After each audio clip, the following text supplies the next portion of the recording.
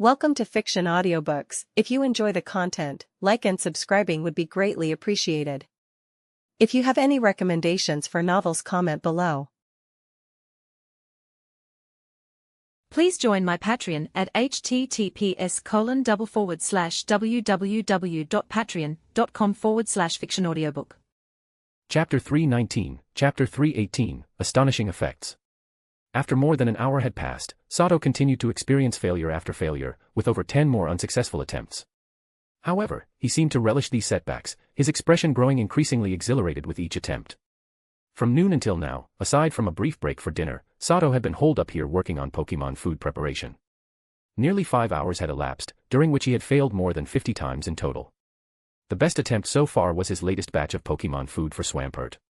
What lay in his hands now was a bluish, gooey substance streaked with hints of earthy yellow, undeniably another failed product.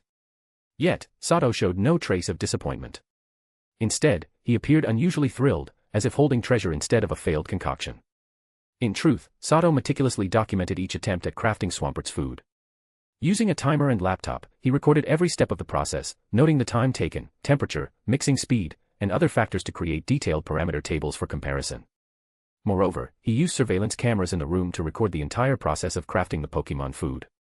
After each failure, Sato diligently analyzed the data from the failed batch and reviewed the footage to identify which steps had been executed better.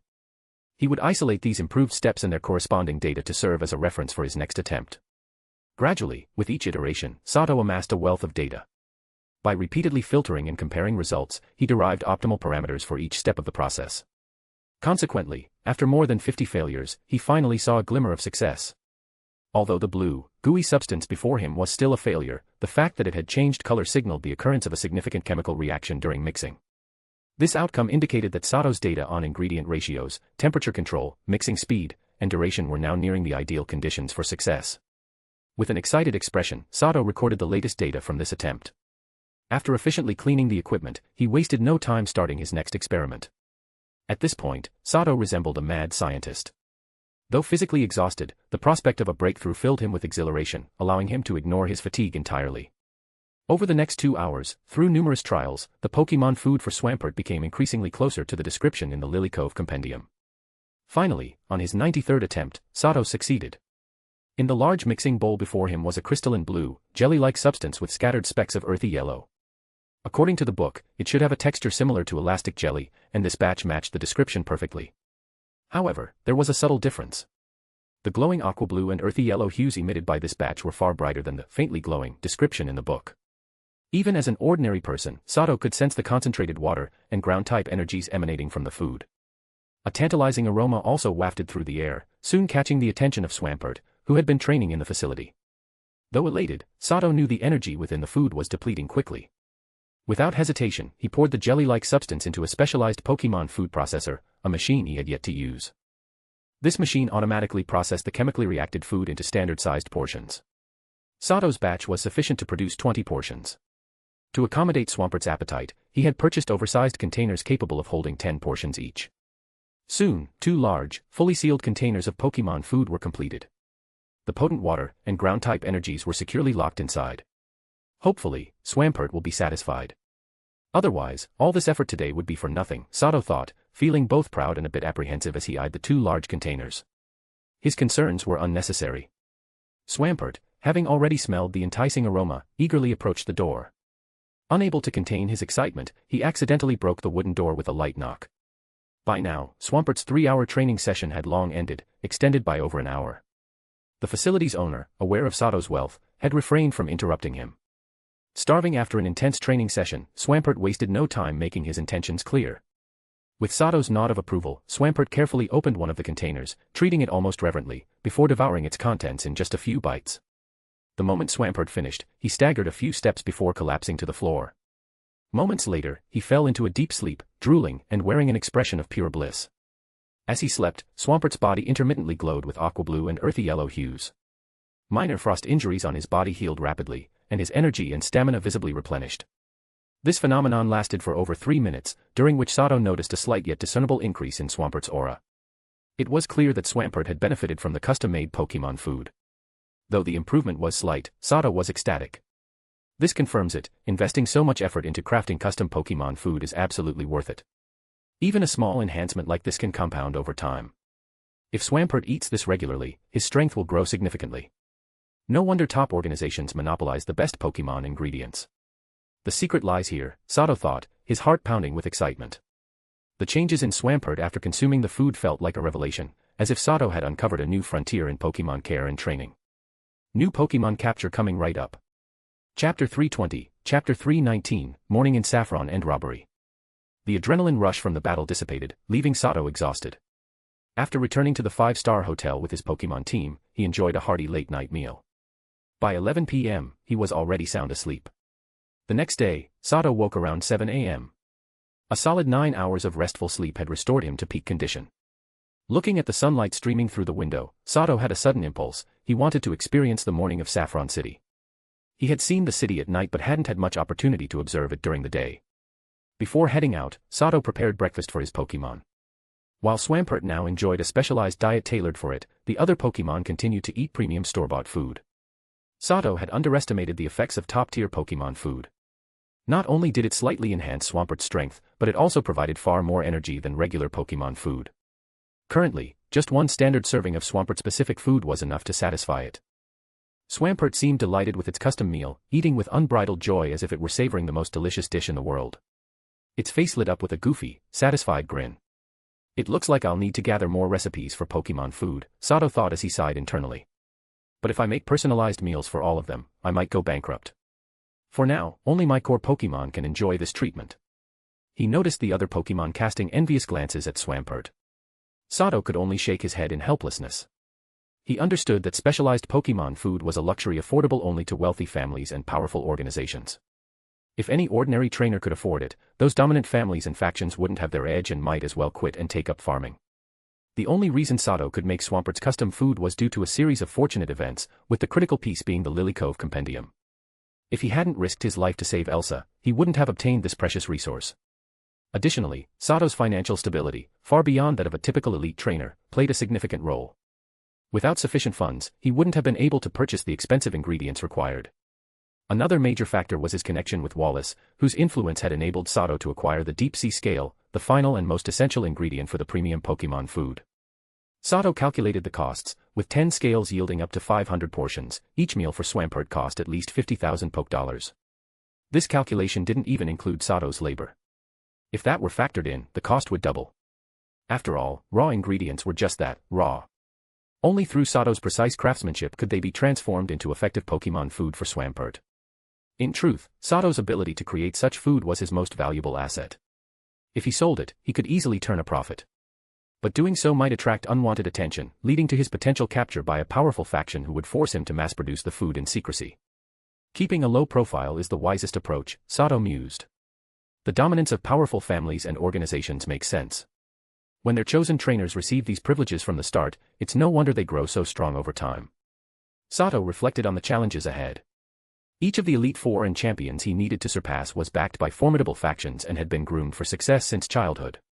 Learning the secrets of premium Pokemon food only deepened his respect for their strength. He now better understood why Price's Piloswine, Lance's Dragonite, and Giovanni's Beedrill could stand up to legendary Pokemon. The sheer amount of resources poured into their training was astronomical. Still, Sato wasn't one to wallow in self-pity. He had over 9 years to prepare and improve. With his current team of promising Pokemon, he believed in their potential. Together, like a family, they could achieve greatness. Instead of having breakfast at the hotel, Sato decided to explore the streets of Saffron City and enjoy its morning atmosphere. Dressed in red and white trainer attire, he carried an incubator with a Pokemon egg in one hand. On his shoulder perched his Golbat, now accustomed to daylight. Sato's appearance drew attention, especially with the egg occasionally wobbling and the imposing figure of Golbat. Golbat's presence ensured Sato an easy path through the bustling streets. Eventually, Sato stopped at a crowded breakfast shop where the aroma of food was irresistible. Finding an empty seat just vacated, he sat down. This shop's specialty was clearly hot dogs, as advertised by the massive sign outside. The enticing smell had passers-by stopping in their tracks. Sato ordered a large original hot dog set from a friendly waitress. While waiting, he took out a clean towel and carefully polished his Pokemon egg. Judging by its frequent movements, the Piku egg inside was developing well and would hatch soon. Once done, Sato retrieved a bottle of red liquid from his bag. After attaching a special straw-equipped cap, he handed it to Galbot. Though Galbot had already eaten earlier, the surrounding aromas had reignited its appetite.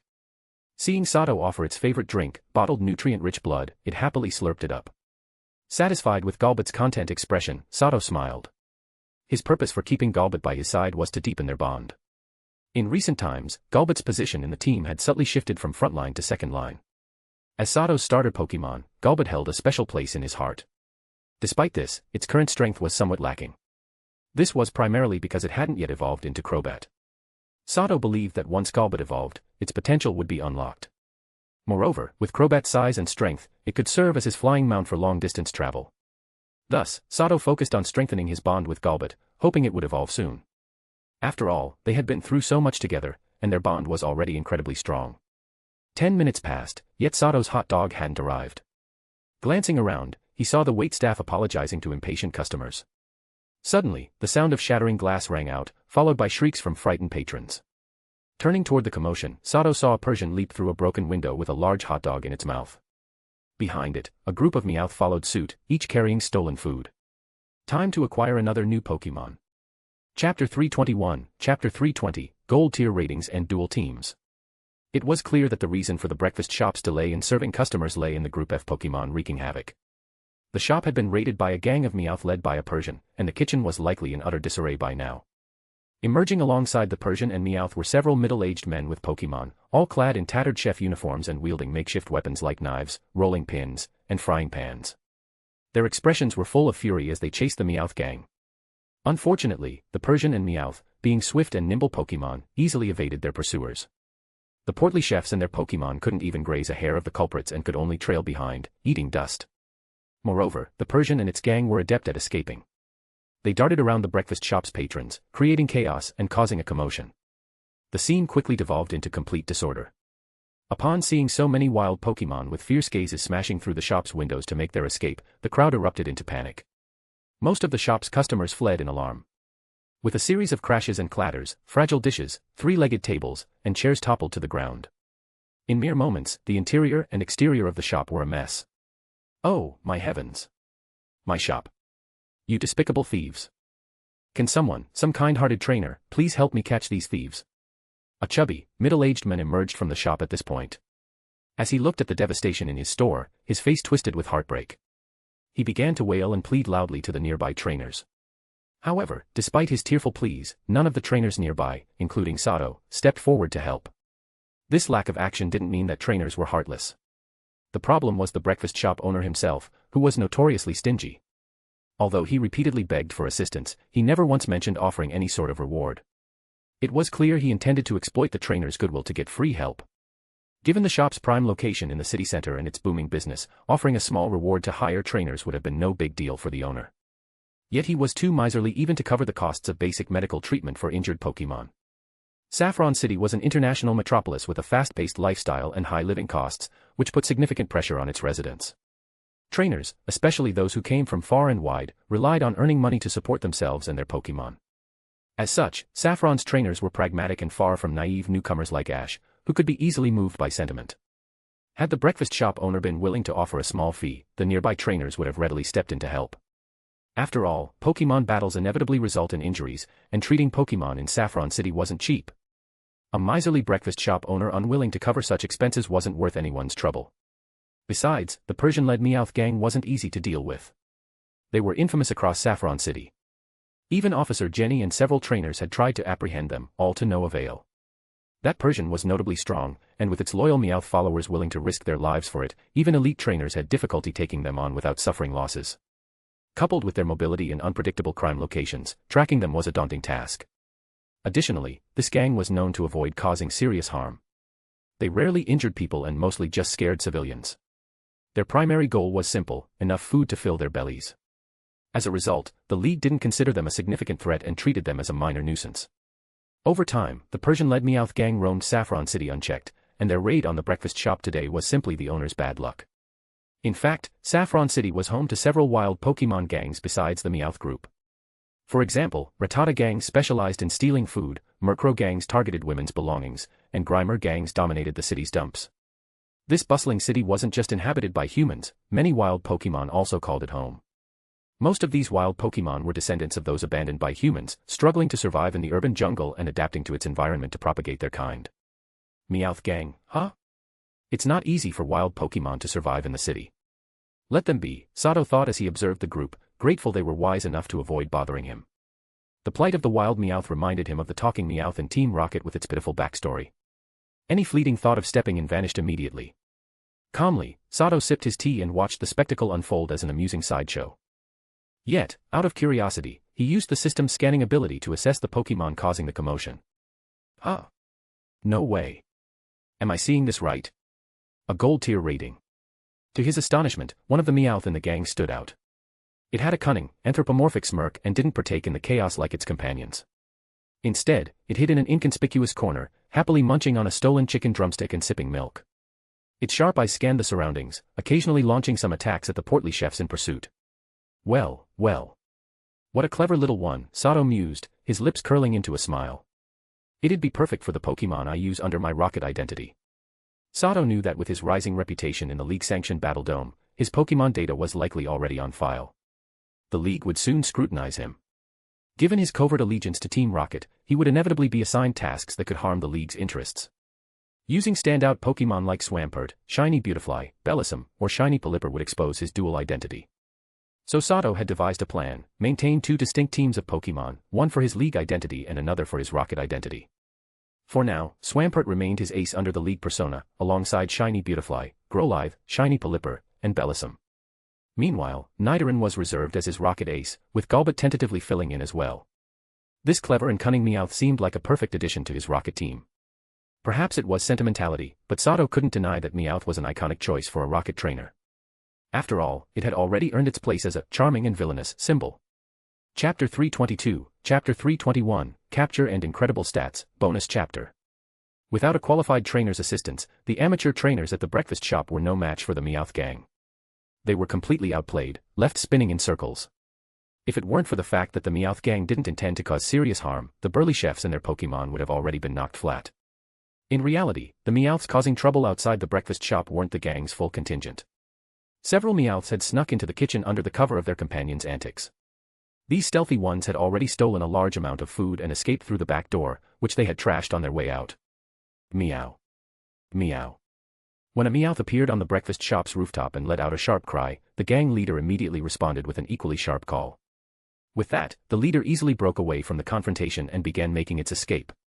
In the next moment, the remaining troublemaking Meowth swiftly followed the leader's steps, retreating from the breakfast shop in an instant. Leaving already? Heh. Golbat, use mean look. Don't let that crafty little one escape, or it'll be hard to catch it again. Seeing the Meowth gang retreat, Sato knew this was his chance to capture the golden aptitude Meowth. He quickly commanded Golbat to use mean look, sealing off the Meowth's escape route. This golden aptitude Meowth was clearly a master of adapting to circumstances. Its cunning and intelligence once again impressed Sato, strengthening his resolve to capture the shrewd Pokemon with such an exceptional sense of the bigger picture. As soon as the Meowth on the rooftop appeared, the golden Meowth had immediately noticed it. Even before the rooftop Meowth and the leader signaled the retreat, the golden Meowth unhesitatingly abandoned its companions, choosing to flee in a different direction. However, this self-serving decision to ensure its own escape backfired, landing the golden Meowth in the clutches of a fearsome human. Just as it crossed the roadside fence and darted into a narrow, deserted alley, a large and intimidating Golbat descended from the sky, blocking its path. The Golbat's eyes gleamed with black light, locking onto the Meowth. Instantly, an overwhelming sense of danger flooded the golden Meowth's mind, causing its fur to bristle all over. It tried to dodge, but the black light was impossibly fast. Before it could react, the light struck, and a crimson eye mark appeared on its back. Meow, meow, meow, are you hungry? I know a place with lots of delicious food. I can take you there, but on one condition, don't suck my blood. My blood tastes awful, worse than sewer water. Despite knowing Golbat was dangerous, the Meowth's sly nature prompted it to negotiate rather than resorting to violence. In its experience, most Pokemon were dim-witted and easily tricked. It had survived its weaker days by fooling those bigger and dumber than itself. The Meowth was confident it could outwit this oversized Golbat too. Of course, its decision to negotiate was largely driven by the intense threat it sensed from Golbat. This same feeling had only ever come from foes it couldn't defeat, like the gang leader it had long sought to overthrow. But Golbat remained silent, as though it were mute, ignoring the Meowth's words.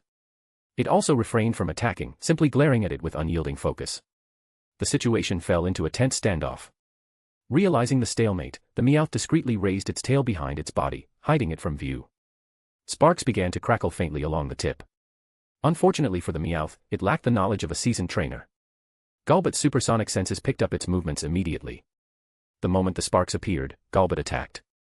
With blinding speed, Golbat swung one of its wide wings, striking the Meowth before it could react. Thud.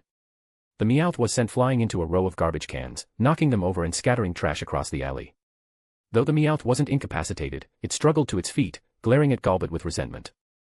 Golbat, expecting a counterattack, assumed a combat stance. But to its surprise, the Meowth turned and bolted at full speed. Unfortunately for the Meowth, it didn't get far. An invisible force pulled it back, keeping it within 10 meters of Golbat no matter how hard it ran.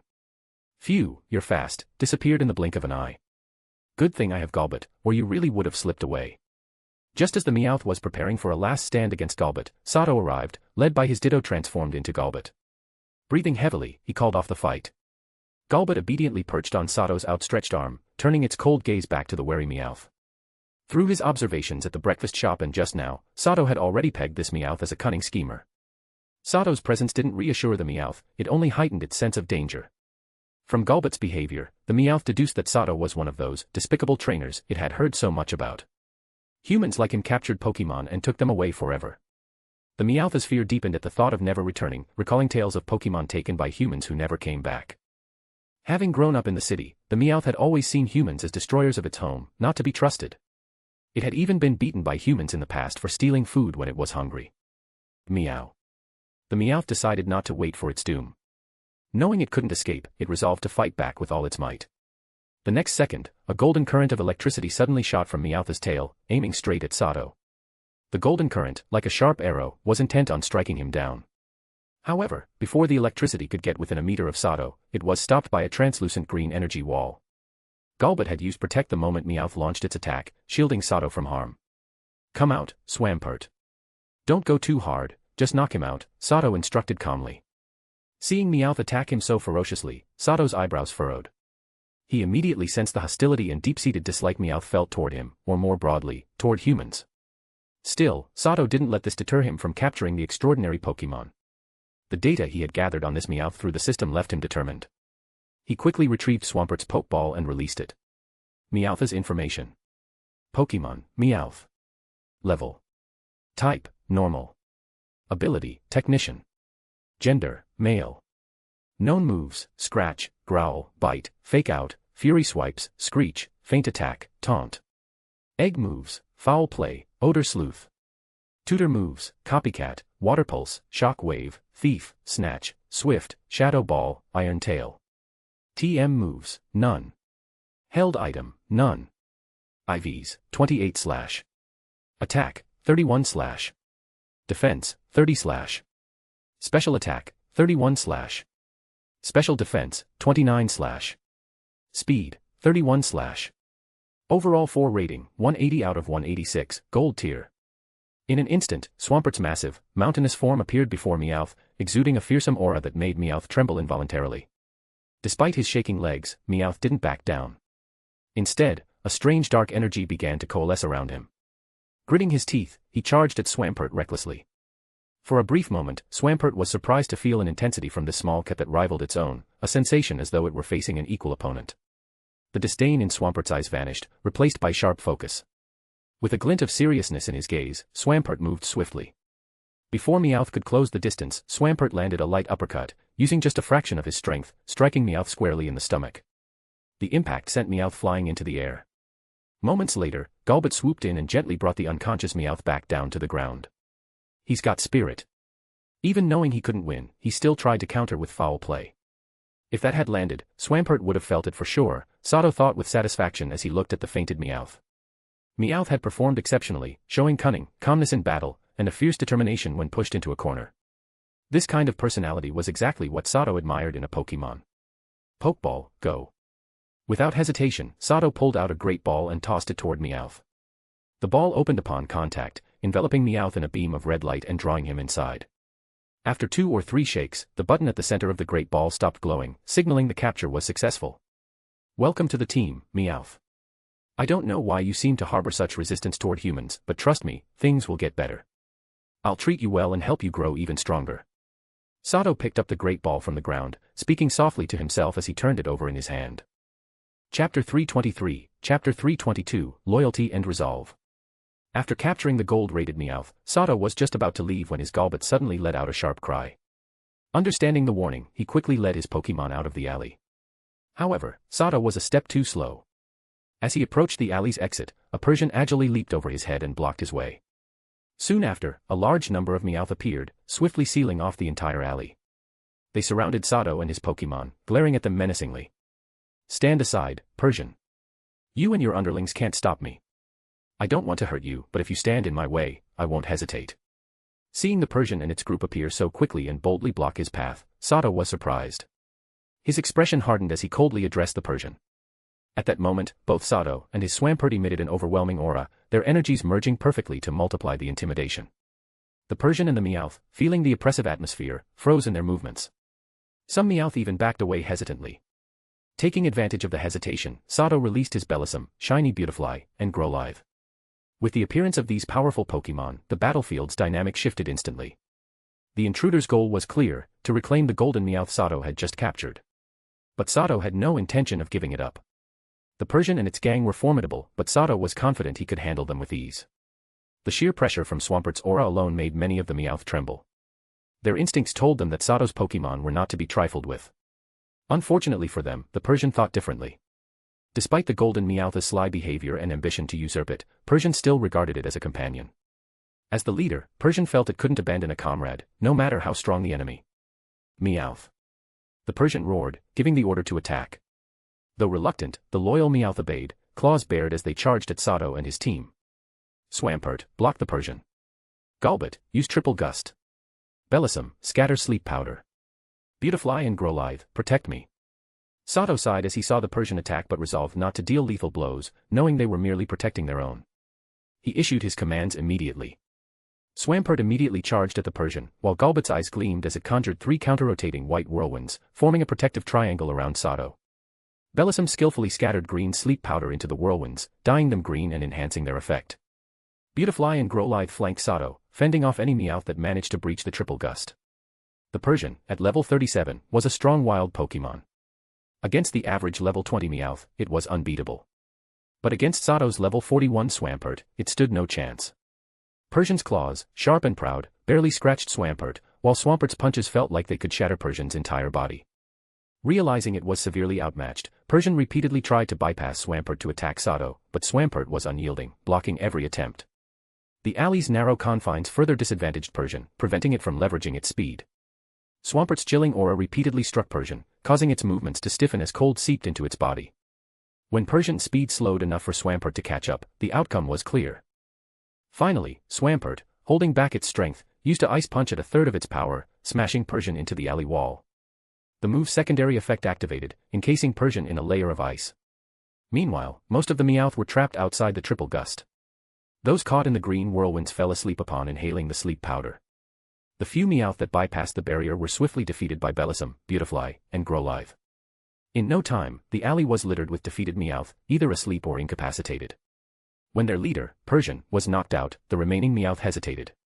Despite their fear, the Meowth didn't flee. Instead, they gathered protectively around Persian, shielding it with their bodies. So loyal, Sato remarked, touched by their dedication. Don't worry. As long as you don't attack, I won't harm you any further. Wake up your friends and take them home. And tell your leader not to worry, I'll take good care of Meowth. Sato placed several healing potions on the ground and explained how to use them before leaving the alley with his team. Still, he didn't go far. Standing at the alley's entrance, he kept watch and had Golbat monitor the Meowth's actions. Only after Golbat confirmed that Persian had recovered and left with its gang did Sato finally walk away. Sometimes Pokémon are more loyal than humans, Sato mused, looking at the great ball containing the golden Meowth. Though a sense of guilt tugged at him, he tightened his resolve. Life was never easy. Perhaps it was selfish, but Sato knew he needed the strength of this exceptional normal-type Pokémon.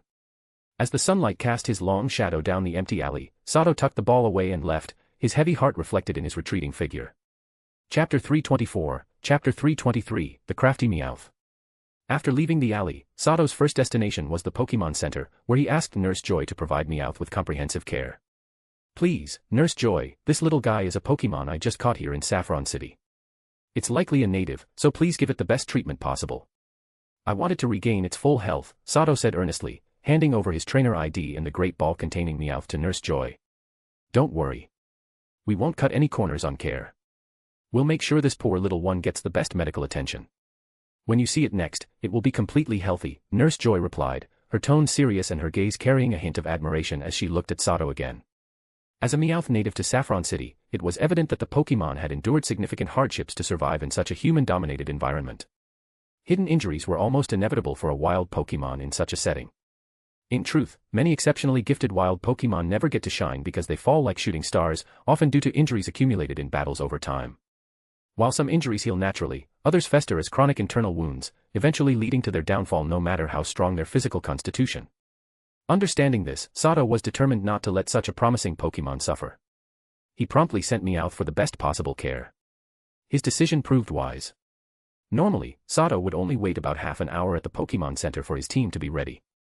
This time, however, he spent nearly 3 hours in the waiting room before his name was called over the intercom, just for Meowth. With every new addition to his team, Sato had a tradition of holding a welcome party. Meowth was no exception. After retrieving it, Sato returned to his suite in a 5-star hotel to host the celebration. With more resources at his disposal now, the level of these celebrations had increased significantly. Sato went out of his way to have the hotel prepare a lavish spread of dishes, most of which were fish-based, knowing Meowth's feline nature. The aroma of the sumptuous meal filled the entire room, making Swampert and his shiny Pelipper drool as they stared longingly at the table. Come out, Meowth. Meet your new teammates, Sato said once preparations were complete, releasing Meowth from its pokeball. In a flash of light, Meowth appeared on the floor. It looked noticeably cleaner and healthier than before, though its half-squinting eyes and slightly upturned mouth still gave it a sly appearance. As a Meowth native to Saffron City, its vigilance was strong. The moment it appeared, it scanned its surroundings for a defensible position, retreating to a safe spot and eyeing Sato and the other Pokemon warily. However, when its gaze fell upon Swampert, Meowth instinctively took a few steps back, still vividly recalling the sensation of being sent flying by the big Pokemon's punch. A phantom pain seemed to echo in its stomach. Relax, Meowth. As long as you don't provoke him, Swampert won't hurt you. I've caught you with a Pokeball, so we're teammates now. Look, we've even prepared a welcome party for you, Sato said with a reassuring smile, pointing at the table laden with food. Swampert. Swampert chimed in supportively, nodding at Meowth before turning its attention back to the golden, crispy roasted chicken leg on the table, its long and clear. For wild Pokemon accustomed to Saffron City's challenges, actions often spoke louder than words. The lavish feast was a much more effective gesture of goodwill. Meowth, having struggled with hunger since birth, knew the value of food. Before joining a Meowth gang, it had survived by tricking and stealing from others to get sustenance, so it understood how precious a meal like this was. From the moment it appeared, Meowth had already noticed the spread on the table, something it had only seen in high-end restaurants before through glass windows. Now, hearing Sato and Swampert's words, Meowth was stunned. It knew enough about human money to grasp the cost of such a meal. Its gaze toward Sato shifted subtly. Though still wary, it now carried a hint of recognition. Sato was clearly a long-term source of luxury meals. Its sly eyes sparkled mischievously, likely calculating its next moves. Looks like this human trainer is rich and doesn't plan to make me a workhorse. Those kind, pretty lady said he's a good guy, and I didn't believe them. But it seems they were right. I can't believe someone this naive actually exists. Following him is way better than roaming with that gang. He, a life of comfort awaits, Meowth thought, its gaze toward Sato now resembling one of pity mixed with amusement. A moment later, Meowth emerged from its hiding spot, feigning delight as it greeted the other Pokemon enthusiastically. Then, it acted incredibly affectionate, rubbing its head against Sato's to show loyalty. Throughout the welcome party, Meowth behaved like a newcomer trying to impress. It diligently poured tea and served food for Golbat and the others, particularly fawning over Swampert and Golbat with exaggerated flattery that even made Sato cringe slightly. Note, pour tea, in Chinese figure of speech means to serve others, as a gesture of respect. It does not always mean pouring tea literally. This little guy sure knows how to play his cards. I was worried he'd resist more, Sato thought, his lips twitching in bemusement at the rapid change in Meowth's demeanor. While Sato could tell Meowth's behavior was an act, he chose not to expose it. The absence of hostility was already a victory. Sato firmly believed that the warmth of his team would eventually make Meowth feel a genuine sense of belonging. Chapter 325, Chapter 324, The Golden Arcade. Around 4 p.m., in the heart of Saffron City, the Saffron City Game Corner was bustling with activity. The Golden Arcade, a gambling venue filled with various gaming machines, was particularly popular for its slot machines, known for their thrilling and addictive gameplay. Laughter of surprise and shouts of frustration filled the air, creating a lively and chaotic atmosphere.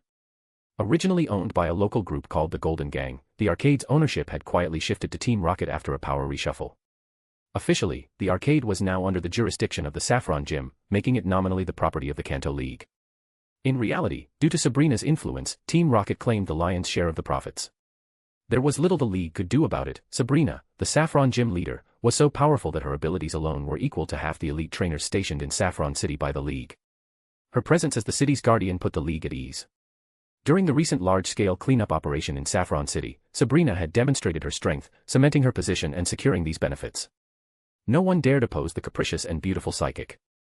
However, the league found Sabrina's infamous unpredictability to be a headache. She was known for her nonchalant attitude, only stepping in for extraordinary incidents in Saffron City. Even routine gym challenges were often neglected, and she would sometimes temporarily turn challengers she disliked into dolls. As a result, Saffron Gym only saw fewer than 20 challengers annually. Hoping she would diligently manage a sprawling metropolis like Saffron City was wishful thinking. Surprisingly, the league's higher-ups in Saffron City were quite pleased with Sabrina's indifference. With her hands off the city's management, the league's local officials gained more power and influence. The arcade, located in the city center, was a highly lucrative business with minimal investment, so the league closely monitored it, assigning staff to keep watch regularly. Team Rocket didn't have to exert much effort. As the clock approached 6 p.m., it was time for a shift change. Staff in the arcade's uniform greeted their replacements in the changing room before heading out to begin their shifts. "Hey, Wang. Any big winners today?" In the changing room, a chubby middle-aged man named Fujita greeted a young, skinny colleague with a playful smirk. "Don't even ask, Uncle Fujita," Wang replied bitterly. "Some guy had incredible luck, hitting the jackpot 3 times in a row. He walked out with 4,500 bronze game coins, equivalent to 450,000 poke dollars. Just a few button presses, and he made more than my salary. Unbelievable." Fujita chuckled at Wang's indignation and reassured him with a few kind words before heading to the front desk. Unlike newer hires like Wang, Fujita had been working at the arcade for years. Previously part of the technical team, Fujita was well-versed in the arcade's operations. After the change in ownership, he had been reassigned to a front desk position.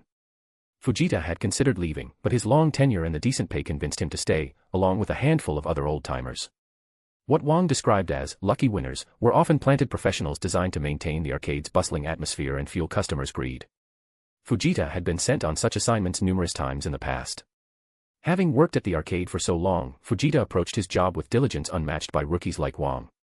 Today, as Fujita manned the front desk, he noticed something unusual, a significantly higher number of people exchanging tokens for gold coins, several times the usual amount. This anomaly set off alarm bells in Fujita's mind. His years of experience told him that a skilled player was discreetly profiting from the arcade. While the slot machines were rigged, it wasn't impossible for a true expert to exploit them. Fujita recalled a chilling example, Sabrina herself. At just 7 years old, she could consistently hit the jackpot and even cause widespread malfunctions in the machines. The arcade manager at the time had been so terrified that he handed over all the Pokemon plush toys she wanted and sent her lavish gifts during the holidays. Another exchanging for gold coins. That's the 21st gold coin today. Fujita thought, struggling to suppress his shock as he watched a young man trade in 3 more coins. This meant the player had taken at least 21 million poke dollars from the arcade. Fujita couldn't do anything other than smiling politely as the person left the arcade with his haul. Determined to protect his job, Fujita picked up the phone and reported his findings to the arcade manager. The manager, though uncertain of the claim's accuracy, was alarmed by the staggering amount. He immediately alerted the security team. The atmosphere in the arcade subtly shifted. After some time, at one of the machines, a seemingly unlucky young trainer sighed in disappointment as the screen displayed mismatched symbols. He cast a jealous glance at a nearby player celebrating their jackpot win. "Ugh, caught already.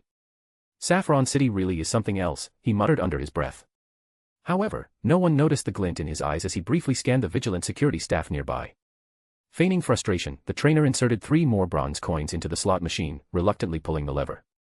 Moments later, the machine lit up with a row of Meowth symbols. Chapter 326, Chapter 325, Significant Haul. In a corner of the slot machines, the appearance of a Meowth symbol brought a windfall for the reserved young man. Suddenly, his hands were brimming with 15 copper game tokens. Whether by coincidence or sheer reversal of fortune, the young man who had been steadily losing earlier was now on a lucky streak. Although he kept insisting that no major rewards like the 777 jackpot had appeared, every 10 spins seemed to yield 3 or 4 small wins, and occasionally, 2 rows of matching symbols. Naturally, the nearby security staff, alerted to unusual activity, took note of the reserved young man. After observing him covertly for a long while, their only conclusion was that this guy had genuinely hit a lucky streak. According to some technical staff in the arcade, the young man had triggered a slot machine algorithm designed to increase win rates after absorbing a significant number of game tokens. For the next hour, no matter how haphazardly he played, his winnings piled up rapidly. Soon enough, he held 129 silver game tokens. However, half an hour later, his luck seemed to dry up. Within minutes, his silver tokens dwindled to 105. Hey, buddy, I think your luck's run out. Why not quit while you're ahead? Take those 105 silver tokens and redeem something valuable at the counter, advised a plump man nearby, feigning concern. His rosy-cheeked grin betrayed his concealed delight. Earlier, this very man had sold the reserved young man 3 copper tokens for 300 poke dollars and watched enviously as his fortune soared. The sight of the young man's dwindling tokens now brought him a perverse sense of satisfaction. His advice was merely a reverse psychology ploy to keep the young man playing. Yeah, you should stop. Your streak's over, pal. Those 105 silver tokens are worth 1,050,000 poke dollars. How about this? I'll give you 900,000 poke dollars for them right now. That's better than redeeming prizes, chimed in other players and staff, all with similarly helpful suggestions. Unmoved by their kindness, the young man gritted his teeth and kept feeding tokens into the slot machine, unwilling to believe his luck had run out. His persistence delighted those around him, especially the security staff. They knew the machine had reached its payout threshold and had adjusted to lower win rates. If the young man continued, losses were inevitable. Sure enough, within minutes, his tokens had dropped to 86, and in less than 15 minutes, a third of his winnings were gone. When his silver tokens were down to 80, the young man finally admitted defeat. With a dejected sigh, he pocketed the remaining tokens and reluctantly left his seat. Seeing him give up, the plump man and the others bombarded him with more friendly advice, but the young man ignored them and resolutely headed for the prize exchange counter. The security staff, though slightly disappointed to see him leave, were pleased he'd lost over 20 more silver tokens before quitting. At the counter, the young man ignored the suggestions of a cheerful attendant and instead focused on a thick catalog filled with prize images, searching for suitable items. This arcade, now under the league's management, boasted a vast selection of prizes, including rare Pokemon and items, far surpassing the options at the Vermilion City arcade Sato had visited previously. However, with the city's higher prices, the required tokens had also reasonably increased. The top 3 prizes were extraordinarily valuable, especially the first, a Dratini egg, a pseudo-legendary Pokemon of Kanto. But the cost was astronomical, 50,000 gold tokens. At 1 million poke dollars per gold token, the egg was worth a staggering 50 billion poke dollars. Unsurprisingly, the top 20 prizes were all rare and costly, requiring at least 3,000 gold tokens each. With only 80 silver tokens, the young man could only dream of these treasures. He quickly skimmed past them and focused on prizes within his reach. Eventually, he exchanged 30 silver tokens for 3 hidden power TM discs, 10 tokens for 2 protect TM discs, and 30 tokens for 3 valuable big nuggets, easy to sell for cash. The remaining 10 tokens he kept, seemingly as a future gambling fund. After completing his exchange, the young man left the arcade without issue, despite being trailed by security. Once outside, he bent down to tie his shoe. As his head lowered, his facial features blurred, and when he straightened, his face had transformed into an utterly average, unremarkable one. The reserved young man's true identity, naturally, was Sato, who had used his Ditto's disguise abilities to infiltrate the arcade. With Ditto's face mask securely in place, he blended seamlessly into the crowd, evading the security personnel following him. After losing his pursuers, Sato sighed in relief, ducked into a shop, and used the restroom to change. When he re-emerged, he was dressed as an elite Pokemon trainer, his Ditto mask removed. Looks like my acting needs improvement, he thought, emotionless, as he bought snacks from a street vendor to reward his Ditto, now in the form of an Ambipom. Earning money like this is such a hassle. Well, I won't be returning to that arcade. Still, with today's winnings and my savings, I should be able to bid on some good items. Reflecting on a tip from a recent acquaintance, Mia, Sato had spent the afternoon in the Golden Arcade, earning a significant haul. Now, with his plans complete, he prepared for the next step. There's a surprise in the next chapter. Look forward to it. Chapter 327, Chapter 326, Surprise Evolution. At 8:35 p.m., in the second most bustling eastern district of Saffron City, inside a high-class Pokemon battle venue, an arena packed with spectators was hosting an intense battle. On the battlefield, 2 trainers were commanding their Pokemon in a fierce showdown. One trainer used a well-developed, muscular Nidorino, while the other commanded a slightly longer-than-average Onix. From the current situation, Nidorino was suppressing Onyx by employing a hit-and-run strategy. Thin, icy blue beams shot out from the purple horn atop Nidorino's head, leaving small, snow-white scars on Onyx's massive body. Though the scars were small, the pain was anything but. Each time Onyx was hit by Nidorino's ice beam, it let out a pained howl before recklessly attempting to slam its enormous body into Nidorino. Despite Onyx's much larger size and its sturdy ability allowing it to endure, its agility paled in comparison to Nidorino's. The battlefield was spacious, and the rocky terrain provided plenty of surfaces for Nidorino to use as leverage. Onyx's attacks failed to land, as Nidorino agilely dodged each one. Darn it. Onyx, use Rock Tomb to block its surroundings, then finish it with Takedown. Onyx's trainer, frustrated at Nidorino slipping through like a greased eel, changed tactics to limit Nidorino's mobility. Roar. Onyx roared in response, its body glowing with a brownish hue. Moments later, several boulder-sized rocks materialized above Nidorino, crashing down. If you truly can't dodge, use Psychic to assist yourself. Warm-up's over, finish it with Water Pulse. Clad in a standard trainer uniform and wearing a ditto-patterned mask, Sato furrowed his brow as he issued his second command since the battle began. Nidorino's large ears perked up at Sato's voice. It also carefully listened to the sound of falling rocks cutting through the air. Using these auditory cues, Nidorino danced through the rain of rocks created by Onyx's Rock Tomb, nimbly evading them all. Clap, clap, clap. The arena's high-definition screens showcased Nidorino's dazzling movements, drawing cheers and applause from the audience. As the spectators roared, Onyx's massive body lunged directly at Nidorino from the pile of rocks. Its body radiated white light, signaling its use of Takedown. This time, however, Nidorino didn't dodge. Golden streaks of energy flowed over its body as it entered a focused state. Simultaneously, a water-blue energy sphere formed in its open mouth. In less than a second, a half-meter-wide water pulse shot from Nidorino's mouth, slamming into Onyx's head. With a heart-wrenching howl, Onyx collapsed before it could get within 5 meters of Nidorino. The water pulse hit Onyx's head with devastating effectiveness, landing a critical hit. The eightfold damage instantly drained all of Onyx's stamina. Onyx is unable to battle. Nidorino wins. As the referee declared the result, the battle ended. Onyx's trainer quickly recalled it and sent out a Fiero as the next challenger. 3 minutes later, Fiero crashed to the ground, charred black from Nidorino's thunderbolt. 7 minutes after that, with a critical poison jab attack, Nidorino defeated the trainer's last Pokemon, a Ponyta.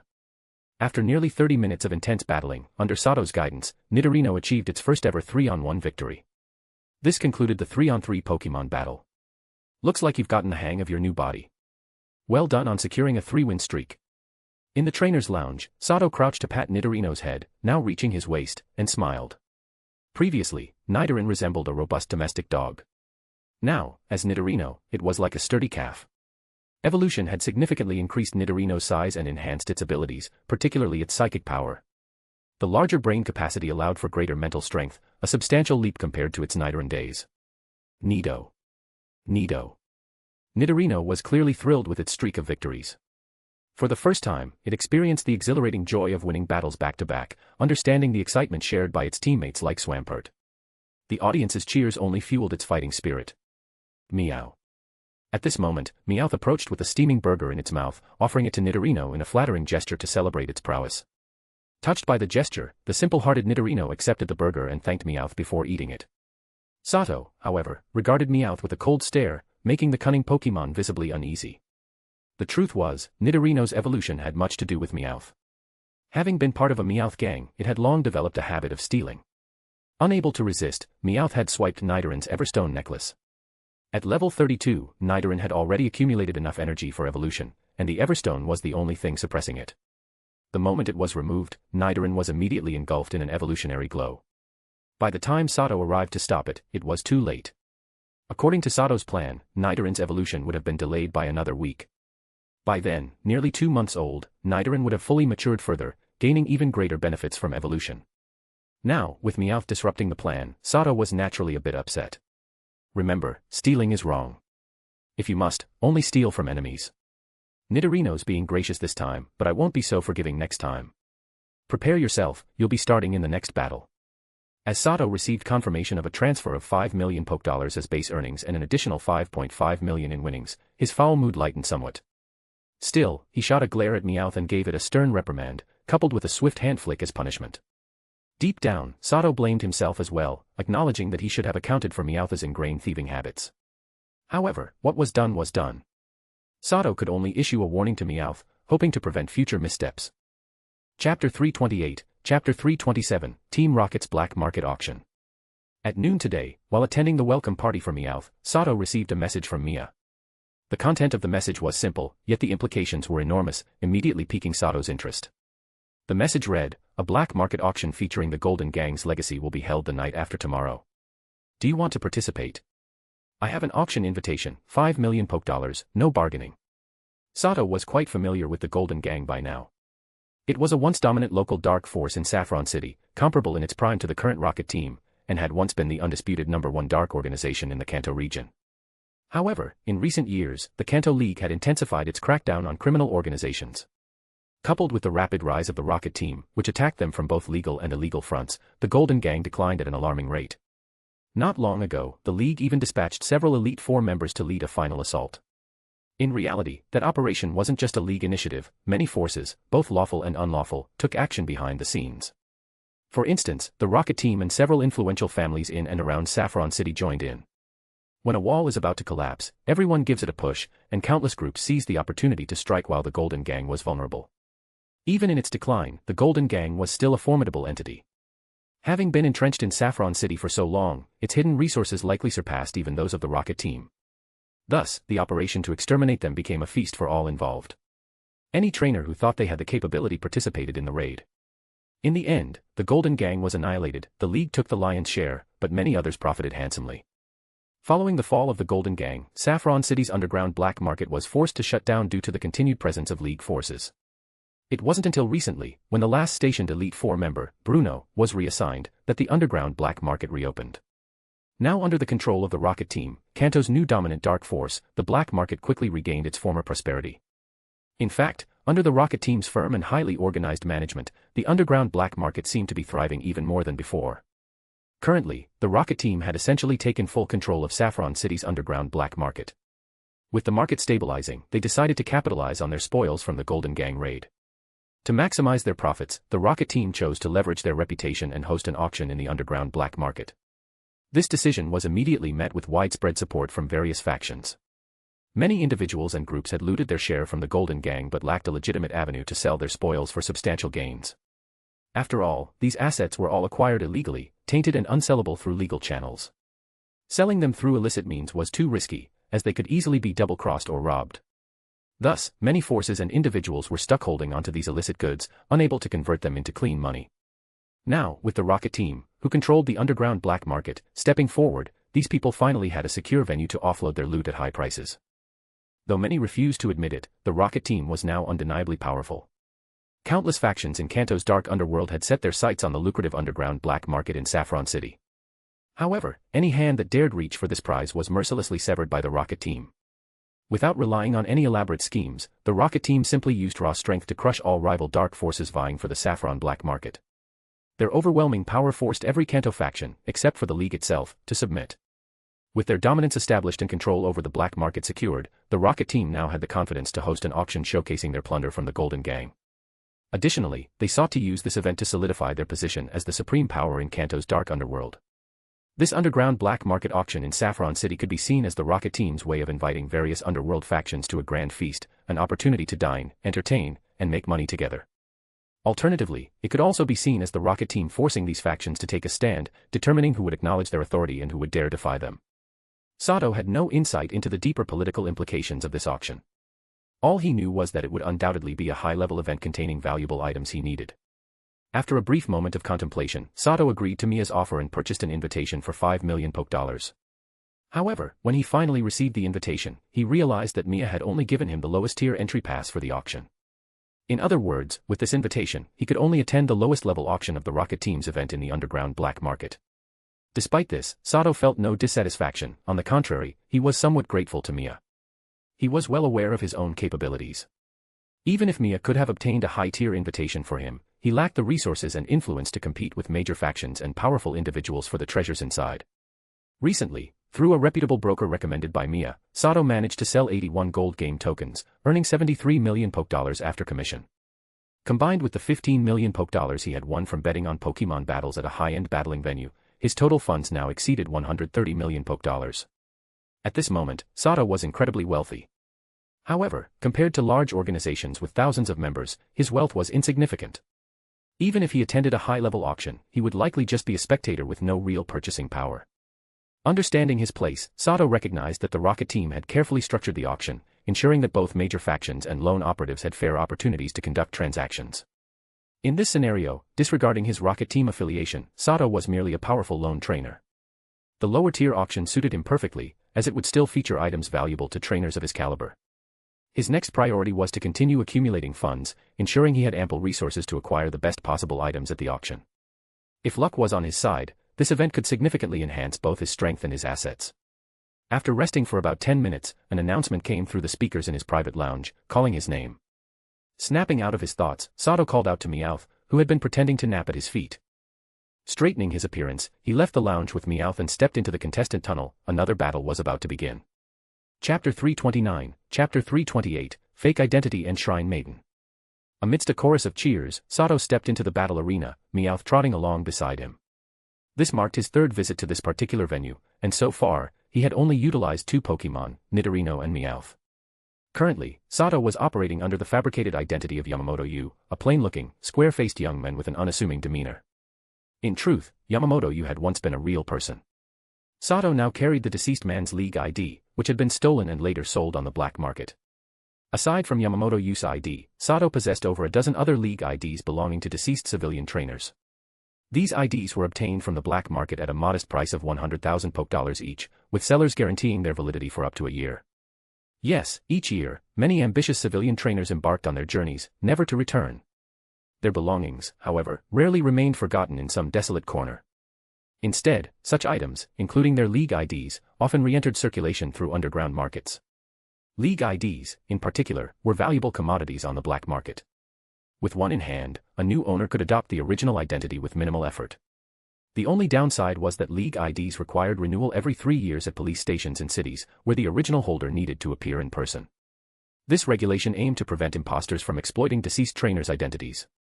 The IDs Sato acquired belonged to individuals close to his age, height, and build.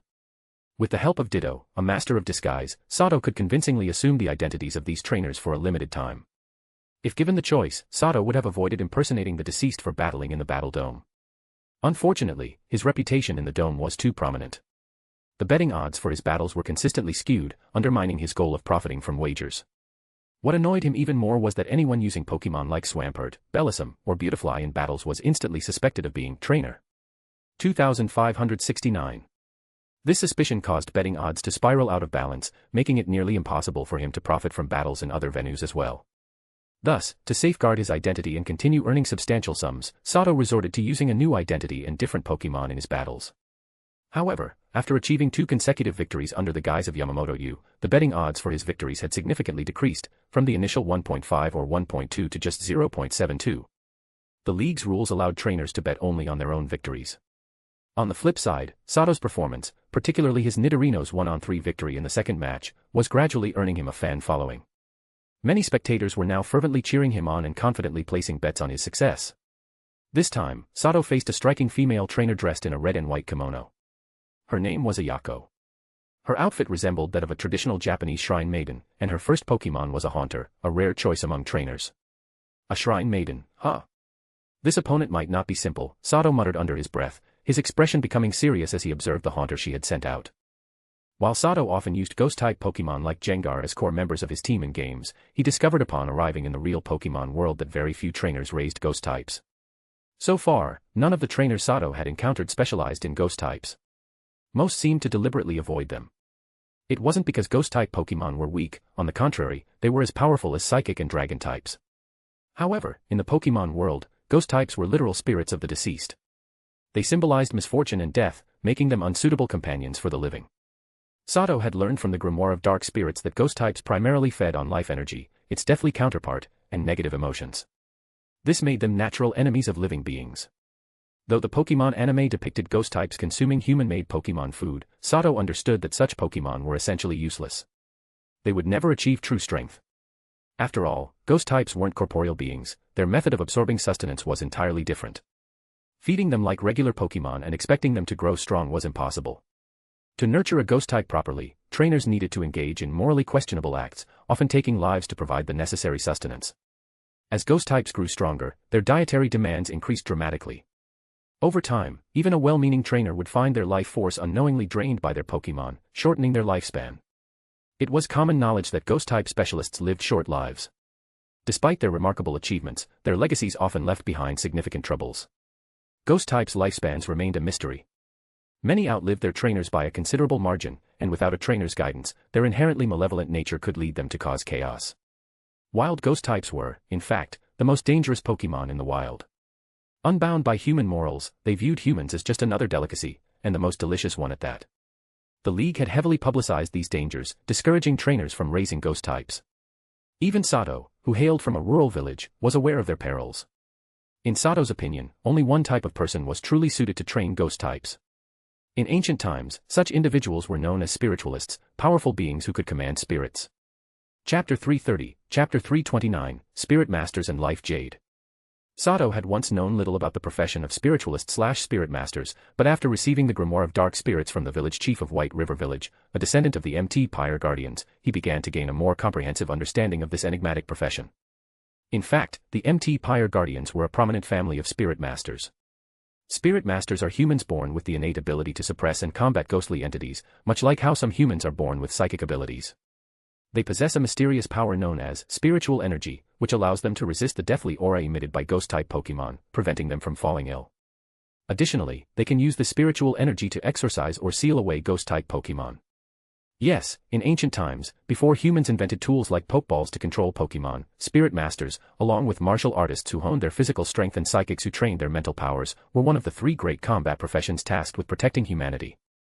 Among these three ancient professions, martial artists were the most common, with a relatively low barrier to entry. Anyone who mastered certain body-refining techniques could become a martial artist.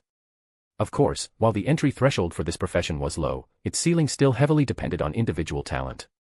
Only those with extraordinary physical gifts could hope to reach a level where they could single-handedly challenge powerful Pokémon. Psychics, on the other hand, were the most talent-dependent of the three professions. Only those born with exceptionally strong mental powers could naturally awaken as psychics. Psychics were the rarest of the three professions, but their combat prowess was undoubtedly the highest. However, exceptions did exist. Some individuals could awaken psychic abilities through sheer effort or serendipitous encounters later in life, though their achievements were usually limited.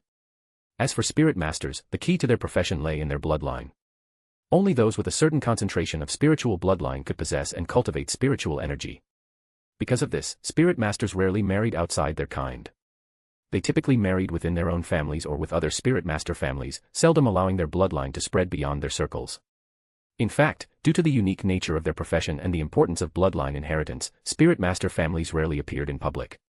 Even in modern times, they maintained a tradition of seclusion. In the Kanto region, the most famous spirit master family was undoubtedly the Urei clan. This family, which also adhered to the tradition of seclusion, gained its renown largely due to Agatha, one of the current Kanto Elite Four. Yes, Agatha's full name was Agatha Urei, and she was the elder sister of the current head of the Urei clan. Agatha's ability to command such powerful ghost-type Pokémon and live to such an old age is closely tied to her identity as a spirit master. Through the Grimoire of Dark Spirits, Sato learned that spirit masters possessed many unique abilities, such as seeing and communicating with spirits, freely controlling ghost-type Pokémon in battle, temporarily enhancing the power of their ghost-type Pokémon, and even casting some curses on others, much like ghost-type Pokémon themselves. Of course, for spirit masters to command ghost-type Pokémon in battle, spiritual energy alone wasn't enough. They also required special tools to enhance their powers. For example, the female trainer standing before Sato wore a kimono adorned with embroidery patterns strikingly similar to those described in the Grimoire of Dark Spirits. According to the book, these embroidery patterns were protective seals that, when combined with a spirit master's spiritual energy, granted the clothing the ability to block the deathly aura emitted by all the ghost-type Pokémon. However, the kimono alone wasn't enough to convince Sato that this woman was a rare spirit master. What confirmed her identity was a jade pendant hanging from her waist. The pendant was about the size of a woman's palm and was entirely emerald green. Due to the distance, Sato couldn't make out the pattern on the pendant, but he did notice a faint green glow emanating from it moments earlier. If Sato wasn't mistaken, this emerald green pendant was likely the Life Jade mentioned in the Grimoire of Dark Spirits. Life Jade was an item crafted by Spirit Master families for their members, serving as a symbol of their identity, essentially an ID card in the Spirit Master world. However, this ID card was far more powerful than the standard League ID cards Sato carried. Although Sato found it hard to believe, the Grimoire of Dark Spirits stated that the life jade contained a fragment of the Spirit Master's soul. As a result, the orb could only be used by the Spirit Master themselves.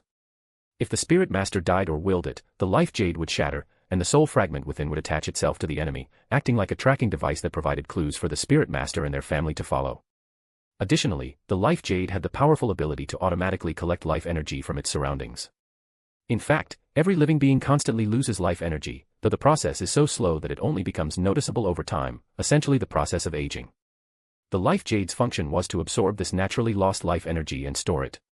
While the amount of life energy a single person loses daily is minimal, the combined life energy lost by many people each day amounts to a significant quantity. This was how Spirit Masters sustained their Ghost-type Pokemon without resorting to cruel methods like stealing life energy from living creatures. Thanks to Life Jade, Spirit Masters could feed their Ghost-type Pokemon at no cost and without moral repercussions. As Sato gazed at the exquisite emerald green pendant hanging from the woman's waist, a spark of desire ignited in his eyes. With the Grimoire of Dark Spirits in his possession, he had long harbored thoughts of raising a Ghost-type Pokemon. However, the issue of feeding a Ghost-type Pokemon, which required a constant supply of life energy, had always been a concern. Raising such a Pokemon was not only troublesome but also terrifying. Knowing that Ghost-type Pokemon typically fed on life energy, Sato had once considered using Bellisum's Energy Ball as a food source for a Ghost-type Pokemon. However, this idea was ultimately unfeasible. According to the research of Spirit Masters over countless generations, life energy could be divided into two types, plant-based life energy and flesh-based life energy. Plants, being living beings, also constantly lose life energy, which falls under the plant-based category. Flesh-based life energy, naturally, comes from living creatures. While the energy ball move involves collecting life energy from nature to attack, it is ultimately a grass-type move. Therefore, the life energy collected by the Pokemon using this move is drawn from plants. Ghost-type Pokemon, however, typically feed on flesh-based life energy. While they could consume plant-based life energy, doing so over the long term would weaken them. After all, eating only vegetables would leave anyone feeling weak, let alone inherently malevolent Ghost-type Pokemon. This would make it nearly impossible for them to grow stronger. Moreover, what Ghost-type Pokemon would willingly follow a trainer who only fed them plant-based life energy? They might eventually snap and drain their trainer dry. The Life Jade, however, could perfectly blend these two types of life energy, creating a balanced diet of both plant-based and flesh-based life energy for Ghost-type Pokemon. If only I had a Life Jade like that. It would save me so much trouble in raising a Ghost-type Pokemon. If I get the chance, I should try to make contact with her. There might be something to gain. Sato's mind raced, but he quickly snapped out of his thoughts and turned his attention to the Pokemon standing before the female Spirit Master, a Haunter. This Haunter, undoubtedly raised by a Spirit Master, was unlike any ordinary Haunter. The moment it appeared, a chilling black mist emanated from its body, dropping the temperature within a 10-meter radius by several degrees. Within this mist, the Haunter's body was completely concealed, with only its glowing red eyes visible, signaling its presence. Chapter 331, Chapter 330, The Gold-Rated Haunter and Ayako's Identity. Although Sato had won 2 consecutive matches in this advanced battle facility, his second victory even being a flawless sweep with just a Nidorino, which earned him a fair number of fans, he had no advantage at all in the face of the stunning opponent who had just arrived to compete. Ayako was incredibly beautiful, fitting perfectly into the Kanto region's aesthetic ideal of a great beauty. She had lustrous black hair, flawless and radiant fair skin, a tall and alluring figure, and an almost perfect oval-shaped face. Coupled with an air of purity and elegance, her slightest smile was enough to captivate the entire male audience, including the blushing male commentator. As the male commentator introduced Ayako with enthusiasm, the crowd erupted in thunderous applause. The male spectators, in particular, were especially excited, setting the atmosphere ablaze. She's so strong. Who exactly is the Spirit Master trainer named Ayako? This Haunter's skill set is absolutely terrifying.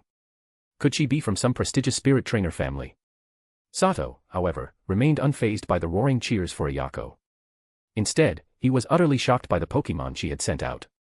Even though Haunter appeared shrouded in a dark mist the moment it emerged, Sato's system-powered detection ability still allowed him to access its information.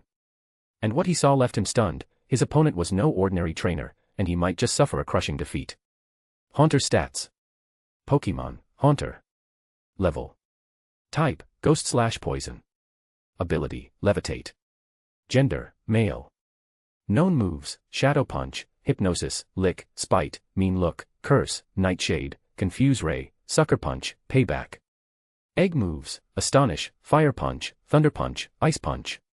Tutor moves, Shadow Ball, Dream Eater.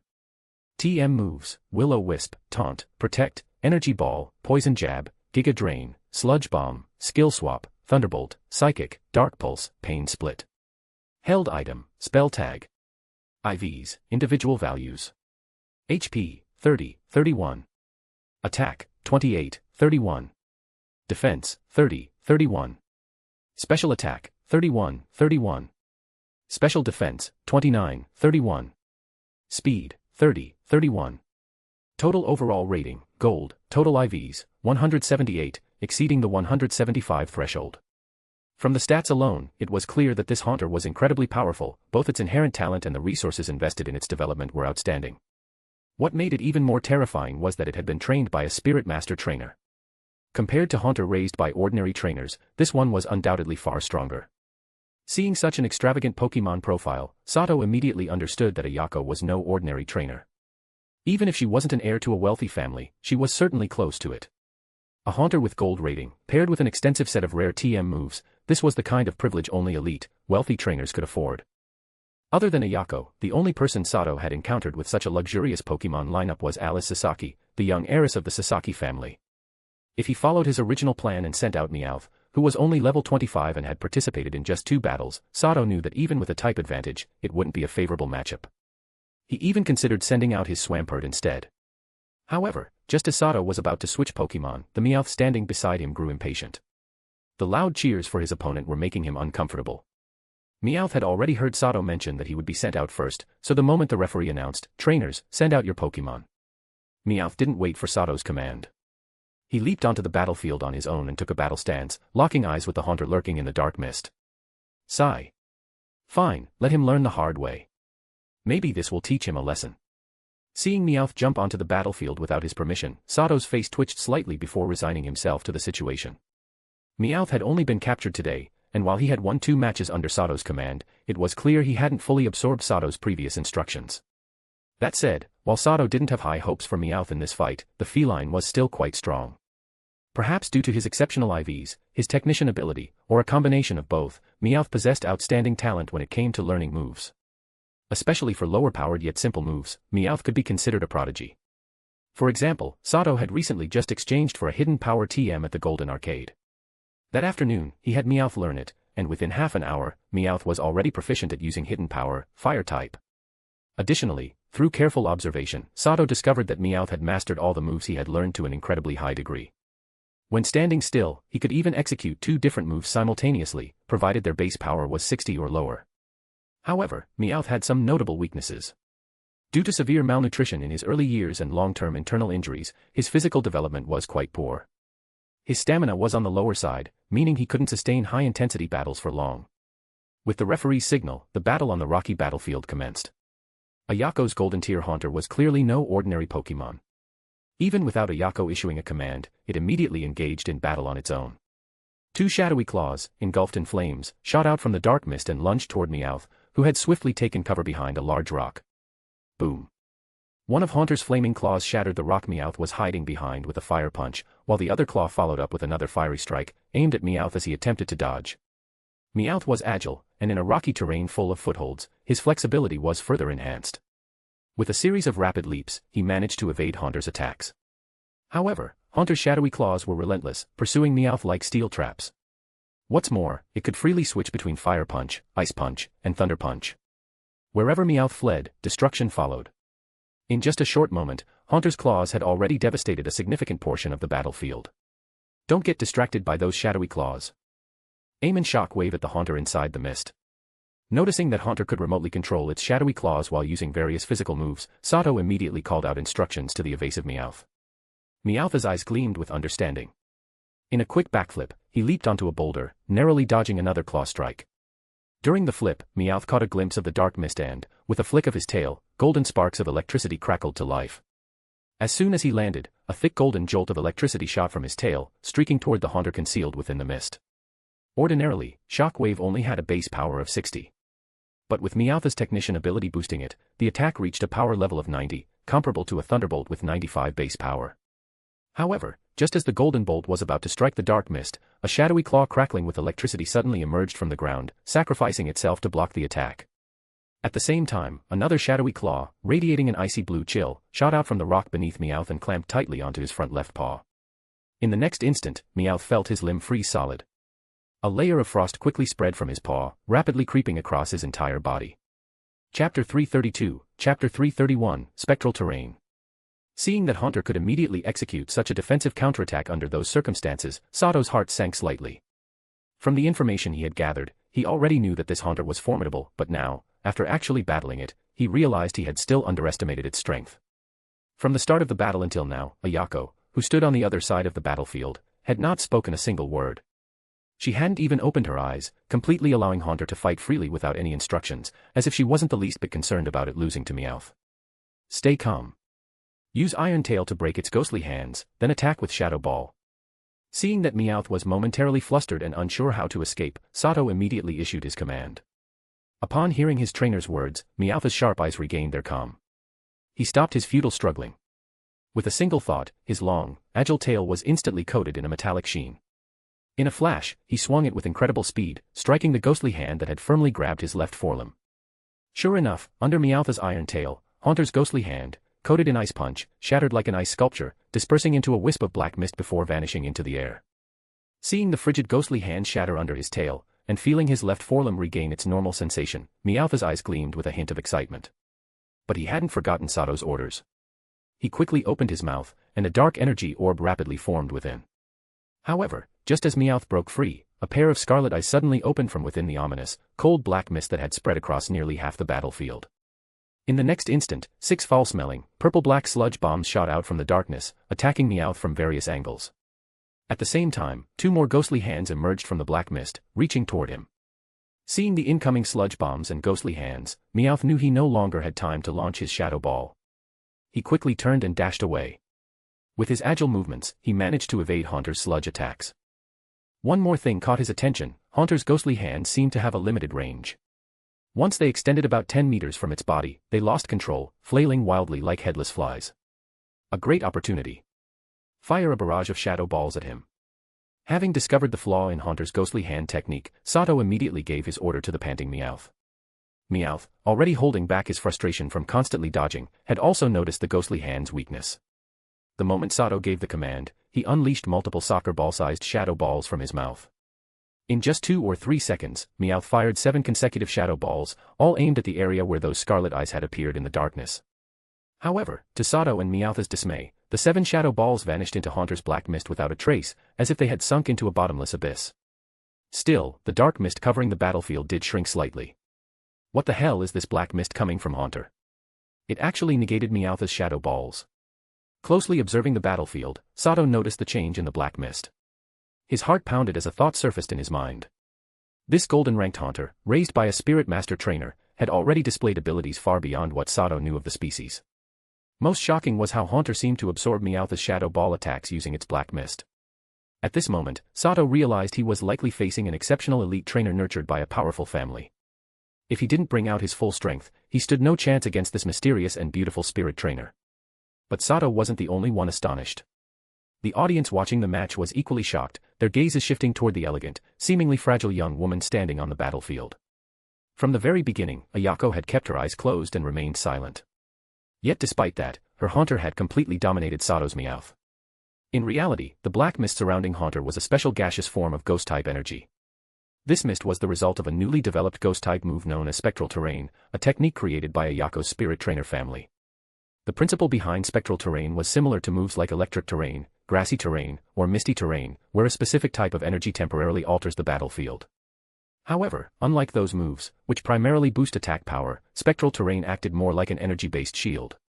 Unlike standard energy barriers, this black mist protected its user by nullifying incoming ranged energy attacks. The trade-off was that it gradually depleted as it absorbed attacks. Ayako's family had conducted extensive research and confirmed that different elemental energies could cancel each other out at specific ratios. For instance, a unit of water-type energy could neutralize 2 units of fire-type energy. Spectral terrain utilized this principle, creating a zone where ghost-type energy absorbed incoming attacks. One drawback of spectral terrain was that it required time to form. As seen with Haunter earlier, it needed to gradually release its ghost-type energy into a gaseous state, expanding the mist's coverage over time. Because of this, spectral terrain had a unique scaling property: the longer the battle dragged on, the larger and stronger the energy shield would become. At present, this technique was still imperfect and had strict mastery requirements. So far, only Ayako's exceptionally gifted Haunter and a handful of powerful ghost Pokemon from her clan had learned it. Even so, the introduction of spectral terrain was a game-changer, significantly compensating for the traditionally fragile defenses of ghost Pokemon. Moreover, with the cover of darkness, ghost types could now execute ambush tactics even in broad daylight. There was no time for Sato to think further. Haunter's attack was already underway. The once still black mist suddenly surged toward Meowth's position, while the previously uncontrolled ghostly hands now targeted him with precision. This time, one hand gleamed with Ice Punch, while the other burned with Fire Punch. Haunter was clearly aiming to strike Meowth with a dual-element assault. Even without testing, Sato could tell that this black mist was an enormous threat. He needed to end the battle quickly. If he allowed Haunter to expand its mist any further, the situation would only become more dire. Stop running. Face it head-on. Use Water Pulse and Shock Wave to destroy those ghost hands, then fire another round of Shadow Balls. Blow Haunter out of that mist. With a solid plan in mind, Sato immediately shouted his next command to Meowth. Chapter 333, Chapter 332, Sudden Power Surge. When Meowth saw that firing 7 consecutive Shadow Ball attacks couldn't even scratch Haunter, he immediately realized that defeating his opponent was impossible. His first instinct was to flee. What frustrated Meowth, however, was that despite this clear disadvantage, Sato still insisted that he continue fighting. Even though he was unwilling, he followed Sato's orders and launched another attack. After all, if Sato refused to recall him, then giving up would only mean getting beaten up even worse by this ruthless opponent. Rather than suffer alone, he'd rather drag someone else down with him. As soon as Sato gave the command, a panting Meowth opened his mouth and raised his tail. In the next instant, a soccer ball-sized orb of water blue energy quickly formed in front of his mouth, while golden electricity surged across his tail. Thanks to his exceptional control over different moves, Meowth unleashed Water Pulse and Shock Wave simultaneously. With his technician ability boosting both attacks, their power surged to 90 each. Under Meowth's precise assault, Haunter's 2 ghostly hands were instantly obliterated. Without hesitation, Meowth continued following Sato's orders. Before Haunter, shrouded in thick black mist, could close in, he launched several Shadow Ball attacks the size of soccer balls. But just like before, the 5 Shadow Ball attacks disappeared without a trace, merely shrinking the swirling black mist slightly. They failed to harm Haunter, who remained hidden within. Seeing this, Sato felt a sense of helplessness. His opponent's Haunter had an extremely bizarre ability. Since this was his first time encountering such a skill, he had wasted the crucial opening where he should have launched an all-out attack. If he had another chance, he would never allow Haunter's mist to accumulate to the point where it now covered nearly half of the battlefield.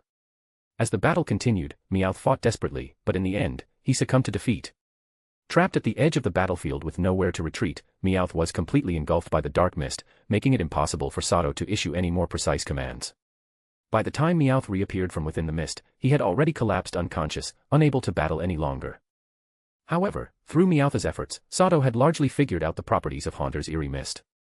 He identified 3 key effects. First, it allowed Haunter to remain hidden. Second, it obstructed the vision of ordinary trainers. And third, it provided Haunter with a protective barrier. At the same time, Sato discovered 2 major weaknesses in this strange ability. First, the mist was denser than air, meaning it could only reach a maximum height of 2 meters. Second, the mist could only cover half of the battlefield at most, with a total area of about 300 square meters. This kind of ability is only good for bullying my newly acquired Meowth, Sato muttered. Recalling Meowth into his Pokeball, Sato's gaze turned cold as he locked eyes with Haunter's menacing crimson glow from within the mist. Having now grasped the opponent's abilities, he had already devised a way to counter them. Come out, Growlithe. Meowth's efforts won't be in vain. Use your flames to purify this evil energy. With a sharp scoff, Sato swiftly retrieved another Pokeball from his belt and released his next Pokemon. In the next instant, a robust Growlithe appeared on the battlefield. The moment he landed, bright orange flames erupted around his body, instantly raising the temperature of the previously chilly battlefield. Seeing the pure and intense fire enveloping Growlithe, a satisfied expression flashed in Sato's eyes. Ever since he had unexpectedly obtained a flame orb from Courtney, he had entrusted this invaluable fire-type treasure to Growlithe. Although the flame orb didn't enhance Growlithe's potential, its vast reserve of pure fire-type energy had granted him substantial benefits. The most significant improvement was the dramatic increase in Growlithe's fire temperature.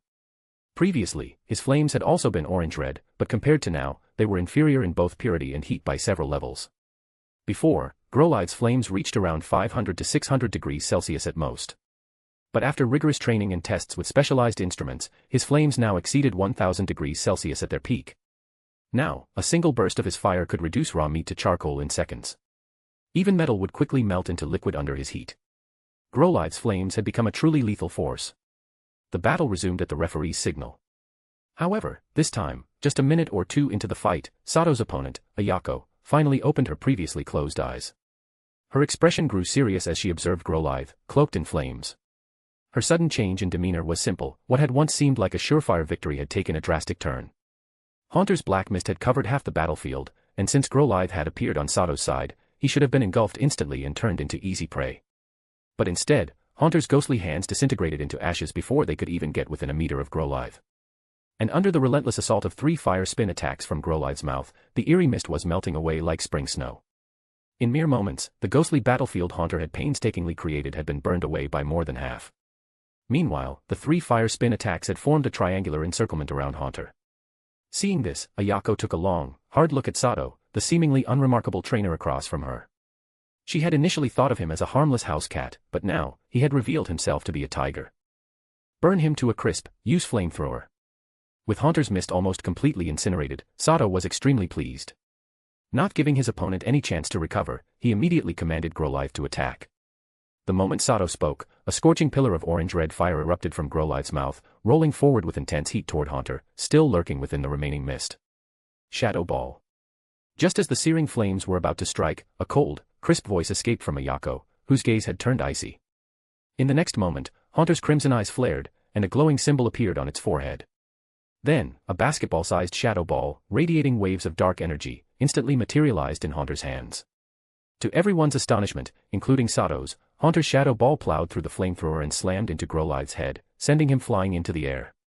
By the time Growlithe crashed to the ground, he had already fainted, completely incapacitated. How is this possible? His level. Staring at Haunter, now emanating a terrifying surge of energy, Sato swallowed hard, his expression filled with disbelief. Chapter 334, Chapter 333, Haunter's Seal and the Joy of Crushing Weaklings. How is this possible? Its level is actually this high. A seal. Looking at the Haunter before him, now radiating terrifying waves of energy, Sato swallowed hard, his face filled with disbelief. Using his system's detection function, Sato checked Haunter's details again. Most of its information remained unchanged, but one particular change was enough to make him feel immense pressure. No, it was enough to make his heart pound with fear. Haunter's current information. Pokemon, Haunter. Level, 40, Seal released, 48%. Type, Ghost/Poison. Ability, Levitate. Gender, Male. Held item, Spell Tag.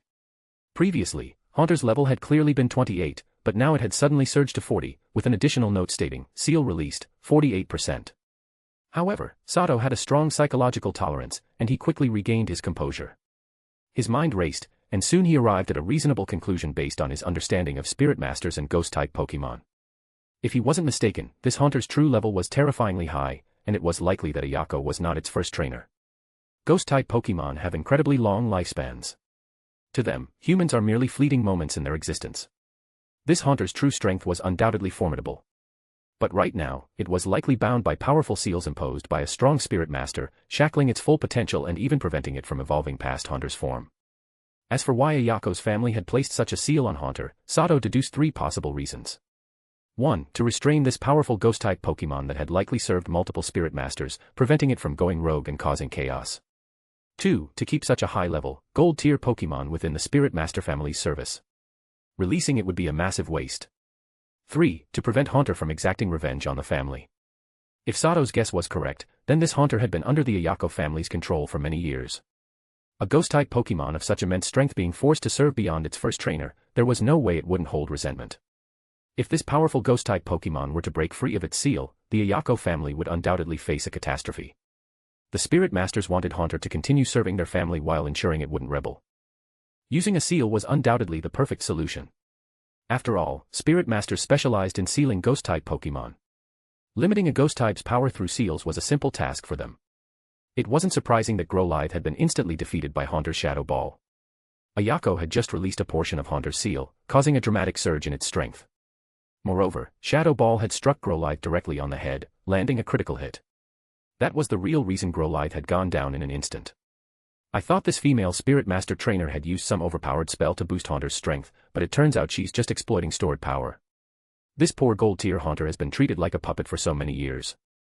Now that he understood the situation, Sato's initial shock gradually faded. When he looked at the Haunter radiating overwhelming energy, he actually felt a trace of sympathy. However, that sympathy vanished as quickly as it appeared. He vividly remembered the greed in Haunter's eyes when it looked at him, along with the undeniable aura of malice it exuded. Clearly, this Haunter was no harmless creature. Spirit Masters had emotions, too, and after spending years with their Pokémon, some level of attachment was inevitable.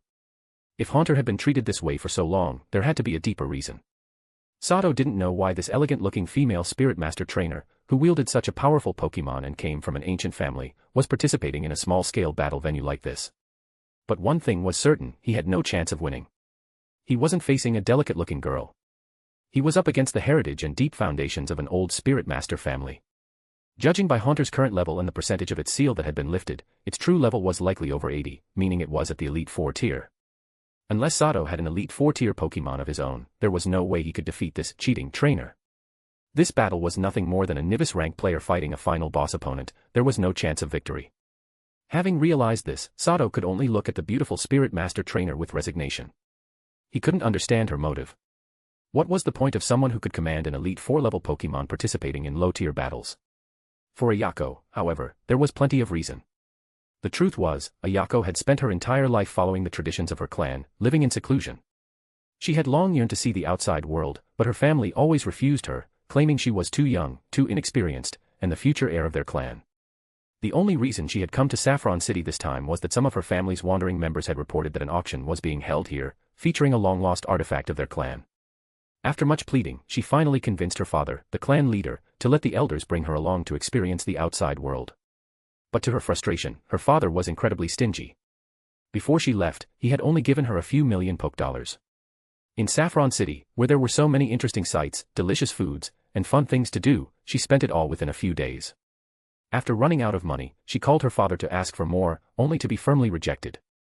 To make matters worse, the elders who accompanied her had all mysteriously disappeared after arriving in Saffron City.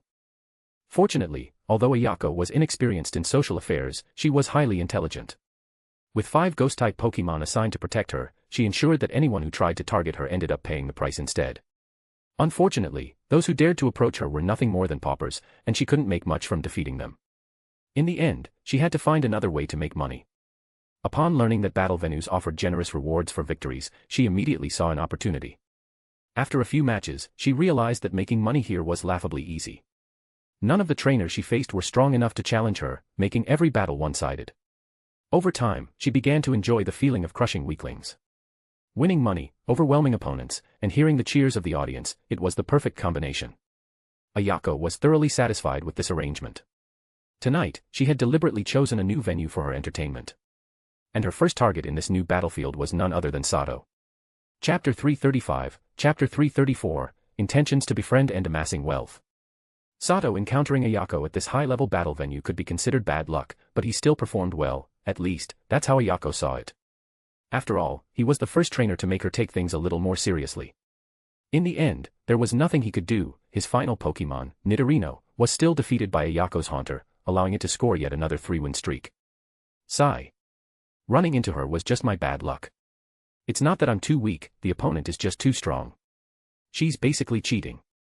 As Ayako recalled Haunter into its Pokeball and bowed to acknowledge the audience's cheers, Sato, who had also retrieved Nidorino, took one last deep look at her before letting out a sigh and turning to leave.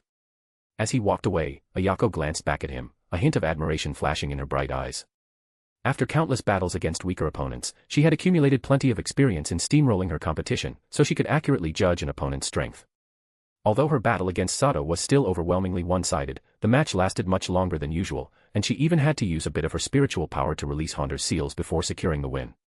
This indirectly proved that her opponent was quite capable, one of the best among trainers at his level. In her eyes, Sato had lost with honor. Before she left home, her father had told her to broaden her horizons, meet more trainers of her age with decent strength, preferably those without any notable background. Though Ayako often found her father to be stingy, she still respected him deeply. After all, he was the youngest Grand Spirit Master in their family's history. Because of this, she took his words to heart. In her opinion, Sato fit her father's criteria quite well. He seemed honest, a good person at first glance. After the battle, Sato returned to his resting area and released Bellisum to heal his 3 fainted Pokémon. While waiting for his next match, he was already contemplating how to approach the beautiful Spirit Master from before. A trainer who carried around a Haunter at the Elite 4 level with its power sealed, could she be just an ordinary person? Her identity was likely that of a key member from a Spirit Master family, meaning she must be carrying all sorts of valuable items. Of course, even if he had the guts of a bear tick, he wouldn't dare to target Ayako. He just wanted to befriend her and, ideally, exchange for some useful items through fair trade. For example, Life Jade. Just thinking about it made his heart itch. But while he desired it, he knew it was too much to hope for. Through the Grimoire of Dark Spirits, Sato had learned that Life Jades could only be used by Spirit Masters. To anyone else, they were nothing but disaster magnets. What he actually wanted was a different item capable of collecting life energy. In reality, the energy stored within a Life Jade was limited. At most, it could only sustain the daily needs of 2 Ghost-type Pokemon.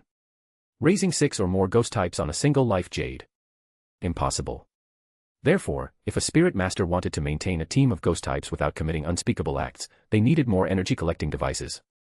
Sato was convinced that, as an important figure in a Spirit Master family, Ayako must own more than just Haunter. She likely had at least 3 Ghost-types, each of them exceptionally powerful. Moreover, Haunter's true strength was at the Elite 4 level. Even with its power sealed, its appetite wasn't restricted. A single Life Jade wouldn't be enough to satisfy it. Based on this deduction, Sato believed Ayako must possess other life energy collectors. If that were the case, then he had a chance to obtain one from her. If he could get his hands on such a device, he would finally have the most crucial tool for raising a Ghost-type Pokemon. He wasn't hoping for anything high-end, just a basic energy collector would be enough. After all, he only planned to raise a single Ghost-type Pokemon. Any more, and even he would feel uncomfortable. He wasn't a Spirit Master, nor did he possess any special abilities. Ghost-types had a knack for absorbing life energy, there was no defending against it. He still wanted to live a long life, after all. But now came the real problem. How was he supposed to befriend Ayako? She wasn't like Wallace. Right now, other than having met her once, he knew nothing about her. He had no way to cater to her interests like he had with Wallace. Forget it. Overthinking won't help. My priority right now is making money so I can participate in the auction. Thanks to her, my next battle's betting odds will be through the roof. Sato couldn't come up with a good plan, so he decided to stop thinking about it. Leaning back in his chair, he closed his eyes to rest, waiting for his next match. 30 minutes after Sato's battle ended, the intercom in his room once again announced the start of the next round. With his now recovered Nidorino, Growlithe, and Meowth, he stepped onto the battlefield once more. As expected, his betting odds had skyrocketed, nearly reaching 1.5. This time, his opponent was finally at a normal level. Sato only needed Meowth and Nidorino to secure victory, earning a significant amount of money in the process. Time passed bit by bit. To gather enough funds before tomorrow night's auction, Sato focused entirely on 2 of the fastest ways to make money, earning game coins and betting on matches. By 8 p.m. the next evening, he had already shaken up the major game arcades of Saffron City. The legend of a slot machine expert raking in countless game coins spread among the city's gambling circles. At the same time, word of a powerful trainer having an exceptional Meowth and Nidorino spread across the various battle venues. The situation reached a point where, when Sato tried using different Pokemon, he encountered the same issue as when he battled with Swampert. His opponents had already adapted to his strategies. By utilizing both money-making methods, especially gambling on battles, Sato's steadily growing fortune played a critical role. Thanks to his high win rate, he ultimately amassed a staggering 360 million Poke Dollars. The real game begins now. Let's hope this money will be well spent and push my strength to the next level. Inside a 5-star hotel, after feasting with his Pokemon, Sato changed into an elite trainer's gray-black outfit. Carefully securing his Pokeballs onto his belt, he pushed open the door and stepped out. Chapter 336, Chapter 335, Order, Treasures and Gambling. The auction was scheduled for 11 p.m., but Sato set off more than 3 hours in advance for a simple reason: he wanted to explore the free trade area of Saffron City's underground black market. Tonight was arguably the grandest event in the history of Saffron City's underground black market. To participate in Team Rocket's auction, powerful trainers from all over Kanto, and even those from other regions, had gathered here. Before the auction began, these trainers took the opportunity to sell items they didn't need in the free trade area. This not only helped them clear out unnecessary possessions but also increased their available funds for bidding. As Sato had predicted, the free trade area was already bustling with activity. Of course, Team Rocket's large-scale operation tonight hadn't gone unnoticed by the Kanto League. Strangely, however, aside from an increased presence of law enforcement officers on the streets, the League's forces in Saffron City hadn't taken any major action, as if they were unaware of the auction happening right under their noses. Sato had a good idea why the League was turning a blind eye. Some of the League's high-ranking officials and prominent families were likely involved in this event. During the campaign against the Golden Gang, the Kanto League had reaped the greatest benefits. However, the League itself was not a united front. its internal factions were even more complicated than Team Rocket's, each with its own agenda. In the face of immense profits, even the League can only look the other way. Still, I'd better be cautious. The League may not go after the big fish tonight, but they can certainly catch some small ones.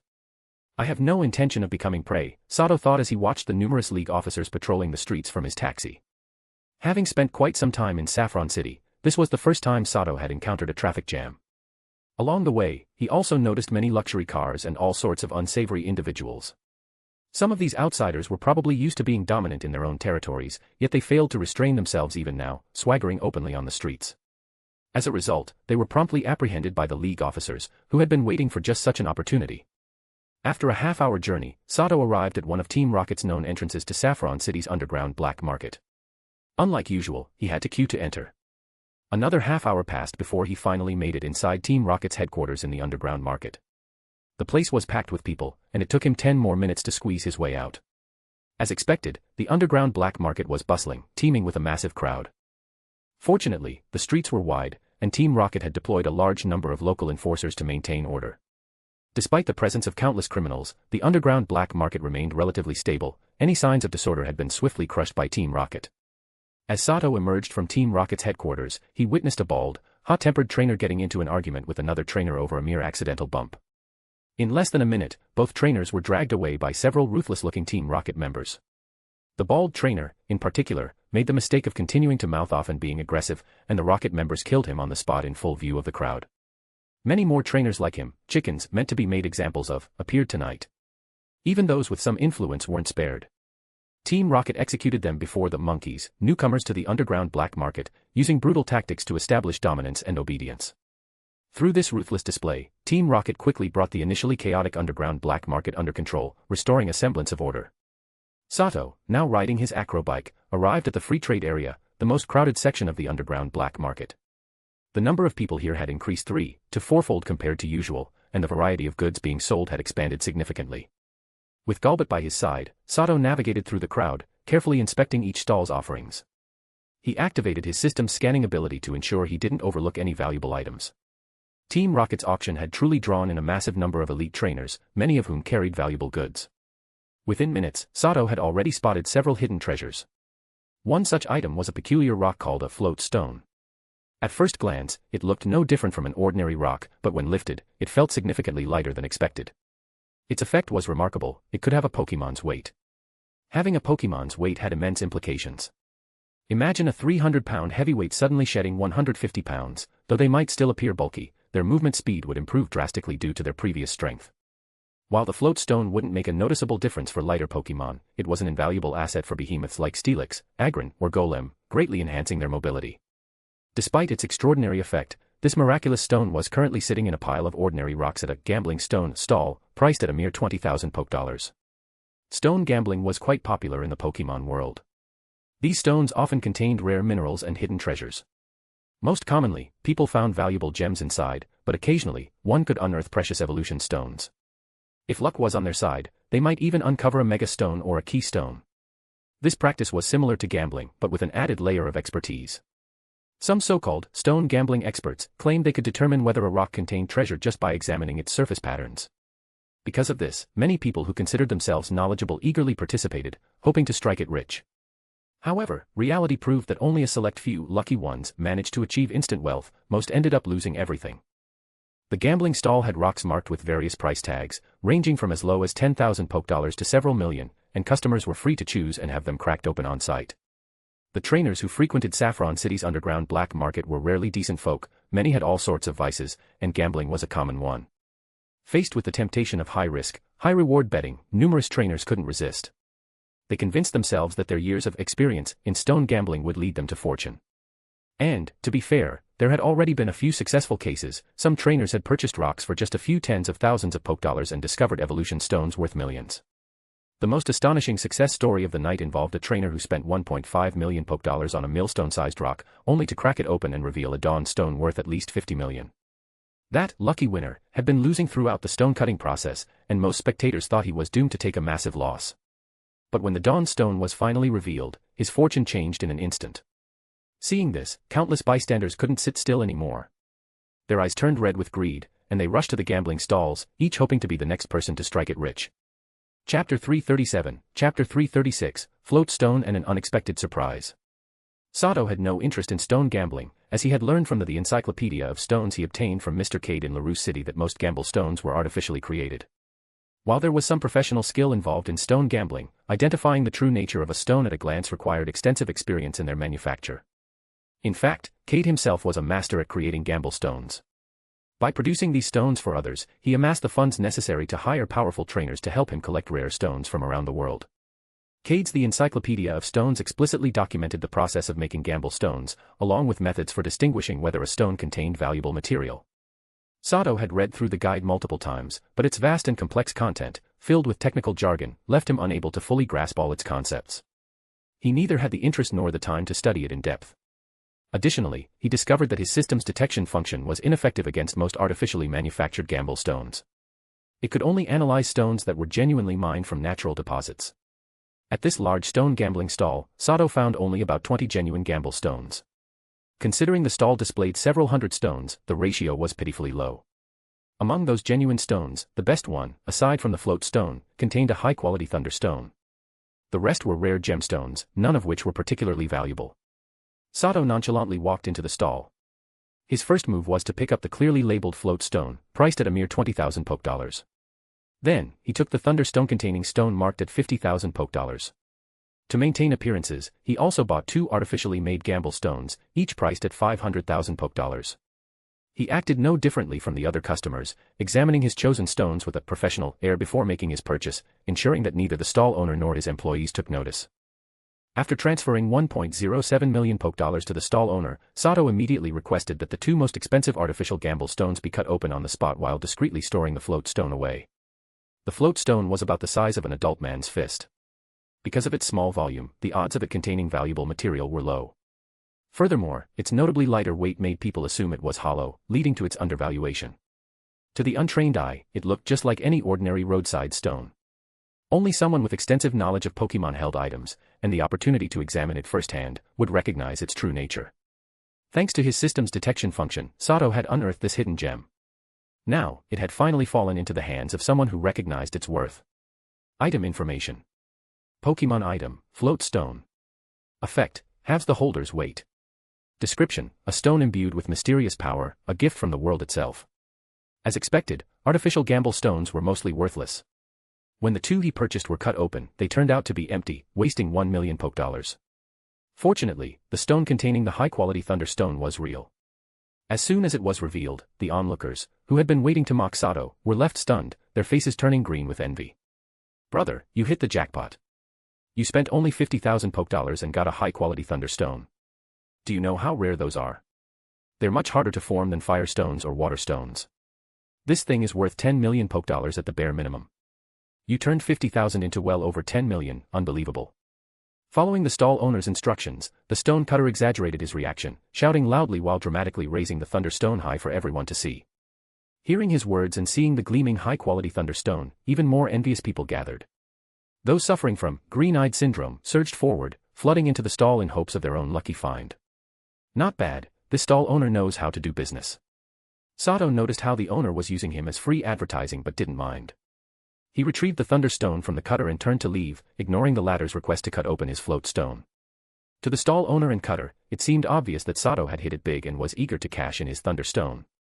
However, just as Sato stepped out of the large stall, he was stopped by a burly man, who towered over him by 2 heads.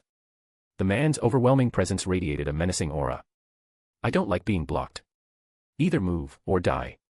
Dressed in black and wearing a mask, Sato raised an eyebrow beneath his mask and spoke in a cold, emotionless tone. As soon as he finished, his entire demeanor changed, one that those nearby found eerily familiar. Whoa, whoa, whoa. Hold on, brother. I'm not here to cause trouble. I'm here to give you money. This is Team Rocket's turf, I wouldn't dare try anything. The burly man instantly wiped the contempt from his face, switching to a friendly, ingratiating smile. He had recognized the unmistakable aura of a fellow Rocket. Meanwhile, 3 masked figures, dressed similarly to Sato but with bright red masks, had discreetly appeared nearby, surrounding the scene. These were Team Rocket's enforcers stationed in Saffron City's underground black market. The burly man wasn't lying, this was indeed Team Rocket's domain. If he dared lay a hand on Sato, it would be suicidal. You want this, huh? I'm a fair person. This is a high-quality thunderstone. The market price here is 15 million poke dollars, I'll sell it to you for that. Sato nodded, withdrawing the freshly obtained thunderstone. Since his price was fair and reasonable and the presence of Team Rocket enforcers made it clear there was no room for negotiation, the burly man agreed without hesitation. He swiftly transferred 15 million poke dollars to Sato's account before hurriedly taking the stone and leaving. Thanks for the help, brothers. Here's a little token of appreciation. Although the three enforcers had simply stood by without intervening, Sato understood the value of keeping good relations. He transferred 500,000 poke dollars to each of them. As the saying goes, money makes the world go round. His generosity delighted the enforcers, who immediately warmed up to him. Sato seized the opportunity to casually probe them for information. Thanks to this, he soon discovered an unexpected surprise. Chapter 338, Chapter 337, Reverse Scale and Mysterious Feature. Why was Team Rocket's enforcement squad working so diligently tonight? Could it be that they were all highly dedicated members carrying out their duties with a sense of mission? That answer was, of course, highly unlikely. The reason they were so aggressively capturing those disturbing the order tonight was twofold.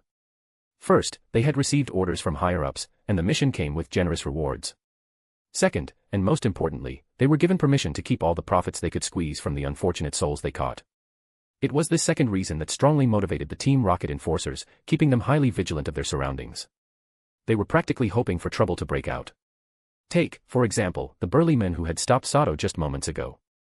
If he had dared to even lay a hand on Sato, the three nearby Team Rocket enforcers would have immediately taken him down and happily divided up everything he owned. In reality, for the Team Rocket enforcement squad, the underground black market in Saffron City tonight was a grand feast. They had already amassed a huge haul of spoils from the trainers visiting the market. However, since these spoils were not yet converted into tangible profit, namely, poke dollars, most Team Rocket enforcers chose to work individually, ensuring that whatever they obtained remained their personal loot. This meant that every enforcer currently had a collection of valuable items taken from their unfortunate victims, but due to being on duty, they hadn't had the chance to sell them yet. After learning about this, Sato casually remarked, "If you've got good treasures, let your little brother take a look. No need to let riches slip away to outsiders, right? I'm here to buy some valuables tonight, and my pockets are quite full, I'm looking to lighten them a bit." His words, combined with a generous bribe of 500,000 poke dollars per person, actually convinced the three enforcers to reveal a few treasures that made Sato's eyes gleam with desire. The first item was a scale, about the size of an adult's palm. It was a crystalline blue, with a flowing shimmer of light constantly coursing across its surface. As soon as it appeared, the surrounding humidity noticeably increased, giving it an air of deep mystery. Using his system's appraisal function, Sato discovered that this was actually a reverse scale from a Kingdra of Elite 4-level strength. It contained an incredible amount of water-type and dragon-type energy, and after being nurtured by the Kingdra for countless years, it had evolved into a miraculous artifact. The details of the scale were as follows.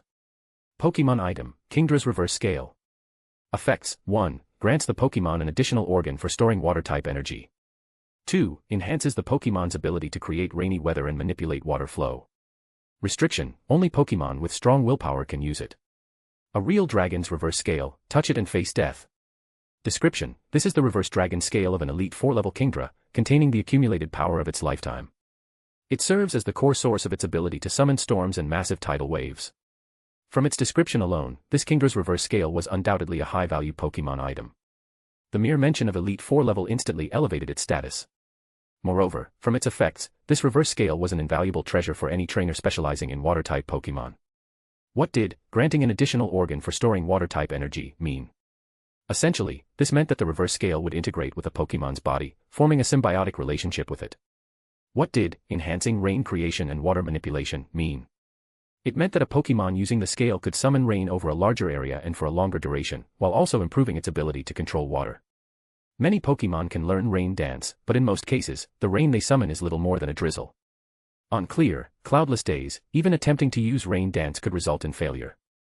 This happens because summoning rain relies on a Pokemon's ability to sense and manipulate water-type energy.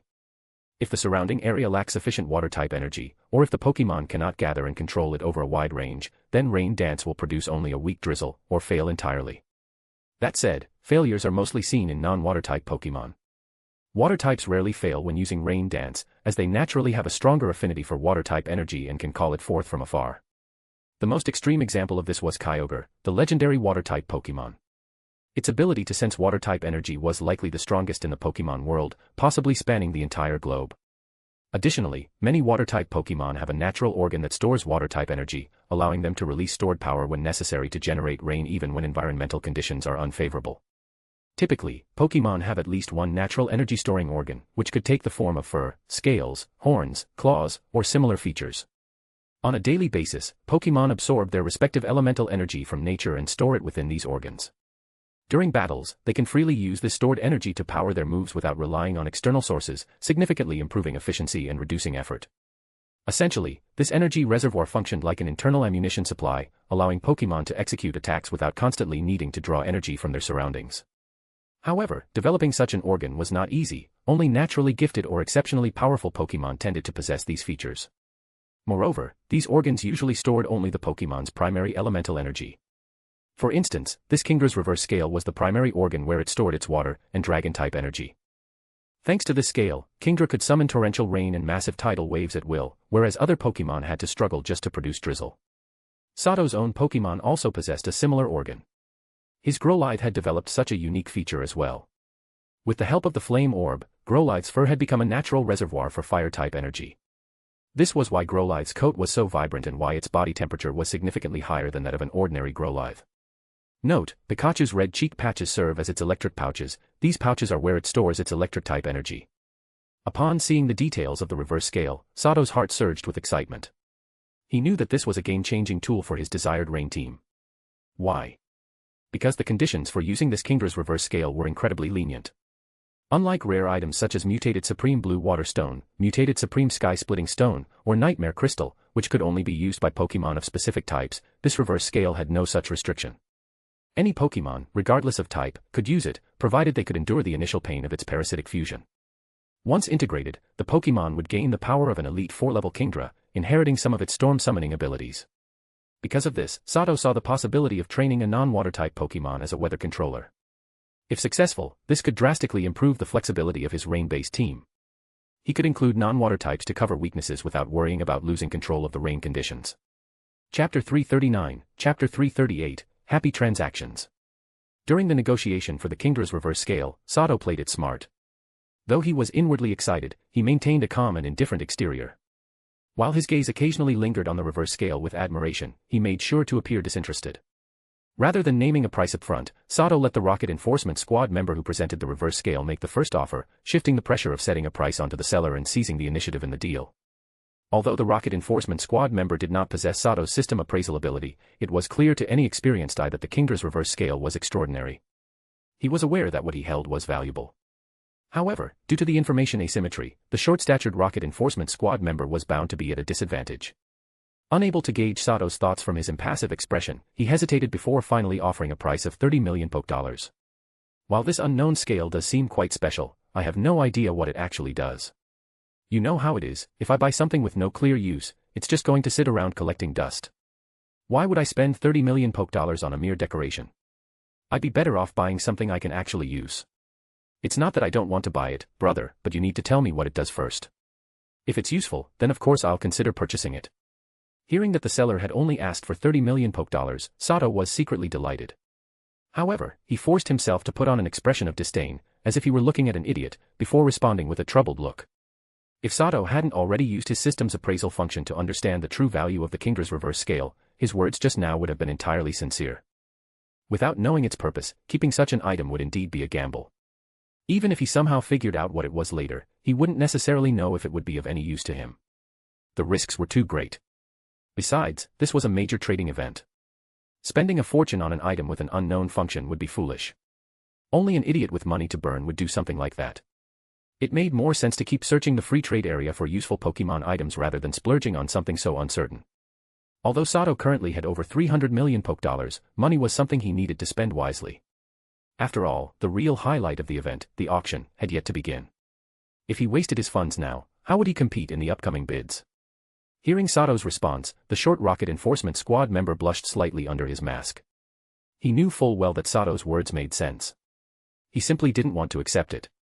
Deep down, he was convinced that the scale was extremely valuable, so he had tried to probe Sato's reaction, but asking for 30 million Poke-Dollars for an item with an unknown function was indeed a bit too greedy. Since Brother Miyamoto feels that way, I'll cut the price in half, 15 million poke dollars, final offer. I can't go any lower. After hesitating for a moment, the short rocket enforcement squad member decided to compromise. In fact, he made a drastic concession, offering a 50% discount right away. That's really unfortunate, brother. Something this valuable isn't something I want to take from you.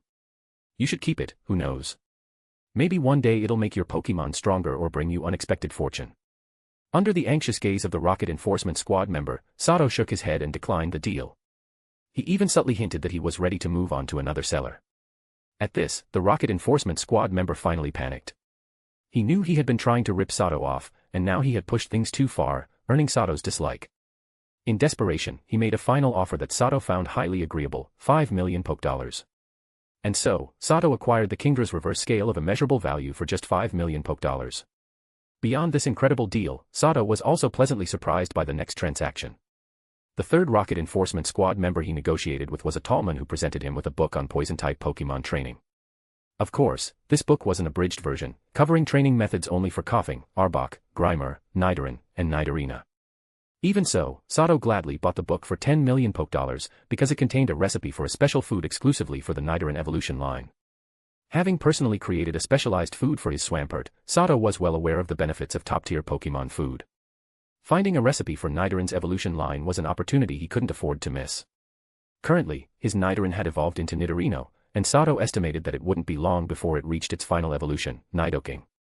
If he could successfully create a specialized food for Nidoking using the recipe from the book, it would greatly enhance Nidoking's strength, an invaluable boost for his team. After completing the deal, Sato learned from the tall rocket enforcement squad member that the book had been taken from an unfortunate poison-type specialist. Along with the book, the men had also acquired several strange poisonous items from the same victim.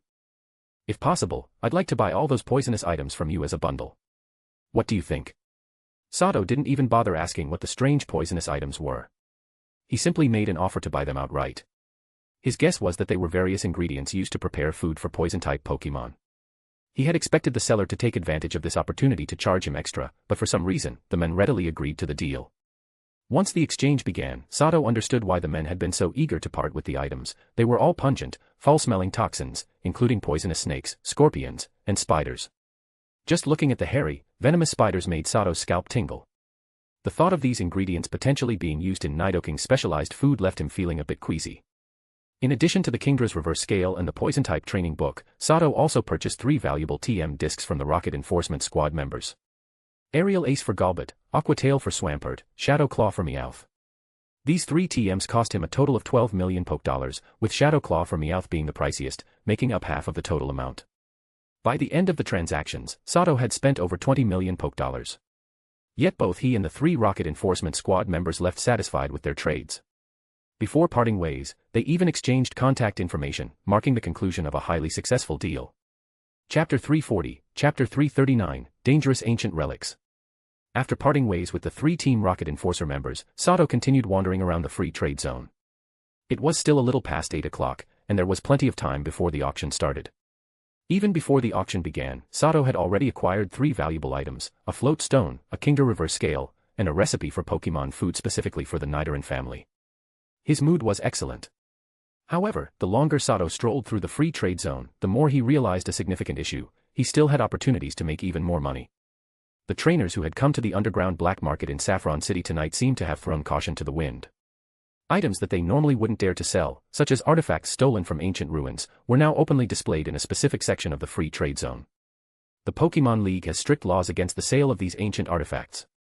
It was a severe crime, and once discovered, the League spared no effort in tracking down and prosecuting the offenders. Those caught face at least 50 to 60 years in prison at best. More often than not, the sentence is death. Why did the Pokemon League take such a hard stance on ancient artifacts? Because many ancient ruins contained highly dangerous objects. Some of these so-called artifacts were, in reality, tools used by ancient civilizations to seal away terrifying creatures. If the seals within these artifacts were ever broken, the consequences could potentially be unimaginable. The beings sealed away by ancient civilizations were immensely powerful. Some possessed abilities capable of destroying entire landscapes, and even foam legendary Pokemon might not be able to stop them. There had already been a tragic precedent. A massive ancient Pokemon was once accidentally released from a black orb obtained from an ancient ruin. It took an enormous effort and expenses for the League to finally contain the situation. Still, in the aftermath, several cities and uninhabited islands were permanently erased from the world map. The Pokémon League learned from this catastrophe and adopted an uncompromising stance on the looting and trafficking of ancient relics. These matters were now considered serious threats to the League's order. However, the stricter the League's enforcement, the more lucrative the business became.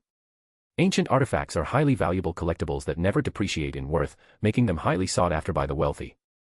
Of course, with such high profit margins, the trade naturally attracted plenty of opportunists. As a result, the market became flooded with counterfeits. Generally, finding a genuine ancient artifact required sharp eyes and a keen sense of judgment. Tonight, because trainers in the Saffron City underground black market were letting loose, many had openly put their ancient artifacts on display, items they had obtained through various adventures and encounters during their travels. It was a grand feast of rare Pokémon-related items. Missing out meant waiting an unpredictable amount of time for the next opportunity, so the trainers in the underground black market were in full-on spending mode. But no matter how much they wanted to buy, trainers always found themselves short on cash. There were simply too many desirable items, and with Team Rocket enforcers standing guard, they couldn't resort to theft. Their only option was to sell some of their own possessions to fund their purchases. This particular section of the free trade zone, dedicated to ancient artifacts, had existed before. However, due to the extreme rarity of such items and the reluctance of most trainers to part with them, the area was typically small. Tonight, however, this section had expanded more than tenfold. Rare ancient artifacts that were rarely seen were now appearing here. Trainers loved traveling and seeking adventure. Many had come across ancient artifacts through sheer luck, but due to the League's strict regulations and their own lack of understanding regarding these items' values, they had kept them hidden away. If it weren't for the abundance of desirable items in tonight's free trade zone, leaving many trainers strapped for cash, they likely would have continued hoarding their findings. After circling around this section of the market, Sato realized that, while many of the displayed, ancient artifacts were indeed genuine, very few held any real value. Using his system's appraisal function, Sato identified 3 particularly valuable artifacts: a spoon, an ancient statue, and a book made from real leather. Right now, Sato was standing beside the stall displaying the spoon. The entire spoon was a deep bronze color, resembling a well-worn brass utensil that had withstood the test of time. It was covered in intricate, unknown engravings that seemed to flow naturally across its surface, giving it an almost otherworldly aesthetic. If Sato hadn't used his system's appraisal function, he would have assumed that this seemingly ordinary brass spoon was nothing more than an antique, with the unknown markings being mere decorative carvings. Mysterious spoon, item details. Item, arcane spoon, psychic weapon, sealed artifact. Effect, unknown. Description: this is a special spoon formed through the manifestation of psychic energy. It contains a sealed entity within it. To release the entity, one must find someone capable of deciphering the inscriptions on the arcane spoon. The information provided by the system made it clear just how extraordinary this so-called arcane spoon was. It had likely existed for an extremely long time, and most astonishingly, it wasn't even made from conventional materials. It was a psychic weapon materialized through sheer psychic energy by a powerful being. However, Sato immediately raised his guard. This spoon was essentially an ancient artifact designed to seal away a terrifying creature. There was no doubt about its immense value, but at the same time, it was a ticking time bomb, one that could explode at any moment. Given the circumstances, Sato hesitated about whether he should buy it and hand it over to the Pokémon League for proper handling. If this time bomb were to detonate, the consequences would be catastrophic. He couldn't even begin to imagine how modern humans would deal with whatever monstrous entity was sealed inside. Sato had seen enough Pokémon-related media to know that such things were no joke. He remembered an episode in the anime where they unearthed an ancient ruin, only to unintentionally release a giant Alakazam, a giant Jengar, and a giant Jigglypuff from different ancient relics. If it weren't for the accidental release of the giant Jigglypuff, whose sing put both the Alakazam and Jengar to sleep, the consequences would have been disastrous. Through his conversation with the stall owner, Sato learned that she was a female trainer, and this spoon had been obtained from the depths of the ruins of Ulf in Johto. The ruins of Ulf, huh? If I remember correctly, that place is absolutely crawling with unknown. Extremely dangerous. Countless trainers go missing there every year. You were lucky to make it out alive. Sato, wearing black gloves, carefully picked up the arcane spoon from the stall, observing it closely. After a moment, he looked at the female trainer named Gunala and said, "Name your price. If it's reasonable, I'll take it." Chapter 341, Chapter 340, The Incomplete Archaea Statue. I'm not very knowledgeable about ancient artifacts, nor do I know how much this thing is worth. But you seem to know your way around these things. Why don't you appraise it for me? That way, I can set a fair price. Hearing Sato say this, Gunala, who had been closely observing his every move, rolled her eyes before flashing him a charming smile. You must be joking. I'm no professional antiquities appraiser. I've just seen similar inscriptions and patterns on some ancient artifacts unearthed from ruins before, which is why I believe this spoon might be genuine. As for the price, it would be better if you, the seller, said it. Underneath his mask, Sato's lips curled into a subtle smile. Without revealing any emotion, he kicked the ball of pricing back to Gunala. A seller asking a buyer to name their own price was just a trick to rip them off. The moment Sato mentioned a number, the other party would surely multiply it 5 or 6 times, perhaps even tenfold. He had just managed to buy several valuable items at a low price and had no intention of falling for such an obvious trap. Gunala's smile instantly faded upon hearing this. She replaced it with a blank expression, staring at Sato with deep suspicion. She knew very well whether this strange spoon was an ancient artifact. She wasn't lying earlier, it truly was something she had retrieved from the ruins of Ulf. 2 years ago, she and a group of companions had accidentally ventured deep into the ruins. In the end, she was the only one fortunate enough to come out alive. To be precise, she had survived because she found this spoon. Following its guidance, she managed to evade the encirclement of countless unknown totems and escape from the depths of the ruins of Ulf. Because of this, Gunala firmly believed that this spoon was an extraordinary relic and must be incredibly valuable. After escaping the ruins, she initially thought she had stumbled upon a great fortune. However, reality soon shattered that illusion. Ever since she left the ruins, the spoon had ceased to exhibit any supernatural effects. Even when she found herself in life-threatening situations, it never guided her the way it had inside the ruins. As time passed, her initial excitement over the spoon gradually faded. It wasn't until tonight, during Team Rocket's special auction event, that she considered selling it. Strapped for cash, she figured she could exchange it for something more useful. Unfortunately, despite sitting on her stall for almost an entire day, the spoon had barely drawn any attention. The harsh reality made Gunala start doubting its true value. After all, not all ancient artifacts were valuable. At the moment, Sato was the only potential buyer who had shown interest in it. Gunala felt conflicted. She didn't want to sell it too cheaply, but she also feared that setting the price too high would scare him away. Once again, information proved to be crucial. Gunala wasn't from an extremely poor background, but she wasn't particularly well off either, otherwise, she wouldn't have joined a ruin exploration party in the first place. Because of her limited perspective, she had no real grasp of how much the spoon might be worth. 10 million poke dollars. What do you think? If that's too much, I can go down to 8 million. After much hesitation, Gunala tentatively threw out a number. 5 million poke dollars. That's my final offer. To be honest, I have an interest in ancient scripts. There are a few inscriptions on this spoon that I've never seen before, and that's the only reason I'm considering buying it. I don't have any other use for it. Even with the price already slashed significantly, Sato still shook his head. He placed the spoon back on the stall, stood up, and addressed Gunala. A minute later, Sato was holding a bronze spoon covered in unknown inscriptions. After playing with it in his hands for a moment, he carefully stored it away. However, he failed to notice that, just before he stowed it away, one of the inscriptions on the spoon briefly blurred and then transformed into a different symbol altogether. Having secured the mysterious spoon, Sato moved on to the next stall that displayed a valuable ancient artifact, a statue, or more precisely, a headless stone sculpture. This incomplete stone statue was about the size of a canned soda bottle. Judging by its shape and form, it was a model of Arceus, the creator. Using his system's identification function, Sato discovered that this statue had an extraordinary background. It was once blessed by Arceus itself. Stone statue details. Item: incomplete Arceus statue. Effect: unknown. Description: this statue was personally sculpted by one of humanity's greatest artisans under the commission of Deimos, dedicated to Arceus. According to legend, it once possessed incredible powers due to Arceus's blessing. However, in its current damaged state, it is nothing more than a broken relic. If the missing head could be recovered, perhaps a fraction of its power might be restored. Sato was familiar with Deimos. He was the ancient figure who had once saved Arceus. This meant that the statue had endured countless years and held immense historical significance. Selling it for a high price wouldn't be an issue at all. Although time had eroded some parts of the statue and its most critical piece, the head, had been deliberately destroyed, its craftsmanship was still exceptional. The statue emitted an inexplicable aura of majesty, making those who gazed upon it instinctively feel the urge to kneel in reverence. This alone was a testament to the sculptor's remarkable skill, managing to carve even a fraction of Arceus's divine presence into a mere statue. And this was an incomplete one. Sato could only imagine how overwhelming the presence must have been when the statue was whole. Unlike Gunala's overlooked spoon, this statue was clearly extraordinary at first glance. People constantly approached the stall to inquire about its price. Strangely, no matter how high an offer was made, the stall's owner, a short and thin man, remained indifferent, as if he had no intention of selling at all. After asking around, Sato learned the reason: the vendor wasn't interested in selling. His real goal was to find the missing head of the Arceus statue.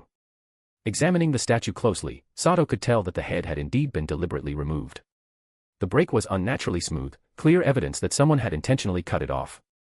Who would be bold enough to do this? Sato thought, staring at the incomplete sculpture. Even in its damaged state, the aura it exudes is enough to command respect. If the statue were whole, it might have truly possessed the power to make ordinary people and Pokémon kneel before it in reverence. Whoever dared to deface this must have had nerves of steel, or a death wish to oppose Arceus itself. Chapter 342, Chapter 341, Bribery and an Unexpected Encounter. Sigh, what a pity, it's not for sale. Sato glanced at the incomplete Arceus stone carving a few more times, feeling a deep sense of regret. However, he didn't leave immediately. Instead, he stepped forward, crouched down in front of the stall, and picked up a dagger lying among the displayed items. The stall, run by a short and skinny vendor, had a variety of ancient artifacts. Besides the Arceus stone carving, which was undoubtedly the most valuable, there were several other ancient relics of lesser worth. One such relic was the dagger that Sato had just picked up. This was a sheath dagger. Though worn by the passage of time, its exterior no longer as radiant as before, when he drew it from its golden sheath, adorned with several embedded gemstones, the blade, covered in intricate patterns, showed not a single trace of rust, still gleaming coldly. Using his system's identification function, Sato confirmed that this dagger once belonged to Damos. Naturally, this historical significance alone made it an artifact of considerable value, one that could fetch a high price. If Sato's guess was correct, the vendor before him was most likely a grave robber, one who had been fortunate enough to loot Damos' tomb. Among the items on the stall, 5 ancient relics, including the Arceus stone carving and the dagger, were all connected to Damos, a well-known historical figure of the Sinnoh region. Aside from the Arceus stone carving, which was not for sale, the short and skinny vendor seemed indifferent to the rest of his items. However, compared to the previous vendor, this one was noticeably shrewder.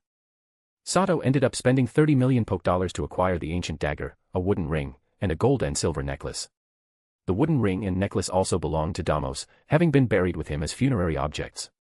Due to various circumstances, they had now fallen into Sato's hands. Sato estimated that if he were to auction these 3 ancient relics, their value could multiply several times, perhaps even tenfold. As time passed, with only an hour remaining before the auction began, Sato used his invitation to enter the makeshift auction house hastily built by Team Rocket. He was now seated in a lavish private room, having a conversation with an elderly appraiser with white hair and a beard. Unfortunately, after purchasing Damos' funerary artifacts, Sato had planned to return for the ancient beast leather book, the last remaining high-value relic he had his eyes on.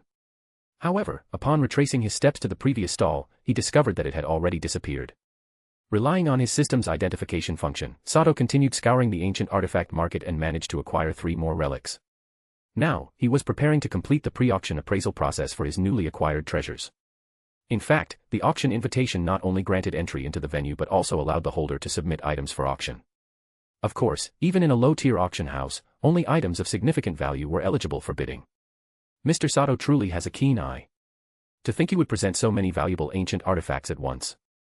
Especially this spoon, it qualifies for the high-tier auction, and I believe it will drive the bidders into a frenzy. The elderly appraiser, wearing white gloves, admired the mystical spoon in his hands with great fondness. His face was flushed with excitement as he praised the artifact while grinning at Sato. Is that so? That's excellent news. This is just a small token of appreciation. I'll be counting on you to ensure these items make it to auction. And after the bidding ends, I'll certainly express my gratitude with another generous gift. Hearing this, Sato smiled slightly beneath his mask. He took out a gold coin engraved with an unfamiliar pattern, placed it gently on the table, and slid it toward the appraiser. This was a highly valuable ancient coin, worth at least 2 to 3 million Poké on the market. To ensure his relics made it into the auction, Sato had long planned to bribe the appraiser. However, appraisers were not particularly interested in raw money, they valued ancient relics far more. So, Sato had prepared accordingly, spending a significant sum in the free trade zone to acquire a few rare ancient coins. My goodness. This is a gold coin from an ancient Sinnoh kingdom. That kingdom perished over 1,000 years ago in the Sinnoh region. Look at these engravings, don't they resemble Garchomp's head? Garchomp was once the guardian Pokémon of that kingdom. Sure enough, upon seeing the coin, the elderly appraiser's cloudy eyes lit up instantly. He eagerly picked up the coin and examined it under a magnifying glass, exclaiming repeatedly in astonishment. Over the next half hour, Sato left the room in high spirits. When he stepped out, he had an invitation to the high-tier auction in hand. After accepting Sato's ancient coin, the appraiser became extremely accommodating, not only guaranteeing that all 6 of Sato's relics would make it to auction but even granting him a high-tier auction invitation. In truth, Sato was already entitled to this invitation, as his mystical spoon had been selected as one of the high-tier auction items. It was even likely to be one of the event's grand finales. As the owner of the spoon, he naturally had the right to attend the high-tier auction. Standing at the entrance of the low-tier auction house, Sato gazed ahead at the magnificent palace-like high-tier auction venue. After contemplating briefly, he ultimately decided against using his invitation to enter the high-tier auction. Instead, he turned and walked toward the mid-tier auction house with the high-tier auction invitation still in hand. Though he now had 6 ancient relics officially entered into the auction, giving him more confidence, he still felt unqualified to financially compete with the elites of major factions in the high-tier auction. Is that Ayako? Just as Sato stepped through the entrance of the mid-tier auction house, a woman wearing a red and white kimono and an oni mask brushed past him. He immediately turned to look at her retreating figure, his gaze landing on the familiar-looking jade waist ornament at her hip. Under his watchful eyes, the black-haired woman he suspected to be Ayako disappeared into the palace-like high-tier auction house. Chapter 343, Chapter 342, A Pink Shiny. Sato held the invitation to the high-end auction house in his hand. Naturally, gaining access to the mid-tier auction house was effortless for him. Moreover, because of his high-end invitation, he received the highest level of treatment within the mid-tier auction house. Led by a young, beautiful woman dressed in a stunning evening gown, Sato entered a lavishly decorated private room. He settled onto a plush sofa, facing a one-way transparent glass wall. Through the glass, Sato had a clear view of the auction stage and the seating area below. "Sir, please enjoy your tea. You may rest here for now, the auction will begin shortly. I will be waiting at the door should you need anything," the beautiful attendant said as she gracefully placed a steaming cup of tea on the table before Sato. Her dazzling smile was paired with a teasing glint in her obsidian-like eyes. "Understood. You may leave now," Sato replied. His gaze lingered momentarily on the 2 prominent, creamy white spheres in front of him, and the faint, alluring fragrance in the air stirred an inexplicable heat within him. However, he quickly suppressed the feeling and gave a curt nod. Though the attendant maintained her charming smile, the disappointment in her eyes was unmistakable. After a polite bow, she tactfully exited the room. "All right, come on out. Everyone behave yourselves. If anyone causes trouble, I'll put them back into their pokeball. Now, let's have a late-night snack." As soon as the attendant left, Sato released all his Pokémon from their pokeballs. Then, he took out a large assortment of canned delicacies. With a bit of fire from Growlithe, the food was warmed up, and the room was soon filled with an irresistible aroma. His Pokémon got along well, but there was still an established order, one based on strength. As the undisputed leader of the team, Swampert was always the first to eat. Once he took the first bite, the others followed suit. Currently, Meowth held the lowest rank in the group. However, having spent considerable time navigating Saffron City, Meowth was well-versed in social hierarchies.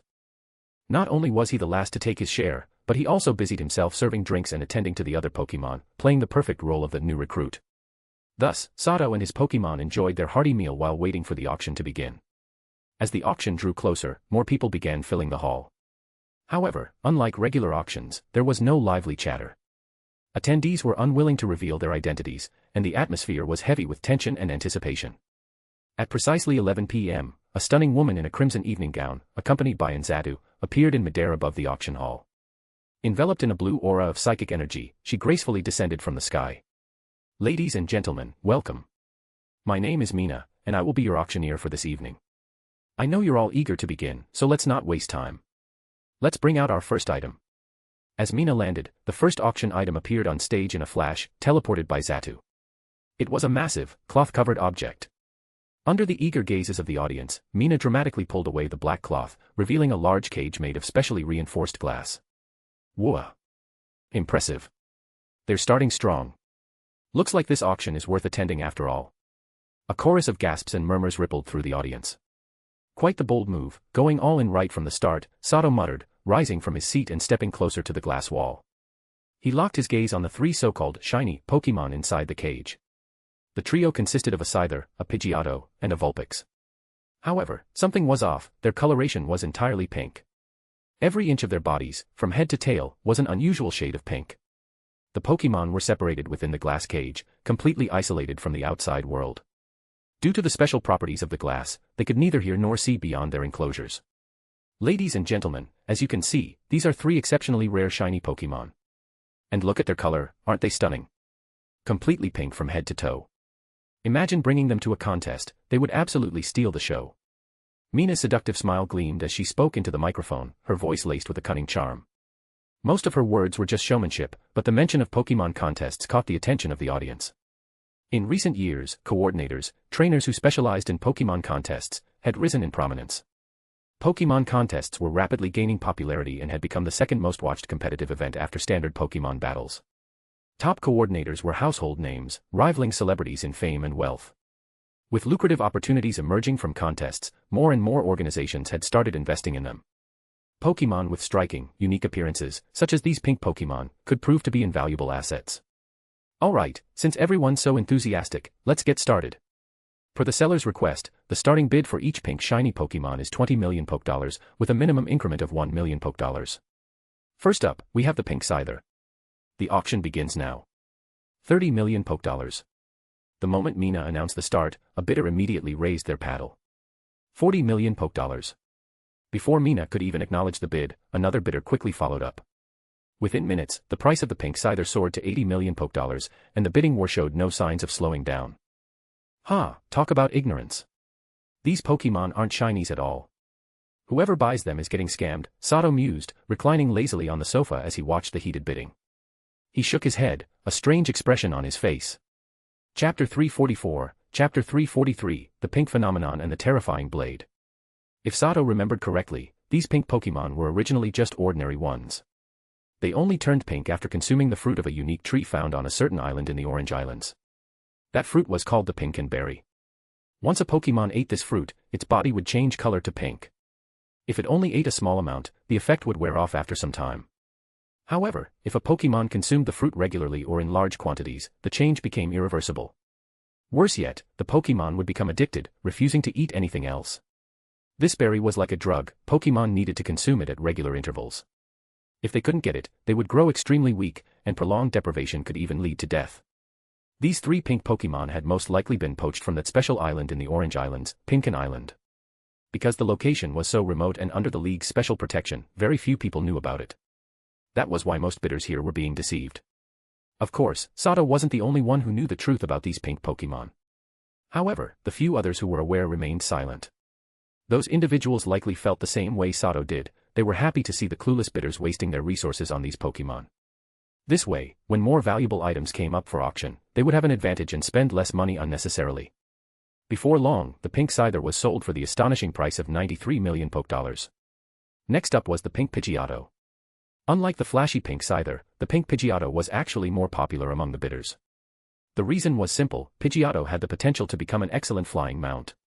Once it evolved into a pink Pidgeot, flying through the skies on its back would be far more stylish than driving a luxury car. As soon as bidding for the pink Pidgeotto began, the competition turned fierce. The starting bid was already a staggering 50 million Pokedollars, and the price kept climbing until it stabilized at 120 million. In the end, a woman wearing a fox mask won the pink Pidgeotto for a sky-high 140 million Pokedollars. Among the three pink Pokemon, the one that drew the most attention wasn't the pink Scyther or the pink Pidgeotto, it was the pink Vulpix. Already an adorably charming species, Vulpix became even more breathtaking when its fur turned pink. If any Pokemon was perfect for a Pokemon contest, it was undoubtedly the pink Vulpix. Moreover, since Vulpix could evolve into the even more stunning Ninetales with a simple Fire Stone, its value increased even further. Just imagining how beautiful a pink Ninetales would be, and the overwhelming impact it would have in a Pokemon contest, only fueled the bidders' enthusiasm. The price for the pink Vulpix skyrocketed to 120 million Pokedollars as soon as bidding began. These people sure have money to burn. And this is just a mid-tier auction. If this were a high-tier auction, wouldn't the prices be out of this world? Good thing I know my limits. If I went to a high-tier auction with the money I have, I'd just be a spectator. Listening to the absurd numbers being called out, Sato couldn't help but twitch his lips in exasperation. At the same time, he considered something: since these bidders were all wealthy, the pink Pokemon they bought likely wouldn't die from lack of food. Thinking that, the slight concern he had for the pink Pokemon faded away. In the end, the irresistibly charming pink Vulpix was sold for an astronomical 430 million Pokedollars to a mysterious woman wearing a black veil. Whether or not she had exhausted her funds was unclear, but after winning the bid, she quickly left the auction hall. With that, the first item in the mid-tier auction came to an end. Thanks to the pink Vulpix's record-breaking price, the atmosphere in the auction hall became even more electrified. The bidders, now fired up, eagerly awaited the next auction item. It seems our guests were very pleased with the first item. Let's keep the momentum going. Next up, the second auction item is from the Sinnoh region. The beautiful auctioneer, Mina, was clearly satisfied with the results of the first auction. Her radiant smile became even more dazzling. Seizing the current hype, she quickly signaled her Sato to bring in the next batch of items, less valuable ones this time. The second through fifth items, while not ordinary, paled in comparison to the first auction item. Still, thanks to the excitement generated earlier, they managed to sell at inflated prices. However, after a string of less impressive items, the fiery auction atmosphere cooled down again. By the time the fifth item was up for bidding, only a handful of participants were still making offers. Seeing this, Mina knew that the momentum from the first auction had almost completely dissipated. It was time to unveil something big. She mentally signaled Zatu, which had been hovering above the auction stage. In an instant, Zatu's eyes flashed blue, and it vanished. Seconds later, it reappeared, this time carrying an object covered in red cloth. Alright. Next up is the sixth auction item. I guarantee this one will reignite your excitement. Let's take a look, shall we? Mina smiled with satisfaction. Raising the microphone to her lips, she spoke loudly. The moment the red cloth was lifted, a blinding crimson light flooded the entire auction hall. On the stage lay a sword, a magnificent blade adorned with red and blue hues. The intense red glow emanated from its surface. Embedded in the sword's body was a blood-red gemstone, from which a fiery red energy flowed. The energy encircled the blade before merging back into the gemstone. The hilt, in stark contrast, was an icy blue, with a similarly colored gemstone set at its tip. A piercing cold radiated from it, causing the crimson patterns along the blade to shimmer with an icy blue tint. As the sword's red light bathed the hall, an eerie phenomenon occurred. The moment the light touched the audience, many of them experienced a vision. In their minds, a towering warrior clad in battle armor stood atop a raging Salamence, facing an endless army of Pokémon. The warrior seemed to sense their presence and turned his head slightly. Instantly, a bone-chilling aura surged forward. Then, with a soul-shaking roar, the vision shattered like broken glass. Ha! Ha! Who was that? When Sato snapped back to reality, he found himself drenched in cold sweat, his heart pounding violently. The memory of the vision left him deeply unsettled. His condition was relatively mild, many of the other bidders had outright fainted. Only a handful managed to stay conscious. As for the auctioneer Mina, she had clearly anticipated this. She now wore dark sunglasses to block the blade's light, though her face had turned noticeably pale. Ladies and gentlemen, you have all seen it for yourselves. The vision you just witnessed was real. Anyone illuminated by this blade's red light will experience the same phenomenon. I believe there's no need for further explanation, its value speaks for itself. However, as per the request of the item's owner, anyone who fainted just now is disqualified from bidding. Only those who remained conscious are eligible to participate. The starting bid is 500 million Poke Dollars. Each increment must be no less than 10 million Poke Dollars. As soon as the blade had been revealed for about 5 or 6 seconds, Mina swiftly covered it with the red cloth once more, cutting off the crimson glow. Holding the microphone firmly, her expression turned grave as she made the announcement. Chapter 345, Chapter 344, The Legendary Blade and Change Times. Starting price, 500 million. The moment Sato heard Mina announce the price, his heart skipped a beat. He slumped onto the couch, feeling deflated. He only had a little over 200 million left in his assets. Unless his auction items sold for a high price, there was no way he could bid for this treasure. But Sato was unwilling to give up. Using the system's appraisal function, he discovered that this blade was practically priceless. The reason? It contained the primal power of not one, but 2 legendary Pokémon. Note, before anyone gets annoyed that this is turning into some cultivation BS, I assure you, it's not. This is just introduced into the story as an energy source for the system to absorb, it plays no further significant role. Blade information. Item, Argus Warblade. Effects. Blessing of the Land, as long as the wielder's feet touch the ground, they receive Groudon's blessing, granting them immunity to all ground-type moves. Blessing of the Sea, as long as the wielder is in the ocean, they receive Kyogre's blessing, granting them immunity to all water-type moves. Embedded items. Groudon's Power Gem, a ruby that accidentally absorbed a trace of Groudon's primal energy, allowing the user to hear the pulse of the earth. Kyogre's Power Gem, a sapphire that accidentally absorbed a trace of Kyogre's primal energy, allowing the user to feel the breath of the sea. Description: originally an ordinary warblade, this weapon was transformed into a legendary artifact through the craftsmanship of its creator and the power of 2 legendary gems. With this blade, the legendary warrior, Argus, tamed a fierce Salamence and single-handedly cut down 138 elite-level Pokémon, forging his legend with iron and blood. From the information alone, there was no doubt, this warblade was indeed a legendary weapon, one that had bathed in the blood of countless elite-level Pokémon. Whoever wielded it could potentially gain the ability to fight Pokémon one-on-one. In truth, even without reading the description, everyone present understood the blade's immense value. The greatest appeal of Argus Warblade was its ability to enhance a person's combat strength. Even an ordinary person could likely go toe-to-toe with an elite-level Pokémon while wielding it. However, times had changed. The era when humans had to fight Pokémon in direct combat was long past. Because of this, the blade's practical value had diminished considerably. To modern people, this once feared Warblade was nothing more than a historically significant artifact, primarily serving as a collector's item. The blade remained as sharp as ever, but the world had moved on. Among the clear-minded bidders present, none were confident in wielding it, let alone daring to claim ownership. After all, just looking at the blade had nearly caused them to pass out. If they actually held it, it might very well kill them. The only ones still conscious were seasoned Pokémon trainers. As for the pampered wealthy elites, they had already fainted from the blade's overwhelming aura. To prevent disruption, the auction staff had received no instructions to wake them up. As a result, the majority of the audience remained unconscious in their seats.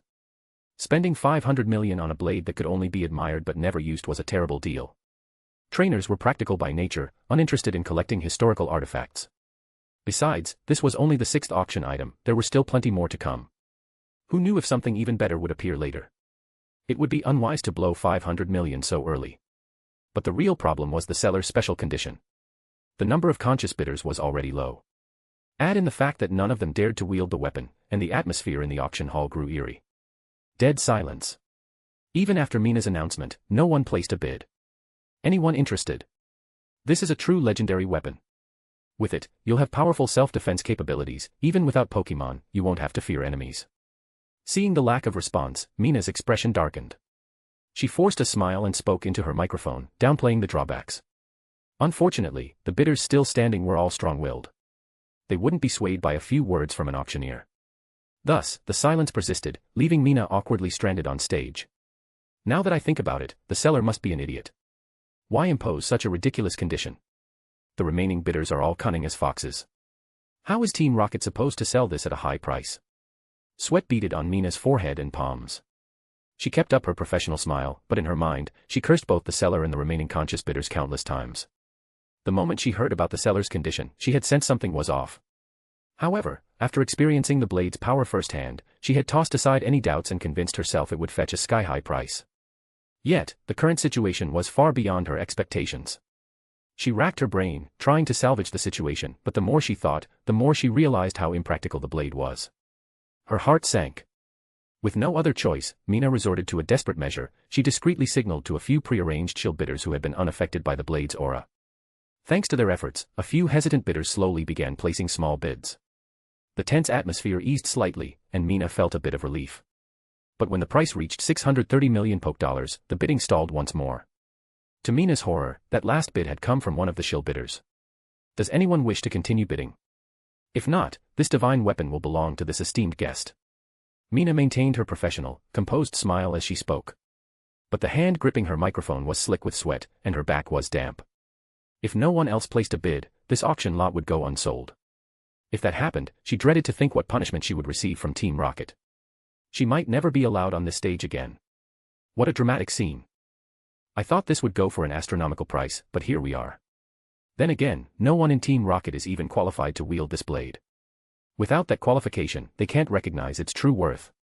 Watching the auction unfold from behind the glass wall, Sato chuckled to himself. Yet beneath his mask, his smile was bitter. Even though the blade wasn't selling for an outrageous sum, he still didn't have enough $poke to buy it. If no one bids, I will begin the final countdown. Once I count to 3, this priceless treasure will belong to this guest. The hall remained silent. Knowing she couldn't afford to wait any longer, Mina forced a smile and prepared to bring the auction to a close. Just as she was about to strike the small wooden gavel, the communicator in Sato's hand suddenly vibrated. He quickly checked the message on the screen, his eyes lit up with a glimmer of hope. Chapter 346, Chapter 345, Acquiring the Blade and New Opportunity, Bonus Chapter. 650 million $. A distinguished guest in the VIP section has placed a bid of 650 million $. Is there anyone willing to go higher? Just as Mina was about to bring down the gavel, a voice announcing a new bid rang in her ears like heavenly music. Her hand froze mid-air, the small wooden hammer hovering in place. She instinctively turned toward the source of the voice, and upon seeing who it was, she immediately flashed a charming smile. The unexpected bid filled Mina with joy, as the heavy weight in her heart was finally lifted. She cast a grateful glance toward the VIP suite where the bid had come from. Despite maintaining her composure, Mina still held onto a sliver of hope, though slim, that someone would raise the price even further for this precious auction item. However, much to her disappointment, the atmosphere remained utterly still. The remaining clear-headed bidders had no intention of competing further. Many even shot glances of pity at the VIP suite that had placed the latest bid, as if looking at someone foolishly throwing away money. A resounding bang echoed through the auction hall. Seeing no further bids, Mina could only bring down the gavel with a hint of helplessness. She dared not attempt the risky move of having a shill raise the bid again. Although the final price was far below expectations, it was still better than having the item go unsold. Phew, just in time.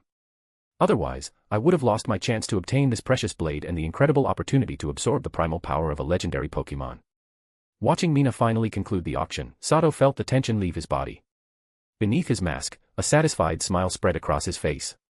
Moments earlier, he had received a message on his communicator, confirming that his enchanted spoon had been successfully sold, for a staggering price of 1.8 billion Poké.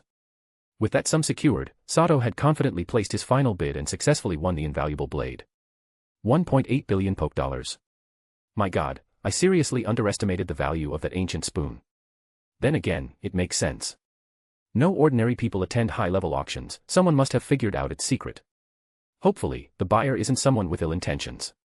If they use it as a terrifying secret weapon, things could get really bad. After securing the blade, Sato's thoughts drifted back to the enchanted spoon. That spoon, which contained a sealed entity of terrifying power, was like a ticking time bomb.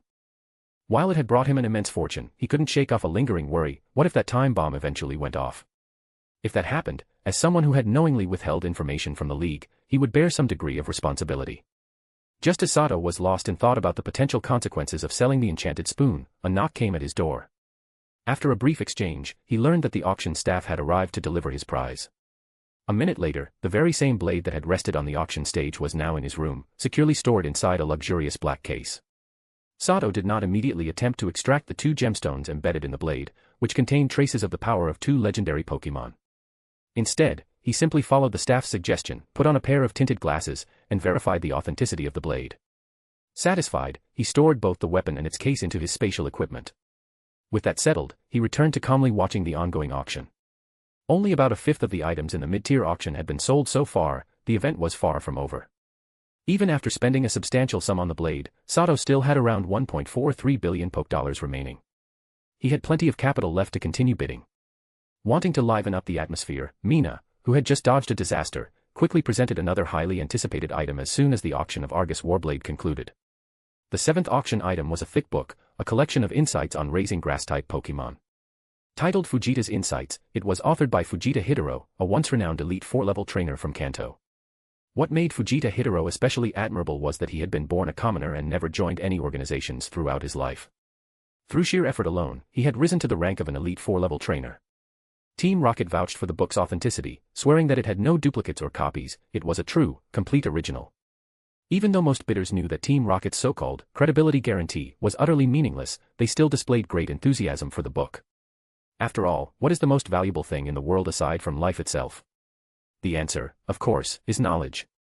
In the Pokémon world, any knowledge related to Pokémon training was considered priceless, worth spending vast sums to acquire. Even Sato found himself deeply interested in the book, his gaze burning with curiosity as he stared at the well-lit auction stage. The previously stagnant atmosphere reignited with excitement as anticipation filled the room.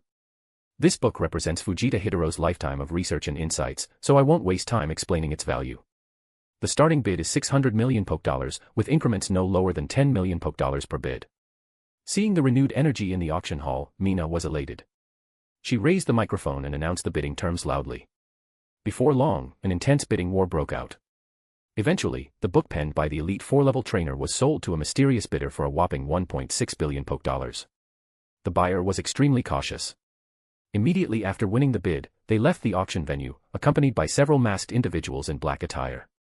With the 7th item successfully auctioned off, Mina continued to ride the momentum and quickly sold off the next 8 auction items, though they were relatively less precious. Among them, Sato successfully acquired 2 TMs, Taunt and Safeguard, for a total of 130 million Poké. Then, when the auction reached the 16th item, the event reached another peak. I'm sure many of the esteemed trainers here have considered raising a Ghost-type Pokémon. However, it's well known that Ghost types are difficult to train, and due to various concerns, most of you have given up on the idea. But today, your chance has arrived. A distinguished client recently consigned some incredibly rare treasures to us, items that will make training ghost-type Pokemon significantly easier. Feast your eyes on these 3 extraordinary artifacts, all of which are exceptionally rare life energy collectors. With these, you can nurture your ghost-type Pokemon with peace of mind. Having successfully sold 9 high-priced items in a row, Mina had fully regained her confidence. Smiling brightly, she pulled off the red cloth covering the next auction items and made her grand announcement. The moment the cloth was lifted, 3 jade-green artifacts were revealed under the auction stage's bright lights. The items consisted of a jade hairpin, a jade ring, and a jade pendant. Under the watchful eyes of the audience, faint green energy occasionally rippled across the meticulously carved surfaces of the jade pieces, giving them an air of deep mystery. Chapter 347, Chapter 346, Winning and Leaving. A life energy collector from a Spirit Master family. So these little jade artifacts are actually life jade. This is my first time seeing one. It really is a life jade. I've seen one at a major auction before, but the quality seems a bit inferior to the ones on display now. After listening to Mina's explanation and seeing the 3 extraordinary jade artifacts on the auction stage, many bidders in the audience immediately perked up, showing great interest in the 3 jade pieces. I believe that all of you esteemed guests have sharp eyes.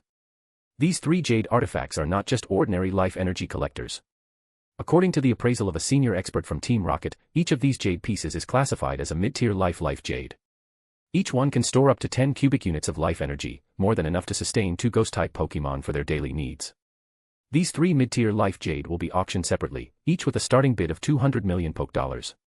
The minimum bid increment is 5 million Poke Dollars. Now, let's begin with this exquisite jade hairpin. The auction starts now. Seeing the lively atmosphere, Mina was delighted. She waited until the guests gradually quieted down, all eagerly anticipating the bidding, before raising the microphone to her lips and continuing with a charming smile. 230 million. Don't be stingy. 300 million. You think you can outbid me? 450 million. Just as Mina had predicted, many trainers present were highly interested in raising ghost-type Pokemon but had never done so due to a lack of resources. Now that the opportunity had arrived, a large number of trainers eagerly jumped into the bidding. After all, the pursuit of powerful Pokemon was the natural instinct of every trainer. They were all willing to pay a hefty price if it meant enhancing their own strength. With the fierce competition, the price of the jade hairpin skyrocketed. In no time, the bid had reached 630 million Poke Dollars, and it showed no signs of stopping. However, when the price hit 700 million, the excitement in the room began to cool down. Only a few wealthy bidders remained, though their bid increments had significantly decreased. Eventually, the exquisite jade hairpin was sold for 730 million Poke Dollars. It seems that the general market price for a mid-tier life jade is around 700 million. Anything beyond that is considered an overpay. Sato did not participate in the bidding for the first mid-tier life jade. Instead, he observed the entire process carefully. The jade hairpin was far too feminine for his taste. He was more interested in the jade ring and the jade pendant. Besides, there were 3 mid-tier life jade available, so there was no rush. His goal was to estimate their approximate market price to ensure he could acquire one of the remaining 2 at the lowest possible cost. If I'm not mistaken, the woman I encountered at the entrance of the mid-tier auction hall earlier must have been Ayako. These 3 mid-tier life jade are likely hers. This auction has certainly been rewarding. I've practically hit the jackpot. Sitting comfortably on a sofa with his legs crossed, Sato watched as the bid for the jade ring continued to climb, feeling rather pleased with himself. Thanks to his careful study of the Grimoire of Dark Spirits, Sato had gained a significant understanding of ghost-type Pokemon. With the system's support, he was confident that he could raise a ghost-type Pokemon with special abilities. Ghost Pokemon, by nature, were already deceased, lingering in the world of the living for various reasons. As a result, they were inherently different from ordinary Pokemon, possessing many mysterious and unpredictable abilities. For example, Jengar's shadow body not only allowed it to merge into other creatures' shadows to absorb their life energy, but some Jengar could even split their shadows, creating tangible shadow clones. The most terrifying Jengar could even control shadows, indirectly manipulating their owners. In ancient times, a single powerful Jengar could command an entire army of undead. Another example was Bennet's curse power. Born from deep resentment, certain Bennett could curse a target from over 100 miles away, causing persistent misfortune at best or instant death at worst. The most dangerous Bennett could establish a life link through the blood of a living being, harming others by cursing itself. In extreme cases, a Bennett could sacrifice itself to deal severe damage, or even kill, an opponent far stronger than itself. Then there was Mismagius' nightmare ability, allowing it to easily put living beings into a deep slumber and invade their dreams. Inside the dream world, Mismagius could create horrifying nightmares, trapping victims in endless terror while feeding on their fear. If the target couldn't overcome their fears or receive outside help, they could remain trapped in the nightmare until they died of sheer fright. In short, the Grimoire of Dark Spirits had given Sato a wealth of knowledge about ghost Pokemon and how to train their special abilities. At the same time, he was deeply fascinated by these unique powers and eager to harness them for himself. Now, all he needed was to secure one of the remaining mid-tier Life Jade. With it, he could start searching for a ghost Pokemon with exceptional potential and train it into a truly special and formidable creature. Of the 3 available collectors, Sato naturally preferred the Jade Pendant due to its superior concealment. Thus, when the Jade Ring was up for bidding, he still chose not to participate. Unlike the Jade Hairpin, the Jade Ring was more versatile, suitable for both men and women, so its price surpassed the hairpins. In the end, the Jade Ring was sold for 750 million Poke Dollars. By the time the final item, the Jade Pendant, was up for bidding, the competition grew even fiercer. After all, if Sato had recognized its advantage in concealment, others naturally had as well. Everyone understood the wisdom of keeping one's wealth hidden. However, by carefully gauging the price expectations and financial strength of the other bidders, Sato ultimately secured the Jade Pendant for 770 million Poke Dollars. After successfully obtaining the pendant, he also spent 120 million Poke Dollars on a rare, abridged book on bug-type Pokemon breeding, which contained valuable insights into raising Beautifly. With his business concluded, Sato didn't bother staying for the final headliner auction item and instead left immediately. As soon as he exited the auction hall, he swiftly changed his identity. After successfully shaking off any potential trackers, Sato resumed his disguise as a low-ranking Team Rocket Grunt and used Team Rocket's teleportation station to safely leave Saffron City's underground black market. With that, Sato's venture into the Saffron City underground black market came to a perfect conclusion. Chapter 348, Chapter 347, Organizing the Harvest. Around 2:30 a.m., with the help of an alakazam, Sato successfully returned to the surface of Saffron City. Just like last time, he was teleported to a secluded and empty alley. 3 to 4 seconds later, as he shook off the dizziness from the teleportation, he immediately released Golbat to guard him and scan the surroundings. After confirming the area was safe, Sato swiftly changed into an elite trainer's outfit. With Golbat acting as his biological radar, he navigated through the maze-like streets and alleys, making his way toward the nearest bustling main road. After walking for about 2 to 3 minutes, he finally reached the edge of a busy avenue teeming with vehicles. Hailing a taxi, he instructed the driver to take him to the Saffron City bus terminal. That's right, Sato was preparing to leave Saffron City.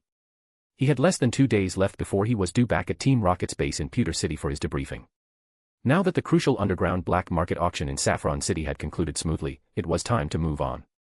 After over half an hour of travel, delayed multiple times by traffic congestion, Sato finally arrived at the Saffron City bus terminal.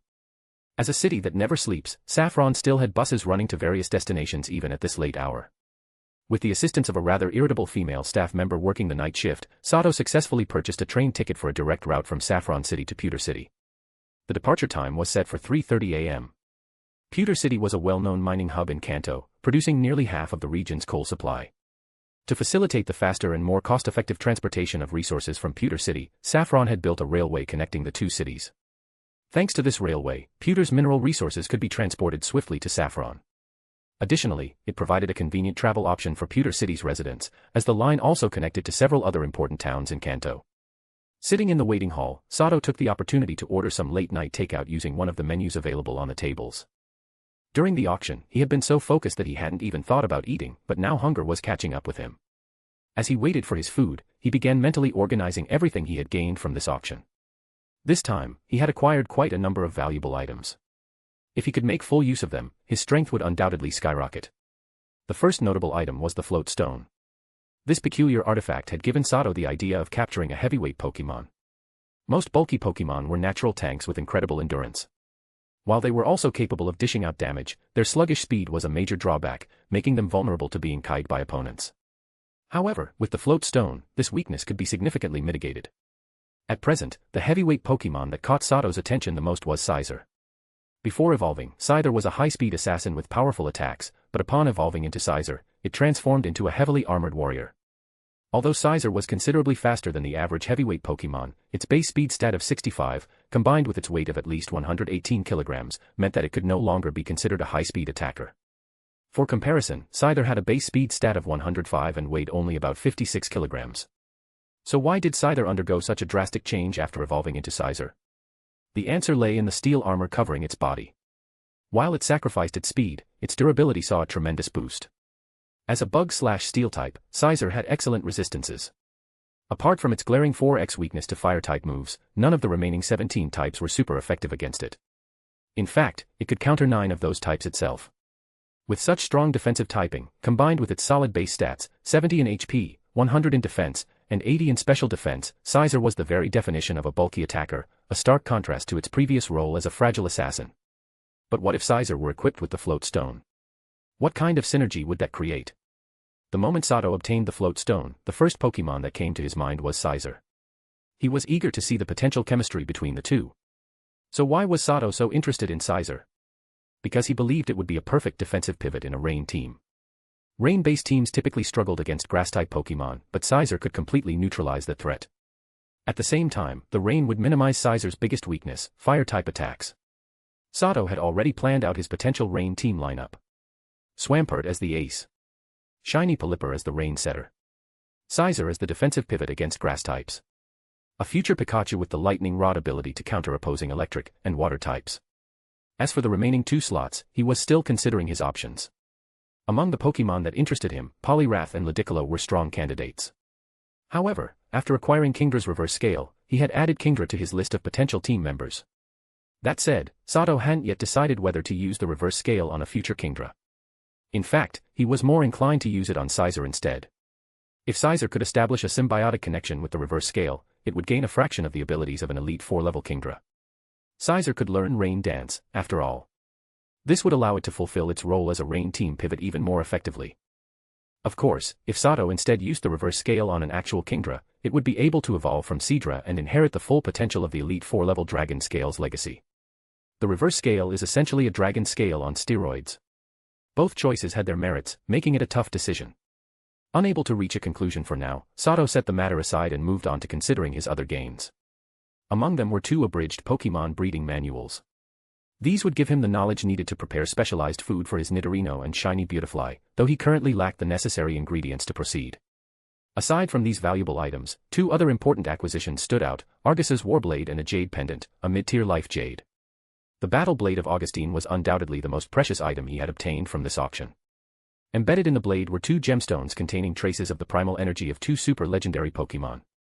These gems might just be the key to unlocking the system shop in Sato's mysterious system. He still vividly remembered that his system had been locked due to insufficient energy. While he had no idea what kind of items the system shop contained or what currency was required for exchanges, he was eager to find out. Finally, there was the Jade Pendant. Sato valued this item highly because it meant he could safely train a Ghost-type Pokemon. At the moment, Gengar was at the top of his list. Through the Grimoire of Dark Spirits, he had learned that Gengar possessed exceptional abilities. Not only did it excel in stealth, but its expertise in hypnosis and Dream Eater also granted it formidable illusionary and dream manipulating capabilities. In short, Gengar embodied nearly all the natural talents of Ghost-type Pokemon in one powerful package. Most importantly, Gengar could undergo Mega Evolution. Sato believed it would be a perfect addition to his roster under his Team Rocket alias, fulfilling the role of a Mega Evolution ace. Chapter 349, Chapter 348, The System Store with Rare Items. At 3:30 a.m., the train from Saffron City to Pewter City departed right on schedule. Under the guidance of a beautiful attendant, Sato smoothly entered a private cabin. The entire compartment was decorated luxuriously. If Sato hadn't known he was on a train, he might have mistaken it for a high-end hotel room. Though the space was still limited, it was equipped with the essentials of a 3-room suite. Sato had traveled by train before and was well aware of the usual conditions. Given that he was carrying a considerable sum of money and wanted a good night's sleep, he naturally didn't skimp on comfort. A first-class train ticket costing 50,000 Poke Dollars granted him access to the finest services available on board. The spacious, soundproofing and shock absorption in the cabin were excellent, ensuring Sato could have a quiet and pleasant night on the train. You can leave now. If I need anything, I'll ring for you. After inspecting the room and finding nothing amiss, Sato dismissed the attendant. With a soft thud, the door closed behind her. Sato then immediately jumped onto the soft bed, sprawling out without a care, and soon fell into a deep sleep. It wasn't until around 9 a.m. that Sato slowly woke up. The first thing he did was ring for the attendant to bring him a hearty breakfast before heading to the bathroom to freshen up. After a hot shower, Sato felt refreshed and rejuvenated. He changed into a sea blue elite trainer outfit and emerged from the bathroom. Just then, a knock sounded at the door. 10 minutes later, Sato had prepared breakfast for all his Pokemon and sat down to eat with them, enjoying a pleasant morning meal together. Once they had finished eating, he pulled out some indoor workout equipment, such as dumbbells, a treadmill, and a running wheel, all suited for training in a confined space. Time was valuable, and even on a train, Sato refused to let his Pokemon slack off on their daily training. He had Swampert, Nidoran, and Growlithe, his land-dwelling Pokemon, use the equipment for stamina training. Meanwhile, Golbat, his shiny Pelipper, and his shiny Beautifly took to the skies. He had them fly outside the train, maintaining pace with the moving cars while staying within his line of sight. As for Sato himself, he supervised their training while flipping through 2 Pokemon breeding books he had bought from Saffron City's underground black market. The distance between Saffron City and Pewter City was roughly equivalent to that between New York and Dallas. If the train tracks were laid in a perfectly straight line, the journey would only take around 6 hours at full speed. However, such an ideal scenario was impossible in reality. The route between Saffron City and Pewter City crossed numerous Pokemon habitats, requiring detours for safety and to accommodate towns along the way. As a result, the trip from Saffron City to Pewter City took at least 10 hours of non-stop travel, longer if there were stops along the way. It had been just over 6 hours since Sato boarded, meaning he still had a long way to go before reaching his destination. After an hour of training, Sato had his Pokemon take a break. He recalled all but Golbat and Swampert into their Pokeballs. Swampert, guard the door. No one enters without my permission.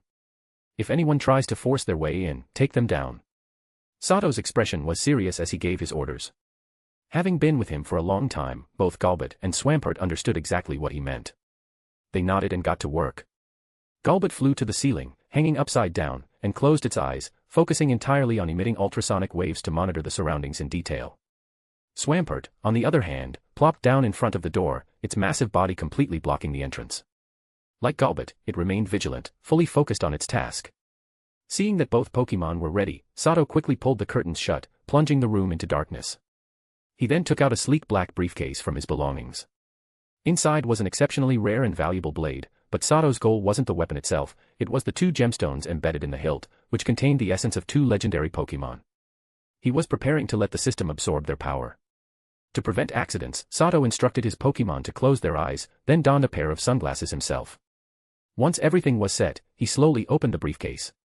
Instantly, a blinding red light shot out from the crack of the briefcase. Fortunately, Sato was wearing sunglasses, or he would have been blinded by the light and dragged into another illusion. Just like the first time Sato had seen it, the sword was as sharp and menacing as ever, its aura of malice causing Sato's skin to prickle. This blade had been drenched in the blood of countless elite-tier Pokemon, it had become a cursed weapon. Only its original wielder, Argus, had ever truly controlled it. Naturally, Sato wasn't foolish enough to try holding the sword himself. Instead, he pressed his fingers against the 2 gemstones embedded in the blade. Ding! Detecting absorbable energy. Do you wish to proceed? The system is currently low on power. It is recommended to absorb immediately. A cold, mechanical voice echoed in Sato's mind. As expected, this is going to work. Absorb. Sato thought excitedly, immediately instructing the system to absorb the energy. Ding! Energy absorption in progress. Absorption complete. System energy restored by 20%. Current system energy, 27%. System store unlocked. Ding! Confirmed, absorbed energy originates from Groudon and Kyogre. Sato's heartbeat quickened at the notification, his face breaking into a delighted grin. Finally. The system store is unlocked. The power of legendary Pokemon really is terrifying. Just a tiny trace of their primal power restored 20% of the system's energy. I can't imagine how terrifying the true power of a super legendary Pokemon must be, Sato thought to himself. Meanwhile, the 2 gemstones on the blade dimmed, their once radiant glow fading away, leaving behind ordinary red and blue jewels. With the primal energies gone, the red light emanating from the blade vanished as well. Though the weapon's murderous aura remained strong, it no longer carried the same mind-numbing, soul-crushing pressure as before. And so, Argus Blade, like the legendary hero himself, becomes part of history. Thank you for your contributions to humanity's rise, but your time has passed. Rest now. Sato closed the briefcase with a solemn expression and stored it away in his storage equipment. Now that he had successfully extracted the energy and unlocked the system store, he dismissed Swampert and Golbat from their guard duties and recalled them into their Pokeballs. He then lay down on the bed, closed his eyes, and focused on exploring the system store to see what treasures it held. To his surprise, the store's inventory was incredibly sparse, only 5 items were available. Worse, the cost to redeem them was steep, requiring the very system energy he had just worked so hard to obtain. However, each item possessed extraordinary effects. System store items. 1. New Gene Enhancement Serum, randomly increases a Pokemon's individual values, IVs, by 1 to 30 points. Cost, 5% system energy. Description: Mew contains the genes of all Pokemon in the world. This serum, created using Mew's genetic cells, can repair a Pokemon's genetic makeup, improving its 4 rating and potential. 2. Multi-Space Pokeball, stores up to 20 Pokemon. Cost: 5% system energy. Description: a special Pokeball utilizing space folding technology, featuring an internal ecosystem suitable for the habitation of various Pokemon. 3. Random Ability Capsule, grants a Pokemon a random additional ability upon use. Cost: 10% system energy. 4. Groudon's Blessing Mark, enhances Ground-type energy perception, reduces Ground-type move damage by 30%, boosts Ground-type move power by 50%, and grants the user the Drought ability. Cost: 30% system energy. Description: a miraculous mark containing a trace of Groudon's primal energy, allowing the user to gain a fraction of the ancient legendary Pokemon's power. 5. Kyogre's Blessing Mark, enhances Water-type energy perception, reduces Water-type move damage by 30%, boosts Water-type move power by 50%, and grants the user the Drizzle ability. Cost: 30% system energy. Description: a miraculous mark containing a trace of Kyogre's primal energy, allowing the user to gain a fraction of the ancient legendary Pokemon's power. Sato's eyes gleamed with excitement. These 5 items are all incredible treasures. Especially the Mew Gene Enhancement Serum and the Multi-Space Pokeball, they'd be of massive help to me right now, Sato thought after carefully reviewing the items in the system store. From the current selection, Groudon's Blessing Mark and Kyogre's Blessing Mark were undoubtedly the most valuable. However, Sato found their exchange conditions to be extremely expensive. Sato was a perfectionist and someone who valued loyalty. He didn't want to abandon any of his Pokemon due to limitations. Currently, he only had 3 Pokemon with Gold Tier potential: Bellossom, Shiny Beautifly, and Meowth. Piku Egg not included. Most of his other Pokemon were Purple Tier, with Growlithe even being Blue Tier. The Mew Gene Enhancement Serum gave him hope that these Pokemon could continue to fight alongside him. Moreover, the exchange condition for the Mew Gene Enhancement Serum wasn't excessively high, and Sato could still afford it. The Multi-Space Pokeball was also a pleasant surprise for Sato. As the number of Pokemon Sato owned increased, the standard Pokeball belt, which could only hold 6 Pokeballs, was no longer sufficient. Currently, he had 9 Pokemon. Including Ditto, which usually didn't stay in a Pokeball, Sato typically carried 8 Pokeballs with him at all times. According to league regulations, a trainer could only carry 6 Pokemon at a time. Any additional Pokemon had to be sent to a designated storage facility. The reason Sato hadn't encountered a situation like Ash, where excess Pokemon were automatically sent away, was that he hadn't registered with any Pokemon storage facility. Once Sato registered with a storage facility, he would only be allowed to carry 6 Pokemon at a time, with any extras being automatically sent to the facility. While 9 Pokemon might not seem like a lot now, if Sato continued to catch more, he would soon be carrying an excessive number of Pokeballs. Note: Pokeballs containing Pokemon cannot be stored in spatial storage devices. As for why Sato didn't choose to store his extra Pokemon elsewhere, the reason was simple: he didn't trust others. He preferred to personally care for every Pokemon he caught. Of course, Sato might eventually catch far more than 20 Pokemon, and it would be impossible for him to care for all of them alone, but by then, Sato believed he would have established his own base, where he could safely store his Pokemon. In fact, the Multi-Space Pokeball was quite exceptional. A single ball could hold up to 20 Pokemon, allowing Sato to seamlessly switch between his identities as a League Trainer and a Rocket Trainer. It also allowed Sato to play the underdog. Who would expect someone seemingly carrying only 1 Pokeball to have 20 powerful Pokemon at their disposal? The most outrageous part was that all 20 Pokemon could be incredibly strong. With a single throw of the Pokeball, the situation could instantly turn in Sato's favor, which, given his luck and track record with troublesome situations, would be incredibly helpful.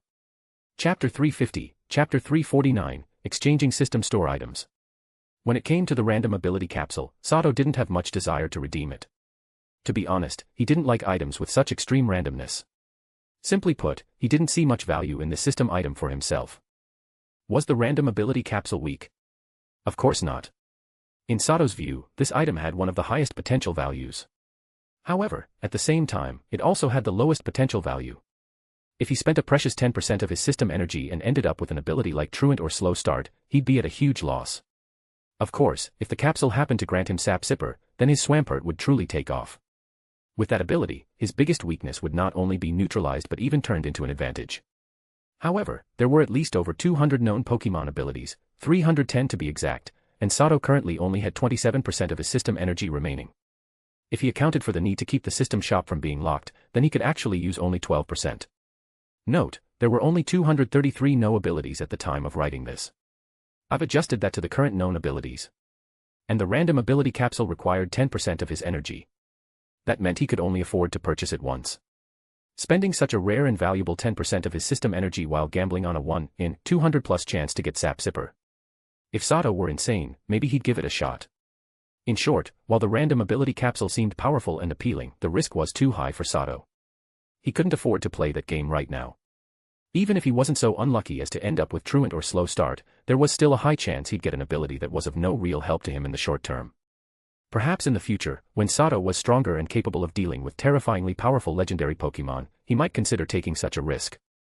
But for now, he needed to cherish every resource he had to improve his strength and avoid wasting anything. On the other hand, the Mew Gene Enhancement Serum and the Multi-Space Pokeball were entirely different. These two system items would provide him with immediate and tangible benefits.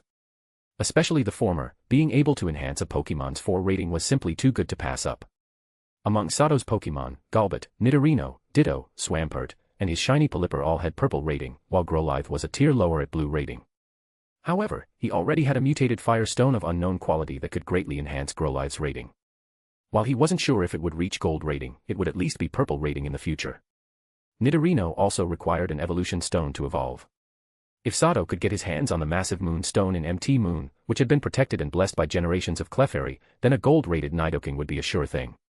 That left Golbat, Swampert, Ditto, and shiny Pelipper. Figuring out how to enhance their potential was more of a headache. But with the Mew Gene Enhancement Serum, that problem could now be solved. Among these 4, Swampert had the highest potential, with an individual value total of 172, just 3 points shy of gold potential, 175. As long as Sato wasn't cursed with bad luck, 1 dose of the serum would be enough to push Swampert into gold potential. Shiny Pelipper, with an individual total of 163, also had a very high chance of reaching gold potential with a single dose of the serum, provided luck was on her side. Golbat, however, was a different story. With an individual total of only 143, even with good luck, he would need at least 2 doses to reach gold potential, and if luck was bad, it could take 5 or 6. Ditto, on the other hand, was already classified as a non-combatant in Sato's eyes. If one day Ditto suddenly had a change of heart and truly wanted to battle, Sato would consider enhancing its potential for old time's sake. After analyzing everything, Sato realized he still had a significant need for the Mew Gene Enhancement Serum. He had already decided to redeem a multi-space Pokeball, which meant he had only 22% of his system energy left. If he ignored the system shop's automatic lockout at 15% system energy, he could redeem at most 2 doses of the serum. As for which Pokemon should receive them, Sato hadn't made his final decision yet. If he went with the optimal strategy, then using the 2 doses on Swampert and shiny Pelipper would yield the greatest benefits. As long as his luck wasn't terrible, both Pokemon would ascend to gold potential, significantly increasing their strength.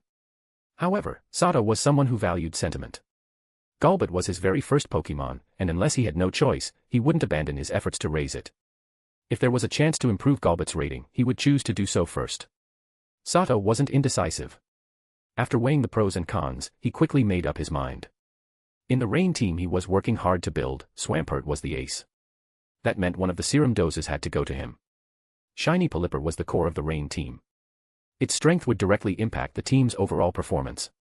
If its total 4 rating could be raised to gold, its growth speed would increase dramatically. Even though Sato was a bit biased toward Golbat, for the sake of the bigger picture, he had to make this choice. Golbat was still doing fine, it wasn't at the stage where its potential was holding it back. It could wait. Sato knew that system energy was a precious resource, but he believed he could obtain more in the future. For example, by participating in more legendary Pokemon events with Ash, he might have the opportunity to gain some legendary energy. In fact, Sato was aware of the fastest way to replenish system energy, by finding the Jewel of Life, a gem created by Arceus using its elemental plates. If he could get his hands on it, his system energy would essentially become limitless. However, the risk was astronomical. If there was one being in the Pokemon world that you absolutely shouldn't mess with, it was Arceus. The Jewel of Life was Arceus's treasure, and trying to steal it would be suicidal. Better to go after some weaker legendaries first. The 3 legendary birds of the Sevii Islands would be good targets. I remember each of their shrines contained orb-like objects. Those might very well be their essence. Sato carefully recalled some locations where he could collect legendary energy. After some thought, he quickly identified a few places where he could replenish his system energy. The future will be even better. For now, I just need to keep working hard. Damn it, I'll redeem them. No pain, no gain. After briefly fantasizing about his bright future, Sato returned to reality and gritted his teeth before redeeming 2 doses of Mu Gene Enhancement Serum and 1 multi-space Pokeball. Since these purchases consumed 15% of his system energy, he was now left with only 12%. With that, the system shop automatically locked again. He wouldn't be able to access it until he replenished more energy. So these are the Mu Gene Enhancement Serum and multi-space Pokeball, huh? The serum looks pretty fancy, but this Pokeball, it looks just like a regular one. Is this really legit? Sato examined the 2 glowing vials of serum and the red and white Pokeball in his hand, feeling skeptical. The Mu Gene Enhancement Serum had an impressive appearance. It was a 100 milliliters glass vial containing a liquid that continuously emitted a colorful glow. It was clear that the liquid inside was extraordinary. As for the multi-space Pokeball, its appearance was much less impressive. It looked exactly like the standard Pokeball you could buy for $500 Pokedollars at any roadside stall. If the system hadn't confirmed that it was indeed a multi-space Pokeball, Sato would have thought he'd been scammed. Everyone, come out. After some thought, Sato released all his Pokemon to test the Pokeball's functionality. In the next second, 8 beams of white light shot out from the Pokeballs, and Golbat and the other 7 Pokemon appeared in the room. Ditto, currently transformed into a hat, was sitting on Sato's head. Sato then picked up the multi-space Pokeball, which looked no different from a regular Pokeball, and aimed it at one of the Pokemon in the room. Soon, Sato's test was complete. The results proved that the seemingly ordinary red and white Pokeball was indeed a multi-space Pokeball. It had successfully stored all 8 of Sato's Pokemon. Through further testing, Sato discovered some of the multi-space Pokeball's functions. It was voice-activated. By calling out the name of a specific Pokemon, the ball would release that Pokemon. Interestingly, when Sato said, "Everyone, come out," the multi-space Pokeball would release all the Pokemon inside according to his will. With this functionality, Sato's plan of using the multi-space Pokeball to surprise his opponents could now be realized. In the future, releasing 20 powerful Pokemon at once would be enough to overwhelm even a legendary Pokemon. Just thinking about this possibility brought a smile to Sato's face. It was something to look forward to. Another noteworthy feature of the multi-space Pokeball was its ability to recall all Pokemon at once.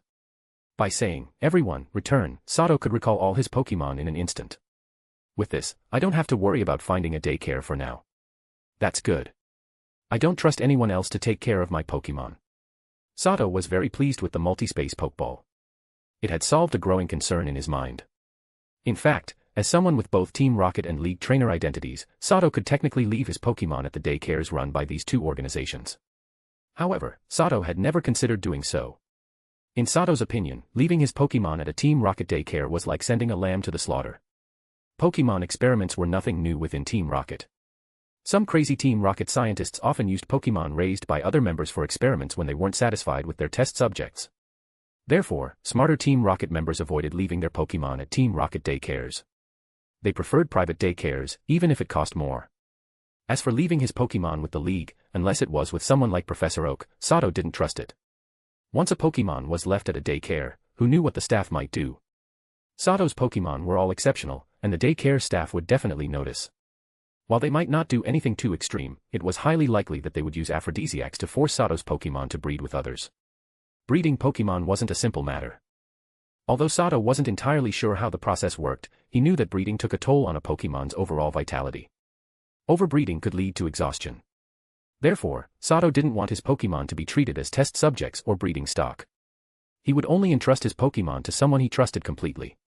After confirming the multi-space Pokeball's functionality, Sato quickly turned his attention to the 2 glowing potions on the table. The next step was to use them. "Come out, Swampert, Pelipper." Sato took out the multi-space Pokeballs and called out the names of the 2 Pokemon. 2 beams of white light shot out from the ball. In the next second, Swampert and Shiny Pelipper appeared in the room. "Here, 1 each. Drink up." Sato picked up the 2 Mu Genetic Enhancement Serum from the table, removed the caps, and handed 1 to each Pokemon. He then spoke in a serious tone. As soon as the caps were removed, a strange medicinal aroma filled the air. Swampert and Shiny Pelipper's eyes widened as they smelled the aroma. They stared intently at the potions Sato handed them, their eyes filled with intense desire. Without hesitation, the 2 Pokemon took the potions and drank them. Gulp. The colorful liquid quickly entered their stomachs. In the next second, a soft, colorful glow emanated from Swampert and Shiny Pelipper's bodies. At the same time, 2 strands of glowing DNA chains appeared before Sato's eyes. Chapter 351, Chapter 350, Astonishing Results. So this is the effect of the Mu Gene Enhancement Serum. It really does seem extraordinary. Looking at the two mysterious gene chains composed of colorful light appearing in front of his Pokémon, Sato's eyes sparkled with excitement, and his face was filled with deep anticipation. Before long, the two chains of colorful light dissolved into radiant hues and vanished, enveloping both Pokémon in a shimmering aura. Gradually, the multicolored glow surrounding them faded, replaced by new hues. Swampert was now encased in a blue and yellow light, while the shiny Pelipper was bathed in a cyan blue glow. At this moment, even though Sato was just an ordinary human, he could clearly sense the gradual rise in their auras over time. This state lasted for about 5 minutes before the radiance surrounding both Pokémon began to dissipate. In the end, the light dispersed into differently colored particles and swiftly disappeared into the air. By now, Swampert and the shiny Pelipper had undergone slight changes in appearance, though their overall forms remained mostly the same. However, in Sato's eyes, the transformation was nothing short of a complete overhaul, especially for Swampert, whose changes thrilled him the most. In reality, after consuming the Mu Gene Enhancement Serum, Swampert had not grown larger. Instead, he had actually shrunk a little. In short, he had slimmed down, but in a good way. Swampert had never had the most ideal body coordination before. Due to less than perfect training, his physique still carried some excess fat and muscle in certain areas. But now, after taking the Mu Gene Enhancement Serum, Swampert's entire body seemed to have been sculpted by a master craftsman, making him perfectly proportioned. Not a single ounce of excess fat or unnecessary muscle remained. Swampert could now feel an overwhelming surge of strength coursing through his entire body. He could distinctly perceive each and every muscle, and he could easily command them to concentrate power into a single point at will. Beyond that, Swampert had also developed an incredibly heightened awareness of the water-type and ground-type energy flowing freely throughout the world. Even if these energies were several kilometers away, he could still sense them clearly, and with just a single thought, he could connect with them and summon them at will. Swampert knew that his control over water-type and ground-type energy had advanced to an entirely new level. He now felt like a vortex, constantly drawing in the surrounding water-type and ground-type energy. These energies, like wandering children returning home, naturally gravitated toward him with a deep sense of affinity. Swamp. Feeling exhilarated, Swampert let out a cry. Then, raising both hands, he effortlessly gathered a water-blue energy orb in one hand and a soil-brown energy orb in the other. In just 2 seconds, the two energy spheres had expanded to the size of basketballs. However, under Swampert's precise control, they compressed even further. Eventually, they shrank to the size of soccer balls, yet powerful waves of blue and earthy yellow energy radiated from them in pulses. Incredible. Not only can he control two different types of energy simultaneously, but he can also compress them, transforming them into tangible energy waves. Until now, only Bellissum had reached this level of mastery within the team. This is the power of a Pokémon with maxed out individual values. Seeing Swampert manipulate both types of energy with such skill, Sato's heart was filled with excitement. He was now completely convinced that Swampert was his ace Pokémon, and he was in awe of the Mu Gene Enhancement Serum's miraculous effects. Yes, Swampert's original total individual value had already been an impressive 172, just 14 points shy of the maximum 186. Now, with the supplement's enhancement, and a stroke of good fortune, his total individual value had skyrocketed to 186, making him Sato's first fully maxed out Pokémon. Moreover, as Swampert's natural talent increased, his control over water-type and ground-type energy had improved significantly, even allowing him to instinctively learn new moves. Swampert's updated stats. Pokémon, Swampert. Level. Type, Water/Ground. Ability, Damp, Hidden Ability. Gender, Male. Known moves, Mud Slap, Tackle, Growl, Water Gun, Mud Shot, Foresight, Endure, Mud Bomb, Hammer Arm, Rock Slide, Muddy Water. Egg moves, Refresh, Mirror Coat. Tutor moves, Ice Punch, Dig, Rain Dance, Earth Power. TM moves, Protect, Hidden Power, Flying, Rock Tomb, Icy Wind. Held item, Mutated Supreme Blue Water Stone. IVs. HP, 31. Attack, 31. Defense, 31. Special Attack, 31. Special Defense, 31. Speed, 31. Overall 4 rating, Gold, total IVs, 186. Increasing his mastery over water-type and ground-type energy also allowed him to learn Rain Dance and Earth Power. This is truly something to celebrate. Looking at Swampert's new stats, Sato could no longer hide the joy in his eyes. He gave Swampert an approving smile, filled with pride. Then, Sato turned his attention to the shiny Pelipper. Compared to Swampert, her transformation was even more dramatic. Perhaps because Swampert had already been incredibly gifted, the Mu Gene Enhancement Serum didn't need much time to reshape his body. But for the shiny Pelipper, the process had taken more than twice as long. After thinking it over, Sato immediately understood why. The shiny polyper had been rejected and driven out by her flock since birth. The fact that she had survived was a testament to her sheer willpower, but her growth had clearly suffered. Even after evolving into a polyper, she had remained quite small. Now, with the help of the Mu gene enhancement serum, her body had been completely reshaped to reach its optimal form, resulting in a drastic transformation. Her once small frame had nearly doubled in size. Previously, she had only been about the size of a sturdy swana, reaching just up to Sato's waist, with a wingspan of around 1.5 meters. Now, she had grown to nearly the size of a robust calf, standing as tall as Sato himself, with a wingspan that stretched at least 2.5 meters. Sato was certain that the shiny polyper could now carry him effortlessly through the sky. He could sit comfortably on her slightly curved back while soaring through the air. Note, polyper can actually grow quite large. In the Pokemon Adventures manga, Shelly, one of the admins of Team Aqua, had a polyper that was several times larger than herself. Additionally, because the Mu gene enhancement serum reshaped a Pokemon's body to perfection, the shiny polyper's once bloated beak had noticeably shrunk, thinning down considerably. With this adjustment, her body no longer appeared bulky or unbalanced. Instead, her proportions had become much more natural, making her appearance far more streamlined and aesthetically pleasing.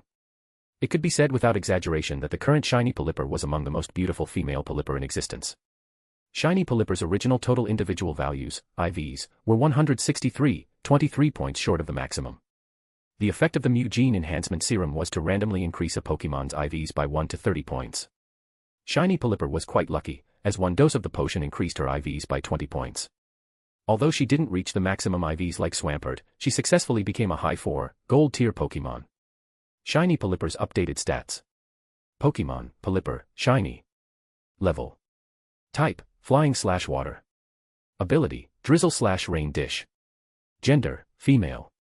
Known moves, hurricane, hydro pump, tailwind, soak, growl, water gun, water sport, supersonic, wing attack, mist, water pulse, payback, brine, fling, stockpile, swallow, spit up. Egg move, aqua ring. Tutor move, waterfall. TM moves, protect, hidden power, fairy, double team, ice beam, shock wave. Held item, none. IVs. HP, 31, 31. Attack, 30, 31. Defense, 30, 31. Special attack, 31, 31. Special defense, 30, 31. Speed, 31, 31.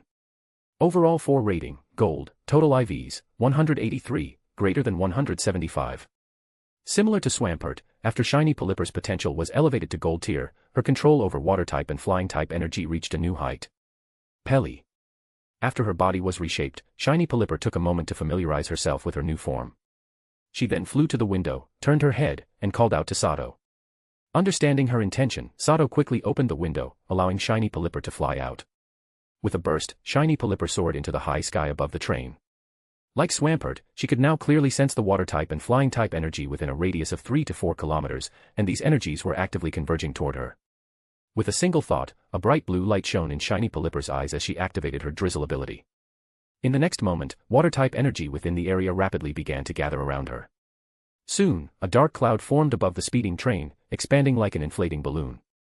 Finally, a massive, ominous cloud loomed over the train, moving at high speed alongside shiny polyper, casting a shadow over the train. As a strong wind suddenly blew, torrential rain began to pour down from the cloud. In an instant, a fierce storm had arrived. This is what it means to command the wind and rain. Incredible, truly incredible. Ha ha ha. Watching the rain pour wildly outside the window and listening to the sound of the strong wind battering against it, Sato laughed, and he laughed with great joy. Chapter 352, Chapter 351, The Changes in Pewter City. At around 11:30 p.m., after a train journey lasting over 10 hours, Sato finally returned to Pewter City. Unlike the bustling Saffron City, Pewter City, situated on the northwestern border of Kanto, had only a modest level of economic development. As Sato stepped off the train, he noticed that apart from a few lingering passengers, most of the station's staff had already gone home. The train station itself was small and dilapidated. At this late hour, only a single convenience store remained open. Seeing this, Sato lost any appetite for grabbing a quick bite at the station. Still, even at this time of night, the unlicensed taxi drivers outside the train station remained as diligent as ever. The moment Sato stepped out, several rough-looking drivers in beat-up cars immediately approached, competing to offer him their services. Naturally, Sato had no intention of taking one of these overpriced and dangerous illegal cabs. Besides, Pewter City wasn't particularly large, and the train station wasn't far from the city center. More importantly, having just returned, he felt an urge to take a good look around. Seeing that Sato ignored them, the driver's expressions darkened with displeasure. However, being in this line of work, they knew how to size people up. Sato was clad in a crisp blue and white elite trainer uniform, exuding an air of confidence and strength. Any sharp-eyed person could tell at a glance that he was not someone to be trifled with. Recognizing this, the drivers wisely stepped aside, not daring to pester him further. However, when they saw Sato heading alone into a dimly lit alley, seemingly taking a shortcut toward the city center, a few younger drivers exchanged glances, their eyes gleaming with unspoken thoughts. Sato had spent a lot of time struggling in Pewter City's lower class. For several months, he had even worked as a food delivery courier, which had given him an intimate knowledge of the city's streets and alleys. He recalled that there was a late-night restaurant not far from the train station, rumored to serve decent food. Since both he and his Pokémon were famished, it would be a good place to stop for a meal before figuring out a way back to the Team Rocket underground base. Apart from its central district and the commercial development area in the east, most of Pewter City consisted of old neighborhoods with outdated infrastructure. The train station was located in the city's southern old district. As Sato walked through the dim alleyway, the weak glow of streetlights illuminated a filthy road littered with garbage. Puddles of dirty water were scattered everywhere, filling the air with a pungent stench. The smell didn't bother Sato in the slightest. He kept his face expressionless and moved silently through the alley, like a passing shadow. He was not alone. Throughout the winding back streets, he encountered all sorts of people, ragged vagrants, drunken men who had been thrown onto the pavement, and women working the streets under the dim glow of neon signs. Of course, in addition to these various drifters, there were also the so-called enforcers of the alleys, the gang thugs who claimed these streets as their own. These street thugs were not known for their patience. With multiple pokeballs hanging from their belts, they strutted about arrogantly, meting out harsh beatings and extorting anyone who dared block their path. Most notably, they paid special attention to outsiders, especially well-dressed ones. Such individuals were prime targets. Sure enough, after walking through a few alleys, Sato soon found himself approached by a group of young gangsters who had been tipped off by their informants. With a booming shout of, "Clear the area," from the bald-headed leader, the surrounding bystanders quickly dispersed, leaving only Sato and the dozen or so gang members. "Listen up, kid," the bald leader sneered, pointing an iron rod at Sato. "This is Black Serpent Gang territory. If you want to pass through, you gotta pay up. Be smart and hand over your Pokémon and cash, or else, well, don't say we didn't warn you." Perched on the thug's shoulder, a Fiero glared menacingly at Sato, awaiting its master's command to attack. At the same time, the other gang members released their Pokémon, Raticates, Beedrills, Geodudes, all surrounding Sato in an aggressive formation. Some of the thugs also brandished metal pipes and knives, their intent clear. The Black Serpent Gang. Sato mused, unfazed by their intimidation. Raising an eyebrow, he asked with mild curiosity. "Wasn't this area controlled by the Fiero Gang before? I've only been gone for a little over a month, did ownership change that quickly?" As a former delivery worker, Sato was quite familiar with Pewter City's gangs. After all, gangsters needed food too, and he had often delivered to them. From what he remembered, the train station area had always been controlled by the Fiero Gang. The Fiero Gang had been one of the city's top criminal organizations, strong enough to hold onto this lucrative territory. Their leader was a trainer with 3 Fieros, powerful enough to be considered one of the top gang leaders in Pewter City. By Sato's estimation, that leader likely had the skills of an elite trainer. Having survived in the underworld for so long, he shouldn't have been weak. And yet, in just a little over a month, their turf had been taken over by a new group. That was surprising. "Ha! The Fiero Gang." The bald leader scoffed, his face lighting up with an almost fanatical glee. "In front of our boss, those Fiero fools were nothing but a bunch of chickens. We crushed them in a week. Listen up, kid, the entire southern district of Pewter City belongs to the Black Serpent Gang now. So be smart and do what I said. Otherwise, we'll send you down to join those Fiero weaklings." His words sent the other gang members into a frenzy of laughter and jeering. "Ha ha. That's right. The whole southern district belongs to us now. Hey, you're not one of the Fiero Gang's stragglers, are you? If so, we'll deal with you right here. Why are we wasting time, boss? Let's just take him out already." Hearing the rising commotion, Sato simply nodded, his expression remaining unreadable. However, a cold glint flickered in his eyes. "I see. Pewter City has changed quite a bit while I was gone." He spoke calmly, then continued, "I just got back, and I need someone to fill me in on the details. You seem like the perfect candidate. Tell me everything, and I'll let you go."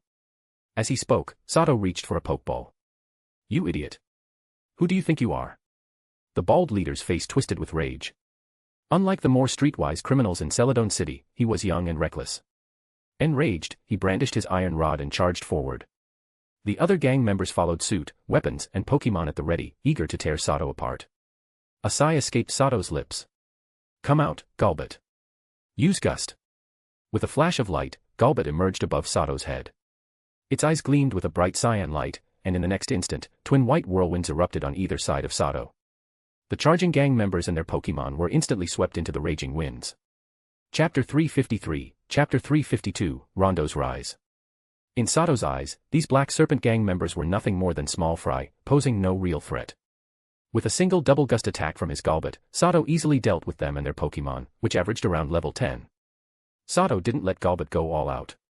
When he noticed some of the gang members starting to foam at the mouth from the spinning white whirlwinds, he ordered Golbat to stop the gust attack. Thud, thud, thud. Following Sato's command, the glow in Golbat's eyes dimmed, and the two white whirlwinds, each with a radius of at least 3 meters, gradually dissipated.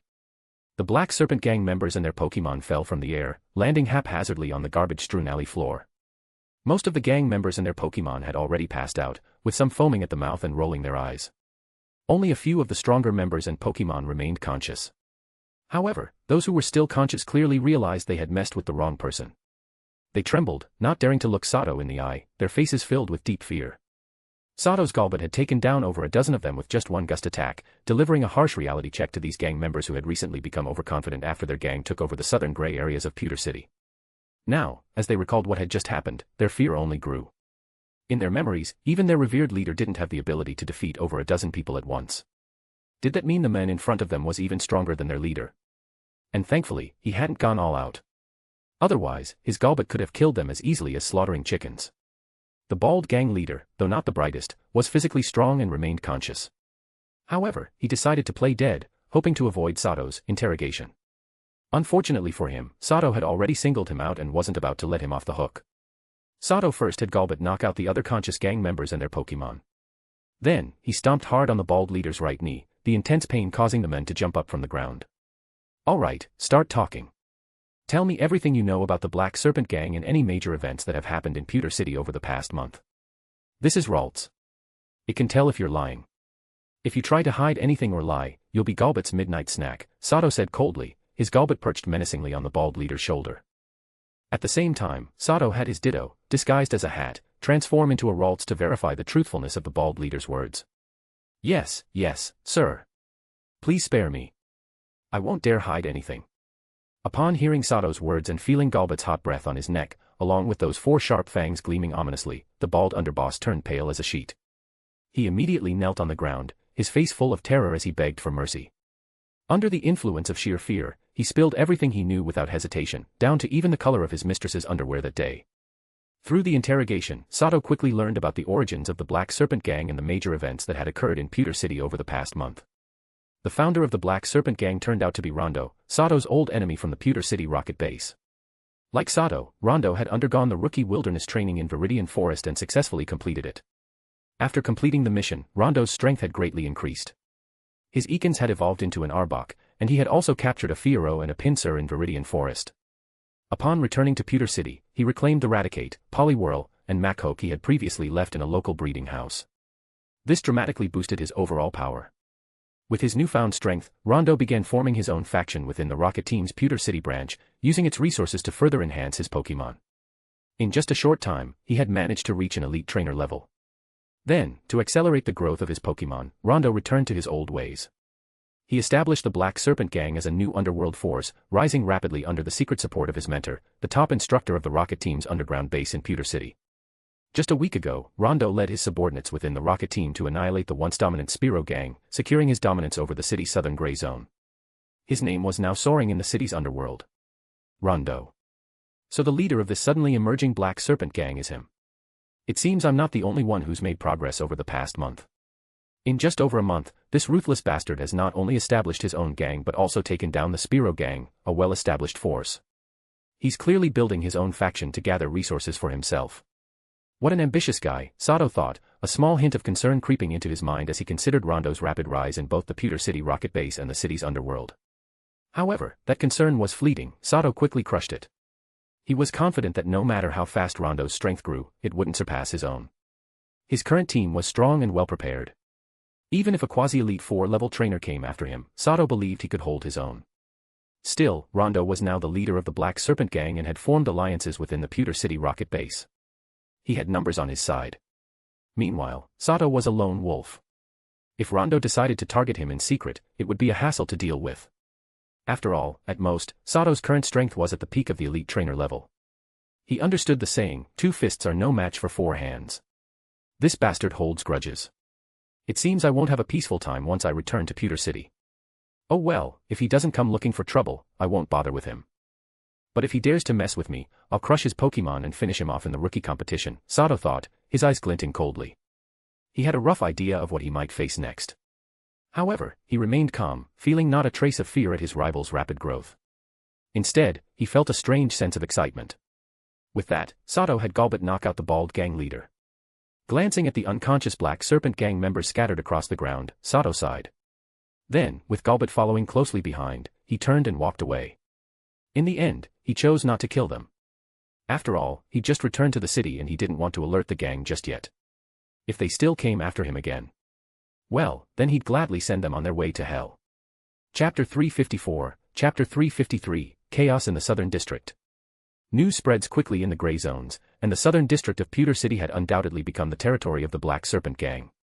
After a week of consolidation, the entire southern district was now filled with the gang's informants. Not long after Sato left the alley, a group of thugs wielding clubs and knives arrived in a hurry. These newcomers were none other than members of the Black Serpent Gang. Led by a burly man with a scarred face, they quickly roused the unconscious gang members in the alley and began interrogating them one by one. Speak. Where did the person who knocked you all out go? The scar-faced man slapped a bald-headed underling awake, grabbed him by the collar, and lifted him off the ground, his tone menacing. This scar-faced brute was the leader of the new arrivals. His name was Kosuka, known as Mad Dog in Pewter City's underworld. Ruthless and vicious, he had over a dozen lives on his hands and was currently the Black Serpent Gang's top enforcer. Kai Kosuka, boss, I don't know. That guy was too strong, he took us all down in an instant. If he had really wanted us dead, I wouldn't even be here talking to you now. The bald underling, initially furious at being slapped awake, immediately cowered upon recognizing Kosuka. However, compared to Kosuka, he feared Sato even more. After a quick mental calculation, he decisively chose to lie. Humph, what a bunch of useless trash.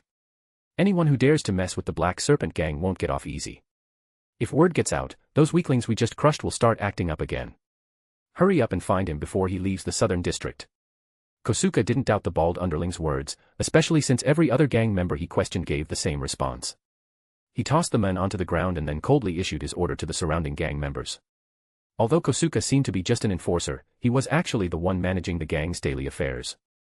The reason the Black Serpent Gang had risen so quickly wasn't just because of Team Rocket's backing. Kosuka, a seasoned underworld figure, had played a crucial role in its establishment. In truth, Rondo was only the gang's leader in name. As a member of Team Rocket, he rarely showed his face in Pewter City anymore. His recent rise to notoriety in the underworld had exposed his affiliation with Team Rocket, making him a prime target for the city's law enforcement. Currently, the Pewter City police were keeping a close eye on Rondo, and the Pokemon Center had even posted a bounty for his capture, encouraging League trainers to hunt him down. At the same time, the authorities were cracking down on the Black Serpent Gang, recognizing it as a proxy force for Team Rocket. The gang had only recently annexed the territory of the Spearow Gang, gaining dominance over the southern district's gray zone. However, their rapid expansion meant their foundations were weak. Without Team Rocket's backing, they wouldn't have been able to take over the Spearow Gang in the first place. Now that Pewter City's League forces were actively suppressing them, Team Rocket could no longer provide overt support. Even their secret assistance had been reduced significantly. For the time being, they had to lay low. Thus, despite appearing strong, the Black Serpent Gang was actually quite fragile, teetering on the edge of collapse. Kosuka, a seasoned criminal, knew that in such precarious times, the gang couldn't afford to lose face. If word got out that they were nothing more than a paper tiger propped up by Team Rocket, even without League intervention, the remnants of the old gray factions in the southern district would tear them apart. But Kosuka, boss, that guy was seriously strong. I don't think our men stand a chance against him, Before the bald underling could finish, Kosuka's face twisted in rage, and he viciously kicked him in the stomach, sending him flying several meters. Blood spurted from the man's mouth as he lost consciousness. Truthfully, Kosuka hated this idiot to the core. If it weren't for his reckless shakedown attempt, the Black Serpent Gang wouldn't have provoked Sato in the first place. Now, the entire gang had to clean up after him. If not for the risk of causing internal dissent, Kosuka would have already killed him. And now, this fool was even trying to talk back to him. Utterly oblivious to his own fate. The surrounding gang members, already in awe of Kosuke, trembled at the sight of the bald underling's fate. Without hesitation, they quickly released their Pokémon and scattered in all directions. Within moments, every member of the Black Serpent gang in the southern district was on the move, scouring the area for any trace of Sato. Watching them scramble, Kosuke remained still until only his 5 most trusted subordinates and the unconscious bald underling were left. He then gave a slight nod. Come out, Houndoom. Use Odor Sleuth and track the scent of any unfamiliar individuals here. Regaining his composure, Kosuke retrieved an Ultra Ball and released the Pokémon inside. A battle-scarred Houndoom emerged, its fierce eyes sweeping over Kosuke before obediently following his command. It lowered its nose to the ground, sniffing carefully. Moments later, it found something. Turning its head, Houndoom signaled to Kosuke with a nod. Receiving the confirmation, Kosuke gestured for his subordinates to follow as Houndoom led the way. I worked too hard to establish my own power in Pewter City under the banner of Team Rocket. I don't care who you are, if you dare to mess with what I built, I won't let you go unpunished. Kosuke's scarred face was twisted with fury. In truth, he was wary of Sato. After all, it was undeniable that Sato had taken down over a dozen gang members in an instant. Kosuke knew he could do the same, but not with such efficiency. Still, what was done was done. He had no choice but to make Sato pay some kind of price, just enough to make it seem like the gang had maintained its dignity. Otherwise, if word spread that the Black Serpent gang had been beaten down while trying to extort someone, their authority in the southern district's gray zone would plummet. And if that happened, even Kosuke wouldn't be able to salvage the situation. Meanwhile, as the Black Serpent gang scoured the city in search of him, the very men who had thrown the entire southern district into chaos, Sato was enjoying a late-night meal at a restaurant near the border between the southern and eastern districts, happily dining with his Pokémon.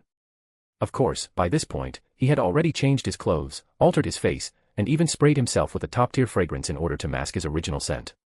Chapter 355, Chapter 354, Courting Death. The eastern district of Pewter City was its commercial hub. The urban facilities here were far superior to those in the city's other 3 districts. Compared to the desolate and rundown atmosphere of the southern district, this area was thriving with prosperity. Even the border region between the southern and eastern districts had begun to absorb some of that flourishing energy. Many shops here remained open late into the night. In this border area, there were no fewer than a dozen nightclubs, along with numerous arcades and underground casinos. Because rental prices here were significantly lower than in the eastern district, the cost of goods and services wasn't high. With affordable yet quality services, business in this area was booming. Every evening, a large number of people from the eastern district would come here to spend their money. In short, this border region between the southern and eastern districts was a prime piece of real estate, an irresistible slice of meat for anyone eyeing its potential profits. Both the gangs from the southern district and those from the east were eager to get their hands on it. Controlling this area meant a daily flow of protection money that was anything but small. Previously, because the gangs in the eastern district were generally stronger than those in other parts of the city, one of the 3 major eastern gangs, the Iron Fist Gang, had taken control of this area due to its proximity. However, ever since the Black Serpent Gang eradicated the fearsome Spearow Gang and took over the entire southern district, they had made repeated attempts to wrest control of this lucrative territory from the Iron Fist Gang. As a result, the past few weeks had seen over a dozen skirmishes in this area between the Black Serpent Gang and the Iron Fist Gang. The 2 factions had grown openly hostile, and conflicts would erupt almost immediately whenever members from both sides encountered each other. Naturally, these gang disputes had taken a toll on the local economy. Foot traffic in the area had nearly halved, leaving business owners deeply worried. At the moment, Sato was dining at a restaurant called Gourmet House, the finest establishment in the district. Unfortunately, like many other businesses here, it had suffered from the gang war's impact. When he arrived, the restaurant, capable of seating over 100 guests, had only about a dozen customers inside. The sluggish business was evident at a glance. Due to the low number of patrons, both the restaurant owner and staff were particularly attentive. VIP guests, especially those booking private rooms like Sato, were welcomed with even greater enthusiasm. Though Sato trained his Pokémon with strict discipline, he was nothing but generous when it came to their well-being. Ever since he had come into money, he had ensured they were fed only the best meals for breakfast, lunch, and dinner. If the opportunity arose, he also provided them with afternoon tea and a midnight snack. Tonight, rather than feeding them the same Pokémon food they had already eaten 3 times earlier in the day, Sato allowed them to indulge in whatever delicacies they desired. With Swampert's massive appetite and the influence it had on the rest of Sato's Pokémon, who had also developed large appetites under its example, the restaurant was having an unexpectedly good night. One food cart after another was wheeled into the private dining room. A VIP indeed. A true VIP. Hey, you, hurry up and tell the kitchen to get moving. Don't you see the last food cart has already been emptied? Get another one in there, quick. The plump restaurant owner was watching the VIP room surveillance feed from behind the counter. Though he was stunned by Swampert's terrifying appetite, his heart was filled with joy. Seeing the food cart inside the private room nearly emptied, he cheerfully instructed a nearby waiter. But just as he finished giving his orders, bang! With a violent crash, a menacing-looking houndom smashed through the restaurant's glass doors. Behind it, more than a dozen burly men wielding clubs and other weapons swaggered in with their Pokémon. The owner's cheerful expression vanished instantly, replaced by deep resentment. Exchanging glances with one of his waiters, he quickly forced a smile and stepped out from behind the counter. My. If it isn't Lord Kosuka. What a pleasant surprise. Please, come in, have a seat. What would you like to eat? I'll have the kitchen prepare it for you right away. Carefully avoiding the snarling houndom, the restaurant owner approached Kosuka with an ingratiating smile. Meanwhile, the waiter who had caught his signal discreetly pulled out a communicator and sent a brief message to one of his contacts. The message contained only 3 words: the serpents are here. Go. Search the place. Houndom's nose doesn't lie. Kosuka ignored the owner's pleasantries, his gaze sweeping over the sparsely populated restaurant. Then, he gestured for his men to proceed. The moment Kosuka spoke, his gang members eagerly began their search, which was more akin to open robbery. Expensive wine, fine dishware, and high-end food all fell into their hands. Lord Kosuka. What are you doing? I already paid this month's protection fee in full. You can't just destroy my restaurant. The owner's face turned pale as he watched the gangsters ransack his establishment. He could no longer keep up his act and yelled in protest. His defiance was futile. A glint of cruelty flashed in Kosuka's eyes. Without hesitation, his houndom slammed into the owner with a brutal tackle, sending him flying. Had Kosuka not gestured for it to stop, the houndom might have followed up with a flamethrower. This houndom had been Kosuka's trusted partner for years, one of his main battlers, and had already reached level 41. Its keen sense of smell was exceptional, which was precisely how Kosuka had tracked his target here. Even though his enemy had tried to mask their scent with perfume, Houndom's extraordinary nose had still managed to detect it after a bit of effort. Kosuka had absolute faith in its ability. He was certain that Sato, the man who had injured over a dozen members of the Black Serpent gang, was hiding here. You Black Serpent bastards have gone too far. Just you wait, someone will put an end to you one day. Gritting his teeth against the pain, the restaurant owner struggled to his feet with the help of 2 waiters. He pointed a shaking finger at Kosuka and cursed loudly. The moment his words fell. Boom. A Mach-Hoke suddenly burst through the restaurant's wall, as if shot out of a cannon, before slamming into the opposite wall with bone-crushing force. It didn't stop there. With its momentum unchecked, Mach-Hoke crashed through the wall entirely and was sent hurtling into a nightclub 10 meters away. Before anyone could even process what had happened, screams erupted from beyond the shattered wall. One after another, several more Pokémon were violently blasted through the same opening, sent flying into the nightclub across the street. The screams lasted for barely 10 seconds before abruptly ceasing. Then, under Kosuka's and his houndom's fearful gaze, a towering Swampert casually tore the remaining fragments of the wall apart. A moment later, a young man clad in a black elite trainer attire casually stepped out of the rubble beside it. Behind them, the Black Serpent gang members who had gone into the VIP room to search, along with their Pokémon, now lay motionless in pools of blood.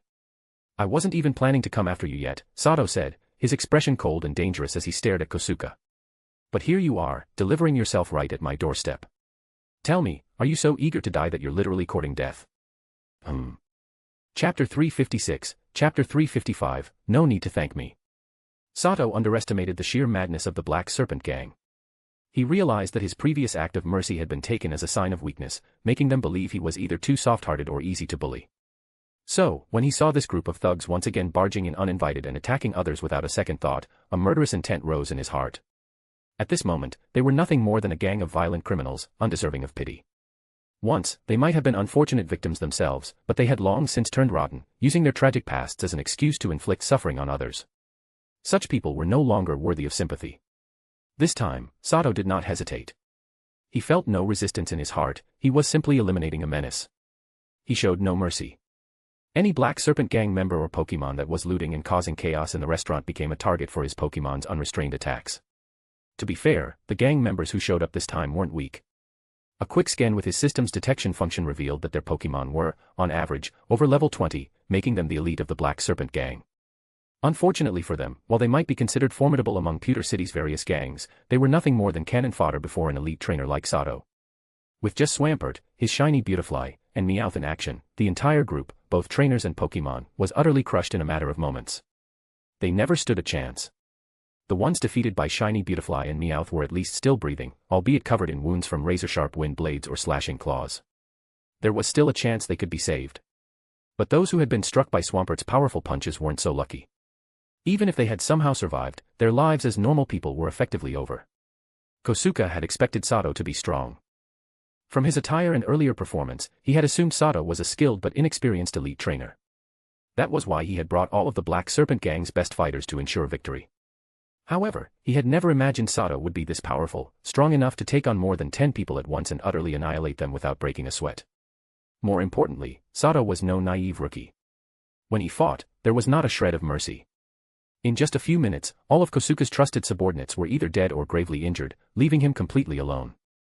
As a seasoned criminal who had spent years lurking in Pewter City's underworld, Kosuke immediately recognized the overwhelming aura radiating from Sato, the kind that he knew all too well. Though his opponent was young, he was clearly no kind-hearted fool. If anything, Kosuke knew that someone like Sato would never spare a person like him. Looking at the situation, it was clear that Sato had no intention of letting him go. Kosuke realized he had made a grave mistake. Running away blindly would be the worst possible choice. His only chance of survival was to fight with everything he had. Houndoom, use flame burst on the civilians. Come out, Weezing, use smoke screen. Kosuke's eyes flashed with cruelty as he glanced at the restaurant's owner and the nearby waiters. Without hesitation, he commanded Houndoom to attack them. At the same time, he released a level 38 Weezing and ordered it to unleash a dense smog to cover his retreat. In the next instant, Houndoom spewed a jet of flames toward the restaurant owner and the nearby staff.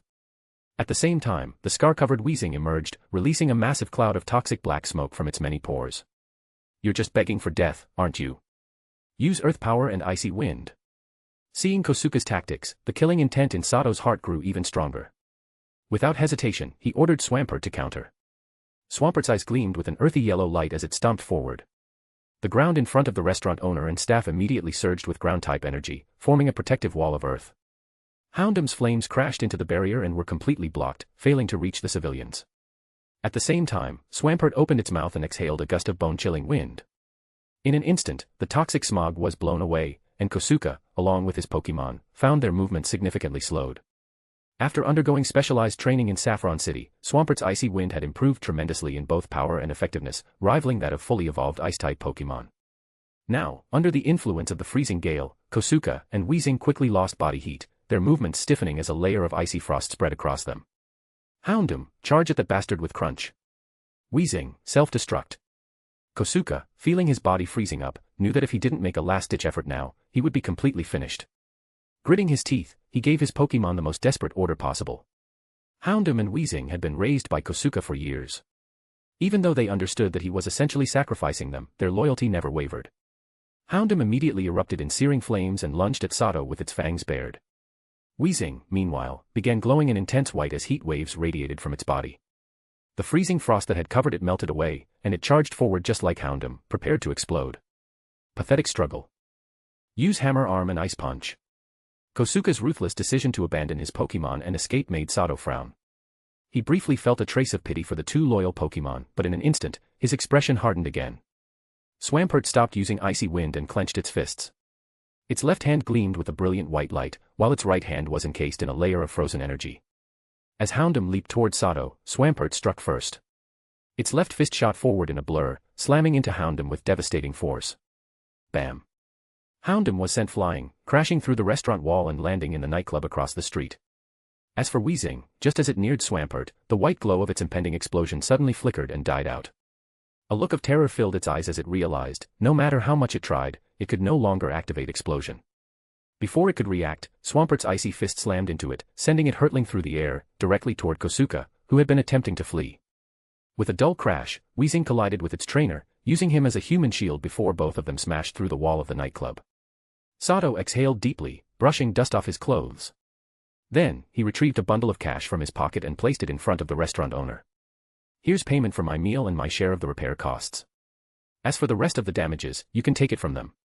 No need to thank me. Goodbye.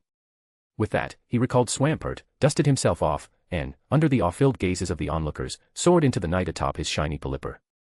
A moment after Sato vanished, the restaurant owner finally snapped out of his daze. His entire body trembled before he let out a long, agonized wail. Chapter 357, Chapter 356, The Fall of the Black Serpent Gang. Not long after Sato left, a group of burly men, shirtless and intimidating, arrived at the scene. These men belonged to the Iron Fist Gang. As soon as their informants received word, they immediately notified their superiors, who dispatched reinforcements. In reality, the Iron Fist Gang's response was incredibly swift. Barely 10 minutes had passed from the time the waiter sent out the message to when they arrived. However, to their utter shock, they discovered that their longtime rivals, the Black Serpent Gang, had already been completely annihilated. Even the gang's de facto leader, Kosuka, now lay battered and broken in a nightclub across from the restaurant. He was barely breathing, his body covered in injuries, looking no better than a dying stray dog. After some investigation, the Iron Fist Gang members learned that the Black Serpent Gang had provoked the wrong person this time. Not only had they failed to capture their target, but they had also been utterly wiped out by a single individual. According to the bystanders, the entire battle lasted no more than a minute or two. In that short time, Kosuka and his subordinates had all been crushed. Upon learning the truth, the Iron Fist Gang members couldn't help but take a sharp breath. They knew better than anyone how formidable the Black Serpent Gang's elite fighters were. If they had clashed head-on, the outcome between their two groups would have been evenly matched at best. Boss, now that Kosuka and his elite men are finished, shouldn't we seize the territory in the southern district?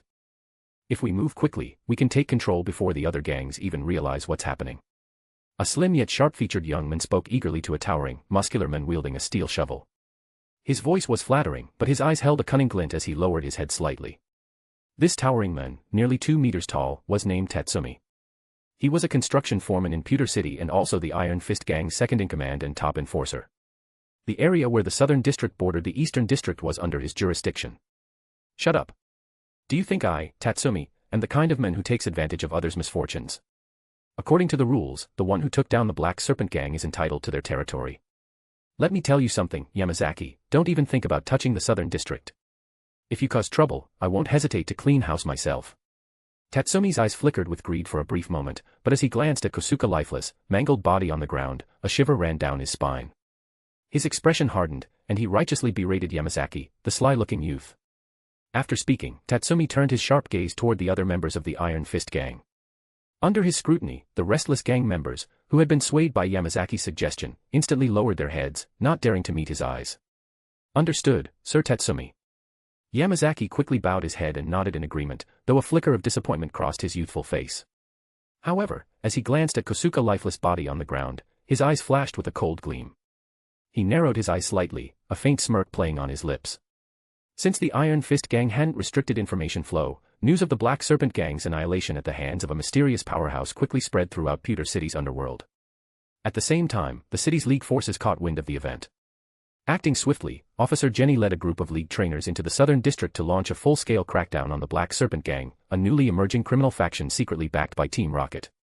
Tonight was bound to be a turbulent one. In the basement of an old, run-down house on the outskirts of Pewter City, a man wearing a Team Rocket Grunt uniform furiously shouted into a communicator. What the hell did you just say? Officer Jenny is leading a team of League trainers to wipe out the Black Serpent Gang. And where the hell is Kosuka? What is that idiot doing? If anything happens to the gang, I won't forgive him. The man, Rondo, wore an expression of utter rage. His face twisted as he roared into the communicator. He had barely managed to get a few hours of restless sleep in this blood-scented basement when his communicator rang, only for him to hear the shocking news of the League's crackdown on the Black Serpent Gang. While he was only the Black Serpent Gang's nominal leader, it was he who had founded the gang. Their rapid expansion wouldn't have been possible without the support he had painstakingly secured from Team Rocket.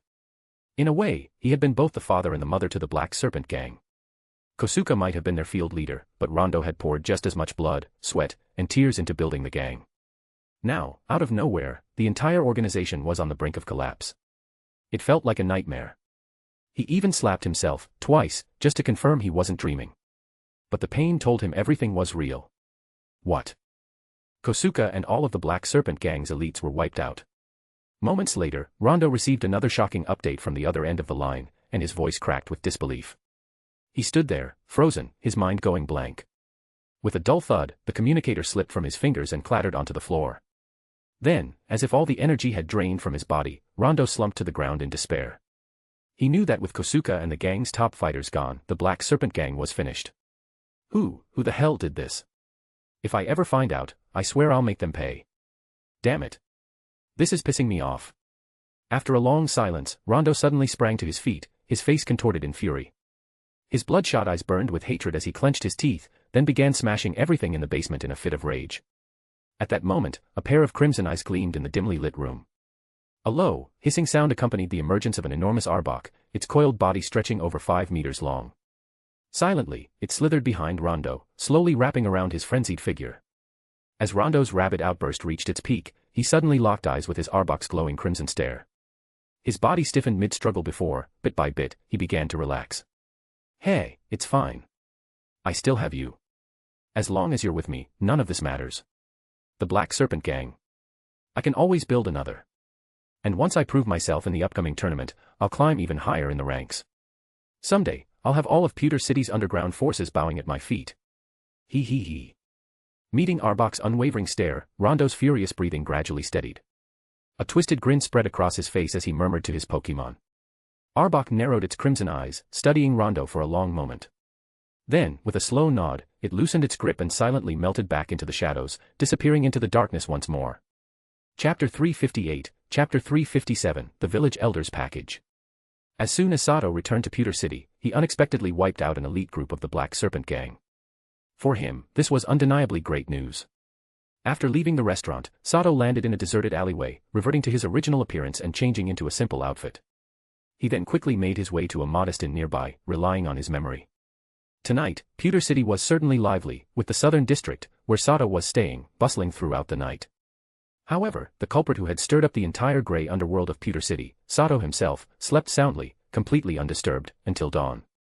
The next morning, after washing up and having breakfast, Sato headed straight for the Pokémon Center in downtown Pewter City.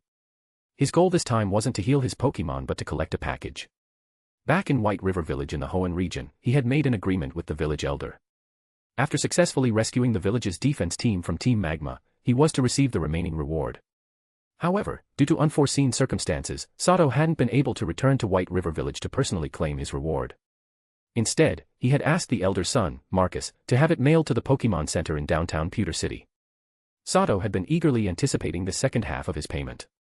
Though almost a week had passed since the mission's completion, he hadn't forgotten about the precious reward. If the Black Serpent Gang hadn't caused trouble last night, forcing him to lay low, his next move after the late-night meal with his Pokémon would have been to head to the city center to retrieve the package, and perhaps spend the night at the Pokémon Center. Inside that package was the second half of the Grimoire of Dark Spirits. Just reading the first half of this valuable Pokémon research book had already benefited Sato greatly. Once he obtained the second half, he could confidently begin raising Ghost and Dark-type Pokémon. The first half of the Grimoire of Dark Spirits mainly detailed the habits, abilities, and countermeasures for Ghost and Dark-type Pokémon. The second half, however, focused on their training methods and the techniques for refining Ghost and Dark-type moves.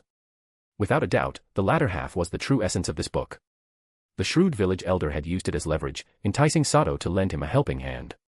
Of course, since Sato hadn't collected the package himself, he wasn't entirely certain whether the village elder had truly sent the book in its entirety. He could only hope the man was a man of his word. Otherwise, if Sato returned to Hoenn only to find that the book was never intended for him, it would all be for nothing. The elder would have likely moved away long before then. With anticipation in his heart, Sato entered the Pokémon Center.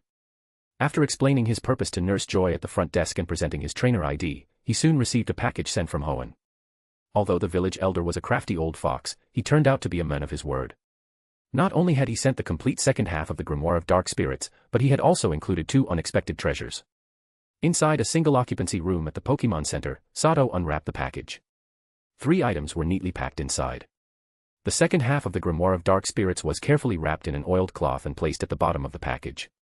Above it lay 2 fist-sized stones, both gleaming yet distinctly colored. One was a brilliant water blue, while the other was as dark as ink.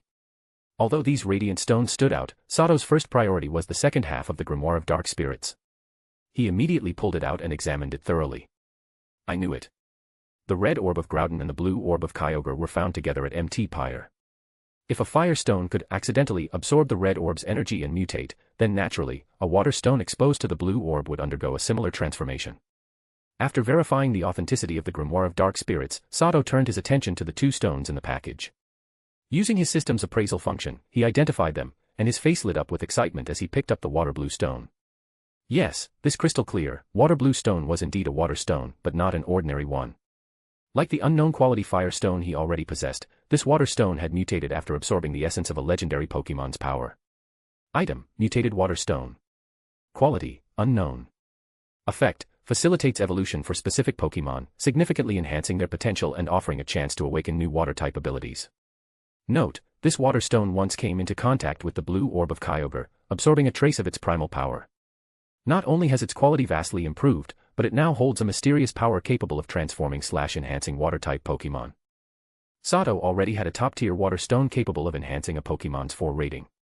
Now, with the addition of this mutated water stone, his Rain team would gain yet another powerful member. He had been worrying about how to distribute his limited supply of premium water stones. Several water-type Pokémon in his team required them for evolution.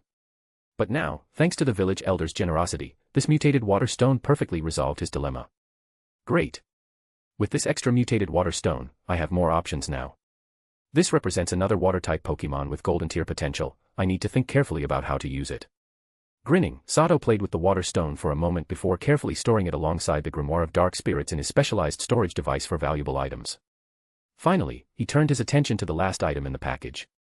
Compared to the Grimoire of Dark Spirits and the mutated water stone, this pitch-black stone didn't seem as valuable. However, it was still a rare and precious treasure. Perhaps out of gratitude for saving his son, the village elder had been exceptionally generous this time. Not only had he delivered the complete book and gifted a mutated water stone, but he had also included one last bonus, a top-quality dusk stone. Chapter 359, Chapter 358, Returning to Team Rocket. Yes, through the system's identification function, Sato discovered that this jet black stone was none other than a dusk stone, one of the rarest evolutionary stones. Moreover, it was of the highest quality. Makes sense.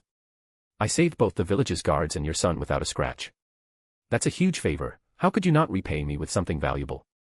Sato picked up the top-tier dusk stone, examined it carefully, and then placed it into his storage device, feeling quite pleased. Speaking of dusk stones, Sato immediately recalled their purpose. According to the Grimoire of Dark Spirits, these stones typically only appeared in areas saturated with extreme negative energy, places in the Pokémon world that naturally attracted ghost-type Pokémon. These locations were usually ancient tombs hidden deep within the mountains or the sites of ancient battlefields. Only in places that had been shrouded in high concentrations of negative energy for many years could a dusk stone be born. From what Sato knew, Mt. Pyre was once the battlefield of Groudon and Kyogre in ancient times. That made it a historic war zone, and the high-quality dusk stone the village elder gifted him was likely formed in this naturally cursed land. A dusk stone of this caliber must have taken countless years to form in such an environment. It contained vast and exceptionally pure negative energy. Note, in the Pokémon world, negative energy is essentially ghost-type energy. For any ghost-type Pokémon, a high-quality dusk stone was an irresistible treasure, offering unparalleled benefits. Simply using or carrying it would grant them immense advantages. In fact, it wasn't an exaggeration to say that burying the stone in a graveyard would soon turn the entire area into a concentrated zone of negative energy. Because of this, many trainers who specialized in ghost-type Pokémon had a particular way of using high-quality dusk stones. They used them as bait. Unlike in the games, where encountering a ghost-type Pokémon was as simple as stepping into the right area, reality was much different.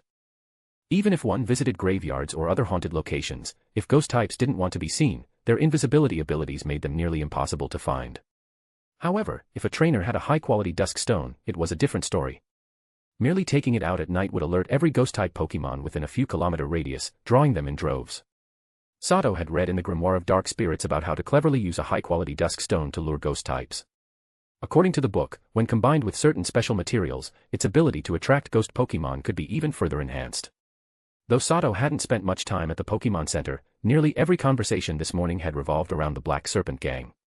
It didn't take long for him to overhear some loose-lipped trainers discussing how the gang had been wiped out by the League the previous night. Besides the news of the Black Serpent Gang's destruction, Sato also overheard discussions about himself. Apparently, the Pewter City League had been able to eliminate the gang so easily largely due to the intervention of a mysterious powerhouse, him.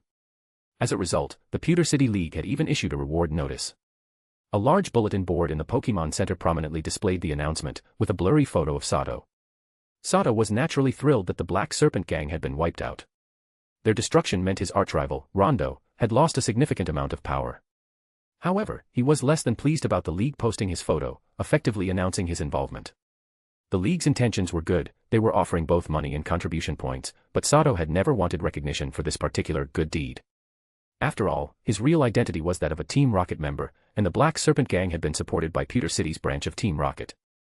If the Rocket members in Pewter City discovered that he had helped the League wipe out their allies, he would be in deep trouble. Fortunately, because the lighting had been poor when the photo was taken, the image was quite blurry. On top of that, he had been wearing a human skin mask created by Ditto. The chances of his identity being exposed were nearly zero. Even so, this incident served as a reminder. News of his battle against the Black Serpent Gang had undoubtedly spread across all factions in Pewter City, the League, the Underworld, and the neutral parties. The Team Rocket members who had supported the gang were surely looking for the culprit. With that in mind, Sato knew that upon returning to Team Rocket, he needed to keep a low profile.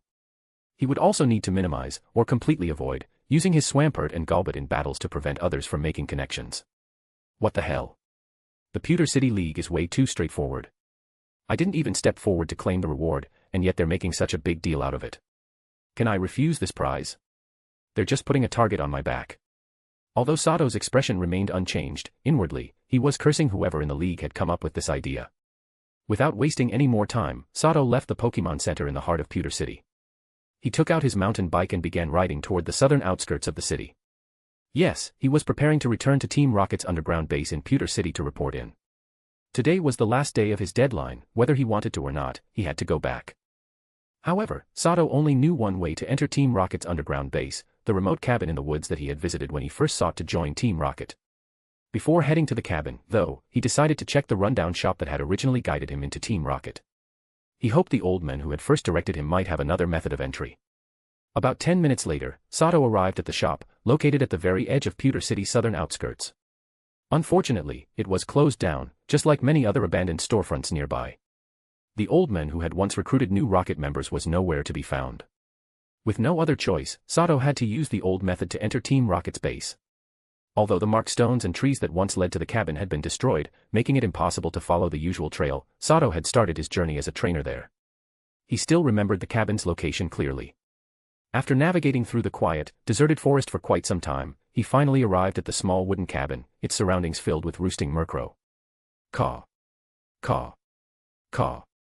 Just like before, the moment Sato got close, the Murkrow in the surrounding trees fixed their malicious gazes on him and let out ominous cries. And when he was within 10 meters of the cabin, the Murkrow launched a full-scale attack. Come out, Nidorino, use Thunderbolt. Seeing the incoming swarm, Sato remained unfazed. A quick scan with his system revealed that these Murkrow were only around level 10. He immediately released his Nidorino to fight. Murkrow were pure glass cannons, high attack but low defense. Nidorino's Thunderbolt was not only swift but also far more potent than what a regular electric-type Pokemon could unleash. Guided by Nidorino's Psychic, the golden lightning bolts shot out from his horn like chain lightning, instantly frying 7 or 8 Murkrow into charred, smoking husks. Before long, the entire Murkrow flock had been electrocuted and sent plummeting to the ground. At that moment, the cabin's tightly shut door swung open, and a burly man carrying a shotgun stepped out, his face dark with suspicion. Chapter 360, Chapter 359, A Grand Introduction. Who are you? Why did you injure my Murkrow? The burly man didn't spare a single glance at the unconscious Murkrow scattered on the ground. Instead, he raised his shotgun, a double-barreled firearm with an unusually large bore, and pointed it directly at Sato, his voice cold and filled with killing intent. My apologies, brother. The moment I approached, these Murkrow swarmed me and launched an attack. I had no choice but to defend myself and make them take a little nap, Sato replied. Seeing the men aiming his gun at him, Sato frowned. However, since he had come here with a purpose, he tried to maintain a friendly tone. To further prove that he was an ally, Sato raised his right hand and shook it slightly, revealing the Team Rocket-issued watch on his wrist. Yet, the moment he lifted his hand, a glint of murderous intent flashed in the burly man's eyes. Without hesitation, he pressed the trigger on his shotgun. Bang. Bang. 2 sharp gunshots rang out. From the shotgun's barrels, 2 great balls shot out like bullets, streaking towards Sato's head. In that split second, Nidoking's eyes glowed blue. The 2 high-speed great balls were immediately enveloped by a layer of blue psychic energy. Under the influence of psychic, their momentum drastically slowed, and they continued to decelerate. Then, bang. Just as Nidoking was about to completely halt the 2 great balls in midair, the burly man fired again. This time, however, he wasn't aiming at Sato. Instead, he targeted the gap between the 2 floating great balls. A 3rd great ball shot out from the shotgun and slammed into the space between the 2 restrained ones. The next second, the 2 great balls that had been caught by Nidoking's Psychic were sent flying in opposite directions, as if they were billiard balls being struck. The 2 great balls landed precisely to Sato's left and right. Although they had missed their initial target, the moment they hit the ground, two beams of white light shot out. A Honchkrow, level 35, and a Houndoom, level 37, emerged before Sato. At the same time, the third great ball fired by the burly man also released a flash of white light, summoning a Golem, level 32. The three Pokémon were clearly well acquainted and worked seamlessly together. The moment they appeared, they launched a coordinated three-pronged attack on Sato. On the left, Honchkrow used Drill Peck, its entire body spinning into a black whirlwind as it charged forward. In the center, Golem activated Rollout, barreling ahead with unstoppable momentum. To the right, Houndoom's mouth overflowed with flames, and in the next moment, a fiery flamethrower roared toward Sato. Use Protect. Come out, Pelipper, use Hydro Pump on Golem and Houndoom. Faced with the incoming attacks, Sato remained calm, his expression as cold as water. He swiftly commanded Nidoking to block with Protect while tossing out another Pokeball. The moment Nidoking received the command, a green energy barrier enveloped both him and Sato. Honchkrow's Drill Peck, Golem's Rollout, and Houndoom's Flamethrower were all stopped in their tracks. At the same time, a shiny Pelipper burst out of Sato's thrown Pokeball. Currently carrying the rare mutated Supreme Sky-Splitting Stone, Pelipper immediately summoned dark clouds over the forest cabin, which rapidly expanded. Within moments, a light drizzle began falling over the forest, extinguishing Houndoom's black flames instantly. The moment she appeared, Pelipper unleashed a massive hydro pump toward Houndoom and the blocked Golem. However, the burly man's Houndoom was well trained.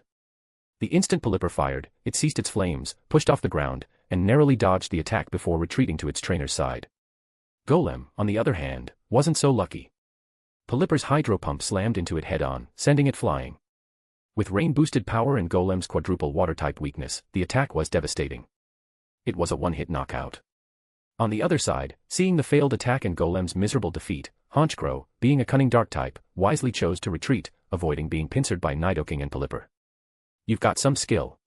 Why are you here? The burly man's pupils shrank slightly as he watched Sato not only evade his well-planned assault but also counterattack effectively, defeating his Golem. Raising his hand, he signaled Honchkrow and Houndoom to stand down while keeping his shotgun trained on Sato. Truthfully, he had already noticed the Team Rocket watch on Sato's wrist earlier. However, the fact that Sato had mercilessly taken down his flock of Murkrow had infuriated him. A moment ago, he had indeed intended to kill Sato. Damn it. Is this guy really just a grunt? The burly men had initially assumed that Sato was just another low-ranking member. But the sheer skill Sato displayed in that brief moment made him uneasy. Now, he regretted acting so rashly. Even so, he refused to show any weakness. He remained firm, not wanting Sato to sense his inner fear or hesitation. I'll explain after I beat you down. Nidoking, use Thunderbolt on Honchkrow. Pelipper, use Hydro Pump on Houndoom. Hearing the burly man's question, Sato smirked coldly. His expression darkened, his gaze now filled with murderous intent. Without hesitation, he ordered his Pokémon to attack. According to Team Rocket's internal rules, members were forbidden from killing each other. However, if someone attacked first, the victim had the right to defend themselves, even if it meant killing the assailant. Now that Sato had a valid reason, he planned to teach this man a painful lesson. From the start, the Murkrow had attacked him, yet he had let it slide. Now, this man had just tried to kill him outright. If Sato didn't retaliate, he'd be seen as weak. And in an organization like Team Rocket, there was only one rule that truly mattered: survival of the fittest. The moment Sato gave his orders, a golden lightning bolt shot from Nidoking's horn, crackling toward Honchkrow. At the same time, Pelipper unleashed another powerful hydro pump, surging toward Houndoom with unstoppable force. Chapter 361, Chapter 360, The Stepping Stone. You're looking to die. Honchkrow, brave bird. Houndoom, Hyper Beam. Seeing Sato issuing cold-faced commands to his Pokémon to attack, the burly man instantly knew things had gone south. Even so, he gritted his teeth and resolutely commanded his own Pokémon to fight back. As a squad leader in Team Rocket, he understood that retreating now would mean utter ruin. The forest cabin was under surveillance. Every move here was being monitored by the underground rocket base in Pewter City. For all he knew, the higher-ups might already be watching this unfold.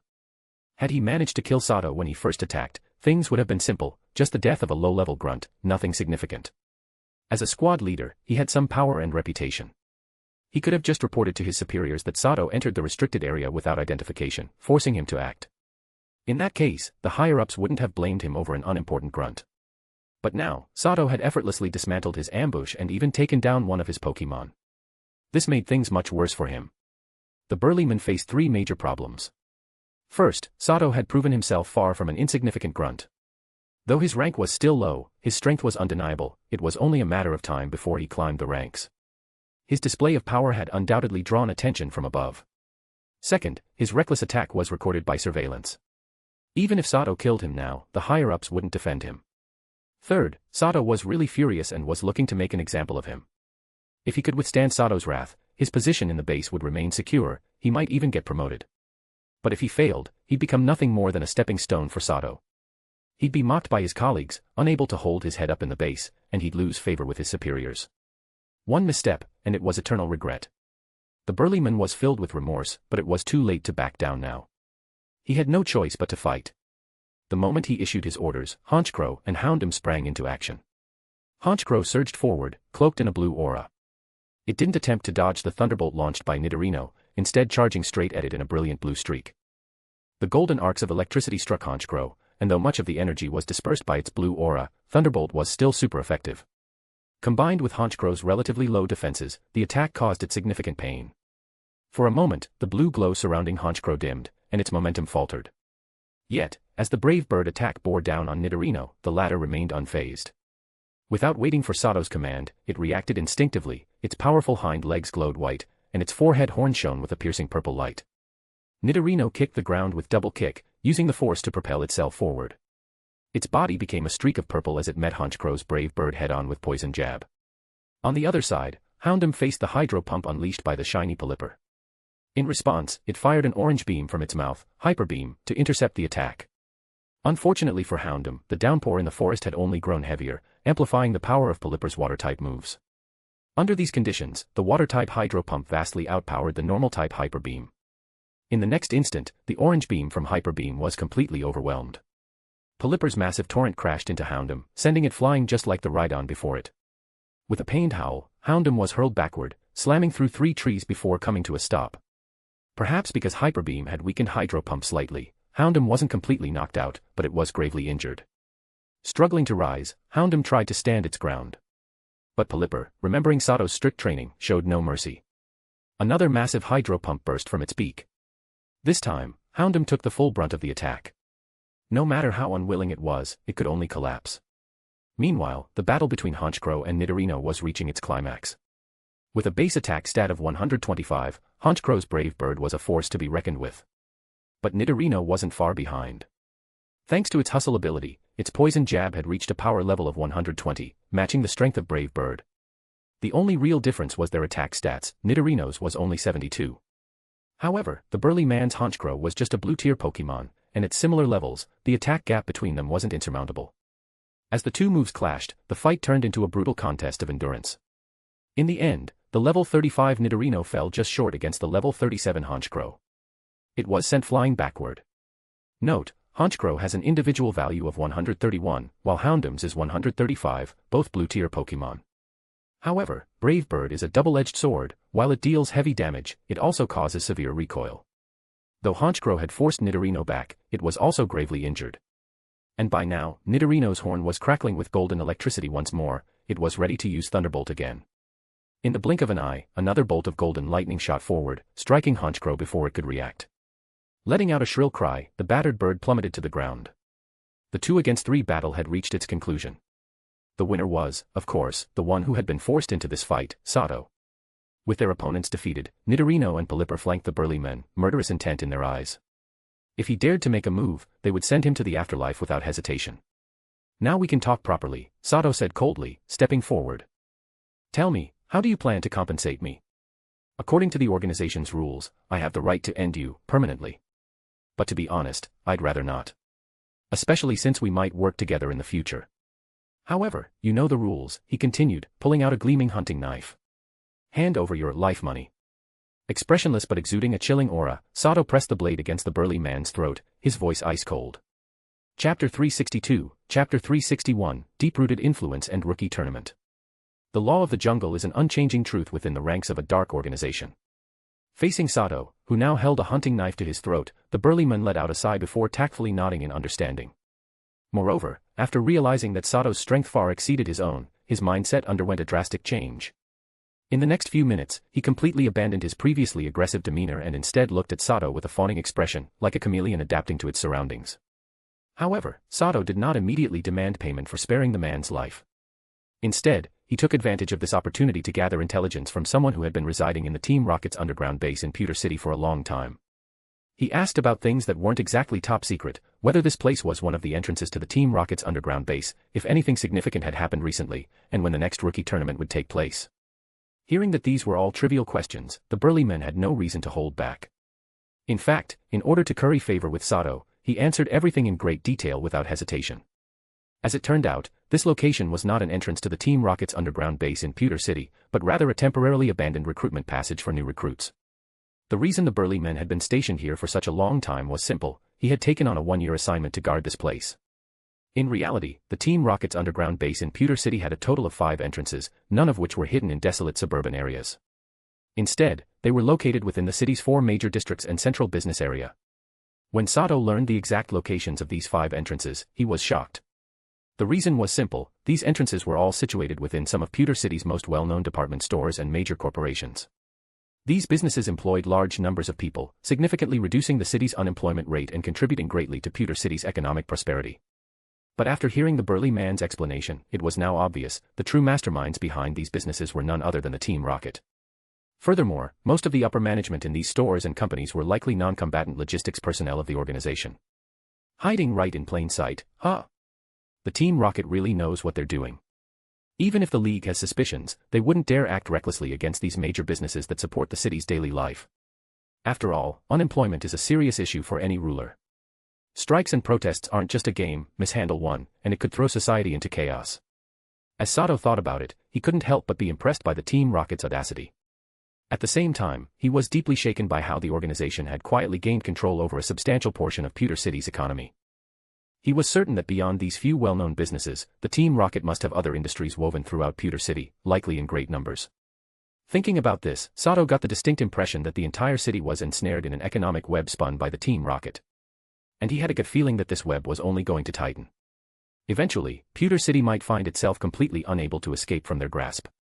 However, Sato did not dwell too deeply on this matter. He deliberately shifted his focus back to himself, returning to the topic at hand. After gathering information about the Team Rocket's base entrances, he began inquiring about the rookie tournament. The burly man, clearly someone with experience, was very familiar with the rookie tournament. According to him, there were only about 5 days left before the official start of the tournament.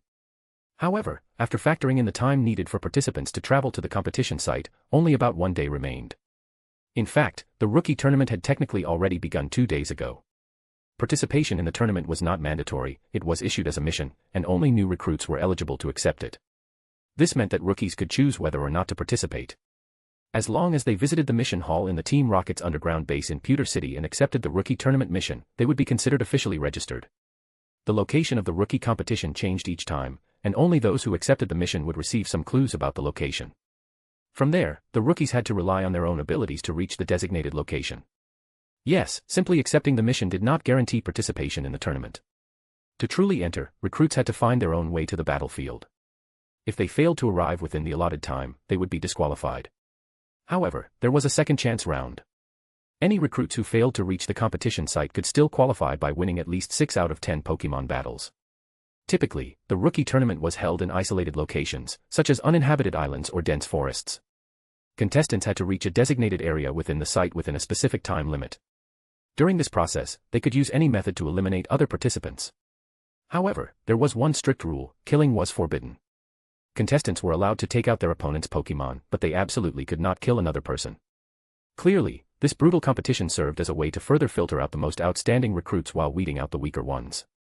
The remaining elite participants would then enter the final phase of the tournament, an unrestricted one-on-one survival battle. What was an unrestricted one-on-one battle? It was exactly as it sounded: real, no-holds-barred combat in the wild. There were no rules. No matter what method was used, as long as a contestant could defeat their opponent or take down all of their Pokemon, they would claim victory.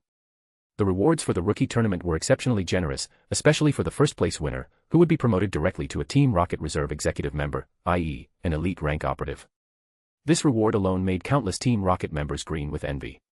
For any new recruit, this was an opportunity to rise to the top in a single step.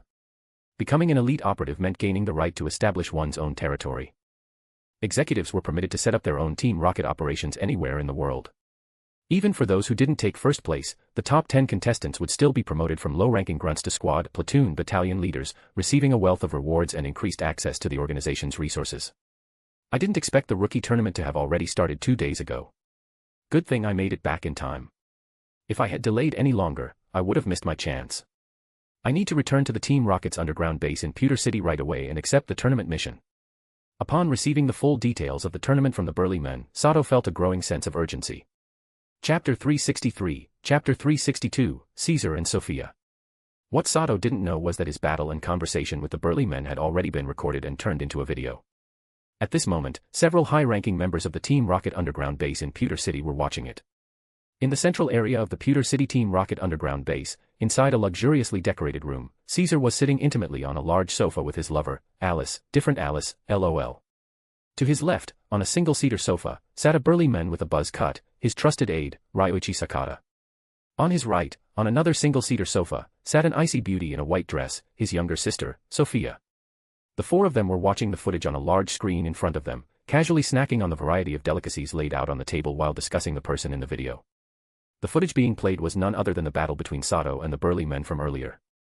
Throughout the recording, Sato's facial expressions and the battle process of each of his Pokémon were replayed from different angles, giving the viewers an immersive experience. Sophia, so this is the person you trained? Not bad at all. With this level of strength, securing a spot in the top 100 of the recruit competition is almost guaranteed. But if this is all he has, breaking into the top 50 might be a bit tough. Want me to give him a little help? After watching the video of Sato's battle, Caesar turned his head to look at his somewhat absent-minded sister with a fond expression before smiling and making the suggestion. Although Caesar was still a reserve cadre rank operative in Team Rocket, he already possessed 5 Pokémon over level 50. His strength was firmly in the realm of veteran pseudo-Elite 4 level trainers, just a step away from becoming a true Elite 4 level trainer himself. With his sharp eyes, he could tell that Sato had improved at an astonishing rate in just 1 month. Both his Nidorino and his shiny Pelipper were excellent Pokémon, each already surpassing level 30. Caesar remembered clearly that Sato's starter Pokémon was a Zubat with decent potential. Based on this, he estimated that Sato had at least 3 Pokémon over level 30, barely making him a low-tier elite trainer. Going from a complete rookie trainer with no background to a battle-hardened, lower elite trainer, in just a month, calling this progress rapid was an understatement. Caesar was highly impressed.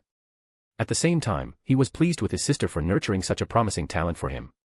His sister had always been a quiet and reserved person. In fact, while Sato was away on missions, he had asked her multiple times for updates about him, but she had always brushed him off, saying she had simply tossed Sato into Hoenn to fend for himself and knew nothing else. With the recruit competition already underway for 2 days, and Sato still absent, Caesar had even started to worry that his capricious sister had wasted this rare talent. But judging from Sato's current performance, Sophia had indeed been paying attention and had put in considerable effort to train him. Otherwise, Caesar couldn't believe that a civilian-born trainer like Sato could make such rapid progress in a single month. He's just average. Whether you help him or not, that's up to you. Hearing her brother's words, Sophia rolled her eyes at him, who was now grinning like a fool, before replying indifferently. Then, she turned her gaze back to Sato on the screen, a playful smile appearing on her face. Over the past month, she had mostly left Sato to fend for himself, but his growth speed was truly astonishing. Having observed his progress firsthand, she knew his actual strength far exceeded what was currently displayed on the screen. Neither Nidorino nor Pelipper were Sato's main Pokémon. And just thinking about that insane Swampert in his team, born with overwhelming strength, made Sophia feel a slight sense of pressure. She had a strong hunch that Sato was going to be a breakout star in this recruit competition. As an elite-ranked Team Rocket operative who currently reported directly to Giovanni in secret, Sophia knew far more about this rookie competition than the burly man Sato had questioned earlier. In truth, this competition wasn't limited to Pewter City, Cerulean City, and Viridian City, it involved nearly all the major cities in Kanto. However, this information was still a secret, known only to a select few. As for why this recruit competition was so special, Sophia wasn't entirely sure. The only thing she had learned from her fellow elite members under Giovanni was that, due to the success of Team Rocket's operation in Saffron City, Giovanni was now seeking to further infiltrate the Pokémon League. Ha ha ha. It's rare to get even an average rating from you. That means you really think highly of him. Alright, since you're so optimistic about him, I won't be stingy. After all, if he performs well in this competition, I can finally shed this reserve cadre title sooner. Hearing his sister's response, Caesar burst into laughter. Then, he leaned to the left and whispered a few words to Ryuichi Sakata, who had already moved closer to listen. Understood, Lord Caesar. I'll make the necessary arrangements right away. After receiving his orders, Ryoichi Sakata immediately stood up and respectfully bowed before quickly leaving the lavishly decorated room. Meanwhile, Sato had finished asking all the questions he needed. Seeing how quickly the burly man's attitude had shifted, and how cooperative he was, Sato didn't make things too difficult for him when taking his ransom money. In the end, Sato collected 3,000 points and a low-quality dusk stone from the burly man before considering the matter settled. Then, he mounted his shiny Pelipper and swiftly headed toward Pewter City. Phew, finally got rid of that monster. Looks like I really need to work on my reckless tendencies. Watching Sato fly off on his Pelipper, the burly man let out a sigh of relief. As he took out healing potions to treat his injured Pokemon, he muttered to himself. Thanks to Pelipper's speed, Sato quickly arrived in Pewter City's eastern district. Following the signs, he soon stood in front of a massive department store that was at least the size of a football field. This was the largest shopping complex in Pewter City. Besides everyday necessities, it also sold the latest Pokemon-related products from Sylph Company in Saffron City. Both the quality and variety of goods here were the best in Pewter. At the same time, this department store was one of the secret entrances to Team Rocket's underground base in Pewter City. Using the information provided by the burly men, Sato quickly made contact with a Team Rocket logistics officer disguised as a store manager. With the help of this logistics officer and a Kadabra, he successfully teleported back into the Team Rocket underground base. Chapter 364, Chapter 363, Return to Base and Generous Rewards. After the dizzying and nauseating sensation gradually faded, Sato quickly opened his eyes and found himself lying in a narrow, small room. From the signs posted on the walls, such as, Welcome to the Pewter City Team Rocket Underground Base, leave immediately after waking up, and, no long-term occupancy allowed, Sato realized that he had indeed returned to the Pewter City Team Rocket Underground Base. Sato wasn't in a hurry to leave. Instead, he quickly changed into a Team Rocket Grunt uniform before opening the door and stepping out of the cramped room. He then entered a relatively spacious area where people dressed in Team Rocket uniforms were bustling about. After carefully observing his surroundings, Sato realized that this was the teleportation room of the Pewter City Team Rocket Underground Base. The room was divided into two sections. On both the left and right sides, there were rows of narrow small rooms, while the center was an open space. The small rooms on the left housed many Psychic-type Pokemon capable of using teleport. These Pokemon were clearly the means by which Team Rocket members exited the underground base. The small room Sato had just come from was on the right side, which served as the entrance to the base. I expected this in Saffron City, but I didn't think Pewter City would also use teleport-capable Psychic-type Pokemon for entering and exiting the base.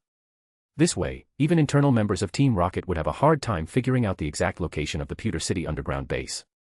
This base is incredibly well hidden. As Sato watched the Team Rocket members entering and exiting the base through the teleportation rooms on both sides, he couldn't help but feel amazed by Team Rocket's wealth and their emphasis on secrecy. The teleportation room of the Pewter City Team Rocket underground base was clearly a separate space. Following the signs, Sato walked down a long corridor, twisting and turning for over half an hour before finally entering the more familiar parts of the underground base. By this point, Sato had completely lost track of the teleportation room's general direction. If he hadn't followed the winding corridor, which was equipped with cameras and stationed guards every few steps, he would never have been able to find his way back to the teleportation room underground. Based on his intuition, Sato guessed that the corridor was spiral-shaped. From the subtle changes in temperature, he deduced that he was heading deeper underground. Roughly estimating based on the number of steps he had taken, Sato concluded that this heavily guarded corridor was at least several kilometers long. However, due to its winding nature, he guessed that the straight-line distance between the Pewter City Team Rocket underground base and the teleportation room wasn't very far. As for why the teleportation room of the Pewter City Team Rocket underground base was designed in such a strange way, Sato simply noted it in his mind without dwelling on it further. His main focus now was on the rookie competition mission. Following the signs along the way, Sato quickly made his way to the mission hall. The spacious mission hall was much like what Sato remembered. It was still quite deserted, with only about 7 or 8 people wandering around the stone pillars hung with mission plaques. However, one thing was different: the supply station on the left side of the mission hall, which had previously been closed, was now open again. Sato vividly remembered that his first bucket of gold had come from the berry mixer in the corner of that supply station. The rookie competition mission wasn't hard to find. It was displayed like a proud peacock on the most prominent position of one of the stone pillars, taking up a large portion of one side. Sato only had to walk around a few of the stone pillars to spot it. Seeing the information firsthand was far more informative than hearing about it secondhand. After carefully reading the mission plaque for the rookie competition, Sato finally gained a comprehensive understanding of the event. The location of the rookie competition wasn't explicitly stated. The mission plaque only provided the location of the first checkpoint. To obtain the final location, participants would have to pass numerous checkpoints along the way. Interesting. This kind of test is somewhat similar to the Hunter exam in Hunter x Hunter. Indeed, with such a layered screening process, the vast majority of mediocre individuals would be filtered out, leaving only those with exceptional talents. Only such individuals are worth investing significant resources into training. After reading the mission details, Sato couldn't help but feel admiration for the person who had devised this talent selection method. At the same time, he deeply felt Team Rocket's desire and emphasis on recruiting true talent. However, there was one thing about this rookie competition that puzzled Sato: the rewards were far more generous than in previous years. The first place winner would not only be promoted to a reserve officer but would also receive a pseudo-legendary Pokemon egg. As for which pseudo-legendary Pokemon it would be, the mission plaque clearly stated that the first place winner could choose from any of the pseudo-legendary Pokemon across the regions. Additionally, the organization promised to provide a year's worth of food for that Pokemon. It had to be said that the reward for first place was incredibly generous. When Sato first saw it, he couldn't help but feel a surge of excitement. For the vast majority of trainers, owning a pseudo-legendary Pokemon was almost the ultimate goal of their training journey. The power of pseudo-legendary Pokemon had been deeply ingrained in people's minds through the dominant performances of regional champions in the Pokemon League. If legendaries don't appear, pseudo-legendaries are invincible. This domineering statement was something most trainers wholeheartedly agreed with. Now, such a golden opportunity to rise to the top had appeared before Sato. It would be a lie to say he wasn't excited. At this moment, he couldn't help but entertain the thought of seizing the first-place position. However, after calming down, Sato quickly dismissed the idea. He was currently just an ordinary Team Rocket Grunt with no background to speak of. Although his current strength was decent, he was far from being invincible. Team Rocket was a dark organization, and the law of the jungle was deeply ingrained in the bones of every member. The weak were not worthy of owning such Pokemon. While pseudo-legendary Pokemon were undoubtedly powerful, for someone like Sato at this stage, they were more of a liability than an asset. Even if he had the ability to compete for first place, he wouldn't be able to hold onto such a Pokemon. At best, Sato could exchange the pseudo-legendary Pokemon for some benefits. At worst, it could bring him fatal trouble. With this in mind, Sato reluctantly shifted his gaze away from the incredibly generous first-place rewards and continued reading further down. Compared to the top reward, the prizes for the top 10 were significantly less valuable, but still highly desirable. Even so, the rewards for the top 10 still greatly interested Sato, as all of them would be directly promoted to Reserve Elite Executives. Reserve Executive. That's perfect. With that status, I'll have far fewer restrictions within Team Rocket. Aside from the top-ranking operatives and Giovanni himself, almost no one would have the authority to order me around. Plus, I'd be able to legitimately set up my own territory. Sato's eyes gleamed as he looked at the rewards for the top 10 in the rookie competition mission. His heart burned with ambition as he fixed his gaze on the 10th place reward. He had made up his mind, barring any unforeseen circumstances, he would safely aim for the top 10 place in this rookie competition, instead of fixating on the first. Note, I changed end part a bit as, although it probably wouldn't play out as such in the end, it was still kinda annoying and pissed me off a little. Chapter 365, Chapter 364, Enemies Meet and the Deadly Arbok. After making his decision, Sato immediately set off. According to the task claiming process, he had to visit one of the supply stations on either side to apply for the mission. However, just as he turned around, he spotted a thin young man standing not far away, looking at him with a puzzled expression. The young man was a head shorter than Sato, with a pale complexion and sharp, bloodshot eyes, making him seem like he hadn't slept in a long time. Behind him stood three burly young men, each covered in tattoos and scars, clearly not the friendly type. They stood in perfect formation behind the thin young man, also looking at Sato with confused expressions. Although Sato's face remained expressionless, his pupils shrank slightly, and his heartbeat quickened. This exhausted-looking young man was none other than Rondo, his mortal enemy from the Team Rocket underground base in Pewter City. But from the way Rondo and his three subordinates looked at him with confusion, it was clear they didn't recognize him.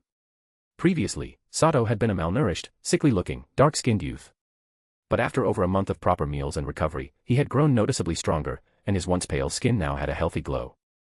On top of that, his hairstyle had changed significantly, now resembling Red's from the Pokemon Adventures manga, no longer the plain buzz cut from before. These changes, along with his improved physique, had greatly altered his appearance over the past month. More importantly, Sato's aura had undergone a complete transformation. He was no longer the weak, easily bullied youth of the past but a trainer who, by chance, had once defeated a legendary Pokemon. Because of this, he now exuded a powerful confidence. Even if he stood still in a crowd, his presence was striking.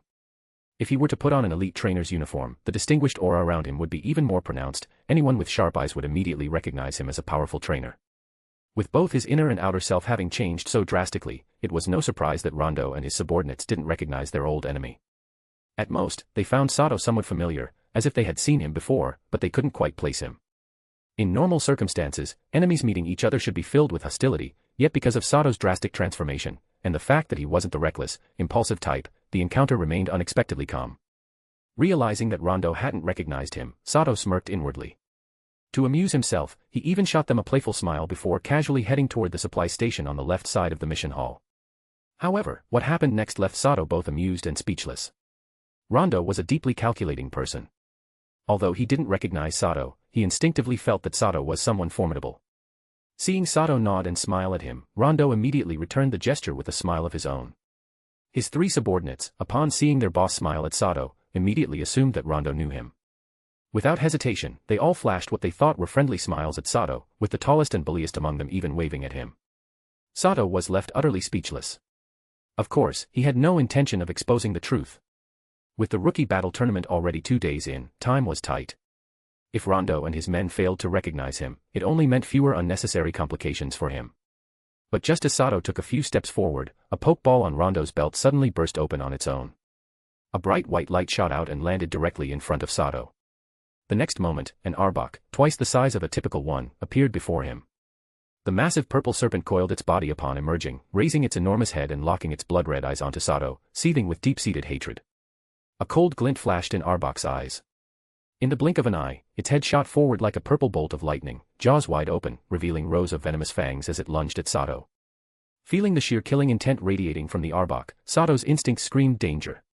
Without hesitation, he rolled to the left, narrowly avoiding the serpent's lightning-fast strike. You want me dead? Fine, bring it on.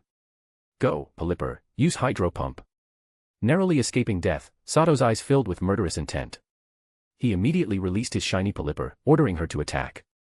The moment Polyper appeared, she saw the arbok preparing to launch another strike at Sato. Her eyes flashed with fury, and she unleashed a powerful jet of water from her beak. A loud boom echoed through the hall. Polyper's hydro pump was incredibly fast. Just as Arbok was about to bite down on Sato, the high-pressure water blast struck it head-on, sending it flying. The massive serpent crashed violently against the mission hall's wall. Finish it off. Keep using hydro pump. Kill it. Having just been ambushed and nearly killed, Sato was furious.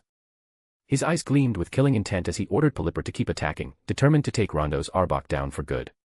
At the same time, his eyes flashed blue as he activated his system scanning function, instantly pulling up Arbok's data. Pokemon, Arbok. Level. Type, Poison. Ability, Shed Skin.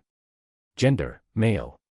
Known moves, Wrap, Leer, Poison Sting, Bite, Glare, Screech, Acid, Crunch, Ice Fang, Thunder Fang, Fire Fang, Stockpile, Swallow, Spit Up, Acid Spray. Egg move, Iron Tail. Tutor move, Rock Tomb. TM moves, Protect, Hidden Power, Water, Poison Jab, Aqua Tail, Giga Drain. Held item, Poison Barb. IVs. HP. Attack. Defense. Special Attack. Special Defense. Speed. Overall 4 rating, Gold tier, total 4, 175. So this bastard actually got lucky enough to pick a Gold tier Ekans. What are the chances? Sato was stunned by Arbok's stats. He had never expected his old enemy to have such ridiculous luck, getting a Gold tier Pokemon just from the standard selection process for rookie recruits. With such impressive stats, this Arbok was naturally quite formidable. Even after taking a direct hit from Polyper's same type boosted Hydro Pump, it seemed barely affected. The massive serpent quickly recovered, slithering out of the way just as Polyper fired a second blast of water. Then, Arbok began moving with eerie, serpentine agility, swiftly closing the distance towards Sato. When it was less than 10 meters away, the snake patterns on its chest suddenly shifted in a bizarre manner. The next second, Arbok's speed skyrocketed. With a sharp whoosh, it left behind an afterimage as it transformed into a purple blur, instantly appearing behind Sato. A deadly sense of danger surged through him, and cold sweat broke out on his forehead. Chapter 366, Chapter 365, Playing with Snakes is Dangerous. Faced with Arbok's lightning-fast ambush, Sato found himself at a complete loss. He now realized he had underestimated his opponent, but it was too late for regrets. All he could do was close his eyes and await his fate. But just as he thought he was about to be swallowed whole by Arbok's gaping maw, Ditto, disguised as a hat, suddenly sprang into action. It immediately transformed into a Polyper and used Protect. In an instant, a translucent green energy shield materialized, blocking Arbok's fangs and thwarting its ambush once again. Pelii. At that moment, the shiny polyper let out a furious cry, and torrents of water erupted from its body. Utilizing the powerful propulsion from the water, it surged forward with incredible speed.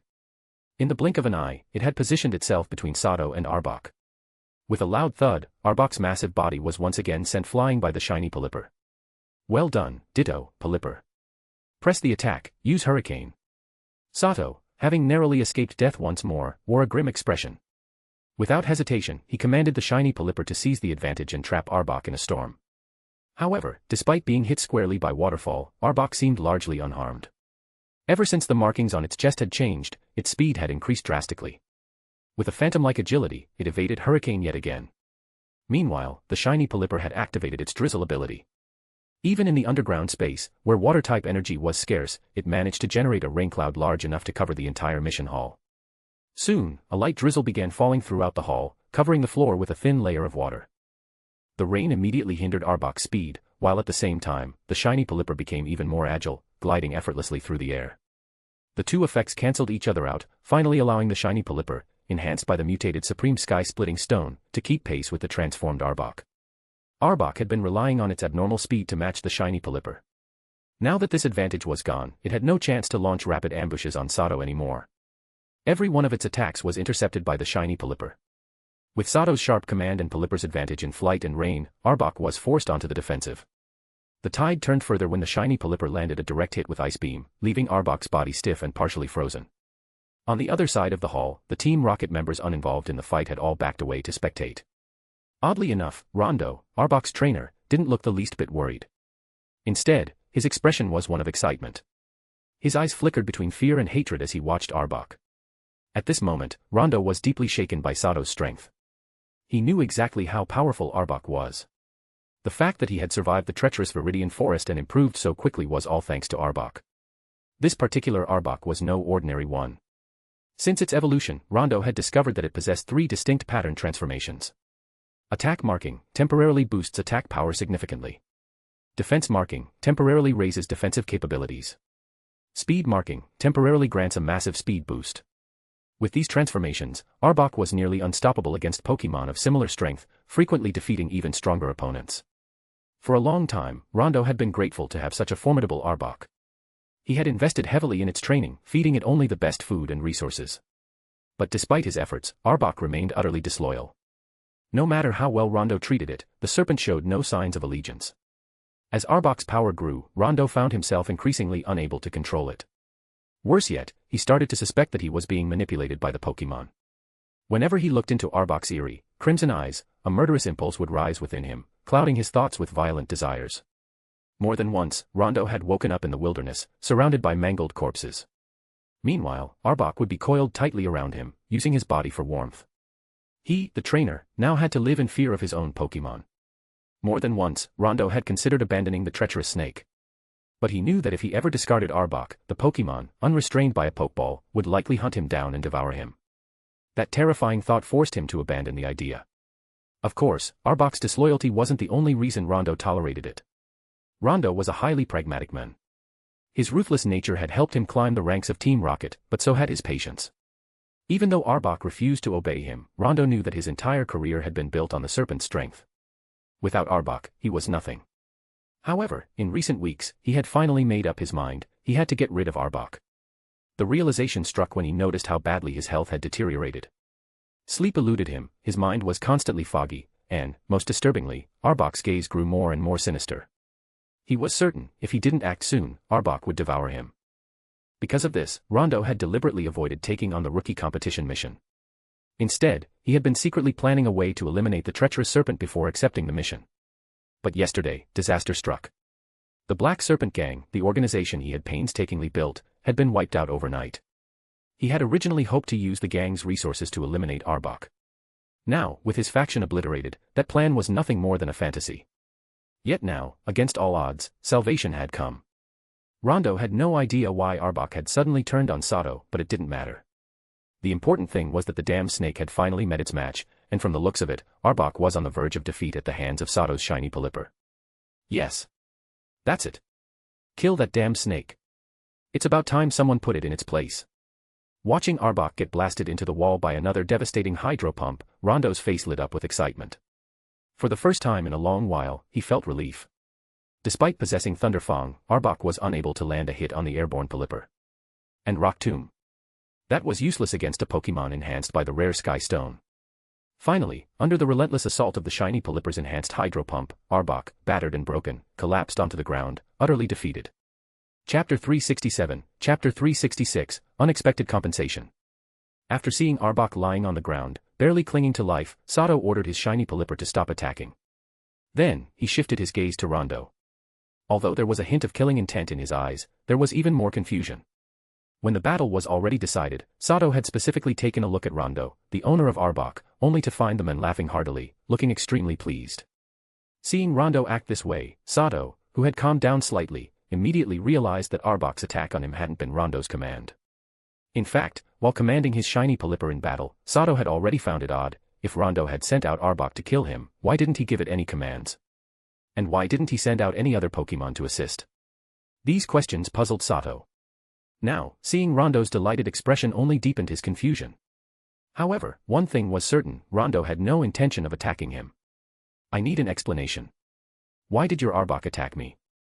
Sato's face remained cold as he questioned the grinning Rondo, his eyes flashing with a deep, murderous intent. Even though Sato had already guessed that Rondo hadn't ordered Arbok to attack him, the fact remained that Arbok was Rondo's Pokémon. Since it had launched an unprovoked assault on him, Sato now had a legitimate excuse to eliminate his longtime enemy. The thought alone intensified the killing intent within him. To be honest, I have no idea why Arbok attacked you, Rondo replied, his smile stiffening as a chill ran down his spine. His eyes darted quickly before he suddenly dropped to his knees in front of Sato, his face filled with fear. This Arbok has always been difficult to control. Lately, it hasn't even been listening to me. I have no idea what got into it today, attacking you like that. I swear on my life, I had absolutely no intention of harming you. After all, this is a rocket base. I'm just an ordinary member. How could I possibly be so reckless as to attack a fellow comrade? As soon as Rondo knelt, his three subordinates immediately followed suit, pleading on his behalf. Sato watched Rondo groveling in such a shameless manner and narrowed his eyes. His killing impulse only grew stronger. This man truly knew when to submit and when to rise. However, after a quick glance at a nearby surveillance camera, Sato suppressed his urge to kill. The fight between Arbok and his shiny Pelipper had taken place in the mission hall. It had undoubtedly drawn the attention of higher-ups. Now that Rondo had distanced himself from the incident and was showing such extreme deference, if Sato were to kill him here, he would surely face retaliation from the people backing Rondo. Sato knew well that the reason Rondo's Black Serpent gang had grown so quickly was due to powerful support behind him. If he wanted to deal with this properly, he had to be careful, otherwise, the consequences could outweigh the benefits. I don't care. Since it was your Pokémon, you must take responsibility. Tell me, how do you plan to compensate me? If I weren't strong enough, I would have been killed by your Pokémon. Do you think a few words are enough to settle this? Sato's face remained expressionless as he coldly glared at Rondo, his desire to kill unconcealed. Of course not. I'll definitely offer a satisfactory compensation. Here, this is that damned Arbok's Pokeball. Its fate is now entirely in your hands.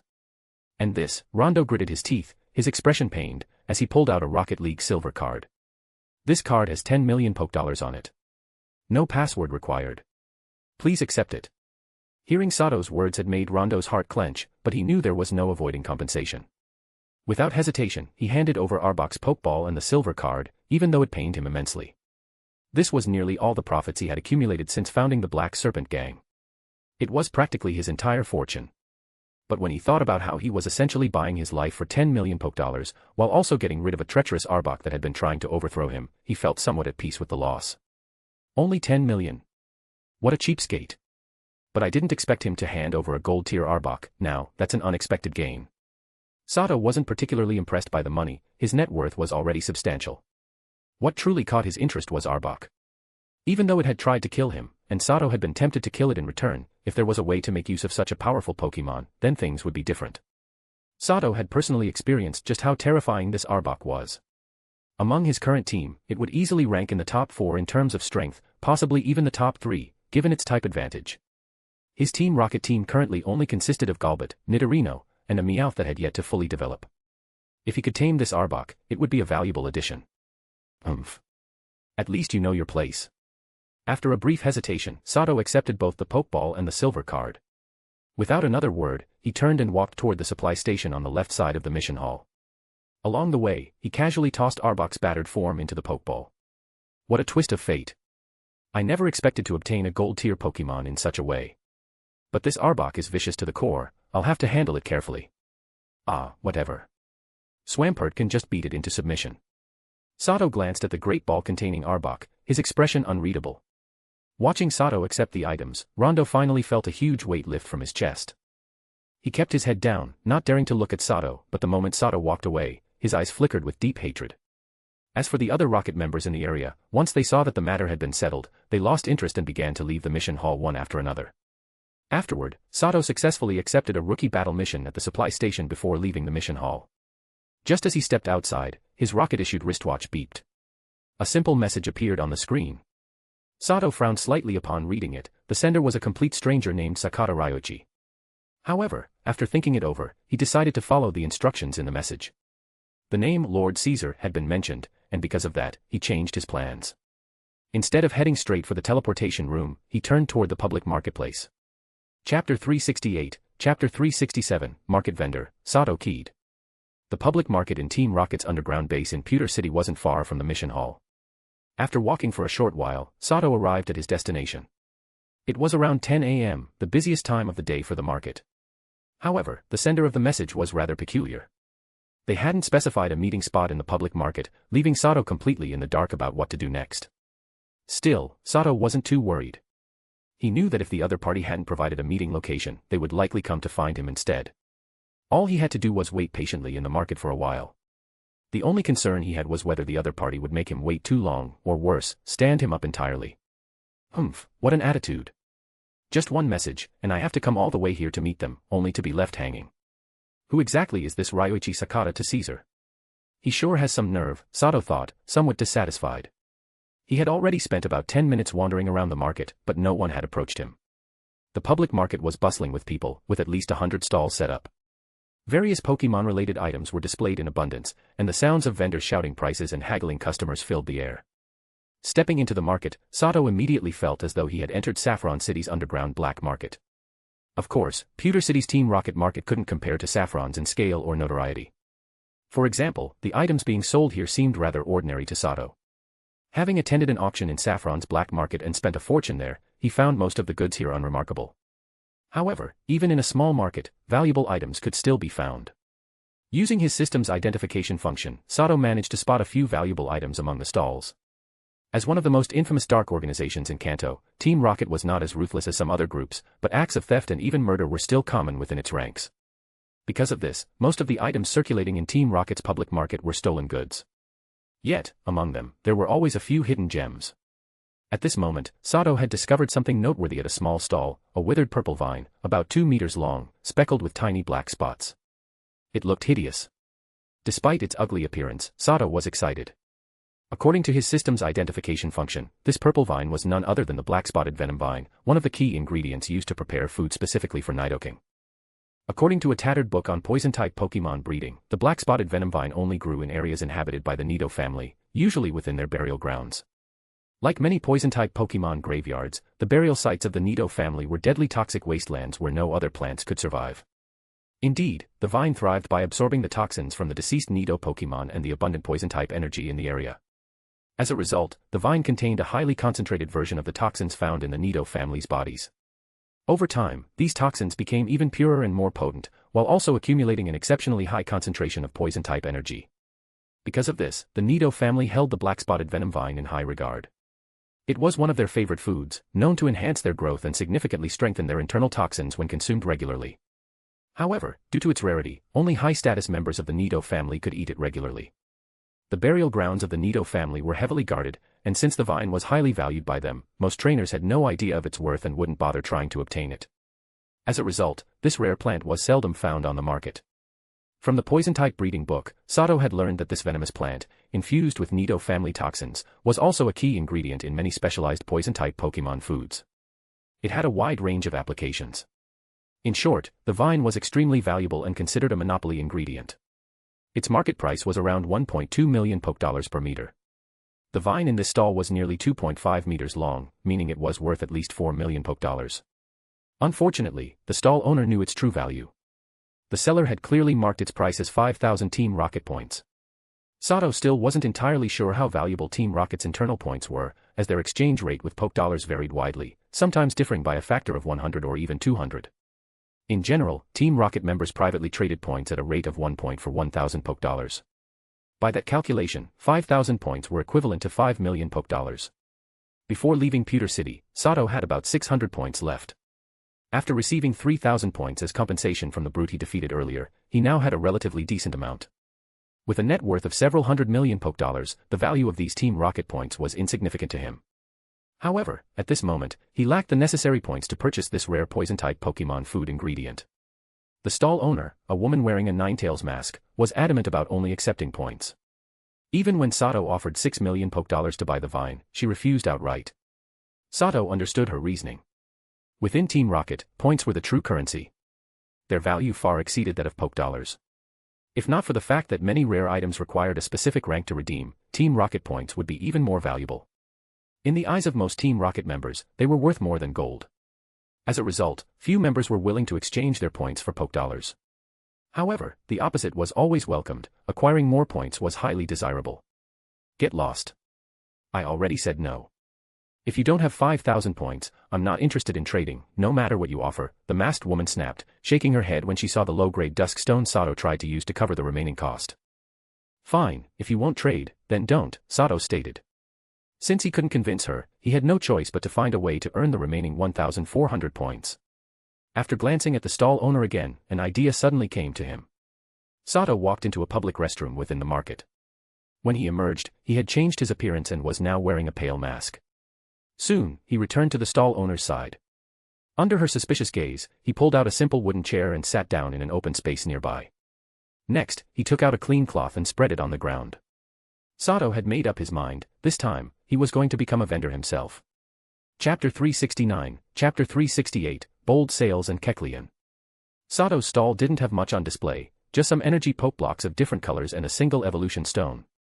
The Poke blocks he was selling were all medium quality and came in a variety of flavors. He had made these Poke blocks in his spare time to suit the different taste preferences of his Pokemon. Each color represented a distinct flavor, ensuring that Pokemon of various types could find something they liked. As for the evolution stone, it was a mid-grade fire stone that he had acquired long ago from a rich young heir in Viridian City. To attract buyers, Sato priced his items slightly below the market rate. The medium-quality Poke blocks were being sold for 5 points each, while the mid-grade fire stone was listed at 4,000 points. Although Sato wasn't an overwhelmingly strong trainer, as a top-level elite trainer, he was far from being an easy target. While he might not be able to defeat quasi-elite 4-level trainers, he was confident in his ability to escape if necessary. As for actual elite 4-level trainers, he didn't worry about them at all. Trainers of that caliber had their own pride and no shortage of wealth. They only had to make a request, and countless organizations would send them money and resources without hesitation. Such powerful figures wouldn't tarnish their reputation by bullying a weaker trainer over something as trivial as medium-quality Poke blocks. Besides, Sato wasn't using his real appearance, so he felt more at ease selling Poke blocks openly, something he wouldn't have dared to do before. Of course, he wouldn't risk selling high-level or even gemstone-grade Poke blocks unless he became an elite 4-level trainer himself. Poke blocks. Did you make these yourself? The female vendor at the stall next to him asked in curiosity when she noticed the Poke blocks he had displayed. Sato's Poke blocks were of the highest standard among medium-quality ones. Their surfaces were smooth and polished, and under the light, they gleamed brilliantly in their various colors, making them incredibly eye-catching. Sato completely ignored the question. After writing down the descriptions and prices of his items on a small sign, he took out a newspaper and began reading, treating the woman as if she didn't exist. The female vendor's eyes flashed with anger at being ignored, and she glared at him. Meanwhile, some passing Team Rocket members also noticed the Poke blocks on his stall. Those with a discerning eye immediately showed expressions of greed and malice. Sato, of course, sensed the hostile gazes directed at him. With a quiet sigh, he took out a Pokeball and released his Swampert, instructing it to sit behind him. His Swampert had already reached level 43, a Pokemon that had, by chance, once defeated a legendary Pokemon. The pressure it exuded was overwhelming, far beyond what ordinary Pokemon could match. The sheer magnitude of its presence bore down on the people around them like a mountain. As soon as Swampert appeared, the female vendor who had been eyeing Sato with hostility and the Team Rocket members who had been entertaining greedy thoughts all turned pale. Their expressions quickly shifted from malice to deep wariness. In an instant, more than half of the greedy and hostile gazes disappeared. Elite 4 level trainers weren't common. Having 6 Pokemon at level 60 or higher was no small feat even within the vast Team Rocket organization. There were only a dozen or so such trainers, most of them at the lower end of the Elite 4 level spectrum. Moreover, Pewter City wasn't a high-priority location for Team Rocket. Sato was certain that the most their underground base in Pewter City could have was a single Elite 4 level trainer, with no more than a dozen quasi-Elite 4 level trainers at most. That meant there were only around 10 people in the entire Pewter City Team Rocket base who could truly pose a threat to him. Everyone else would have to stand aside. With his show of strength successfully deterring these ruthless criminals who respected power above all else, Sato's business quickly picked up. His poke blocks had an excellent appearance, and their price was both reasonable and lower than market value. It didn't take long for Team Rocket members who had sampled them for free to recognize their high quality, and they quickly started making purchases. Sato had only brought about 500 poke blocks with him, with each flavor having roughly 100 pieces. In just over 10 minutes, every single poke block on his stall had been sold out, earning him a total of 2,620 points. With these points, he now had enough to purchase the black-spotted venom vine. The female vendor next to him couldn't hide the jealousy in her eyes as she watched Sato's business flourish. Throughout the sales, she frequently glanced at him, hoping to achieve God knows what. Sato, however, simply smiled faintly. Now that he had sold all his poke blocks, it was time to pack up, change his outfit, and buy the black-spotted venom vine from her. "Hello, my name is Ryuichi Sakata. May I place an order for a batch of poke blocks?" Just as Sato was about to pack up his stall, a towering man, nearly 2 meters tall, appeared in front of him, looking down as he spoke. At the mention of the name, Ryuichi Sakata, Sato's eyes sharpened. Without hesitation, he raised his head and carefully examined the men before him. The man's appearance was unremarkable, but his tightly fitted Team Rocket Battalion leader uniform accentuated his explosive musculature, giving him an imposing presence. Curiously, despite the scorching weather, the man was draped in a pure red coat. Sato quickly realized the reason for this. As his gaze fell upon the man's shoulders, his pupils contracted slightly. Had it not been for his keen instincts and the unsettling feeling of being watched, he might not have noticed the 2 Kecleon hiding in stealth mode on Sakata's shoulders. With their ability to blend seamlessly into their surroundings, the Kecleon had remained virtually undetectable. However, thanks to his system's scanning function, Sato could see through their camouflage. Under the cover of Sakata's bright red coat, the 2 Kecleon's bellies, marked with a distinctive red stripe that couldn't turn invisible, were perfectly concealed. What was even more shocking was their strength. Both Kecleon had an individual value of over 156, marking them as high-tier Pokemon of purple-grade potential. Moreover, both had reached level 50. Most alarming of all, both Kecleon had the Protean ability and possessed an astonishing array of moves spanning 13 different types. Now, these 2 incredibly strong Kecleon were staring down at Sato, just like their trainer. For the first time in a long while, Sato felt a chill run down his spine. Chapter 370, Chapter 369, A Choice of 3. "I'm sorry, leader, but these poke blocks weren't made by me.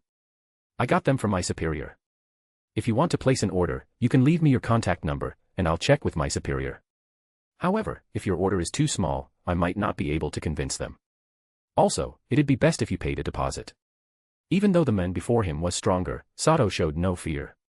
He patted himself down, stood up, and spoke to Ryuichi Sakata with an unhurried and composed demeanor. To avoid raising suspicion, he even deliberately made his voice sound hoarse. Of course, this so-called superior was entirely fictitious. But with his steady tone and confident expression, even the usually cautious Team Rocket members nearby found themselves half-believing his words. Even Ryuichi Sakata was no exception. In truth, what convinced the surrounding Team Rocket members wasn't just Sato's apparent lack of fear toward their battalion leader, it was the sheer insignificance of the quantity he was selling. The 500 or so poke blocks he had were barely enough to meet the demand of Pewter City's underground Team Rocket base. It was like trying to fill a bottomless pit with a handful of sand. Given how little he was selling, he seemed no different from a small-time retailer operating in the countryside. Especially after hearing the latter half of Sato's statement, the onlookers quickly jumped to their own conclusions. They assumed that Sato was nothing more than a minor reseller, someone with access to a supplier but without the financial resources to purchase larger quantities. "I see. The quality of your poke blocks is indeed impressive. In that case, I'll place an order for 1,000 bitter poke blocks. Here's half the deposit, please take care of it." Ryuichi Sakata nodded, squeezing out a faint smile. With that, he transferred 2,800 Team Rocket points to the account listed on a piece of paper at Sato's stall. "This is excellent. Rest assured, leader, 1,000 poke blocks is no small deal. I'm sure my superior will be pleased to accept the order. Send me an address, and within 5 days at most, I'll have the goods delivered to you." Seeing the 2,800 points in his account, Sato's tone became noticeably warmer. He exchanged knowing smiles with Ryuichi Sakata, who clearly knew how to grease the wheels. If one went by Sato's stall prices, a medium-quality poke block would typically cost 5 points, meaning half the deposit should have been 2,500 points. But Sakata had sent 2,800, an extra 300 points. The meaning behind that small tip was obvious, and Sato wasn't one to turn down easy gains. After finalizing his order, Sakata quickly left. Sato noticed him glancing around the crowd, clearly looking for his supposed supplier. Once Sakata was gone, Sato didn't immediately pack up. Instead, he looked expectantly at the other Team Rocket members who had yet to leave. As expected, with Sakata paving the way, 3 more people soon stepped forward to place orders for medium-quality poke blocks, one of whom was the ill-tempered female vendor next to him. Like Sakata, they each paid half the deposit. These 3 were also quite savvy, bringing Sato another 5,000 points in deposits and an extra 500 points in tips. Satisfied, Sato decided it was time to wrap things up. He packed away his stall, recalled his swampert, and made his way toward the public restroom. However, as he moved, a few individuals with greed in their eyes began to tail him, following him into the restroom. Inside, Sato removed his mask and cloak. Of course, he still wore a ditto-crafted human skin disguise on his face. As his pursuers entered, they saw his altered face and continued their pursuit. Unfortunately for them, the public market was full of people wearing Team Rocket Grunt uniforms. Blending into the crowd and lowering his head for another quick transformation with Ditto, Sato easily shook off his followers. To be safe, he wandered the market a few more times before finally removing Ditto's disguise and heading back to the female vendor's stall. With a swift exchange of points and goods, the vendor, wearing rubber gloves, handed Sato a black-spotted venom vine before quickly packing up and leaving. Just as Sato was about to store the vine in his spatial equipment, a familiar voice called out behind him. "Where have you been? I've been looking for you in the public market for over 10 minutes. Turning around, Sato found himself face to face with Ryuichi Sakata's cold expression. "You must be battalion leader Ryuichi Sakata. I've been here for a while, but I spotted something good earlier and didn't have enough points on hand, so I had to make a few trades first before coming back." Sato had already prepared an excuse in advance, but he still put on an embarrassed smile, acting apologetic. The truth was, Sakata had deliberately left Sato waiting after sending his message, showing up over 20 minutes later. But by then, Sato had already disguised himself and was busy running his stall. Because of Sato's altered appearance, Sakata mistakenly thought that he was the one being stood up. This misunderstanding had left him with a rather poor impression of Sato. It had better be just that. Follow me. Hearing Sato's explanation, Sakata frowned slightly before glancing at the black-spotted venom vine in his hands. Recognizing its nature, he gave a small nod, but his tone remained cold and commanding. Sato's expression remained neutral, showing no dissatisfaction. He nodded silently and followed Sakata, though his eyes kept darting toward the man's shoulders with a hint of wariness. Eventually, Sakata led him to a secluded corner of the public market. There, under Sato's somewhat surprised gaze, Sakata began setting up a stall of his own. The stall was just as simple as Sato's had been, and the goods on display were pitifully few, just 3 pokeballs. However, using his system's scanning function, Sato quickly discovered that these pokeballs contained rare Pokemon, Ursaring, Porygon, and Miltank. Each one was not only of excellent quality but also well-trained. Their levels and the number of technical machine, TM, moves they had learned indicated that they had undergone rigorous training. "Lord Caesar has given orders for me to assist you in the upcoming rookie competition. These 3 Pokemon have been well-trained and will surely be of great help to you in the competition. I'm handing them over through a transaction, so it won't be considered a violation of the rules. Enough talk, choose one."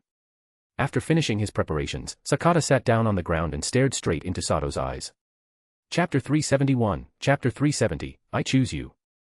Although Sato couldn't release the Pokemon to observe them, thanks to his system's detection function, he was still able to view the details of the 3 Pokemon inside the Pokeballs.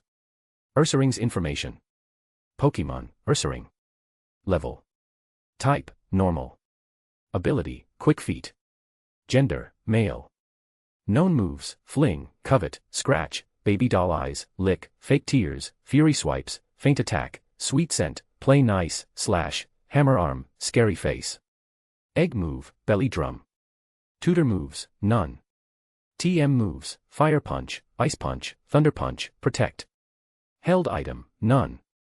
IVs. HP, 23 slash. Attack, 27 slash. Defense, 23 slash. SP ATK, 25 slash. SP Def, 25 slash. Speed, 27 slash. Overall 4 rating, purple, total IVs, 150. Porygon's information. Pokemon, Porygon. Level. Type, normal. Ability, Trace. Gender, Genderless. Known moves, Conversion 2, Tackle, Conversion, Sharpen, Psybeam, Agility, Recover, Magnet Rise, Signal Beam, Recycle. Egg moves, none. Tutor moves, none. TM moves, Protect, Hyper Beam, Shock Wave. Held item, none. IVs. HP, 23/. Attack, 26/. Defense, 24/. SP ATK, 29/. SP Def, 25/. Speed, 25/. Overall 4 rating, purple, total IVs, 152. Miltank's information. Pokemon, Miltank. Level. Type, normal. Ability, Scrappy. Gender, female. Held item, none. Known moves, Tackle, Growl, Defense Curl, Stomp, Milk Drink, Bide, Rollout, Body Slam, Zen Headbutt. Egg moves, Dizzy Punch, Endure. Tutor moves, none. TM moves, Protect, Iron Head, Iron Tail. IVs. HP, 28/.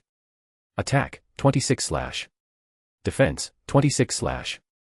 SP ATK, 23/. SP Def, 28/. Speed, 29/. Overall 4 rating, purple, total IVs, 160. From the data, it was clear that among the 3 Pokemon, Ursaring was the strongest in terms of battle power. As an offensive powerhouse, Ursaring would be a solid choice. If Sato chose to capture him, his team's strength would see an immediate boost. However, in terms of ratings, Ursaring was the weakest of the 3. Porygon, on the other hand, was positioned between the other 2, both in level and potential. However, unlike Ursaring and Miltank, whose forms were already set, Porygon still had 2 evolution stages ahead of it. If it could successfully evolve into Porygon Z, its traceability would transform into adaptability.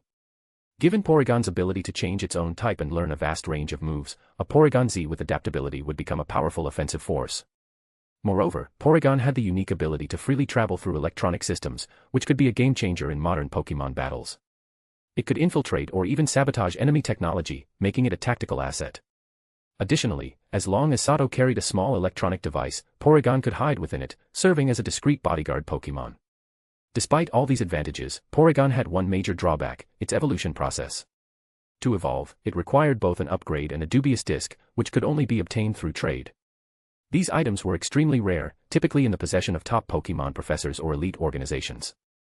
Furthermore, due to Porygon's capability to infiltrate digital systems, its evolution items were considered restricted goods by most powerful organizations.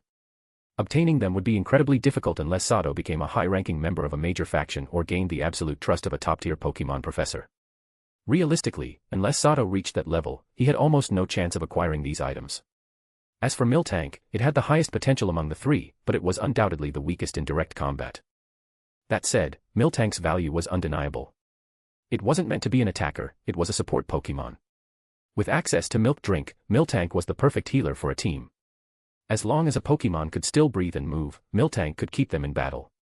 Beyond that, Miltank's ability to provide fresh, nutrient-rich milk every day was an unparalleled advantage.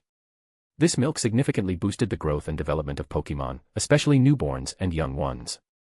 For Sato, choosing Miltank meant ensuring that his team would never suffer from nutrition problems. Additionally, Piku's egg was about to hatch. Given how much Sato valued this Piku, who had golden tier potential, he wanted to provide it with every possible advantage. Miltank wasn't the best in battle, but as a caretaker for Piku, she was perfect. After thorough consideration, Sato made his decision. I've made my choice, battalion leader. I choose Miltank. Please entrust her to me. After a moment of contemplation, Sato looked up at Ryuichi Sakata and spoke with firm determination.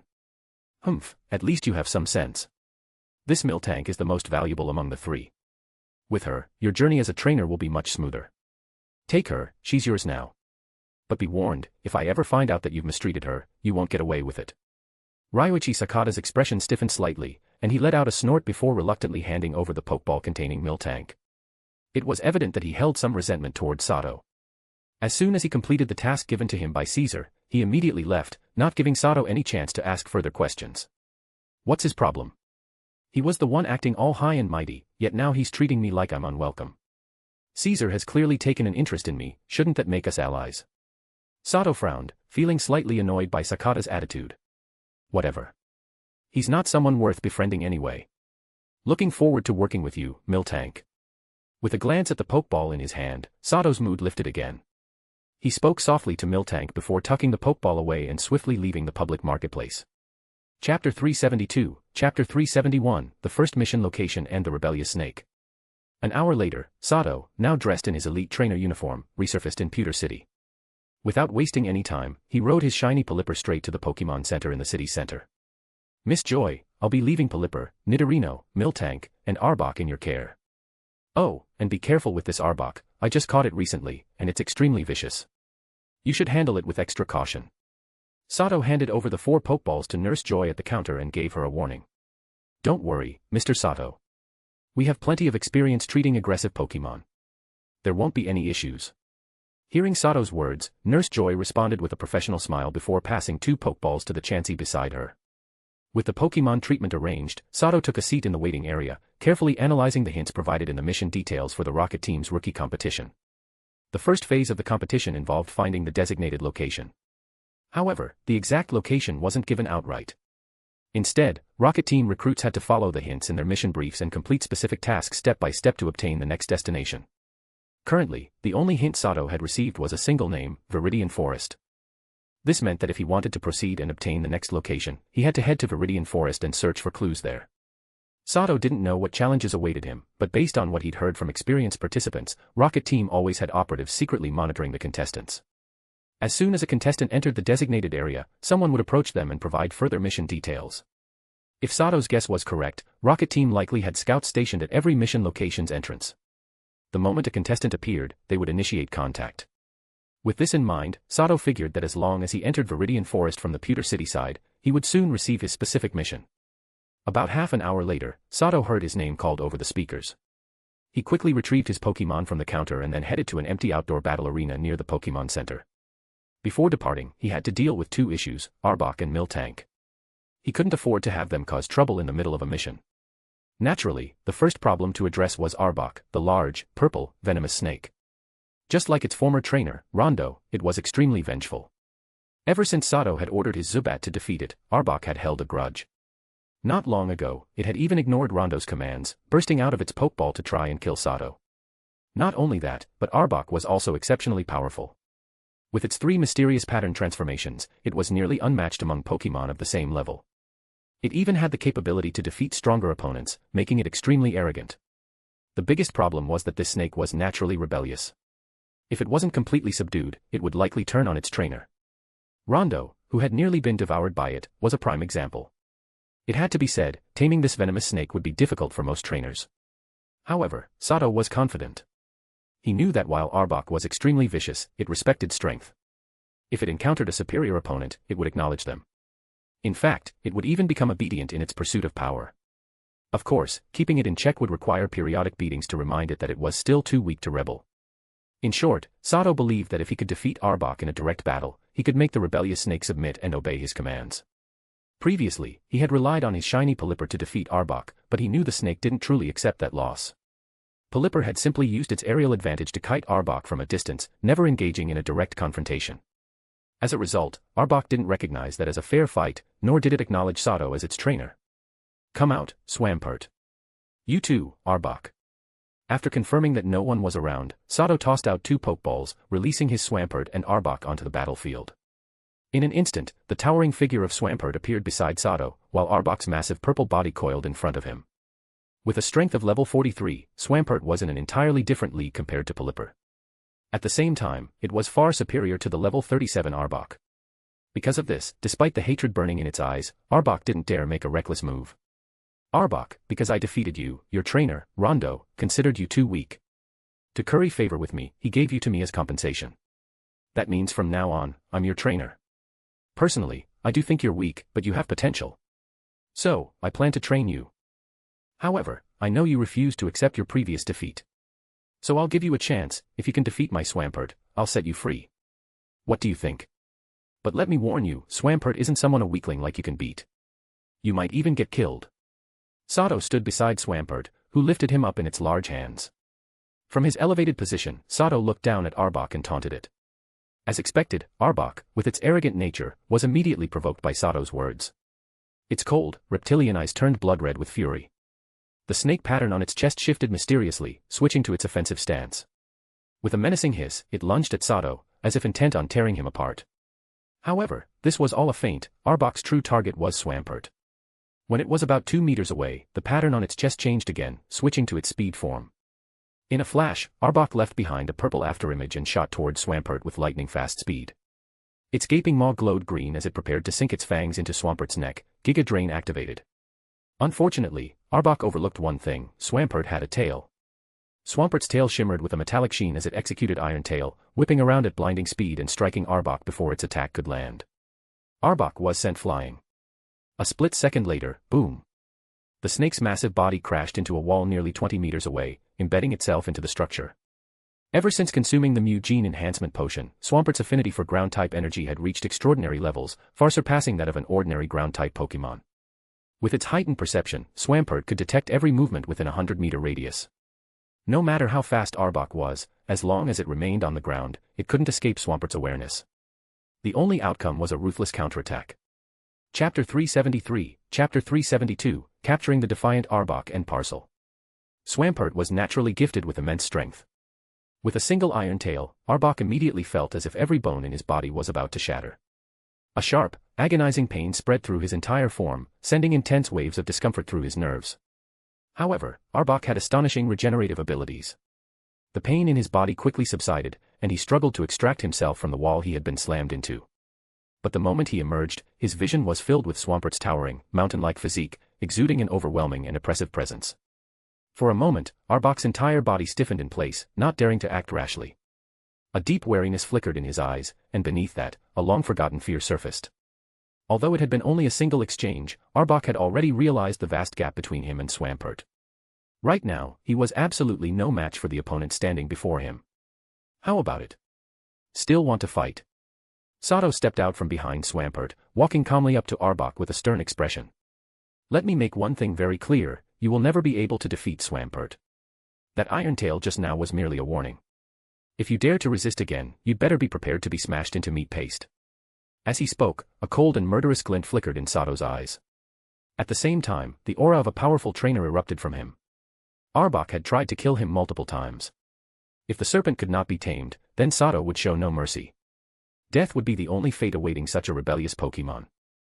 Faced with the suffocating pressure radiating from both Sato and Swampert, Arbok, who possessed a highly intelligent mind, finally understood his situation. He had failed in his multiple attempts to eliminate Sato. Now, it was his turn to be on the receiving end. And right now, Sato intended to kill him. If he resisted and refused to submit, there was only one path left: death. In the end, Arbok yielded. Though he was inherently vicious, ruthless, and bloodthirsty, it was precisely because he had witnessed so much death that he feared it himself. The crimson light in Arbok's eyes gradually faded, and he slowly lowered his proud head before Sato in submission. From today onward, you are my Pokémon, Sato declared as he saw Arbok bowing his head. The killing intent within him rapidly dissipated. Under the watchful eyes of Swampert and Ditto, he confidently stepped forward and placed his hand on Arbok's menacing, scaled head. My orders are absolute. But don't worry, I know you desire strength. As long as you perform well, I will do everything in my power to make you stronger. As soon as he finished speaking, Sato retrieved the Pokeball that Rondo had given him, casually tossed it to the ground, and stomped on it, shattering it to pieces in front of Arbok. Then, he took out a brand new Ultra Ball. Go, Pokeball. With a calm but commanding tone, Sato pressed the center button of the Ultra Ball against Arbok's head. The ball immediately opened, transforming the serpent into a beam of red light and drawing him inside. After shaking lightly in Sato's hand a few times, the button's flashing red light abruptly dimmed. With Arbok's matter resolved, Sato turned his attention to Miltank. Compared to the vicious and aggressive Arbok, the gentle-natured Miltank was much easier to deal with. With the help of the ever-friendly Ditto, Growlithe, and Bellissum, the mild-mannered Miltank quickly recognized reality and allowed Sato to reclaim her without the use of force. After taking care of everything, Sato mounted his acrobike and sped down the main road toward Viridian Forest. Viridian Forest was not unfamiliar to him. It was in this treacherous woodland that he had undergone his first true transformation. This was also where he had met Bellissum and Growlithe, who had since become his steadfast companions.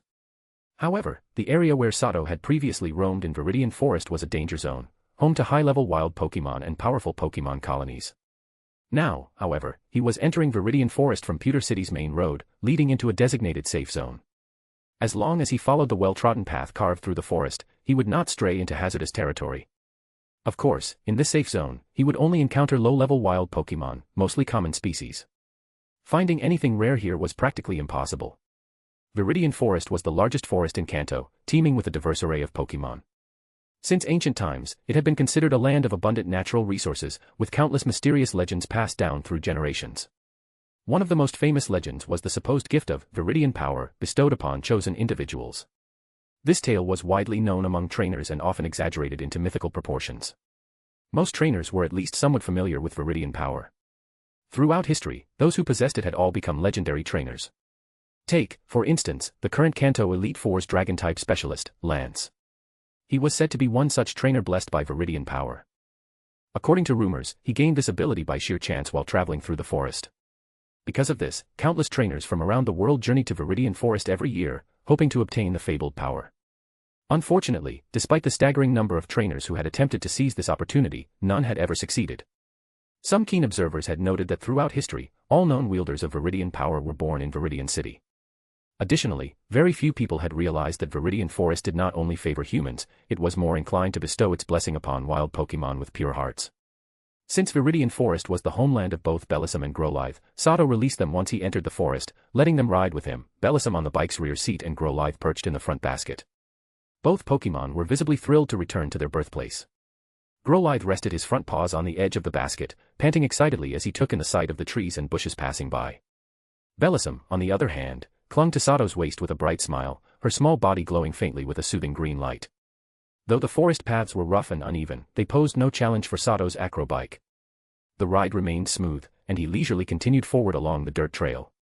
As he traveled, he noticed several trainers walking along the same route, some engaged in intense Pokémon battles on the grassy roadsides. However, what truly occupied Sato's thoughts was the task at hand. He had yet to locate the target of his mission, which puzzled him. He wondered if the people he was supposed to meet had already been overtaken by his bike's speed. Still, he chose not to stop. Instead, he maintained a steady pace, continuing deeper into the forest's safe zone. Before long, he had completely left the outskirts of Viridian Forest and ventured into its inner regions. Just as he entered the deeper part of the safe zone, where no one else was around, a Pidgeotto suddenly swooped down from behind him. In its talons, it clutched a black parcel, one that it promptly dropped directly onto Sato's head. Chapter 374, Chapter 373, Surprise Box and Bug-Catching Mission. This unexpected delivery didn't catch Sato off guard.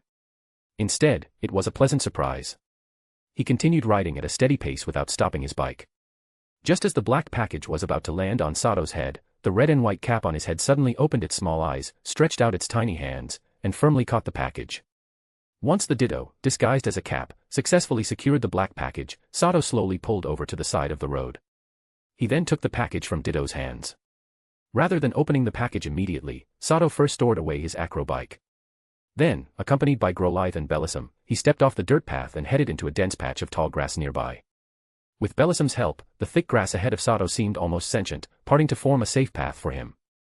Additionally, the wild Pokémon in the surrounding grass seemed to sense his presence and moved away, allowing Sato and his Pokémon to proceed unhindered until they reached the base of a towering tree. Sato then released Golbat, instructing it to use ultrasonic waves to confirm that no one was nearby. Once he was sure they were alone, he finally began opening the mysterious package. The black package wasn't heavy, which made it clear that it didn't contain anything particularly weighty. Upon unwrapping it, Sato found a black plastic box inside. A large red R was emblazoned on the lid, instantly revealing that it was something from Team Rocket. The box's material was clearly unique, lightweight yet incredibly sturdy. The opening was also secured with a combination lock. It was obvious that unless Sato obtained the 3-digit code, his only other option would be to force it open. However, he discarded that idea in less than a second. Knowing Team Rocket's usual tricks, Sato figured that if he tried to force the box open, its contents might be destroyed, or worse, the box could explode.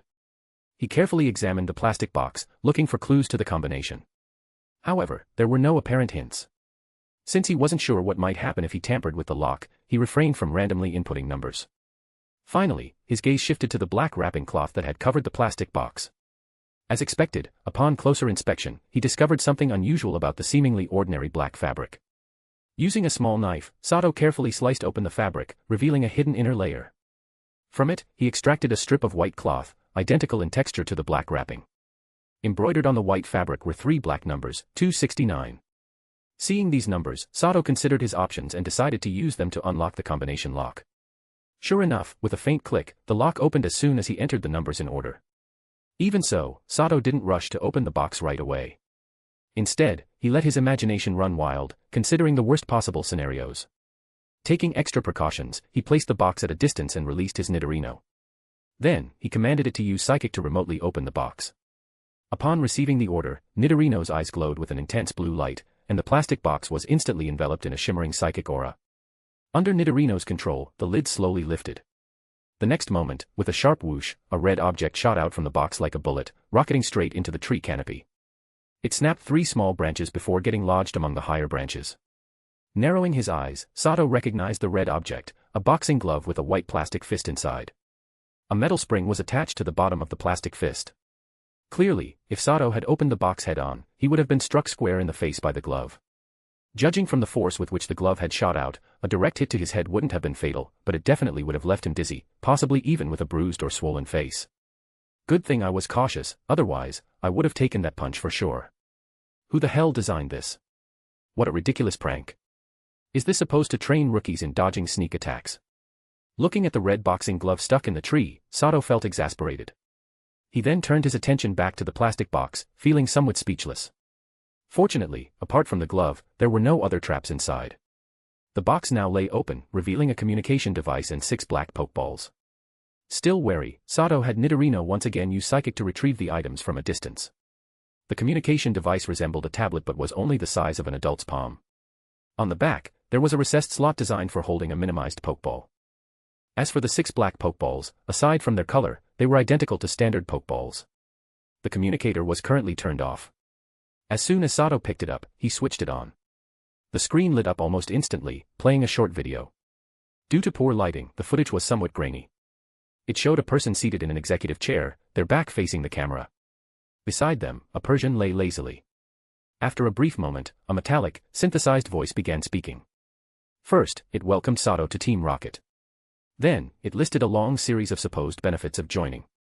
Finally, it wished him good luck in the upcoming rookie competition. The entire video was short, lasting only a few minutes. Once it finished, the communicator's program automatically deleted the video and displayed a text box containing details about Sato's next mission. It was a bug-catching mission, but it offered 3 different ways to complete it. Use the 6 black pokeballs to capture 6 Beedrill or Butterfree, use the black pokeballs to capture 3 Pinsir or Scyther, capture a single bug-type Pokemon from outside the Kanto region using one of the black pokeballs. As expected, the mission came with rewards. Completing it would not only provide information about the next task location but also grant points based on the Pokemon turned in. Each Beedrill or Butterfree was worth 100 points. Pinsir and Scyther, being much rarer, were worth 2,000 points each. As for bug types from outside Kanto, they were worth a whopping 5,000 points. This is basically a free points giveaway. No wonder all the veteran recruits looked so excited when they talked about the rookie competition. This whole thing is designed to help rookies train. Seeing the mission details on the communicator screen, Sato's eyes lit up, and he smiled to himself. To him, this bug-catching mission was practically a handout. Beedrill and Butterfree were incredibly common in Viridian Forest, and they were weak. Any Team Rocket rookie who had been training for over a month could easily capture 6 of them. Pinsir and Scyther, however, were trickier. Only recruits with real strength could go after them, as both species were highly territorial and often lived in groups. Facing them unprepared could mean serious injury, or even death. As for the final option, it was by far the most difficult. Due to human activity, invasive species occasionally appeared in Viridian Forest, but they were rare. The local Pokemon were incredibly strong and highly territorial, making it difficult for outsiders to settle. Only the toughest foreign Pokemon could survive in such a hostile environment. They were naturally elusive and excellent at evading capture, making them extremely difficult to find, let alone catch. Most importantly, they were exceedingly rare. Simply encountering one was already a stroke of luck. Without specialized tracking methods, locating such a Pokemon in the vast Viridian Forest was nearly impossible. Sato carefully considered his options for the mission. Before long, he had made up his mind. Chapter 375, Chapter 374, The True Meaning Behind the Mission and Perils in the Forest. Sato had his own thoughts regarding the bug-catching mission. On the surface, it seemed simple: choose one of the 3 options and complete it to fulfill the mission requirements. However, the mission details did not explicitly state that selecting multiple options was forbidden. This meant that as long as the participants were strong enough, they could potentially complete 2 or even all 3 options at the same time. Moreover, the mission only specified that rewards would be given based on the Pokemon submitted. It did not mandate which species had to be placed inside the 6 Pokeballs. Realizing this, Sato's heart started racing. A single non-Kanto bug-type Pokemon was worth 5,000 points. That was an incredibly lucrative deal. He had 6 black Pokeballs at his disposal for this task. If he could capture 6 non-Kanto bug types, then 30,000 points would be his without question. A single bug-catching task with a maximum reward of 30,000 points. The prize is incredibly generous. This is an opportunity one have to seize. I believe this is exactly what Team Rocket's higher-ups want to see. If I can capture 6 non-Kanto bug types, I'll definitely stand out among the other recruits. This is my chance to make a name for myself. It all depends on whether I have the ability to pull it off. Delving deeper into the mission's design, Sato was impressed by its ingenuity. At the same time, his determination to complete it grew even stronger. For him, fulfilling the first 2 options was relatively easy. The first option required finding a tree occupied by Beedrill, which was a simple task. As for the second option, that wasn't difficult either. Back in Viridian Forest, during his survival training in Ursaring's territory, he had already encountered Pinsir and Scyther colonies. He even had a map that marked the location of his previous survival training grounds, so returning to those Pokemon habitats wouldn't be too hard. However, the third option posed a real challenge. Viridian Forest was vast, and finding a non-Kanto bug-type Pokemon would be like searching for a needle in a haystack. On top of that, due to his 2-day delay, he had even less time left to complete the first phase of the rookie competition. I'll take things one step at a time. To avoid wasting time, I should start with the second option first. If I can't find any non-Kanto bug types, submitting 6 Pinsir or Scyther should be an acceptable alternative. With his decision made, Sato put away his communicator and 6 Pokeballs, along with the special plastic box and the red gloves on the treetop. He then pulled out a map of Viridian Forest, the same one Sophia had given him to navigate out of the area. Now, he planned to use it to return to his old survival training grounds. After carefully studying the map and using the tree formations to orient himself, Sato set out toward the part of the forest where the Pinsir and Scyther colonies resided, with Growlithe, Bellossom, and Golbat accompanying him. With his strength now far beyond what it used to be, he no longer avoided powerful wild Pokemon or their territories, opting instead to take the direct path. However, this made his journey far more dangerous. Many territorial wild Pokemon viewed him as an intruder and launched attacks. Deep within a grove dominated by a Victreebel, Sato and his Pokemon found themselves under siege by the carnivorous plant Pokemon and its minions. Sharp, vine-like whips lashed out from all directions, accompanied by razor-sharp green leaves slicing through the air. At the same time, a cloud of multicolored powder and an intoxicatingly sweet scent rapidly spread through the surroundings. Bellossom, use Protect. Golbat, Beautifly, use Air Cutter to blow back the sleep powder. Growlithe, hit Victreebel with Flamethrower. Meowth, follow up with Hidden Power. Seeing that Victreebel was leading an all-out attack, Sato swiftly commanded his Pokemon to counter. Bellossom acted first, clapping her hands together as a shimmering green barrier enveloped Sato, shielding him from the incoming vine whips and razor leaf. Golbat and his shiny Beautifly flanked Sato on either side, their wings glowing with a bluish energy before they began flapping violently. A powerful gust swept through the battlefield, instantly dispersing the sleep powder and sweet scent. Even the incoming razor leaf attacks were thrown into disarray. Within the swirling winds, sharp white blades of energy, Air Cutter, sliced through the horde of Bellsprout and Weepinbell. The weaker ones collapsed immediately, while the sturdier ones fell after taking a few more hits. In an instant, the number of incoming attacks was cut in half. Meanwhile, Growlithe stood his ground, unfazed by the enemy's ambush. Flames surged around his body as he charged straight toward Victreebel. The remaining vine whips and razor leaf disintegrated before they could even touch him. As he closed the gap to just under 5 meters, Growlithe unleashed a towering pillar of flames. Seeing the incoming flamethrower, the level 40 Victreebel hesitated, a trace of fear flashing in its eyes. It quickly ordered its Bellsprout and Weepinbell minions to shield it while attempting to escape. Unfortunately for it, the weaker minions stood no chance. Though they desperately launched various grass and poison-type moves to block the flames, they were all incinerated instantly. The firestorm then engulfed the helpless Bellsprout and Weepinbell, knocking them out in an instant. Victreebel had managed to avoid the initial blast thanks to its minions, but just as it turned to flee, Meowth leaped down from the trees above, surrounding it with several small orbs of flickering fire. With a sly grin, Meowth unleashed a barrage of fiery projectiles, Hidden Power, Fire. Though normally Hidden Power had a base power of 60, thanks to Meowth's technician ability, its strength was boosted to 90. Victreebel screeched in agony as the high-temperature flames struck its body. Realizing it had no chance of escape, the enraged Victreebel decided to go down swinging. With a feral glint in its eyes, it opened its mouth and spewed a jet of corrosive acid straight at Meowth. However, Meowth had anticipated this desperate counterattack. Smirking, he conjured a translucent green barrier, Protect, completely nullifying the attack. By then, Growlithe had already closed in. Without hesitation, he launched a devastating flame wheel enhanced by his flame charge technique. With a loud crash, Growlithe slammed into Victory Bell, sending it flying backward. Flames consumed its body, dealing massive damage as it let out a pitiful wail. But before it could recover, Meowth capitalized on the opening, launching another round of hidden power, fire, to finish it off. Chapter 376, Chapter 375, Current Pokemon Information. Pokemon, Golbat. Level. Type, Poison/Flying. Ability, Inner Focus. Gender, Male. Known moves, Screech, Absorb, Supersonic, Astonish, Bite, Wing Attack, Confuse Ray, Air Cutter, Swift, Poison Fang, Mean Look, Leech Life, Haze. Egg move, Hypnosis. Tutor move, Shadow Ball.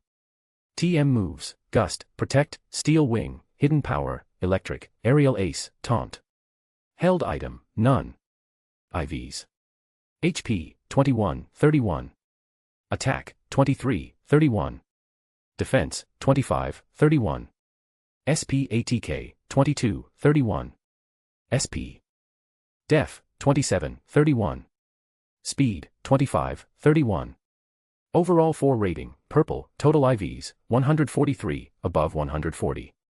Pokemon, Nidorino. Level. Type, Poison. Ability, Hustle. Gender, Male. Known moves, Leer, Peck, Focus Energy, Double Kick, Poison Sting, Fury Attack, Horn Attack, Helping Hand, Toxic Spikes. Egg moves, Disable, Amnesia, Confusion. Tutor move, None. TM moves, Poison Jab, Water Pulse, Protect, Hidden Power, Dark, Thunderbolt, Ice Beam. Held item, None. IVs. HP, 25, 31. Attack, 30, 31. Defense, 25, 31. SP ATK, 31, 31. SP Def, 30, 31. Speed, 27, 31. Overall 4 rating, purple, total IVs, 168, above 140. Pokemon, Bellossom. Level. Type, Grass. Ability, Healer. Gender, Female. Known moves, Magical Leaf, Leaf Storm, Leaf Blade, Mega Drain, Sweet Scent, Acid, Poison Powder, Stun Spore, Sleep Powder, Lucky Chant, Sunny Day, Quiver Dance. Egg moves, Synthesis, Nature Power. Tutor moves, Secret Power, Grassy Terrain, Energy Ball. TM moves, Protect, Hidden Power, Rock, Teeter Dance. Held item, Miracle Seed. IVs. HP, 30, 31. Attack, 28, 31. Defense 4, 30, 31. SP ATK, 31, 31. SP Def, 29, 31. Speed, 28, 31. Overall 4 rating, Gold, total IVs, 176, greater than or equal to 175. Pokemon, Growlithe. Level. Type, Fire. Ability, Flash Fire. Gender, Male. Known moves, Bite, Roar, Ember, Leer, Odor Sleuth, Helping Hand, Flame Wheel, Reversal, Fire Fang, Take Down. Egg moves, None. Tutor moves, Flame Charge, Flame Wheel. TM moves, Protect, Hidden Power, Grass, Double Team, Fire Spin, Flamethrower. Held item, None. IVs. HP, 22, 31. Attack, 23, 31. Defense, 20, 31. SP ATK, 23, 31. SP Def, 20, 31. Speed, 30, 31. Overall 4 rating, Blue, total IVs, 138, less than or equal to 140. Pokemon, Ditto. Level. Type, Normal. Ability, Limber. Gender, None. Overall 4 rating, Purple, total IVs, 155, greater than or equal to 140. Known moves, Transform. Egg moves, None. Tutor moves, None. TM moves, None. Held item, None. IVs. HP 4, 27, 31. Attack, 28, 31. Defense, 27, 31. SP ATK, 26, 31. SP Def, 25, 31. Speed, 22, 31. Pokemon, Swampert. Level. Type, Water/Ground. Ability, damp. Gender, male. Held item, mutated supreme blue water stone. Known moves, mud shot, tackle, growl, water gun, mud slap, foresight, endure, mud bomb, hammer arm, rock slide, muddy water. Egg moves, refresh, mirror coat. Tutor moves, ice punch, dig, rain dance, earth power. TM moves, protect, hidden power, flying, rock tomb, icy wind, iron tail, aqua tail. IVs. HP, 31. Attack, 31. Defense, 31. SP ATK, 31. SP Def, 31. Speed, 31. Overall 4 rating, gold, total IVs, 186. Pokemon, Shiny Pelipper. Level. Type, flying/water. Ability, drizzle/rain dish. Gender, female. Known moves, hurricane, hydro pump, tailwind, soak, growl, water gun, water sport, supersonic, wing attack, mist, water pulse, payback, brine, fling, stockpile, swallow, spit up. Egg move, aqua ring. Tutor move, waterfall. TM moves, protect, hidden power, fairy, double team, ice beam, shock wave. Held item, none. IVs. HP, 31. Attack, 31. Defense, 30. SP ATK, 31. SP Def, 30. Speed, 31. Overall 4 rating, gold, total IVs, 183, greater than 175. Pokemon, Shiny Beautifly. Level. Type, bug/flying. Ability, swarm. Gender, female. Known moves, tackle, string shot, poison sting, bug bite, gust, absorb, stun spore, morning sun, air cutter, silver wind, attract, whirlwind, giga drain. Tutor move, aerial ace. TM moves, shadow ball, electroweb, safeguard. Held item, mutated supreme sky splitting stone. IVs. HP, 31. Attack, 30. Defense, 31. SP ATK, 31. SP. Def, 30. Speed, 31. Overall 4 rating, gold, total IVs, 184. Special talent, Bug Monarch, a natural-born ruler of bug-type Pokemon. She possesses a lifespan far exceeding that of ordinary bug types and has a 50% increase in base stats. Pokemon, Meowth. Level. Type, normal. Ability, technician. Gender, male. Known moves, scratch, growl, bite, fake out, fury swipes, screech, feint attack, taunt. Egg moves, foul play, odor sleuth. Tutor moves, mimic, water pulse, shock wave, thief, snatch, swift, shadow ball. TM moves, protect, hidden power, fire, shadow claw. Held item, Everstone. HP, 31. Attack, 31. Defense, 30. SP ATK, 31. SP Def, 29. Speed, 31. Overall 4 rating, gold, total IVs, 180, above 175. Pokemon, Arbok. Level. Type, poison. Ability, shed skin. Gender, male. Known moves, wrap, leer, poison sting, bite, glare, screech, acid, crunch, ice fong, thunder fong, fire fong, stockpile, swallow, spit out, acid spray. Egg move, iron tail. Tutor moves, rock tomb. TM moves, protect, hidden power, water, poison jab, aqua tail, giga drain. Held item, poison barb. IVs. HP, 31. Attack, 31. Defense, 31. SP ATK, 31. SP Def, 29. Speed, 30. Overall 4 rating, gold, total IVs, 175. Pokemon, Miltank. Level. Type, normal. Ability, scrappy. Gender, female.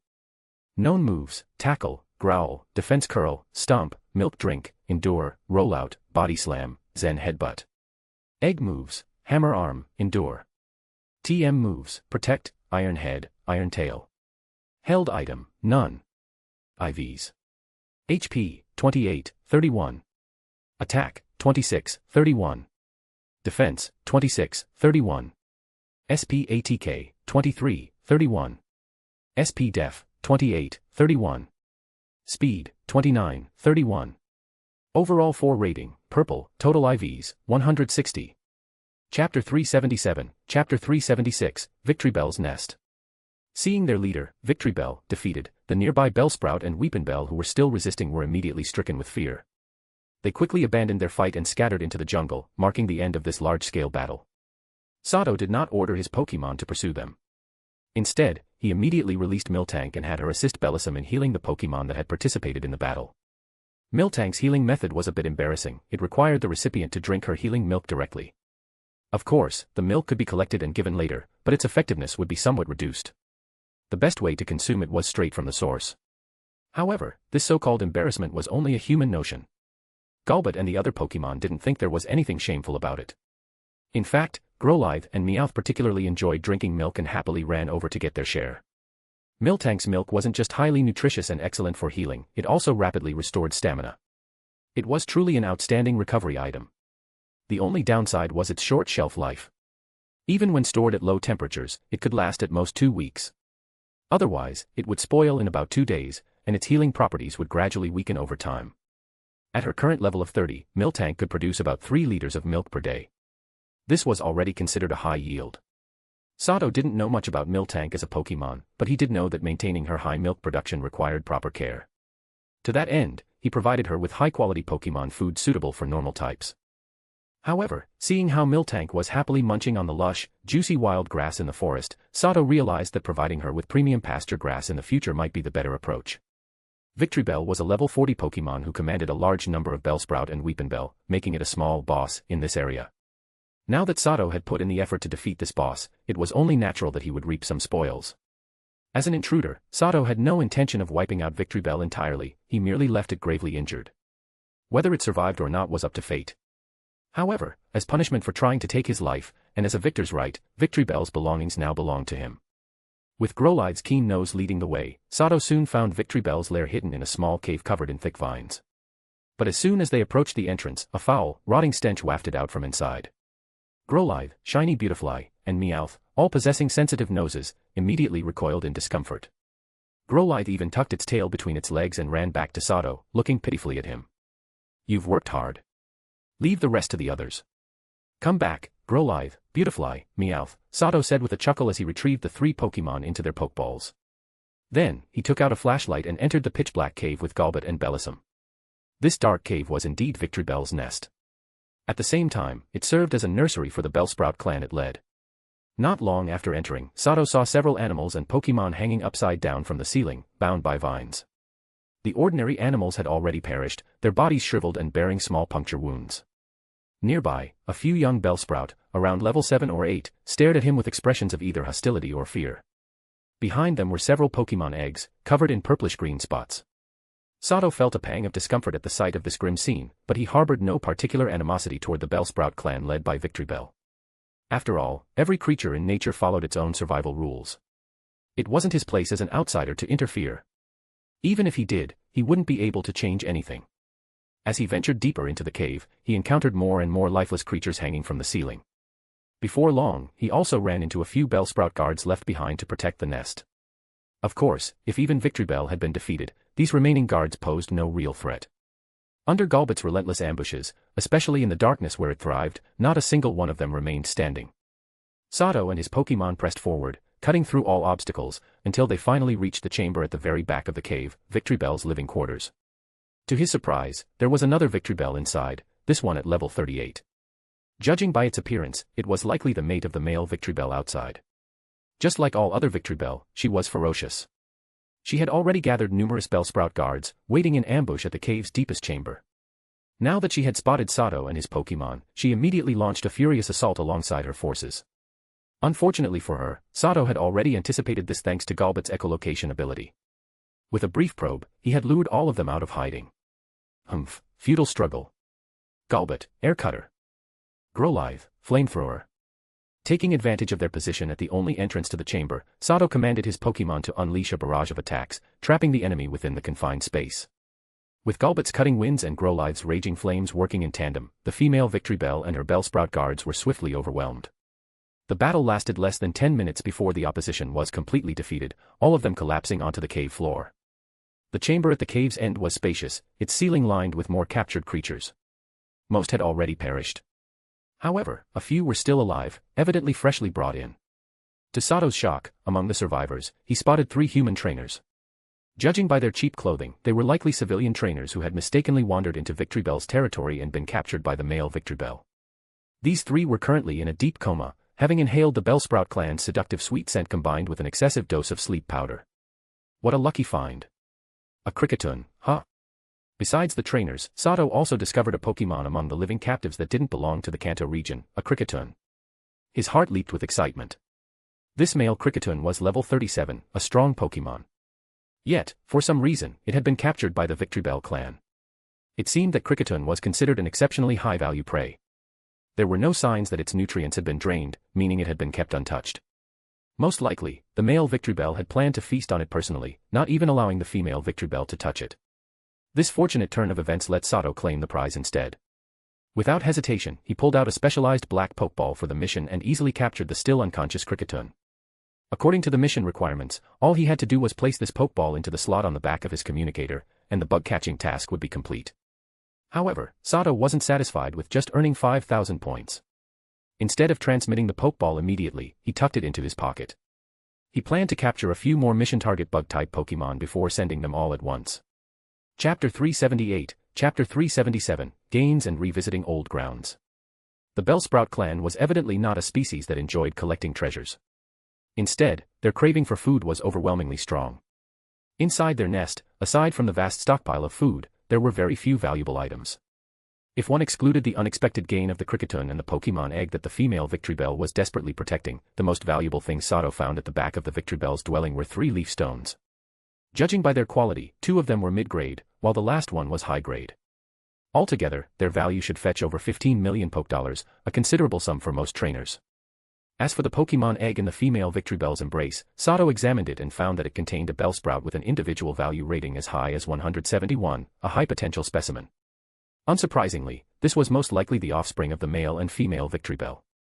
The 3 leaf stones were placed in a small puddle at the very center of the space, arranged in a triangular formation at 3 corners of the puddle.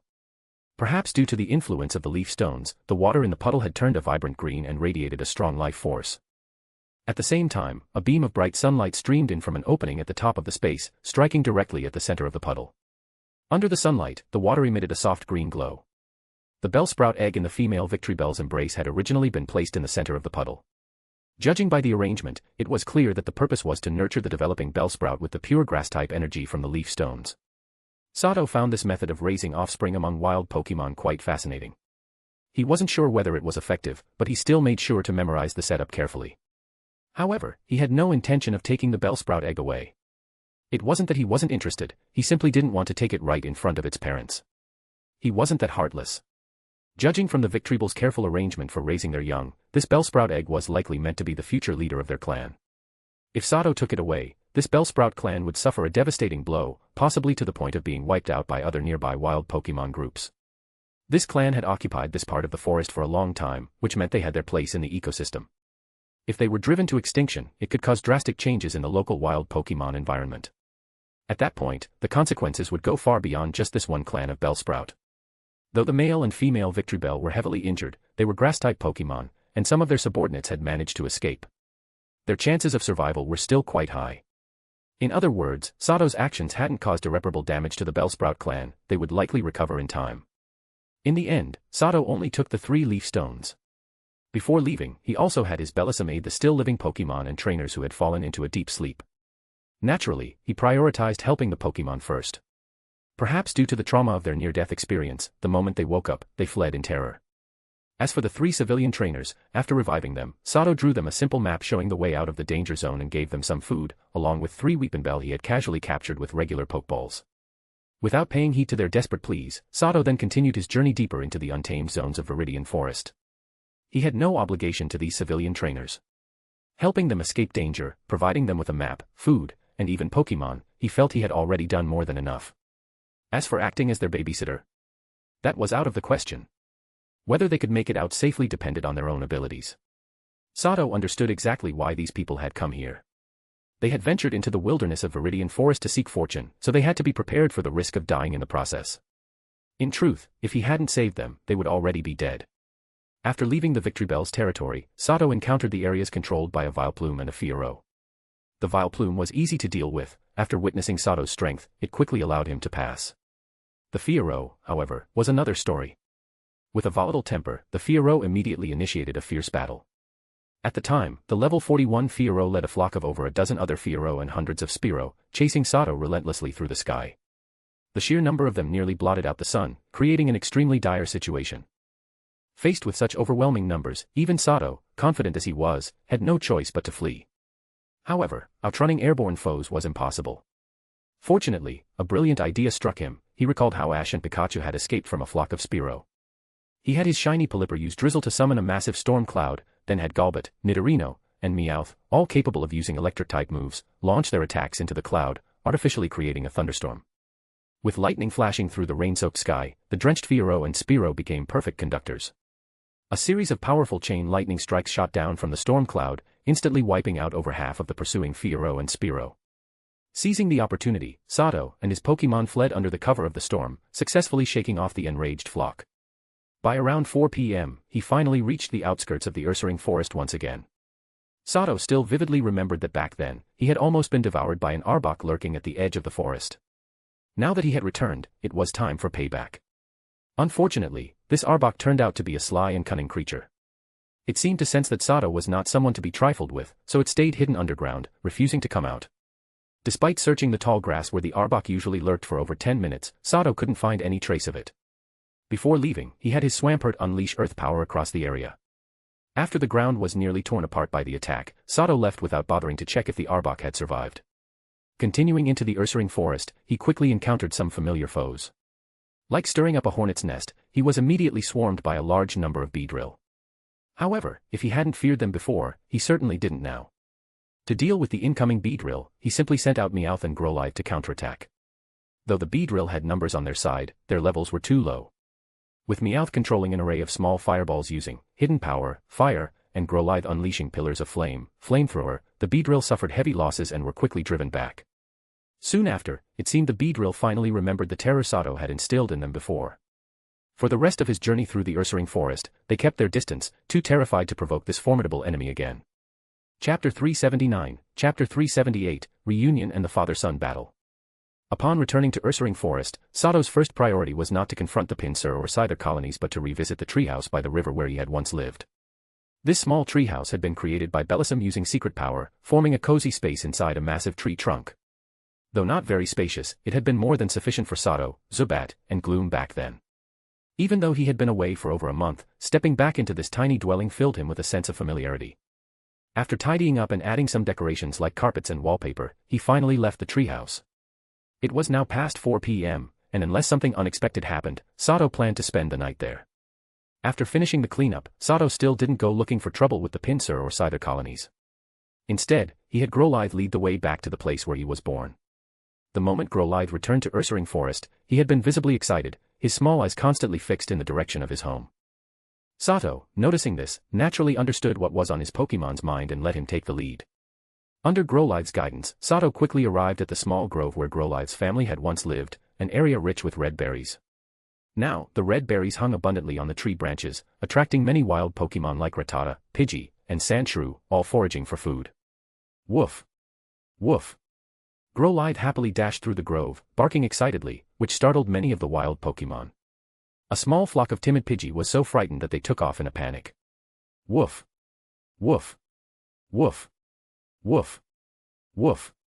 Not long after Growlithe's enthusiastic barking, two distinctly different barks echoed from within the grove. Moments later, two slightly larger Growlithe with thicker fur emerged in front of him. These two were none other than Growlithe's parents. Seeing their son return after all this time, even Growlithe's usually stoic father couldn't help but show a hint of joy. It's been a while, Growlithe. Look, I've raised your son well, he might even be stronger than you now. Sato stepped forward, smiling as he used his system's scanning function to check Growlithe's father. At last, he could clearly see his stats, a Growlithe with a total individual value of 155, classified as a Pokemon with purple tier potential. His talent was undoubtedly impressive, and in the past month, he had leveled up to 35. Growlithe's mother, on the other hand, had a total individual value of 112, classified as blue tier potential, with a level of 28. Although Growlithe's potential wasn't as high as his father's, his level had already surpassed him by 2. Sato was confident that, under his careful training, Growlithe's strength had likely already exceeded his father's. Woof. Growlithe's father still wasn't particularly fond of the human who had taken his son away. He shot Sato a brief glance, let out a bark that could barely be considered a greeting, and then lost interest in him. Woof. Woof. His mother, however, was much friendlier. She barked warmly at Sato and even wagged her tail in greeting. Originally, Growlithe's family had 4 members, but his brother was nowhere to be seen. Clearly, like Growlithe, he had also been driven out by their father to live independently. Though Growlithe's father was pleased to see his son's impressive progress in such a short time, he wasn't the type to admit defeat easily. Woof. Woof. After hearing Sato's remark about his son surpassing him, Growlithe's father first nodded at his son before baring his fangs and swiftly shifting into a battle stance, barking at Growlithe with clear intent. All right. Since your father is challenging you, there's no reason to back down. Show him how much you've grown during this time. Sato immediately understood the meaning behind Growlithe's father's actions and encouraged his Pokemon. Grow. Growlithe, realizing what his father wanted, was instantly filled with fighting spirit, lowering his stance as he prepared for battle. His mother, on the other hand, wasn't worried at all. She simply stepped aside to watch, cheering for both her mate and her son. Despite being 2 levels lower, Growlithe's father had superior potential. He had also spent years battling in the wild, accumulating far more combat experience than Growlithe, who had only recently begun his journey. However, Growlithe wasn't fighting alone, he had a trainer behind him. A Pokemon and trainer working together was far more than a simple sum of their strengths. Soon, the battle between Growlithe and his father commenced in a wide-open grassy area. Because Sato had incorporated some of Growlithe's father's battle techniques into training, the fight began with both Pokemon igniting intense orange flames around their bodies. Right from the start, both Growlithe and his father activated their flash fire abilities while using flame charge, heating up their bodies to enhance mobility and overall physical performance. The 2 Pokemon began sprinting across the field, leaving trails of fire in their wake. At first, their speed seemed evenly matched. The initial exchanges were cautious, with both using tackle to test each other's strength. Both Pokemon glowed white as they leaped into the air, colliding mid-air before bouncing off from the impact. But experience made the difference. Growlithe's father had already mastered double kick and the ability to multitask. While using tackle, he simultaneously delivered a double kick with his front legs, gaining an early advantage. Yet, despite landing an extra hit, he wasn't satisfied with the outcome.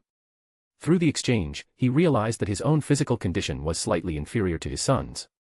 Even though he had struck first, the aftermath of their collision was telling, both had been pushed back roughly the same distance. This discrepancy in physical ability was something Sato had expected. After all, Growlithe's daily diet consisted of top-tier Pokemon food, second only to specialized performance-enhancing meals. On top of that, he had been training every day with high-grade poke blocks to boost his stamina and skill execution, something his father had never had access to. Over the past month, Growlithe's physical conditioning had improved at an astonishing rate. Now, it was evident that his body had already surpassed his father's. Excellent, Growlithe. Your endurance is stronger than your father's, use that to your advantage and take him down. Use tackle again. Sato's eyes gleamed as he gave the command. Woof. Growlithe barked in response, flames flaring even higher around him. His body glowed white once more as he charged forward, aiming directly at his father, who was bracing for impact. Chapter 380, Chapter 379, the most stylish land mount in the world. After the last head-on clash with Growlithe, Growlithe's father, being an experienced fighter, naturally wouldn't make the same mistake again. Seeing his son charging at him with intense speed, the orange flames coiling around Growlithe's limbs suddenly flared up. Just as Growlithe was about to crash into him, he sidestepped to the left at the last moment, narrowly avoiding the collision. At the same time, he opened his jaws wide, releasing a burst of dark-type energy before swiftly biting down on Growlithe's right foreleg with bite. Then, using the strength of his neck along with the momentum from Growlithe's charge, he swung his son violently to the side. Growlithe's entire body was sent flying through the air. However, Growlithe had excellent coordination. Just as he was about to hit the ground, he twisted his body mid-air, skillfully landing with all 4 paws on the ground, leaving 4 distinct claw marks as he skidded to a stop, greatly reducing any potential injuries from the fall. This isn't looking good. Since Growlithe's father also has the Flash Fire ability, all of Growlithe's best fire-type moves are completely useless here. And when it comes to battle technique and seizing opportunities, Growlithe is still far behind his battle-hardened father. If he wants to win, he'll have to take a big risk. Seeing how Growlithe's father masterfully used momentum to his advantage, Sato couldn't help but smile wryly. When it came to battle experience, Growlithe was still too green compared to his father. There was a huge gap between them. As soon as Growlithe stabilized from his landing, his father seized the opening before he could move again, closing the distance in an instant. Being a Pokemon with Flash Fire himself, he naturally understood his son's ability perfectly. Thus, he didn't bother using Fire-type moves and instead lunged forward with Tackle once more. His target was Growlithe's weakest defensive spot, his waist, intending to end the battle with this attack. Hold your ground and use reversal. Sato's eyes lit up as he saw Growlithe's father aiming for his son's waist. He immediately called out his command. Growlithe, who had initially been trying to dodge, abruptly stopped. He tensed his muscles, gritted his teeth, and braced for impact. However, at the very last moment, Growlithe shifted forward just slightly, causing his father's tackle to hit his well-built, muscular right thigh instead of his waist. Thud. Growlithe's father's head crashed into his son's thigh with force, but Growlithe endured the pain without flinching. With his paws firmly planted on the ground, he managed to stay in place rather than being sent flying, keeping only about half a meter of distance between them. Growlithe's father, having thrown his full weight into the attack, was still leaning forward due to inertia. At that moment, Growlithe, who had been holding back, finally counterattacked. With his opponent right in front of him, he unleashed reversal. After taking multiple hits, tackle, double kick, bite, and another tackle, Growlithe was already on the brink of exhaustion. One more hit, and he would likely be unable to continue battling. But in this weakened state, reversal, a move that grows stronger the less HP the user has, was at its peak power of 200. With a powerful charge, Growlithe sent his father flying with a devastating blow. Note: reversal, fighting-type physical move. Power varies. Effect: an all-out attack that grows stronger the lower the user's HP is, reaching a maximum power of 200. Growlithe's father had already sustained considerable damage from the recoil of his previous tackle attacks. Now, after taking a near-maximum power reversal, his body could no longer endure. He collapsed onto the ground, unable to continue battling. Seeing her mate fall, Growlithe's mother rushed over, licking his head and whimpering worriedly to check if he was okay. "Don't worry, Growlithe and his father will be fine. Come out, Miltank, help them recover." As soon as the battle ended, Sato supported the limping Growlithe over to his parents, reassuring them before releasing his Miltank. A few fresh bottles of Miltank's milk later, Growlithe and his father were completely healed, their injuries gone, and their stamina fully restored. Though Growlithe's father felt a bit frustrated about losing to his son, he was far more proud than anything else. With a nod of approval, he acknowledged Growlithe's strength. Woof. Woof. Finally earning his father's recognition, Growlithe couldn't contain his excitement. He barked happily and began dashing around the nearby woods in joy. Afterward, Sato invited Growlithe's parents to join them for dinner under the large tree near the study house.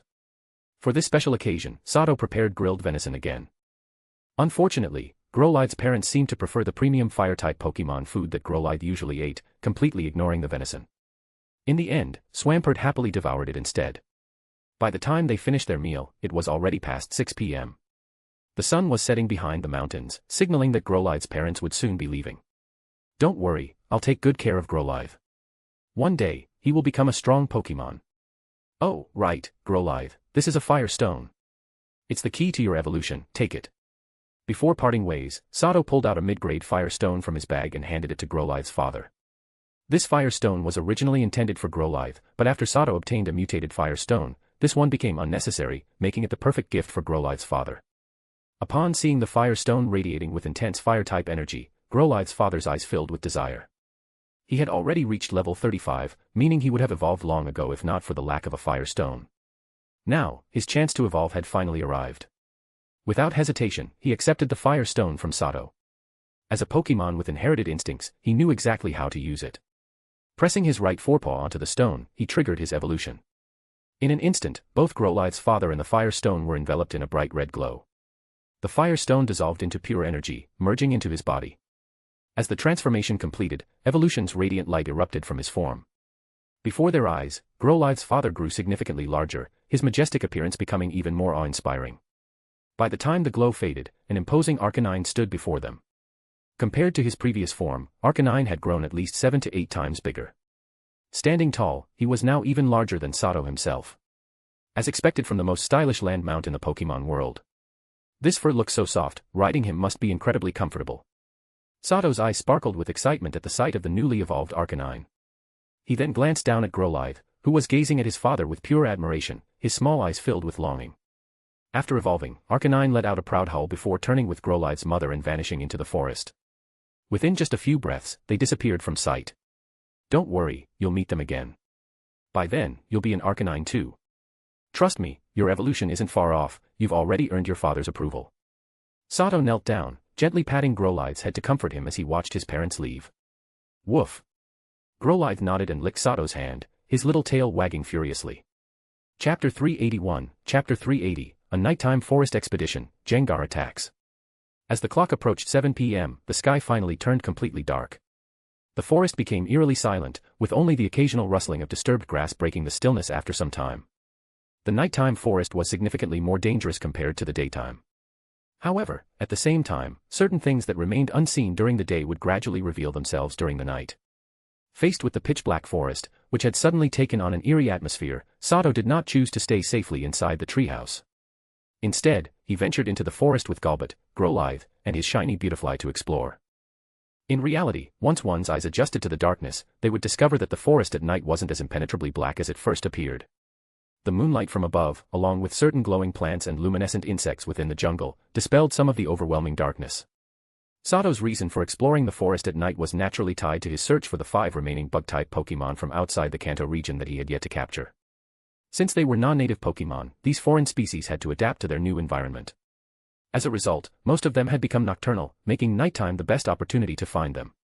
At night, the majority of wild Pokemon rarely left their nests. Even if they sensed other Pokemon roaming through their territory, they would often turn a blind eye and act as if nothing had happened. This provided the foreign Pokemon with an opportunity to venture out in search of food. Of course, the dangers of the nighttime forest were incomparable to those of the daytime. At night, the forest belonged to the ruthless nocturnal predators. For instance, ghost-type Pokemon that thrived on draining life energy would wander the woods at this hour. They created terrifying illusions to lure and ensnare unsuspecting creatures, silently reaping the lives of those who wandered into the darkness.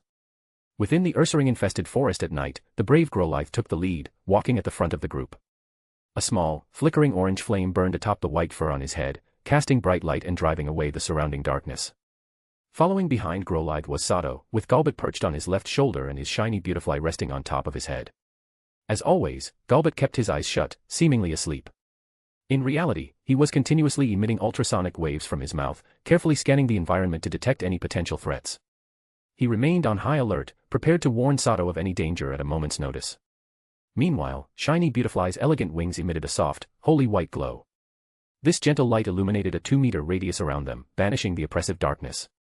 From a distance, the glow from shiny Beautifly's wings formed a milky white, spherical barrier that encased Sato and his Pokemon.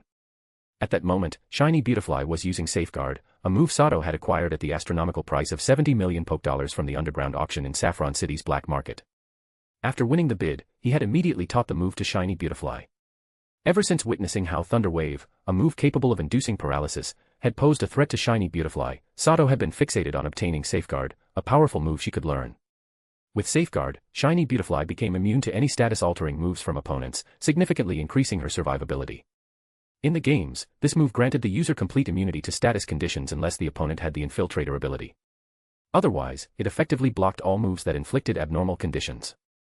In reality, Safeguard manifested in this tangible, glowing barrier. The stronger the Pokemon using it, the wider its range and the longer its duration. The nighttime forest was crawling with ghost-type Pokemon, many of which specialized in inflicting status conditions, particularly hypnosis. Unlike ordinary Pokemon, which used hypnosis through sound or movement to put opponents to sleep, ghost types invoked their target's deepest fears to trap them in a nightmarish trance. With their ability to become invisible, these spectral Pokemon could ensnare their prey without them even realizing it. Additionally, most ghost-type Pokemon possessed numerous status-inflicting moves, such as Will-O-Wisp, Swagger, and Supersonic. Now, as long as Sato and his Pokemon remained within the Safeguard barrier created by shiny Beautifly, they would be immune to such status effects. In a way, it even provided protection against Curse, the ghost-type move that sacrificed life energy in a deadly exchange. This move gave Sato the confidence to venture into the forest at night. Depriving ghost types of their ability to inflict status conditions significantly reduced the threat they posed.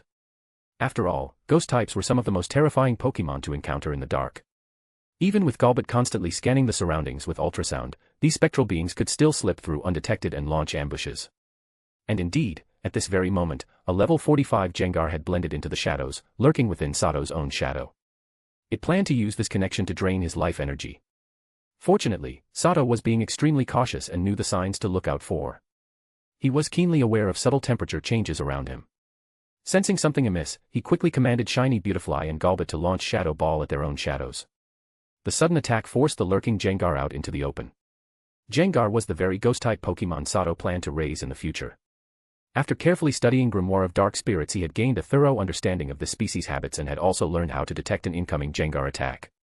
According to the Grimoire of Dark Spirits, Jengar's body was connected to an unknown, freezing dimension, making it akin to a living heat sink. Its mere presence could lower the surrounding temperature by about 5 degrees Celsius. Since Jengar was the most common ghost-type Pokemon in Kanto, and given the risks of nighttime exploration, Sato had been diligently monitoring the ambient temperature. It was this vigilance that had alerted him to Jengar's approach. He. Having been forced out of hiding, Jengar let out a sinister giggle before swiftly merging into the shadows of a nearby bush. From within, it manipulated the surrounding shadows to twist and claw menacingly at Sato. In an instant, the forest around them transformed into something nightmarish, dark, distorted, and overwhelmingly eerie. Humph, Jengar, don't bother with such cheap tricks. You think illusions like these can frighten me? I suggest you leave now, or else I'll make sure you regret it. Come out, Swampert. Use earth power to force it out, then reveal its true form with foresight. Sato's eyes flashed coldly. Realizing that the old ghost wasn't planning to retreat and was still trying to use illusions to trap him in a fear-induced trance, he issued his command with deadly intent. At his word, he released Swampert, who possessed the crucial move Foresight.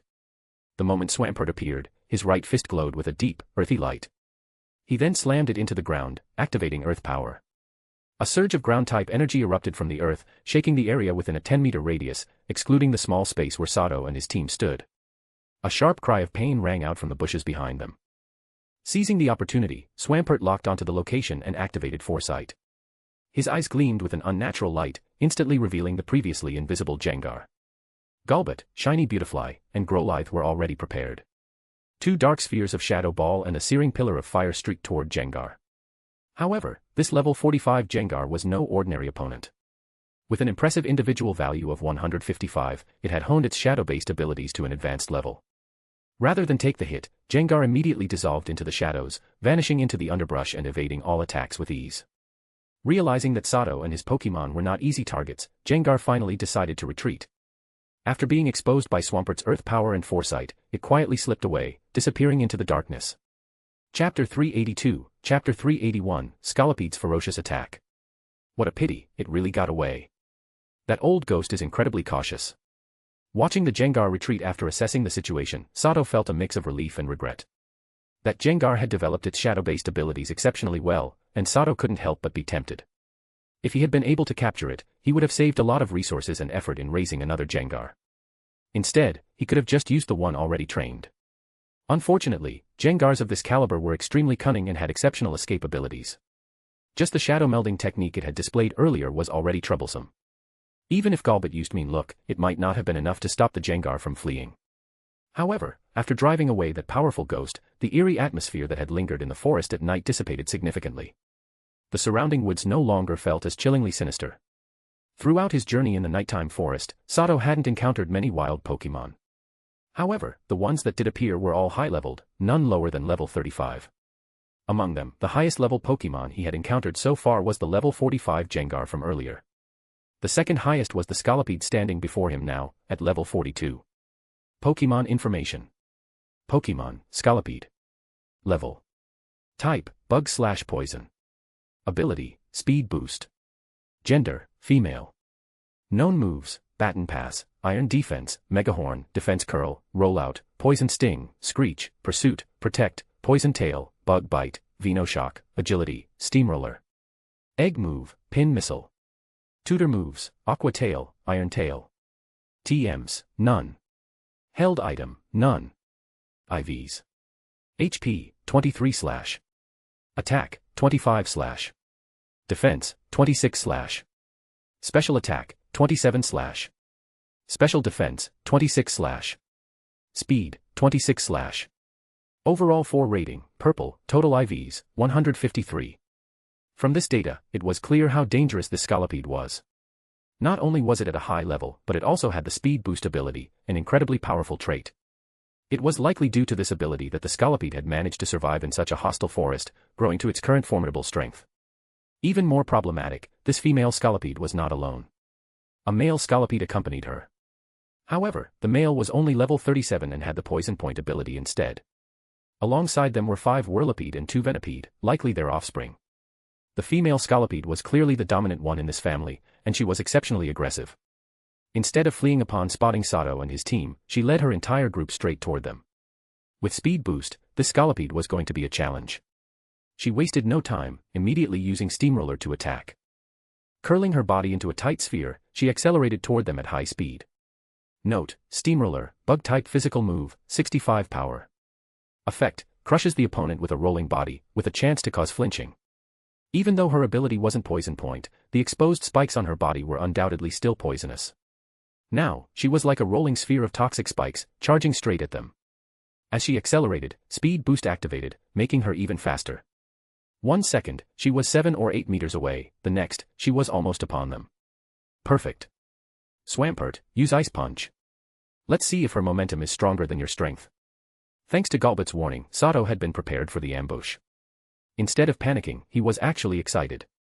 He swiftly released Swampert and gave the command. Swamp. Swampert let out an eager cry. His face lit up with anticipation as he rushed forward, his right fist already encased in freezing energy. He swung it with full force at the incoming Scolipede. In terms of raw strength, the Scolipede was no match for Swampert.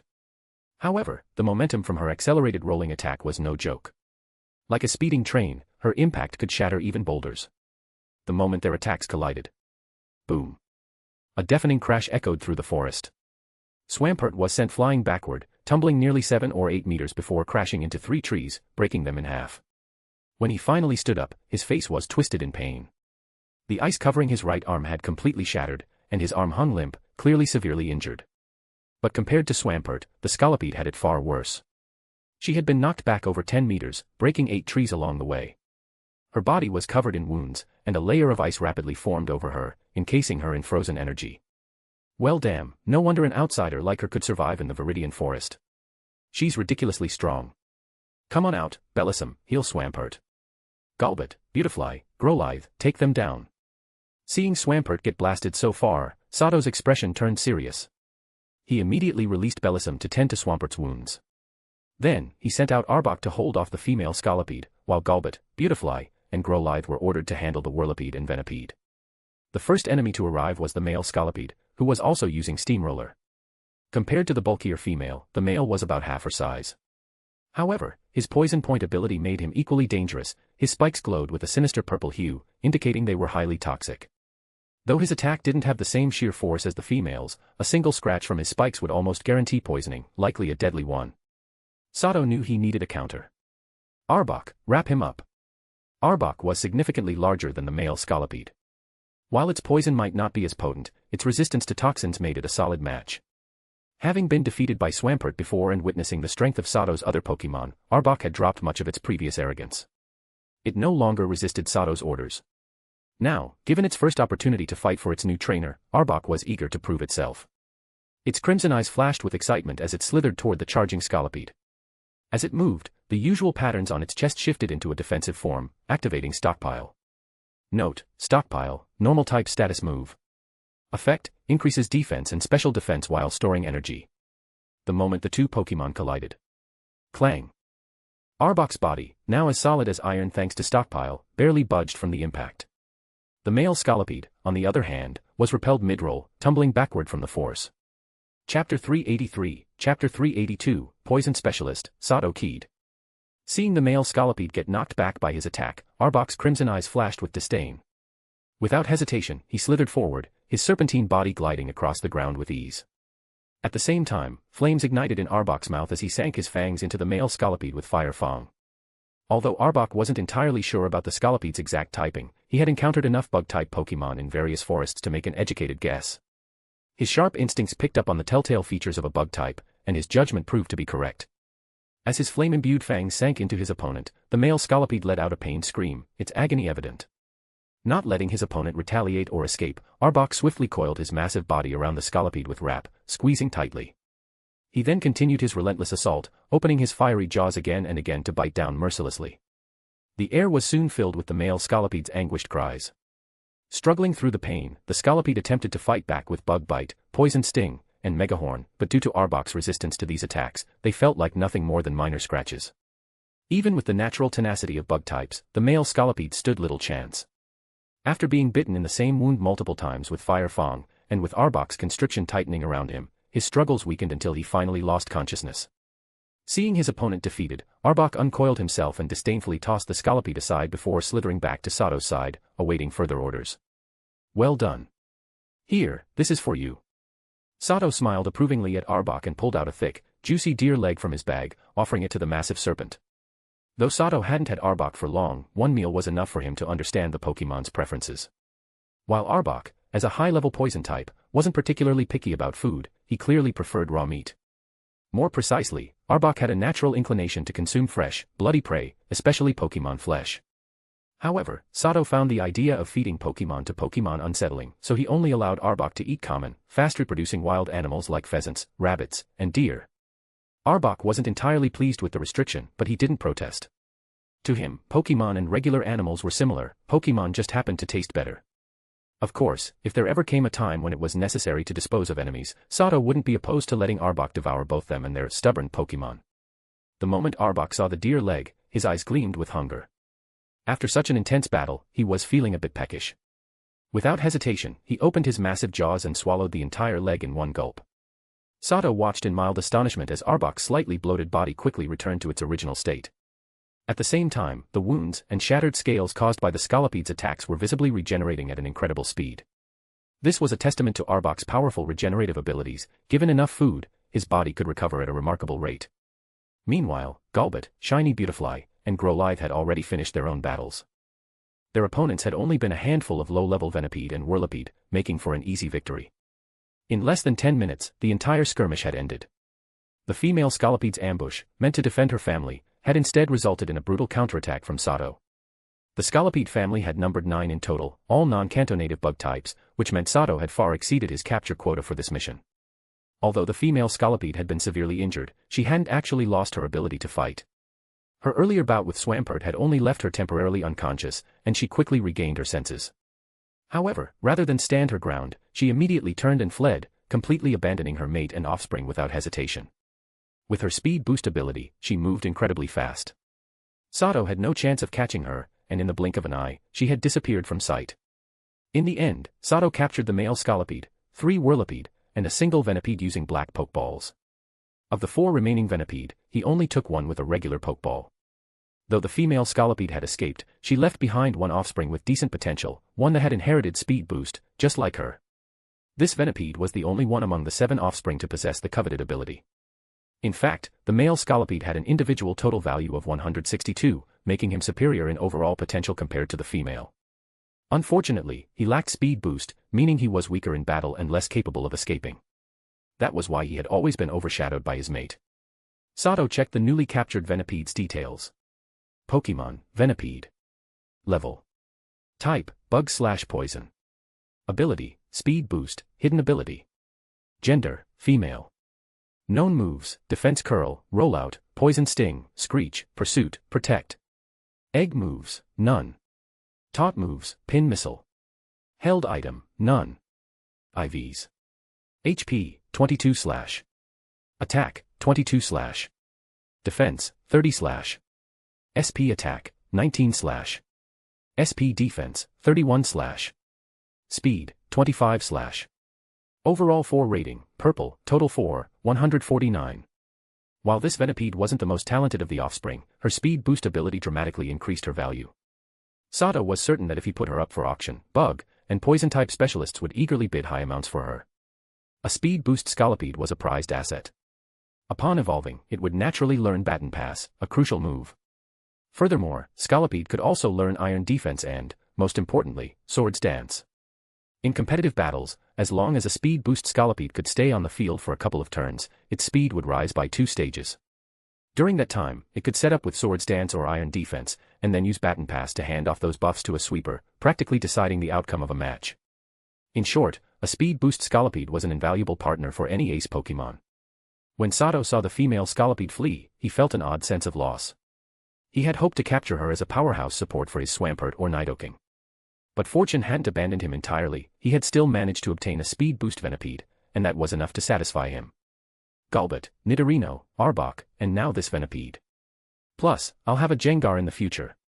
Am I unknowingly heading down the path of a Poison-type Elite Four member?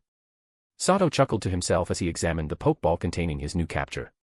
Then, glancing at the loyal Arbok and Golbat by his side, he couldn't help but find the idea amusing. Chapter 384, Chapter 383, Mission Accomplished and Midnight Snack Break.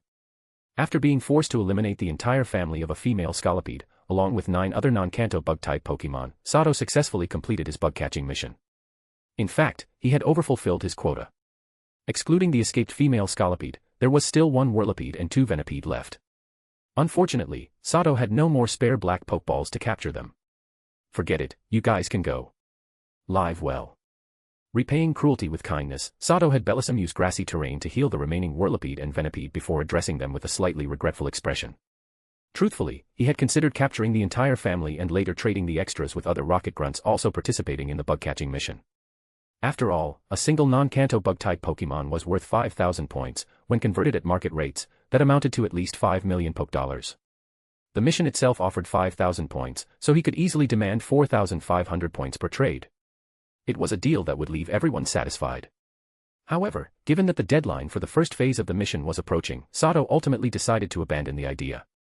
He had no desire to slaughter Pokemon, so he had no choice but to release them. The Whirlipede and Venipede, clearly scared out of their wits, didn't even wait for Sato to finish speaking. As soon as they recovered slightly and regained consciousness, they immediately used Rollout to flee at top speed. They were moving at least twice as fast as when they had arrived with the female Scolipede. In the blink of an eye, they had disappeared into the pitch-black forest. With the bug-catching mission complete, Sato had no intention of lingering in the forest any longer.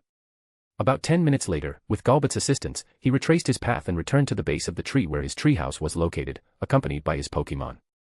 At the foot of the tree, Sato gathered dry branches from the forest to build a bonfire, then had Growlithe ignite it. Next, he took out various delicious Pokemon instant meal cans. After heating them up, he distributed the warmed food as a midnight snack to his hard-working Pokemon. These instant meal cans were high-end products Sato had purchased at great expense from a specialty store in Saffron City. They contained specially processed human food. Once heated, they transformed into gourmet dishes. Not only did these instant meals taste great, but their nutritional content was on par with high-grade Pokemon food. They were perfect for changing things up during post-training afternoon tea or midnight snacks. As he ate his own fragrant pork chop rice, Sato also took this opportunity to submit the black Pokeballs and officially complete the mission. He took out his rocket communicator, which had been powered off, and turned it on. Then, he retrieved the 6 black Pokeballs containing the captured non-Kanto bug-type Pokemon. Flipping the communicator over and placing it on a clean cloth on the ground, he inspected the slot at the back before inserting one of the shrunken black Pokeballs containing a Whirlipede. Rocket technology was highly advanced, and this communicator, resembling a tablet, was an impressive device. Beyond communication functions, it also had powerful transmission capabilities.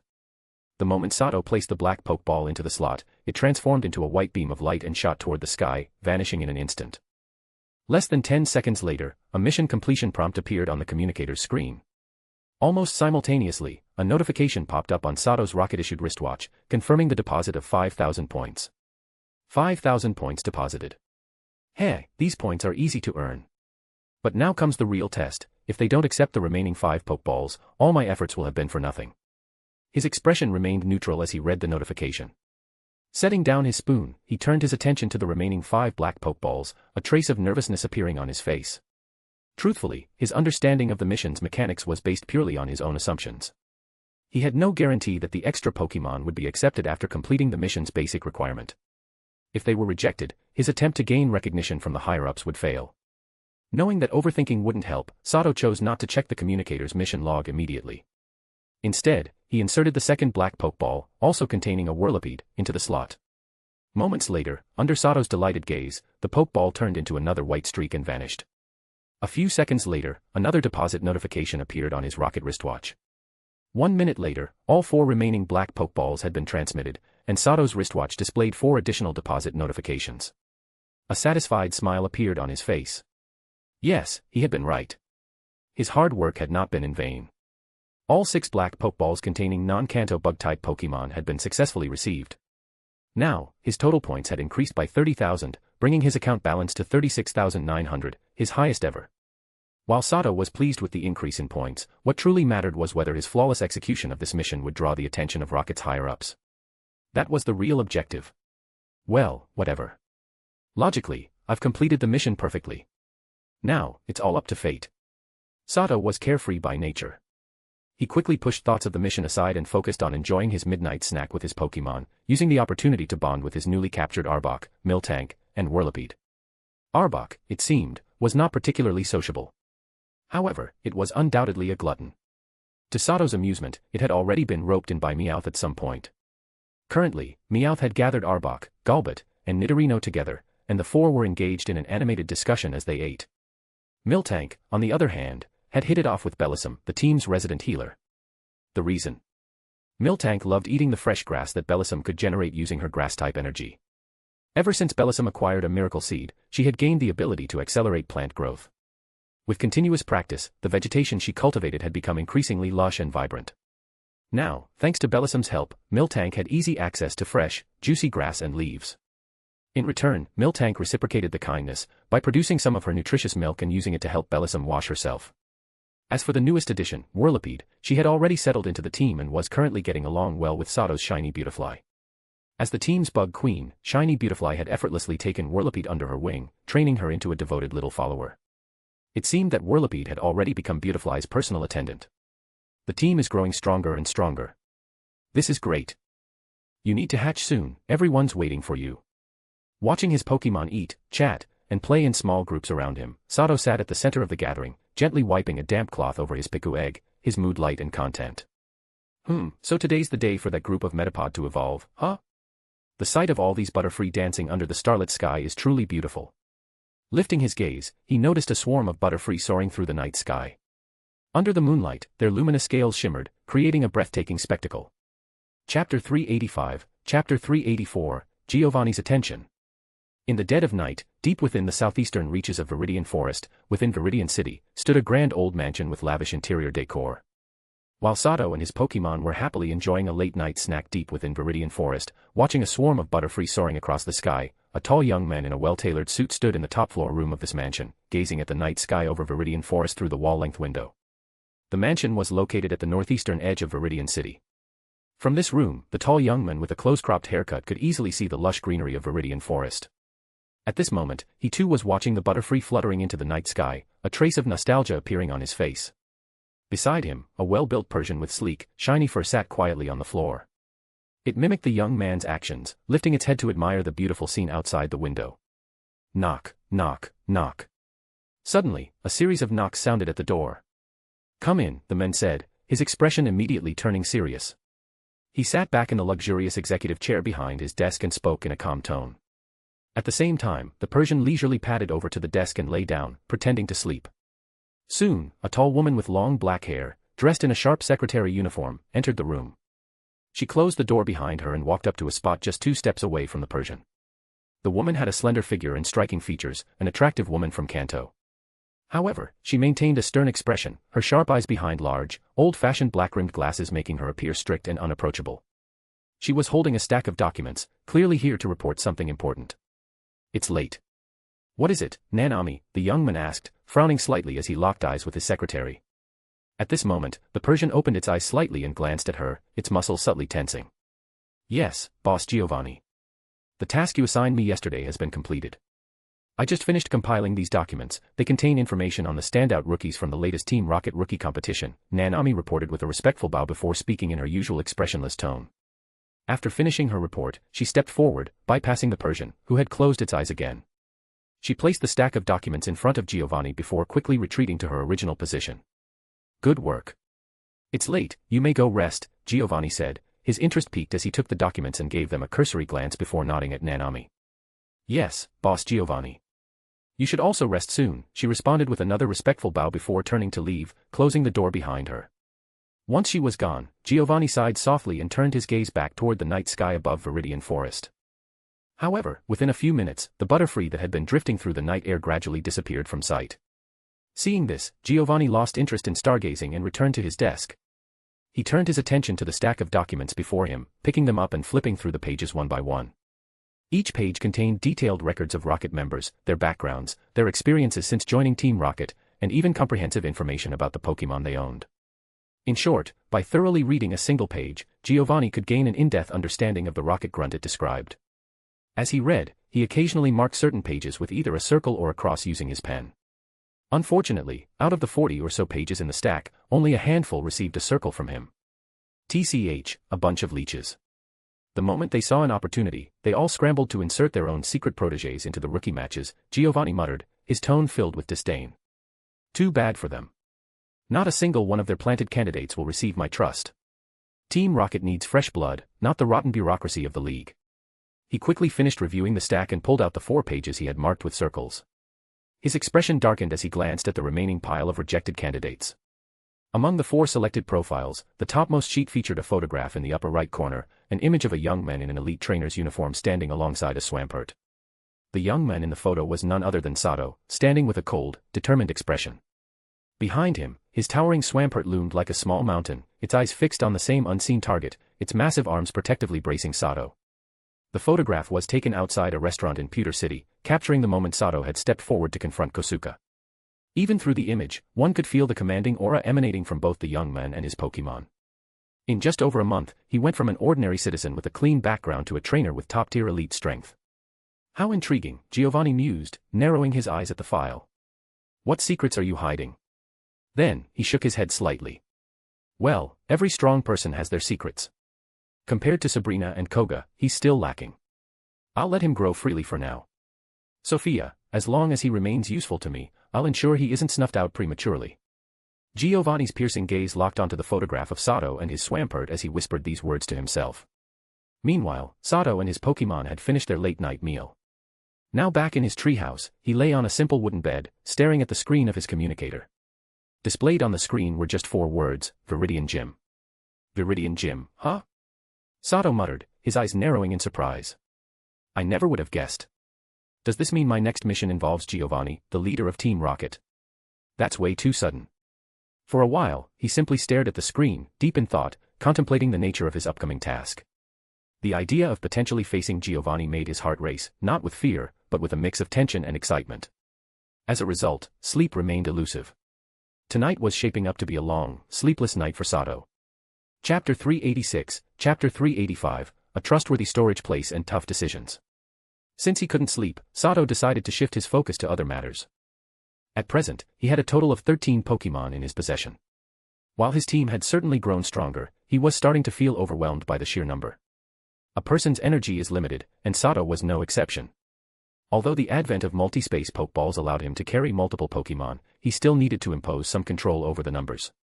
Based on his own estimation, he could effectively manage up to 8 Pokémon at most, including Ditto and Miltank, who were non-combatants. That meant, in reality, he could only handle 6 battle-ready Pokémon at a time. Anything beyond that would be too much for him to manage. It was undeniable that the league's rule limiting trainers to carrying a maximum of 6 Pokémon at a time had its reasoning. It's time to find a trustworthy place to store some of my Pokémon. Money isn't the issue, the most important thing is that the place has to be reliable. I can't have my Pokémon being used for weird experiments. Lying in bed with his hands behind his head, Sato pondered the matter deeply. He racked his brain for a solution and, after a while, finally thought of a person, someone who could provide a trustworthy place to temporarily store his Pokémon. Elsa. This stunning beauty from Hoen's Lilycove City had a great relationship with him. She was also a gym trainer specializing in water-type Pokémon and managed a gym with a rich history. That meant she was bound to have a specialized facility for storing Pokémon. Strong connection.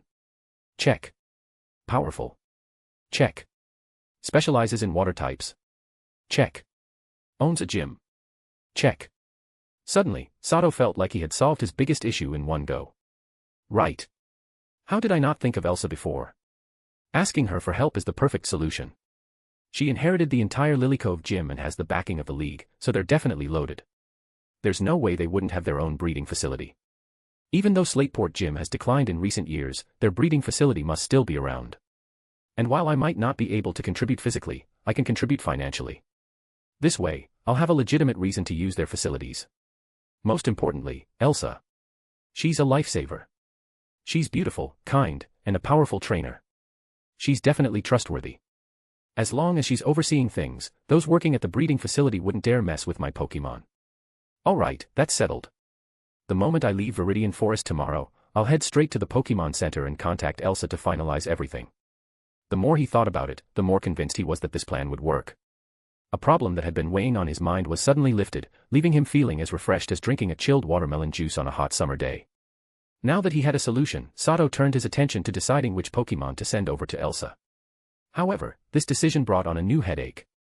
For the first time, he realized that he might have a case of decision paralysis. But when he factored in the Team Rocket rookie competition, things started to become clearer.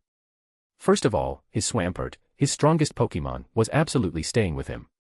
Not only did he want to continue personally training this ace Pokemon, but more importantly, Swampert was his greatest safeguard. As long as he had Swampert by his side, he felt at ease. Secondly, since he was currently in the middle of Team Rocket's rookie competition, his Golbat, his very first Pokemon, also had to stay. Golbat was practically a symbol of his identity within Team Rocket. On the other hand, his Nidorino had yet to evolve into a Nidoking. Since his strength was still somewhat lacking and he was relatively young, Sato decided to send him to Elsa's care for a while.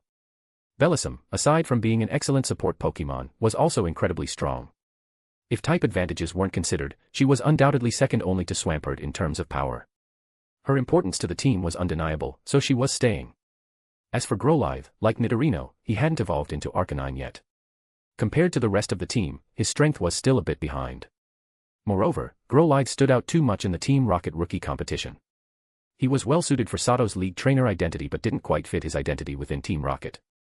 So, Sato decided to send Growlithe to Elsa's breeding facility for some time. Once the tournament was over, he would take him back and focus on evolving him.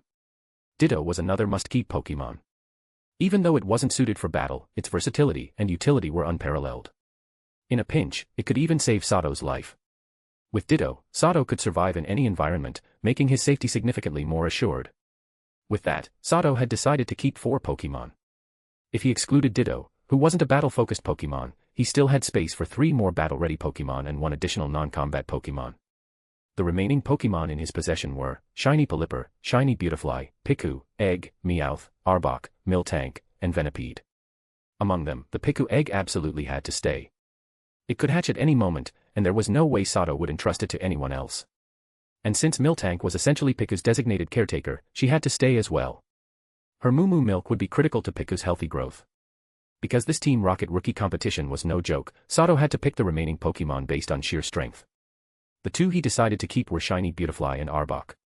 Even though Shiny Pelipper had undergone a huge power boost thanks to the Mew Gene Enhancement Serum, Shiny Beautifly still outclassed it in terms of potential and strength.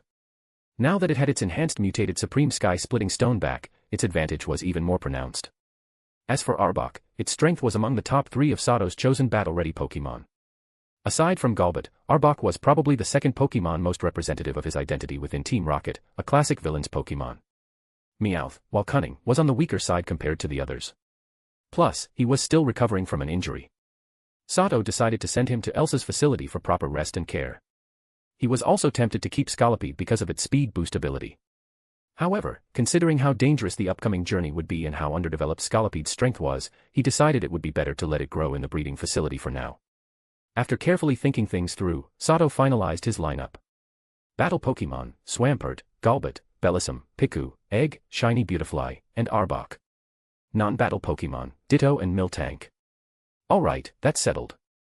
This will let me focus entirely on training my Pokemon. Having made his decision, the restlessness in Sato's heart finally faded away. At that moment, drowsiness overtook him. A wave of exhaustion crashed down, and before long, he drifted into a deep sleep. Chapter 387, Chapter 386, Return to Viridian City and Teleportation of Pokemon. At 7 a.m. The next morning, Sato woke up on time with the help of his alarm clock.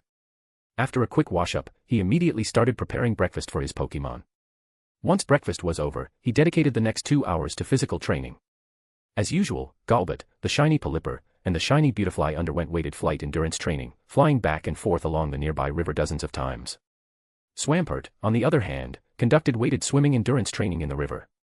However, as soon as the level 43 Pokemon entered the water, a series of violent encounters ensued. Local water-type Pokemon began attacking this outsider. Among the attackers, Sato recognized a powerful Gyarados he had seen the last time around through his laptop during a stormy night. This male Gyarados was at level 45, with a total individual value of 156 and a rare purple qualification. Without a doubt, it was the undisputed ruler of this section of the river. Unfortunately for it, today it picked the wrong opponent. It was no match for Swampert, whose stats were maxed out. After an intense battle in the river, Swampert gave Gyarados a thorough beating, forcing it to flee in disgrace. After Swampert successfully repelled Gyarados, the water-type Pokémon in this part of the river became much more docile. The river was now Swampert's exclusive training ground. Although Arbok was not a water type, as a serpent-like Pokémon, it was naturally adept in aquatic environments. Witnessing Swampert's impressive display, Arbok seemed to have found a role model and began following Swampert into the river for swimming training. Meanwhile, Bellossom continued diligently practicing Quiver Dance, a new routine. The more time she spent with Shiny Beautifly and the more she practiced, the deeper her understanding of the technique became. By now, her movements were starting to take shape. With each performance, Bellossom seemed to transform into a real butterfly, dancing gracefully among the flowers. Of course, she was not truly a butterfly yet, she had merely grasped the basic form of the dance. She was still far from fully mastering the essence of Quiver Dance. As for Nidorino, Growlithe, Meowth, Miltank, and Venipede, they followed a more traditional route, engaging in weighted endurance training on treadmills. Training Pokémon wasn't just about leveling up, daily exercise was the key to true strength. Sato took this very seriously, supervising each Pokémon with utmost dedication. Once the morning's physical training ended, Sato set out with Growlithe, Golbat, and Bellossom toward the Viridian Forest safe zone. Now that his bug-catching mission was complete, he had no reason to stay any longer.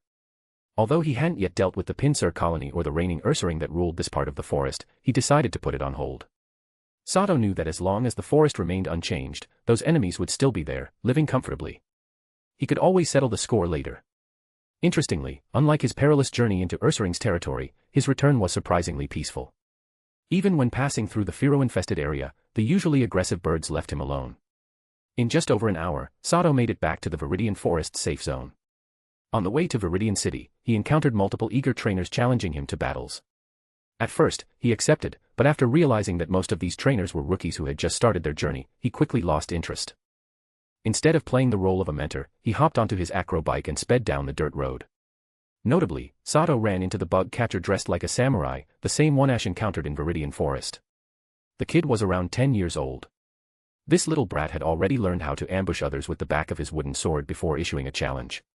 Unfortunately, his technique was still lacking. Before he could even get close, Golbat swatted him to the ground with a single steel wing.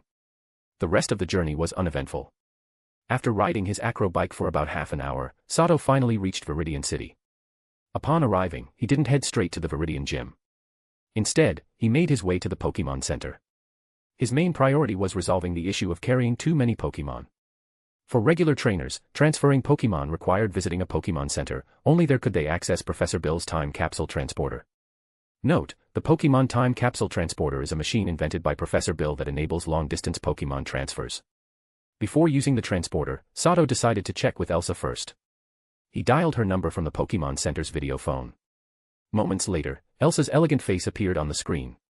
"Long time no see, Mr. Sato. How have you been?" Elsa was currently at the Lily Cove Gym, which was equipped with both a video phone and a time capsule transporter. Seeing that it was Sato calling, she greeted him with a bright smile. "You look as stunning as ever, Elsa." "I've been doing great. I actually have a favor to ask." Sato wasn't much of a flirt, so after a quick compliment, he got straight to the point. "You're my savior, Mr. Sato. Of course, I don't mind taking care of your Pokémon. But please, don't talk about providing funds. The Lily Cove Gym is back on track financially, we can afford to care for a few extra Pokémon." Elsa agreed immediately, without hesitation. No matter what, she refused to accept Sato's financial support. "Well, if you insist, I won't force it. But if you ever need help with anything, just say the word. No matter when, I'll be there for you." Realizing he couldn't convince her, Sato sighed in resignation. "Don't worry, if I ever run into trouble, you'll be the first person I call."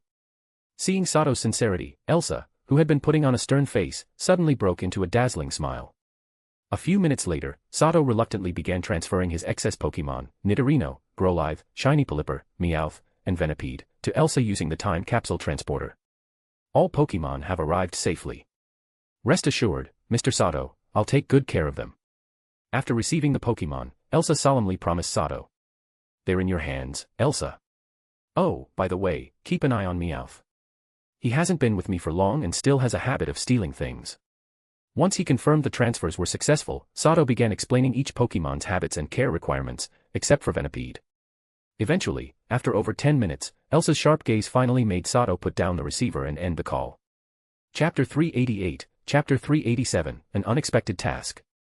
Sato put down the receiver and looked at the now dark screen, feeling a lingering reluctance in his heart. It was only when he had to part from the Pokémon he had spent every day with that he realized just how much he had grown attached to them. After a brief moment of sentimentality, Sato turned and left. He went to the front desk of the Pokémon Center and handed over Golbat and his other 5 battle-ready Pokémon to Nurse Joy for treatment. Though Sato wasn't sure what awaited him at the Viridian Gym, he had a strong premonition that a tough battle was inevitable. So, before heading there, it was best to ensure his Pokémon were in peak condition. About 10 minutes later, he retrieved his fully healed Pokémon from Nurse Joy and quickly left the Viridian City Pokémon Center. The Viridian Gym was located in the city center. As one of Viridian City's landmark buildings, it wasn't hard to find. Riding his bike, Sato followed the signs and soon arrived at the gym's entrance. At this time, the gym was open, and many ambitious trainers were entering one after another. However, perhaps because this was known as the strongest gym in the Kanto region, most of those who entered left disappointed. Only a handful of trainers emerged with triumphant expressions, proudly holding up the green badge that signified they had passed the gym's trial. Sato followed the crowd inside and took a seat in the spectator area of the battle arena. On the rocky battlefield below, an intense Pokémon battle was underway. To Sato's surprise, the one battling the challenger was not Giovanni, the official gym leader, but rather a young trainer in a black uniform. The young man had delicate features, a buzz-cut hairstyle similar to Sato's, and appeared to be around the same age as him. What stood out the most was his striking blue eyes, clear proof that he was of mixed heritage. After inquiring with nearby trainers who were both spectators and challengers, Sato learned that Giovanni was currently away on a journey.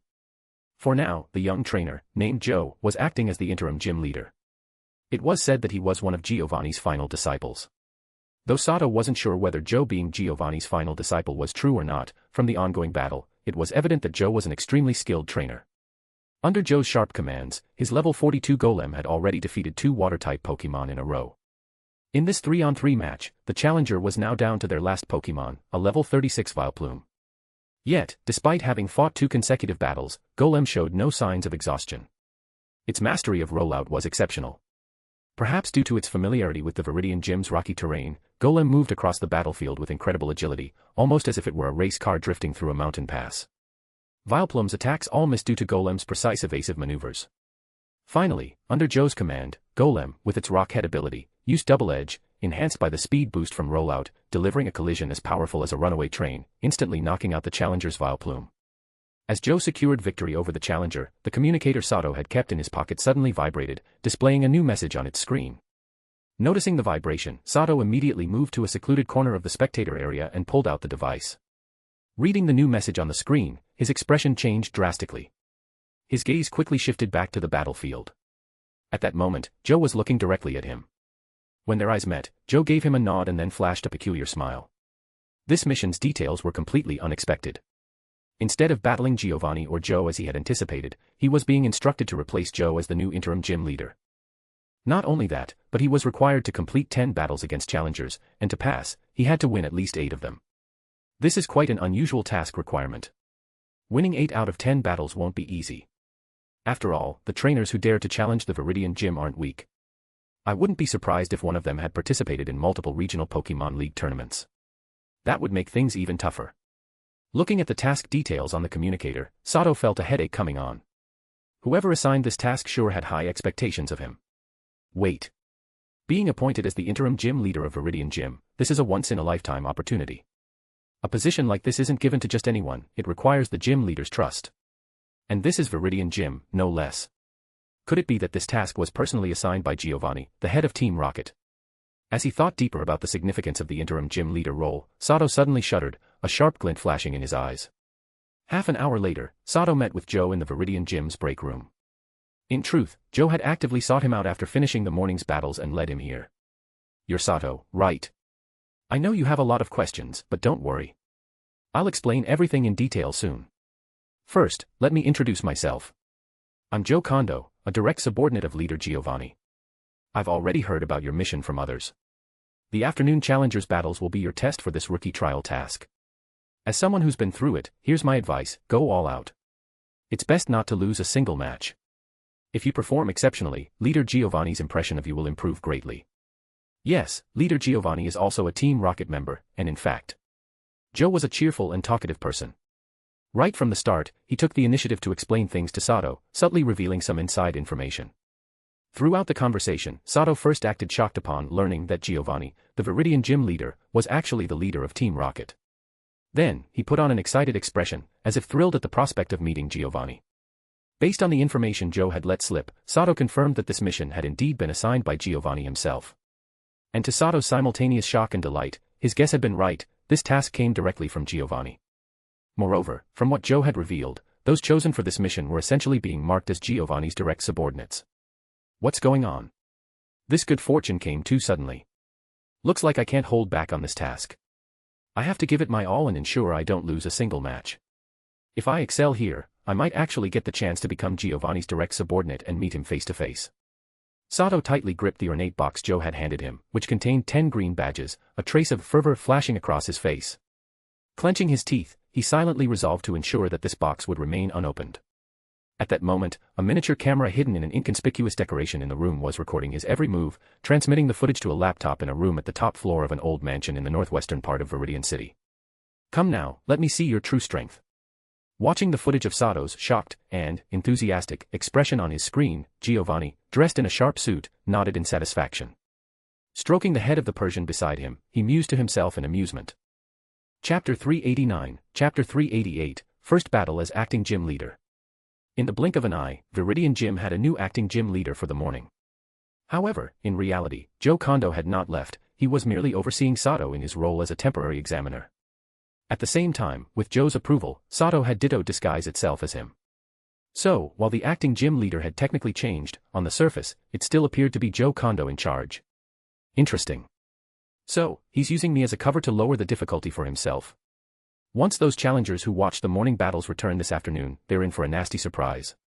Standing at the edge of the battlefield, Joe, now disguised as the referee with a mask and sunglasses, glanced at Sato, who was currently disguised as him, standing on the battle platform. He then shifted his gaze to the newly arrived challengers, chuckling to himself. In the morning, Joe had already used several ground-type Pokemon and showcased their battle styles. The more skilled challengers who had observed the matches would undoubtedly return with strategies tailored for a rematch. However, now that the Joe Kondo on the battlefield was actually Sato in disguise, their preparations were bound to be in vain. After all, an imposter was still an imposter, the difference in battle styles between the two was vast, and the challengers were in for an unexpected shock. Soon, Sato's first official gym battle as the acting gym leader commenced.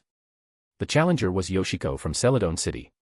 Since Viridian Gym was a ground-type gym, the battlefield, as always, featured a rugged rock terrain with scattered sand and gravel.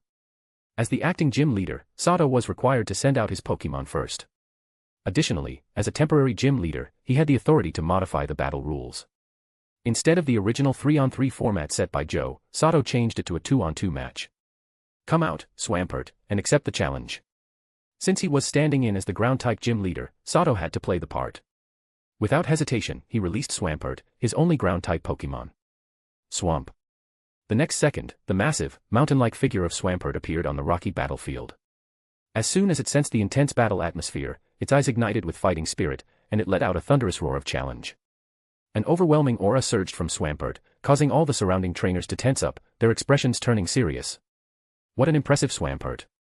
Joe, still disguised as the referee, couldn't help but be stunned. As a trainer specializing in ground types, he could instantly tell how extraordinary this Swampert was. A flicker of envy passed through his heart. Go, Venusaur. You'll take the lead. Yoshiko, a trainer who had already collected 7 gym badges, wasn't intimidated by Swampert's imposing presence. Instead, it only fueled her fighting spirit. Without hesitation, she sent out her starter Pokemon, Venusaur. As Yoshiko's Pokeball opened, a bright white light shot onto the battlefield. When the glow faded, a well-developed Venusaur stood tall, its powerful frame ready for battle. A level 42 Venusaur. As expected, anyone daring to challenge Viridian Gym has to be strong. A faint blue gleam flashed in Sato's eyes as he used his system's skin function to analyze Venusaur's data. Then, glancing at the eager trainers in the audience, his expression grew more serious. Venusaur stats. Pokemon, Venusaur. Level Type, grass/poison. Ability, overgrow. Gender, female. Known moves, petal dance, tackle, growl, leech seed, vine whip, poison powder, sleep powder, take down, razor leaf, sweet scent, growth, double edge, worry seed. Egg moves, giga drain, ingrain. Tutor moves, magical leaf. TM moves, protect, hyper beam, hidden power, dark, energy ball, venoshock, seed bomb. Held item, miracle seed. IVs. HP, 26/. Attack, 24/. Defense, 23/. Special attack, 23/. Special defense, 24/. Speed, 21/. Overall 4 rating, purple, 141 out of 186. Venusaur, use razor leaf. According to gym battle rules, the challenger always made the first move. Having battled through multiple gyms before, Yoshiko was well aware of this. The moment Venusaur entered the battlefield, she immediately commanded the attack.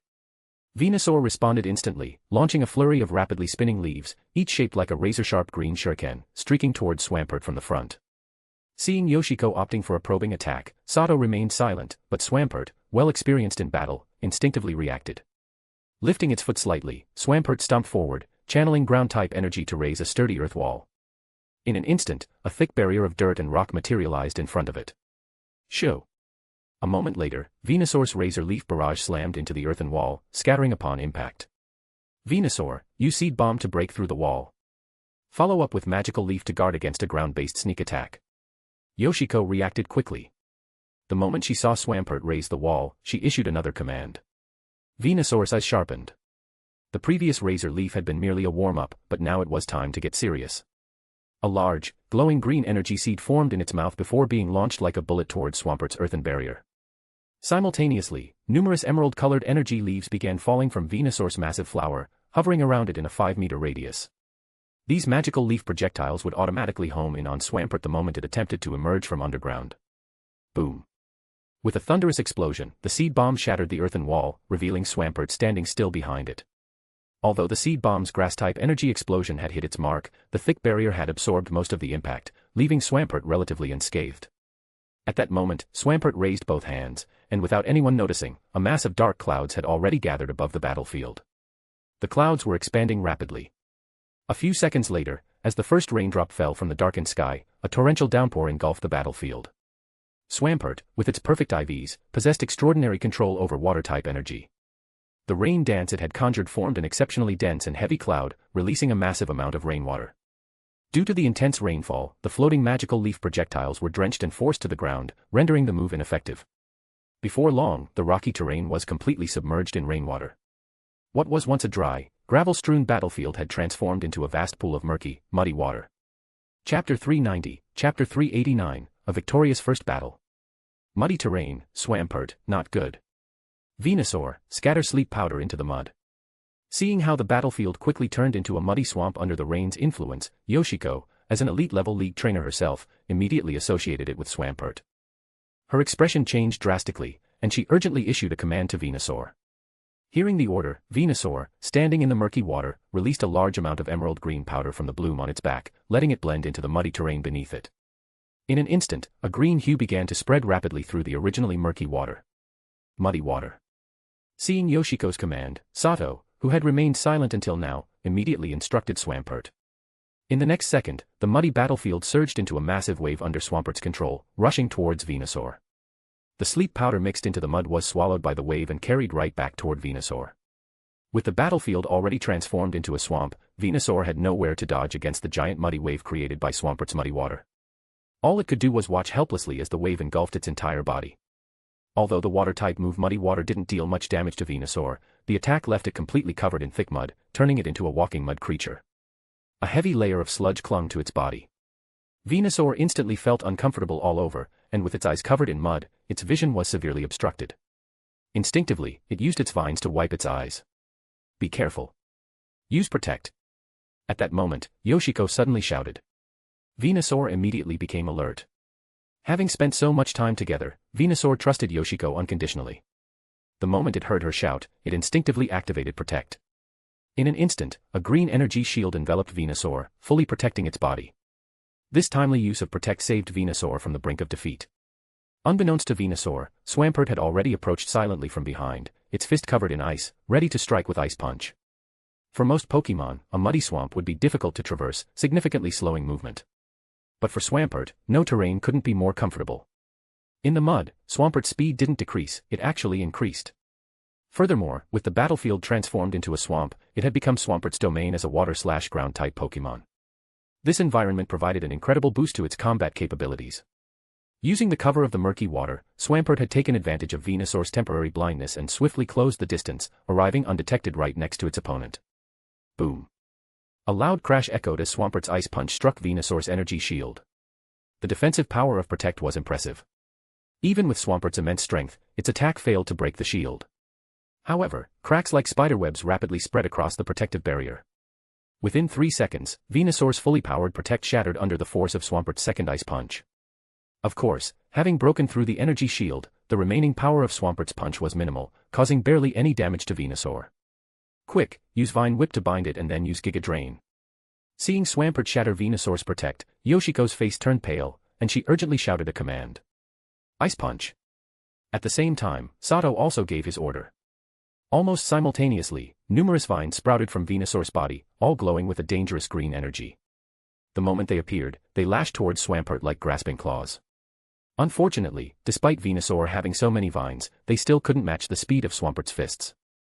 Although Swampert's right hand was temporarily numb from the recoil against the energy shield, its left hand remained unscathed. With lightning speed, Swampert swung its left hand, still coated in ice, and delivered a direct punch to Venusaur's right cheek before the vines could reach it. A moment later. Boom. A resounding crash filled the battlefield as Venusaur's massive body was sent flying, turning into a blurred shadow before crashing into a wall about 7 or 8 meters outside the battlefield. When Venusaur slid down from the severely damaged wall, it had already lost consciousness, lying motionless on the ground, unable to battle. From start to finish, Swampert had only used one move against Venusaur that wasn't particularly damaging, Muddy Water. Aside from that, it had only used Ice Punch. In other words, Swampert had effectively won the battle with just a single Ice Punch. How is that possible? Seeing her Venusaur knocked out of the battlefield with a single punch, Yoshiko's face turned deathly pale, and she murmured in disbelief. Such a shame. If it had been just a bit faster, the outcome would have been different. Standing at the edge of the battlefield, referee Joe felt a pang of regret as he raised his flag to announce Venusaur's defeat. Not just Yoshiko and Joe, but even Sato and all the other trainers present had seen it clearly. If Venusaur's Giga Drain-infused Vine Whip had landed a second earlier, the one losing would have been Swampert. After all, a 4 times effective attack was no joke. Even with its thick skin and endurance, Swampert wouldn't have been able to withstand such an assault. However, there are no ifs in battle. Since Venusaur was slower, its defeat was inevitable. Even knowing this, the trainers watching the match still looked at Swampert, who was now swimming effortlessly in the muddy water, with serious expressions. Venusaur's defeat had made one thing abundantly clear: Sato's Swampert possessed terrifying strength, making close combat with it almost suicidal for most Pokémon. Despite her unwillingness to accept the loss, Yoshiko had no choice but to recall her defeated Venusaur and send out her next Pokémon. As the challenger, she was more aware than anyone of how powerful Sato's Swampert was. Thus, she swiftly adjusted her strategy. Her second Pokémon was a Pidgeot.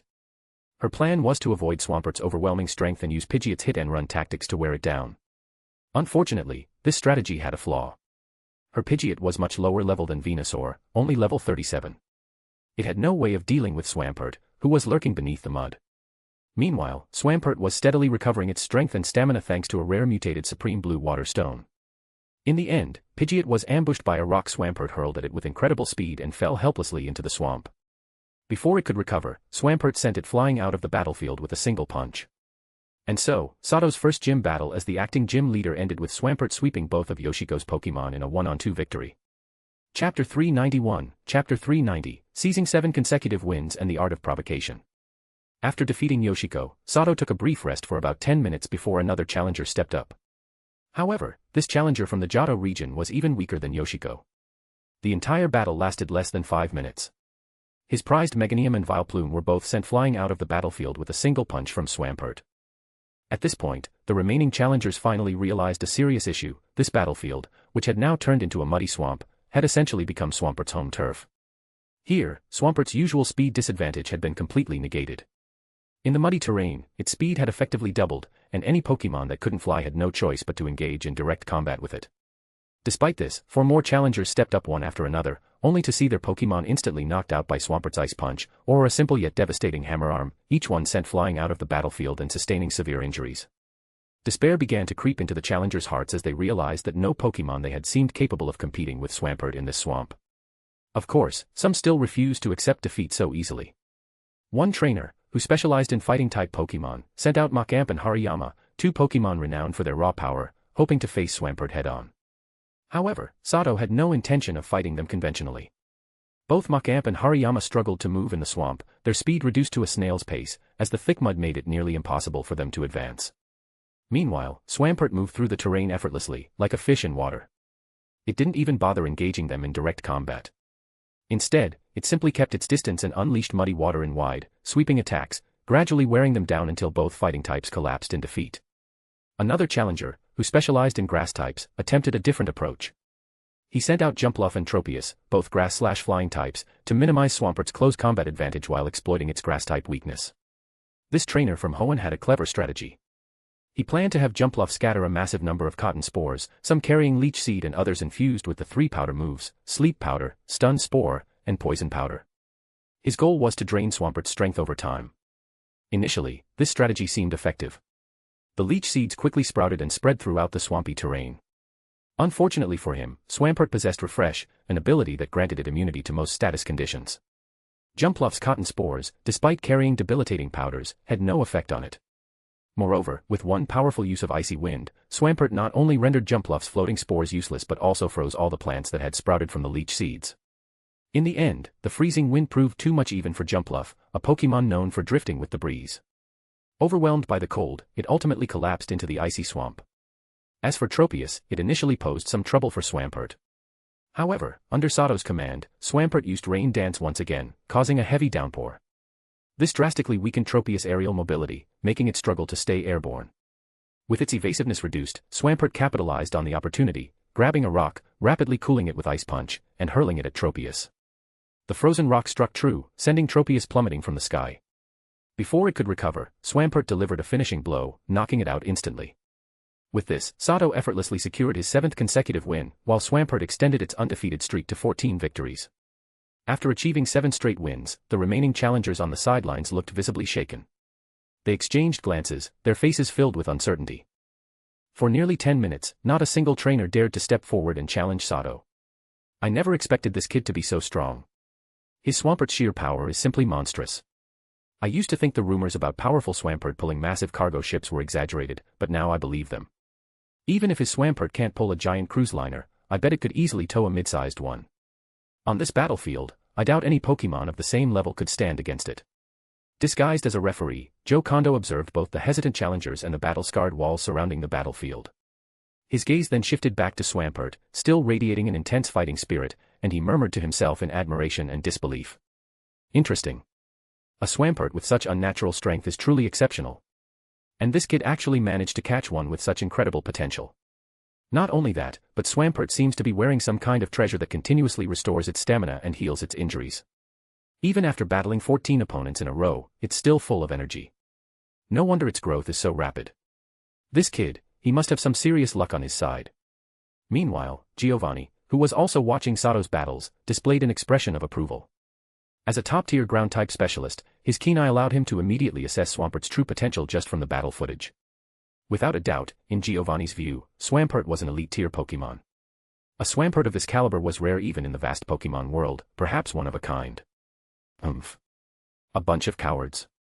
Are you all really that afraid of losing? Sato finally broke the silence, his voice cold as he turned toward the hesitant trainers. My Swampert has already battled 14 opponents. He's tired.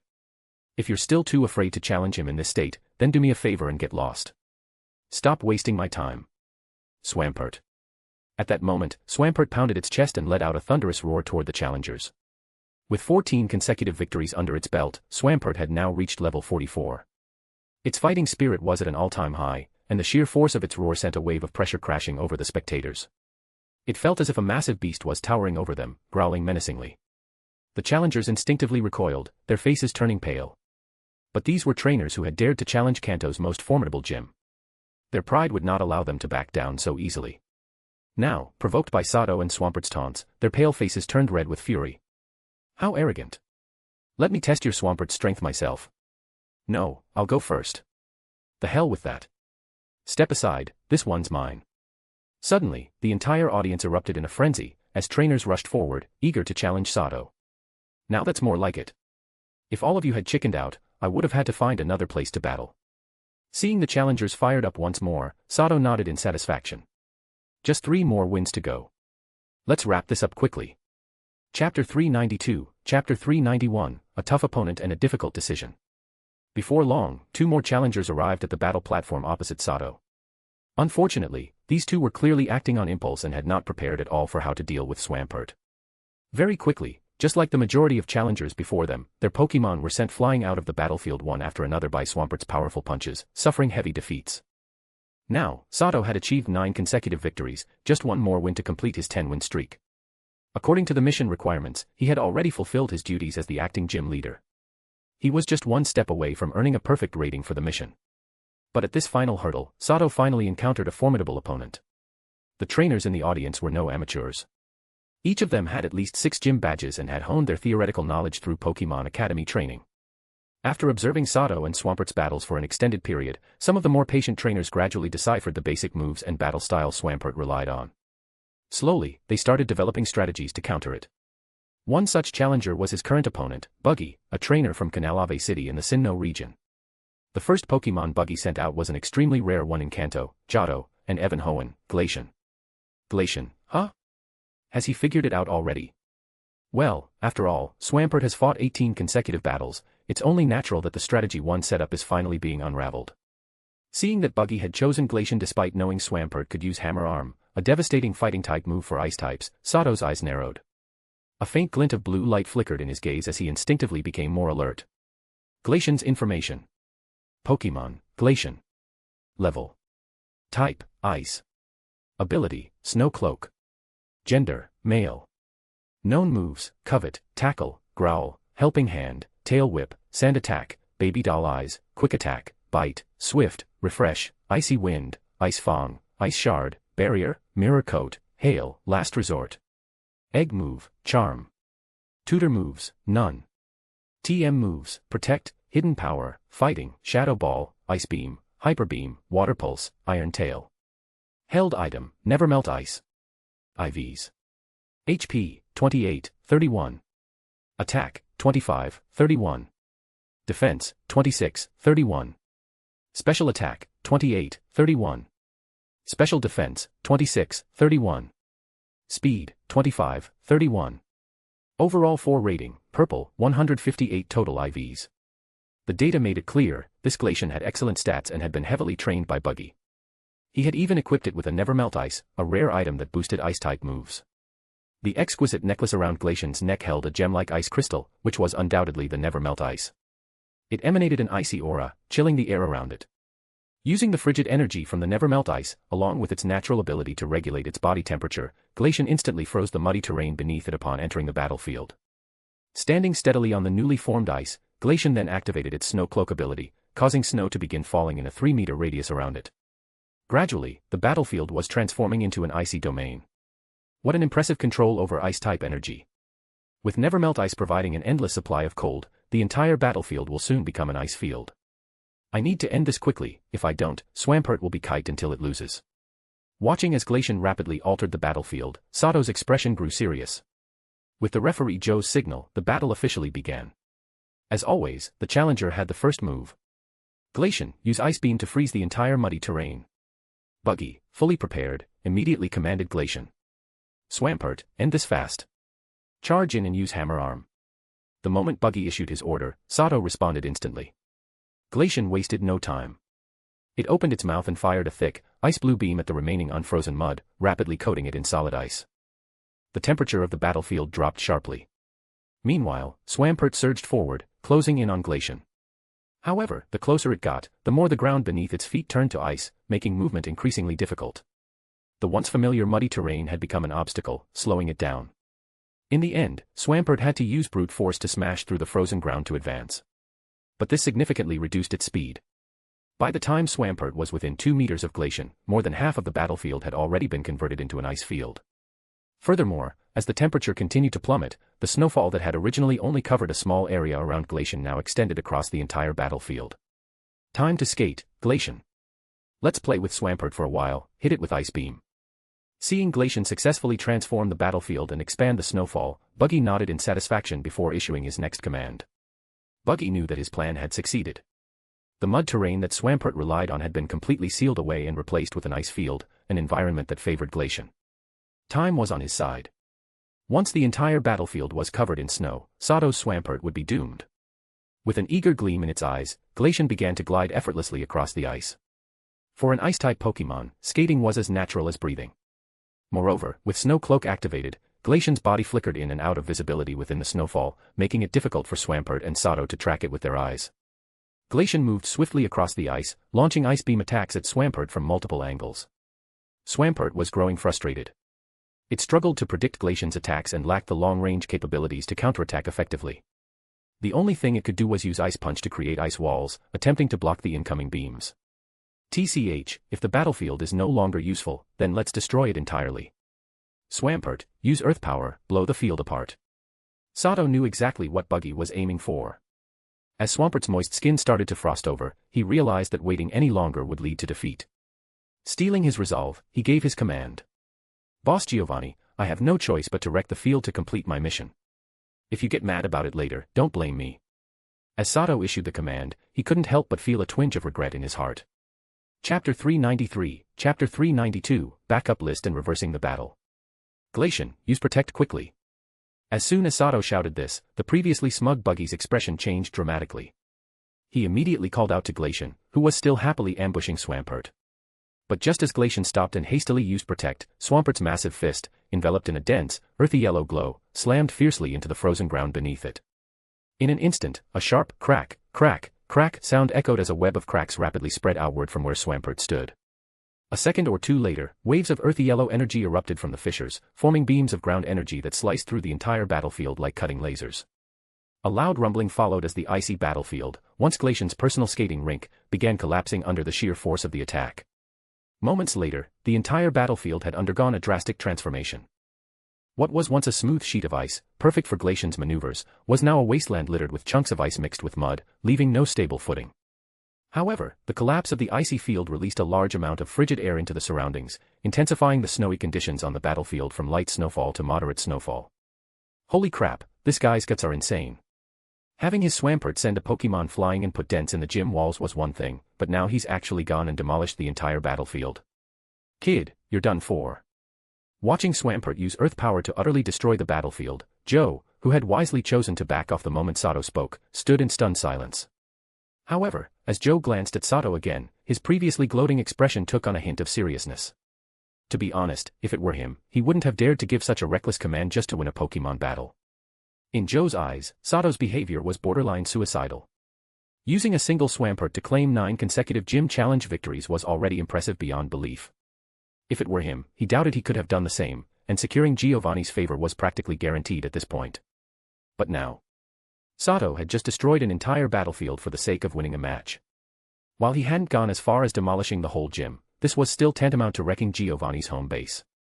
And if there was one thing everyone knew, it was that the Viridian Gym was essentially Giovanni's personal domain. No one in their right mind would willingly risk angering their boss over a battle that was already won. At this moment, Joe mentally placed Sato on his "do not provoke" list. The guy was willing to do anything for victory. However, Joe's concerns were unnecessary. Giovanni, who was watching the battle unfold on his laptop screen, wore a smirk on his face. This kid sure has guts. He knows Viridian Gym is my turf, and he still dared to wreck it. Not bad. His strength is solid, and he has the boldness and determination to match. A promising talent. He might even be a viable candidate for the seed project. No rush. I need to observe him a bit longer. His loyalty and sense of belonging to the organization must be confirmed first. Despite watching his gym get torn apart, Giovanni felt more admiration than frustration. A gym was nothing in the grand scheme of things. What he truly needed were talents, individuals capable of carrying out his plans. And Sato's boldness had just earned him a spot on Giovanni's potential recruits list. Meanwhile, Sato had no time to concern himself with Joe's or Giovanni's thoughts. His attention remained entirely on the battlefield. Glacian's skating rink was gone. Though the snowfall had intensified, it was no longer a significant factor. With the icy battlefield destroyed, Swampert's ability to detect its opponent through ground vibrations had been restored. Previously, Glacian had used the ice to move swiftly, and the thick layer of ice, infused with ice-type energy, had completely blocked the ground-type energy from reaching the surface. This made it impossible for Swampert to sense its movements through tremors. But now, everything had changed. As long as Glacian moved on the ground, even with its snow cloak ability, it could no longer evade Swampert's detection. A sudden boom broke the tense silence as Glacian leapt gracefully from a pile of ice shards, landing on a chunk of ice mixed with sand and dirt. Having used Protect to shield itself, Glacian had emerged from the previous attack unscathed, just a bit disoriented. It glanced at the now unrecognizable battlefield, then at Swampert, who was staring at it with a fierce gaze. A visible shiver ran through its body. End it, Swampert. Use Rock Tomb to trap it. At Sato's command, Swampert's eyes gleamed with an earthy brown glow. Instantly, over 20 large rocks, each the size of a wash basin, materialized in the air above Glacian and began plummeting down toward it. Each of these rocks radiated dangerous rock-type energy, making it clear that they were no ordinary stones. Run, Glacian. Buggy, now visibly pale, shouted frantically. With the ice field destroyed, he was panicking, unable to figure out how to turn the tide in his favor. Unfortunately, the battlefield was no longer the smooth ice rink it once was. Instead, it was a debris-filled wasteland, and Glacian struggled to move as swiftly as before. Worse still, the falling boulders seemed to track Glacian's movements, landing precisely where it tried to escape, making it increasingly difficult to dodge. Eventually, while dashing across the uneven terrain, Glacian misstepped on an irregular ice chunk, twisting its front leg and stumbling to the ground. At that moment, a rock enveloped in glowing rock-type energy descended from above, crashing down and pinning Glacian beneath it. Before long, several more boulders followed, completely burying Glacian under a pile of stones. As the final rock settled, Swampert stepped forward. With a single powerful sweep of its arm, the pile of stones was sent flying, revealing a battered Glacian beneath. GLA. Glacian weakly lifted its head, only to meet Swampert's cold, towering figure. Its large eyes filled with dread as it let out a feeble cry. A moment later, all it saw was a massive fist descending upon it, glowing with blinding white light, hammer arm, infused with powerful fighting-type energy. With a deafening boom, a large crater formed where the attack landed. At its center lay Glacian, critically injured and completely unable to battle. Chapter 394, Chapter 393, Mission perfectly completed and the ultimate tycoon. Seeing Swampert land a punch on Glacian and then secure victory, Buggy, standing on the battle platform, felt as though his own heart had been struck as well. His face immediately turned pale. Come back, Glacian.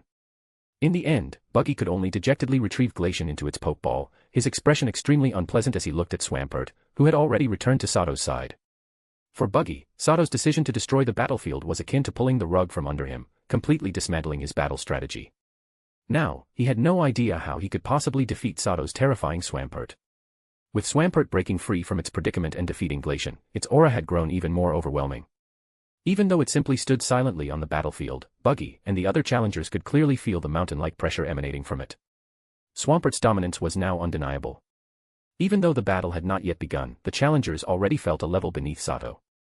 With referee Joe's signal, Buggy had no choice but to send out his second Pokemon, a grass/ice-type Abomasnow. Buggy's Abomasnow was 2 levels higher than Glacian, standing at level 44, the same as Swampert. However, Buggy had no confidence in Abomasnow winning. Even though Abomasnow had solid strength, compared to Swampert, there was no real contest. A direct clash would be disastrous. Buggy knew that the best strategy to defeat Sato's naturally powerful Swampert was to kite it.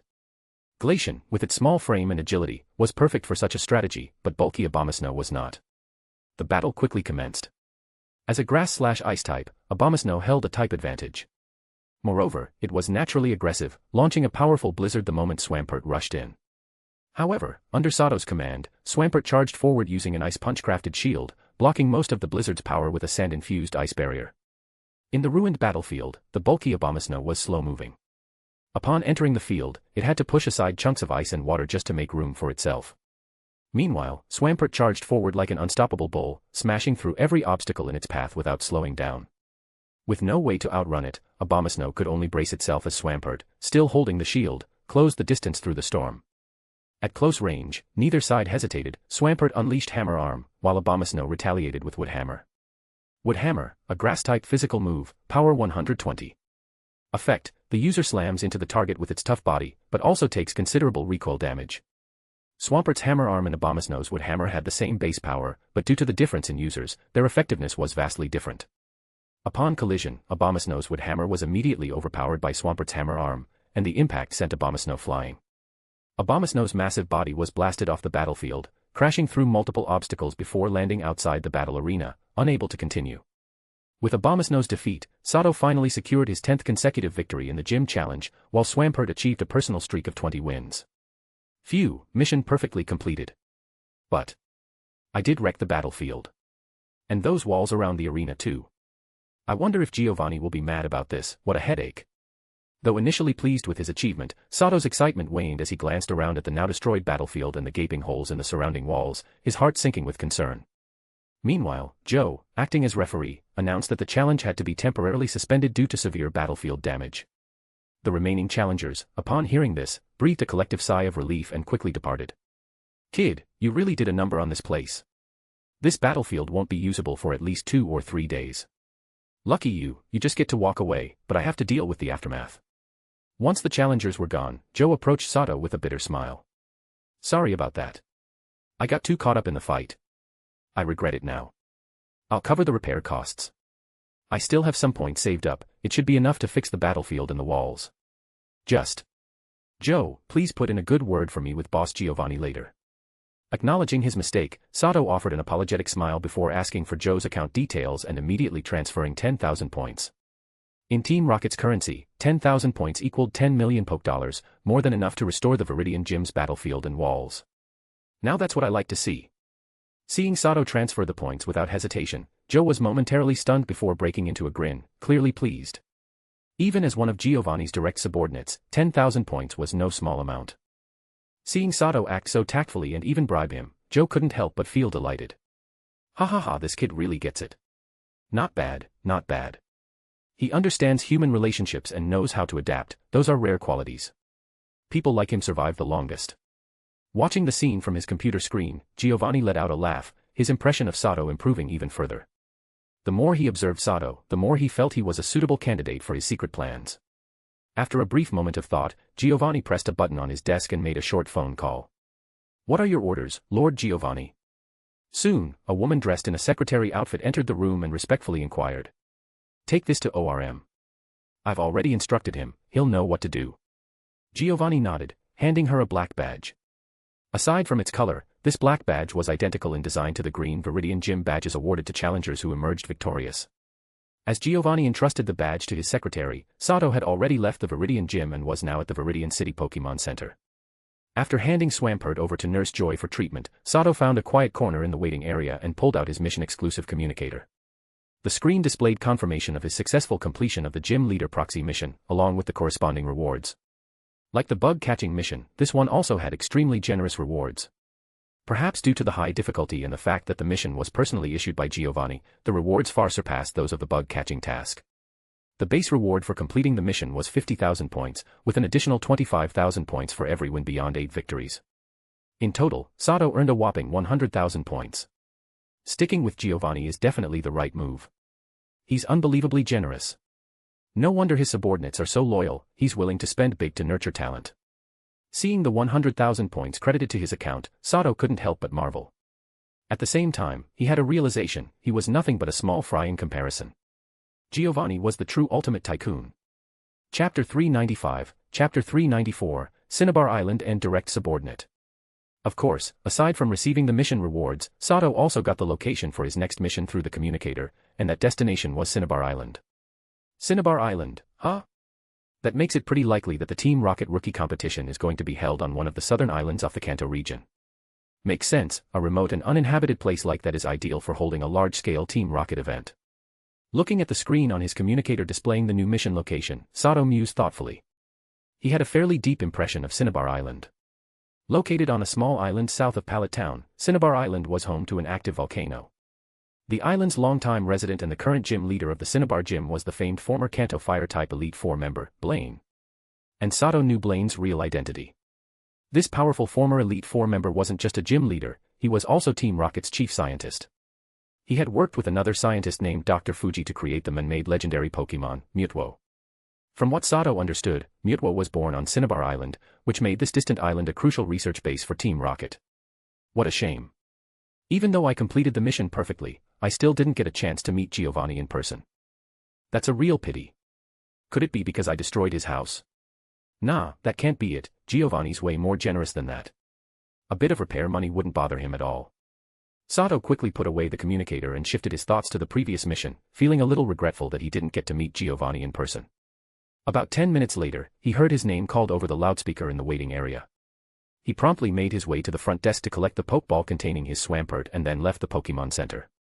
After that, Sato headed to the nearest Pokemon supply shop and spent over 2 million Pokedollars to buy enough high-grade Pokemon food to last his team for a month or two. He also gathered some common ingredients used to make specialized food for the Pikachu line. When Sato had received the mutated Thunder Orb from a Team Rocket member named Mia, he'd also gotten a rare, annotated Pokemon guide focused specifically on raising Pikachu. The book contained a detailed recipe for crafting food specifically tailored to the Pikachu evolutionary line. Lately, Sato could feel the signs of life in his Piku egg growing stronger. He estimated that in a day or two, the little Pokemon that had been incubating for so long would finally hatch. So he had to prepare in advance to create the best nurturing environment for it. Though he hadn't yet found the key ingredient, leaves from the Electrowood tree, vital for making Pikachu specialized food, according to the guide, he could still use common ingredients to create a lower-tier version of the same food. Note, Electrowood leaf, an electric-type ingredient. This refers to a miraculous tree that was once deadwood but was struck by lightning and miraculously revived. Its entire body contains vast amounts of pure electric-type energy. That said, the book may call these ingredients common, but that was only in comparison to the extremely rare Electrowood leaves. They were still hard to find in their own right. So far, Sato had only managed to buy one of the 4 necessary ingredients for the low-grade Pikachu food from a supply shop in Viridian City. That ingredient was Electroberry, a fruit infused with traces of electric energy. It's the most basic component used in crafting the low-tier food, and large quantities of it are needed. The other 3 common electric-type ingredients were Ampharosa's electric wool, Magneton's powdered magnet fragments, and Heliolisk's shed skin. These ingredients have stable supply sources and, with enough money, aren't too difficult to find on the market. Aside from these 4 ingredients, Sato also needed to prepare berries like Pecha, Oran, Persim, and Cherry as base materials. After exiting the Pokemon supply shop, Sato hopped on his acro bike and began heading south out of Viridian City. On the way to Cinnabar Island, he would need to pass through the famous champion town, Pallet Town. Even though he hadn't gotten to meet the elusive Giovanni, Sato still felt excited at the thought that he might encounter the not yet departed on his journey Ash. By Sato's guess, Ash would probably still be just a little brat. He figured it'd be fun to show off a little in front of him, to make a grand impression and act cool in front of the future legend. Just the thought of it had him pumped. But when Sato reached a secluded, wild path on the southern outskirts of Viridian City, a burly and familiar man suddenly leapt out from the tall grass nearby and blocked his path. It's him, ORM. Seeing the towering man standing squarely in the middle of the path, Sato paused for a moment before remembering who he was. ORM, one of Giovanni's elite personal guards and one of the 3 beasts. Realizing the man wasn't an enemy, Sato quickly cancelled the motion of pulling out a Pokeball. Instead, he looked at ORM with a confused expression, wondering why this guy had suddenly popped out like a mid-boss in a game. Kid, this is something the boss asked me to give you. Don't lose it. Also, the boss said, this time, you'd better place in the top 10. Without any pleasantries, ORM tossed a small ornate box at Sato. Then, after saying those few words, he rode off into the sky on 2 Jumpluff. The weather was bright and sunny, and with chlorophyll triggered, the 2 Jumpluff moved at incredible speed. In the blink of an eye, ORM had vanished from Sato's sight. A good thing indeed. Looks like Giovanni has officially accepted me as one of his direct subordinates. That's amazing. Now I've got real backing in Team Rocket, and not just any backing, the biggest one there is. Sato carefully opened the black ornamental box and, upon seeing the black and green emblem inside, his eyes lit up with joy. He'd seen this style of emblem before. When he'd bribed Joe Kondo, one of Giovanni's direct subordinates, the man had proudly shown it off and explained what it meant. According to Joe, only those who possessed this emblem could be considered true direct subordinates of Giovanni. And now that Sato had it, for any future Team Rocket mission he took on, he would receive an additional 10% in rewards, plus access to various forms of free support. That 10% bonus was sponsored by Giovanni himself, one of the perks of being in his inner circle. In short, this emblem came with a mountain of benefits. With Giovanni backing him now, Sato would have nothing to fear in Team Rocket. No matter what trouble came his way, just flashing this emblem would make others think twice. Now in high spirits after receiving the black and green emblem that symbolized his status, Sato happily rode his acro bike into a nearby wild Pokemon habitat, speeding off in the direction of Pallet Town. Chapter 396, Chapter 395, Pallet Town and the Summer Camp. The distance between Viridian City and Pallet Town wasn't far. A small forest was all that separated the two, and for the average person traveling on foot, it would take just a day or two to reach. Of course, if one were fleeing for their life like Ash, chased by a flock of Spearow, they might just make it in less than a day. People from Pallet Town really are built different. Just like in the anime, this little forest housed a small flock of Pidgey and a small flock of Spearow. However, since neither group had produced evolved Pokemon like Pidgeot or Fearow yet, they remained more or less evenly matched. Though there were occasional skirmishes, neither side could overpower the other, so they coexisted, reluctantly, in the same patch of forest, minding their own business. Pallet Town was just a quiet, remote little town in the Kanto region. But for some reason, maybe it was just a lucky place, every generation of trainers from Pallet Town ended up becoming some of the most famous powerhouses in Kanto.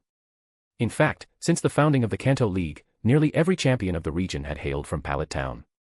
Because of this, people in Kanto respectfully referred to it as the Champions Town. Currently, the world-renowned Pokemon Professor Oak resided in Pallet Town. In his youth, Professor Oak had also been a renowned trainer in the Kanto region, and yes, he had even been champion level.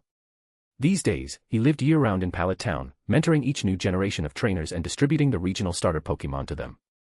Note, only 3 trainers are chosen to represent Pallet Town each generation. Ash was an exception, just goes to show how influential Gramps really is. Again, this isn't strictly canon. And since these starter Pokemon came directly from a world-class expert like Professor Oak, it went without saying that their potential was exceptionally high. This was one of the main reasons why trainers from Pallet Town were always so strong. With a reputation like that, plus having Professor Oak personally train the town's children, it was no wonder that people across the region wanted to move there. Unfortunately, outsiders weren't allowed to settle in Pallet Town. Marrying into the town was acceptable, but forcibly moving there, that would get you escorted out by the powerful trainers who lived there. They didn't call it the Champions Town for nothing. The town was home to many elite 4-level trainers, and more than a few elite level 1s, too. In addition to Champions Town, Pallet Town was also known as the Pristine Town.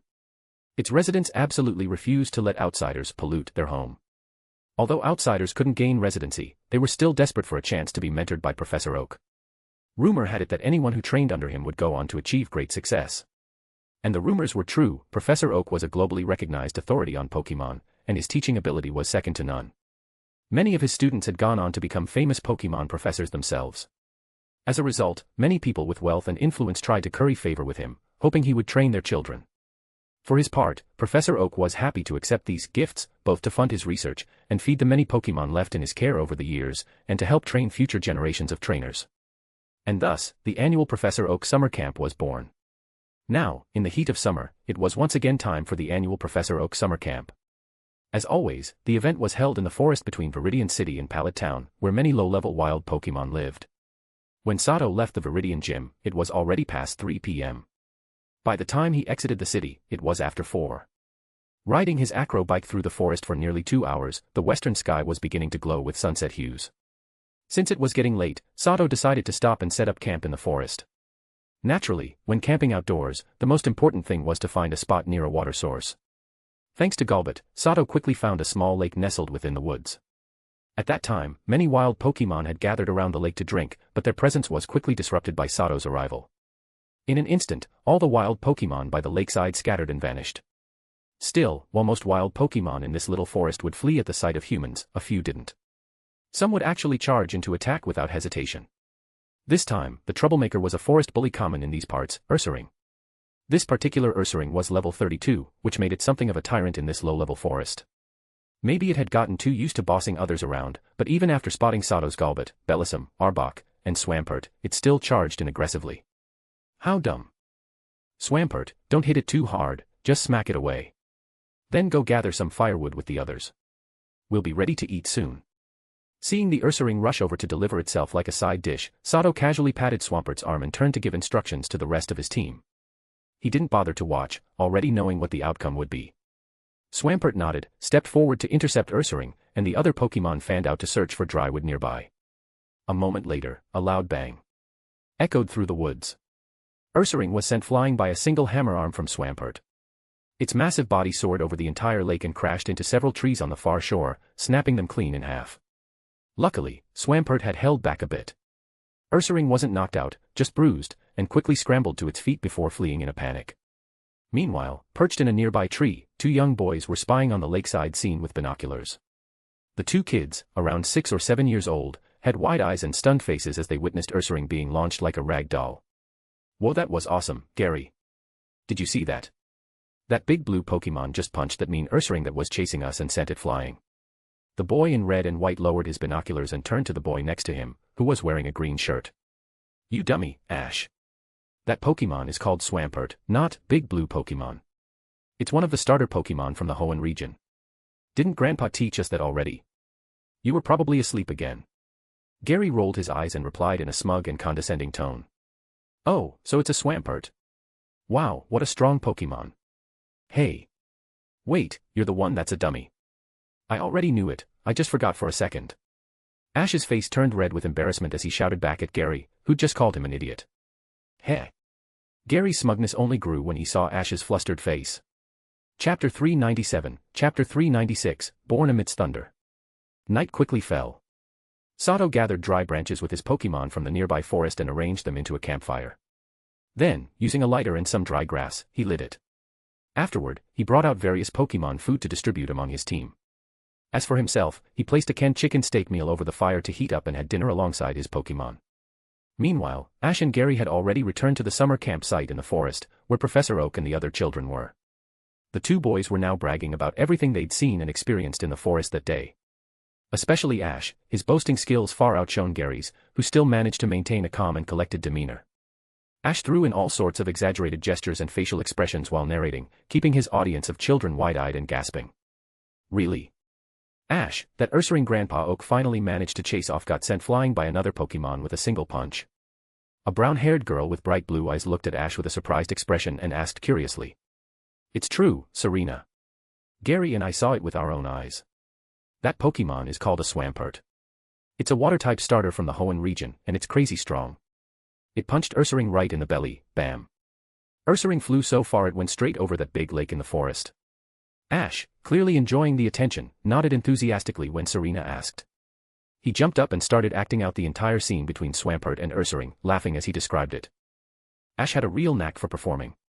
He mimicked the motion and expression of Swampert punching Ursaring perfectly, even the silly face Ursaring made as it was knocked out with its tongue hanging out had the kids cracking up. Not bad. That Swampert was definitely powerful, probably way stronger than Ursaring. The move it used looked like the fighting type move Hammer Arm, which would do massive damage to a normal type like Ursaring. Ursaring didn't stand a chance. Gary, as Professor Oak's grandson, had a sharp eye and excellent knowledge of Pokemon. He calmly and accurately explained why Swampert was able to defeat Ursaring so easily. Whoa. Swampert sounds amazing. Ash, Gary, where is that Swampert now? I really want to see it. A little boy with a mushroom haircut and tiny glasses got all red in the face with excitement after watching Ash's performance. He asked eagerly. Yeah. Where is Swampert now? I want to see it too. Me too. I want to go too. With just one question, the rest of the kids who hadn't seen Swampert yet instantly lit up with excitement and started clamoring. You all want to see it. That Swampert belongs to a big brother we met. Gary and I saw him setting up a campfire by the lake. He's probably having dinner with Swampert right now. If we go now, we'll definitely see it. And that big brother has lots of other Pokemon I've never seen before too. Seeing everyone so excited, Ash was all too happy to oblige. He grinned from ear to ear and spoke eagerly. In truth, Ash had wanted to go back to see Swampert earlier, but Gary had dragged him away. Now that the others were bringing it up, of course Ash was the first to support the idea. Do you kids know what time it is now? No one is going anywhere. Dinner is ready, go wash your hands and come eat.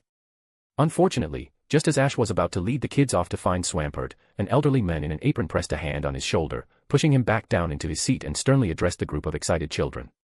The elderly man, holding a large cooking spoon, was none other than the famous Professor Oak, although tonight, he looked more like a regular old man cooking for kids. His face was smudged with soot from the fire. Yes, Grandpa Oak. Yes, Grandpa Oak. Yes, Grandpa Oak. The children's excited faces immediately deflated as they responded reluctantly in unison. But kids are kids, quick to bounce back. As soon as the smell of food hit their noses, their disappointment vanished, and they happily dug into their dinners. Even Ash, who had been the most disappointed, seemed to forget all about seeing Swampert. He was now shoveling food into his mouth like a starving growlive, eating with such terrible manners that Gary, sitting to his left, looked thoroughly disgusted. On Ash's right, though, Serena looked on with admiration. She even passed over the rest of her own meal to Ash, who was still ravenously hungry. But the weather had other plans. While the kids were eating, a strong wind began to blow through the forest. The night sky was soon covered by thick clouds. A few bolts of lightning lit up the sky, and not long after, the rumble of thunder echoed through the forest. "Looks like it's going to rain. If you haven't finished eating, hurry up. Once you're done, help me reinforce the tents and put up the waterproof covers." A seasoned outdoorsman, Professor Oak immediately recognized what was coming. He put down his meal and got to his feet as he gave the instructions. He then walked over to the children's tents and began carefully reinforcing each one and laying waterproof tarps over them. A few minutes later, the rain came pouring down. The rain was sudden and fierce. Thunder roared endlessly, and lightning continued to strike down from the dark clouds, toppling several towering trees within the forest. Amidst the flashes of lightning, a yellow silhouette flickered faintly in the clouds above the forest. Back at camp, most of the children were huddled up and trembling from the thunder. Even the usually proud and composed Gary wasn't immune. Only Ash remained as carefree as ever. He looked excitedly out through the clear window of the tent at the rain, then turned to the shivering Serena beside him and spoke brightly. Meanwhile, Sato was also sheltering in his tent from the sudden storm. By the light of an oil lamp, he was reading the latest issue of Trainer Fashion Weekly. Suddenly, a thick bolt of lightning slashed across the sky, momentarily turning night into day. Boom. A deafening crack of thunder followed, far louder than any before. The intense sound caused countless wild Pokémon in the forest to grow restless. At that moment, Sato put down his magazine and turned his attention to a black egg incubator beside him. Inside, the Piku egg was glowing faintly. Thin streams of golden electricity were dancing across the shell, crackling and weaving over the surface. Then, under Sato's disbelieving eyes, a surge of electricity shot out from the Piku egg, shattering the incubator. The next instant, the egg, wrapped in golden lightning, burst from the broken incubator and flew out through the tent flap into the storm outside. Sato rushed out of the tent and was greeted by a stunning sight. The egg hovered for a moment in the air, and then a thick bolt of lightning struck down from the storm clouds above, hitting it squarely. To Sato's amazement, the Piku egg wasn't harmed in the slightest. Instead, it floated there, bathed in lightning, as it absorbed massive amounts of electric-type energy from the storm. Moments later, an intense white light burst forth from the egg. Chapter 398, Chapter 397, The Gifted Piku and the Passing Zapdos. The burst of white light came and went in an instant.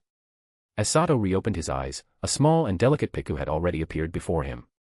The newly hatched Piku didn't look much different from an ordinary one, except for the fact that its ears were double-tipped and a tuft of fur streaked with yellow and black grew vertically from its forehead. At this moment, the newborn Piku was still bathing in the thunderstorm.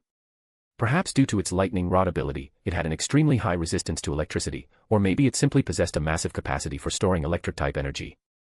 It seemed completely unfazed as it continued to absorb the electric energy from the thunderbolts without so much as a scratch. Gradually, Piku's fur began to shimmer with light. Every strand seemed saturated with powerful electric-type energy, and crackling arcs of electricity started to dance like serpents around its tiny frame. Simultaneously, a lightning bolt-shaped mark appeared in the center of its forehead, half covered by that singular tuft of fur. Still, even a Piku born with such incredible talent had its limits. Its body could not possibly absorb all of the electricity from the thunderstorm. After remaining airborne for just over 10 seconds, Piku eventually descended to the ground and, using its lightning rod ability, began to redirect the excess energy into the earth. In an instant, the terrain within a 10-meter radius around Piku was coated in a faint golden glow. At the same time, the magnetic field in the area shifted, and arcs of electricity surged rapidly across the ground. Pichu. Having smoothly redirected the leftover electrical energy into the earth, Piku raised its little head and looked up at Sato, who was staring back at him. Then, the small Pokémon broke into a wide smile and called out joyfully. Moments later, the electricity still flowing through its fur sparked once more, and Piku casually levitated into the air using the magnetically charged terrain around it, still infused with immense electric-type energy. With ease, it floated towards Sato. Wait, is that magnet rise? And it already knows Thunderbolt and electric terrain. For a newborn to grasp such powerful moves, this kind of talent is outrageous. Watching the levitating Piku float toward him, Sato's face filled with awe. A flicker of faint blue light briefly passed through his eyes. After scanning Piku's data, his heart trembled with realization. Note, magnet rise, electric type status move. Effect, floats in the air using electromagnetism, allowing flight for 5 turns. But then Sato recalled the miraculous moment when Piku had been born, and he no longer found this surprising. He already understood, this Piku, which he had won from someone else in a wager, must come from quite the extraordinary lineage. Pokemon, Piku. Level. Type, Electric. Ability, Lightning Rod. Gender, Male. Known moves, Thunder Shock, Charm. Egg moves, Wish, Volt Tackle. Tutor moves, Magnet Rise, Thunderbolt, Electric Terrain. TM moves, none. Held item, none. IVs. HP, 30, 31. Attack, 30, 31. Defense, 31, 31. SP ATK, 31, 31. SP Def, 28, 31. Speed, 30, 31. Overall 4 rating, Gold, 180 total IVs, exceeding 175. A few seconds later, the petite Piku floated up to Sato, who was currently shielded by a ditto-transformed umbrella, and gently landed on his right shoulder. Then, Piku began joyfully hopping around on Sato's shoulder, rubbing his tiny cheeks against Sato's face affectionately. It was clear that he felt very close to the trainer who had taken such good care of him. So we finally meet, little guy. But this isn't the best place for a chat. Let's head back to the tent and get out of the rain. Seeing how energetic Piku was, and how he clearly remembered his trainer, Sato was naturally overjoyed. He quickly pulled out a bottle of moo milk he had freshly obtained from a mill tank earlier and offered it to Piku. Pichu. Clearly hungry after just being born, Piku's eyes lit up as he sniffed the bottle. Realizing it was something good, he let out a delighted cry. He then grabbed the bottle, which was nearly his size, and intelligently bit down on the rubber tip to start drinking milk with contentment. Sato nodded in approval. Just as he turned to head back toward the tent, a massive lightning bolt suddenly struck somewhere deep within the forest. As the flash faded, a deafening peal of thunder followed. Pichu. Amid the rumble of thunder, Piku floated up from Sato's shoulder, still hugging the milk bottle. He faced the dark clouds above and cried out, seemingly expressing gratitude. And oddly enough, the storm clouds seemed to respond. Lightning bolts began raining down in rapid succession from the sky. In an instant, the forest below was caught in the chaos. Several tall trees were struck and split apart by the barrage of thunderbolts. Seeing Piku behave this way, Sato immediately turned his attention to the dark clouds above the forest. Using the continuous lightning strikes for illumination, he faintly made out the silhouette of a giant bird amidst the clouds. That figure in the thunderclouds, it must be Zapdos. No wonder this storm appeared out of nowhere. He's the cause. The moment he spotted the bird-like shape hidden within the clouds, Sato quickly deduced the truth behind the sudden thunderstorm and identified the source behind it all. Was Piku just thanking Zapdos?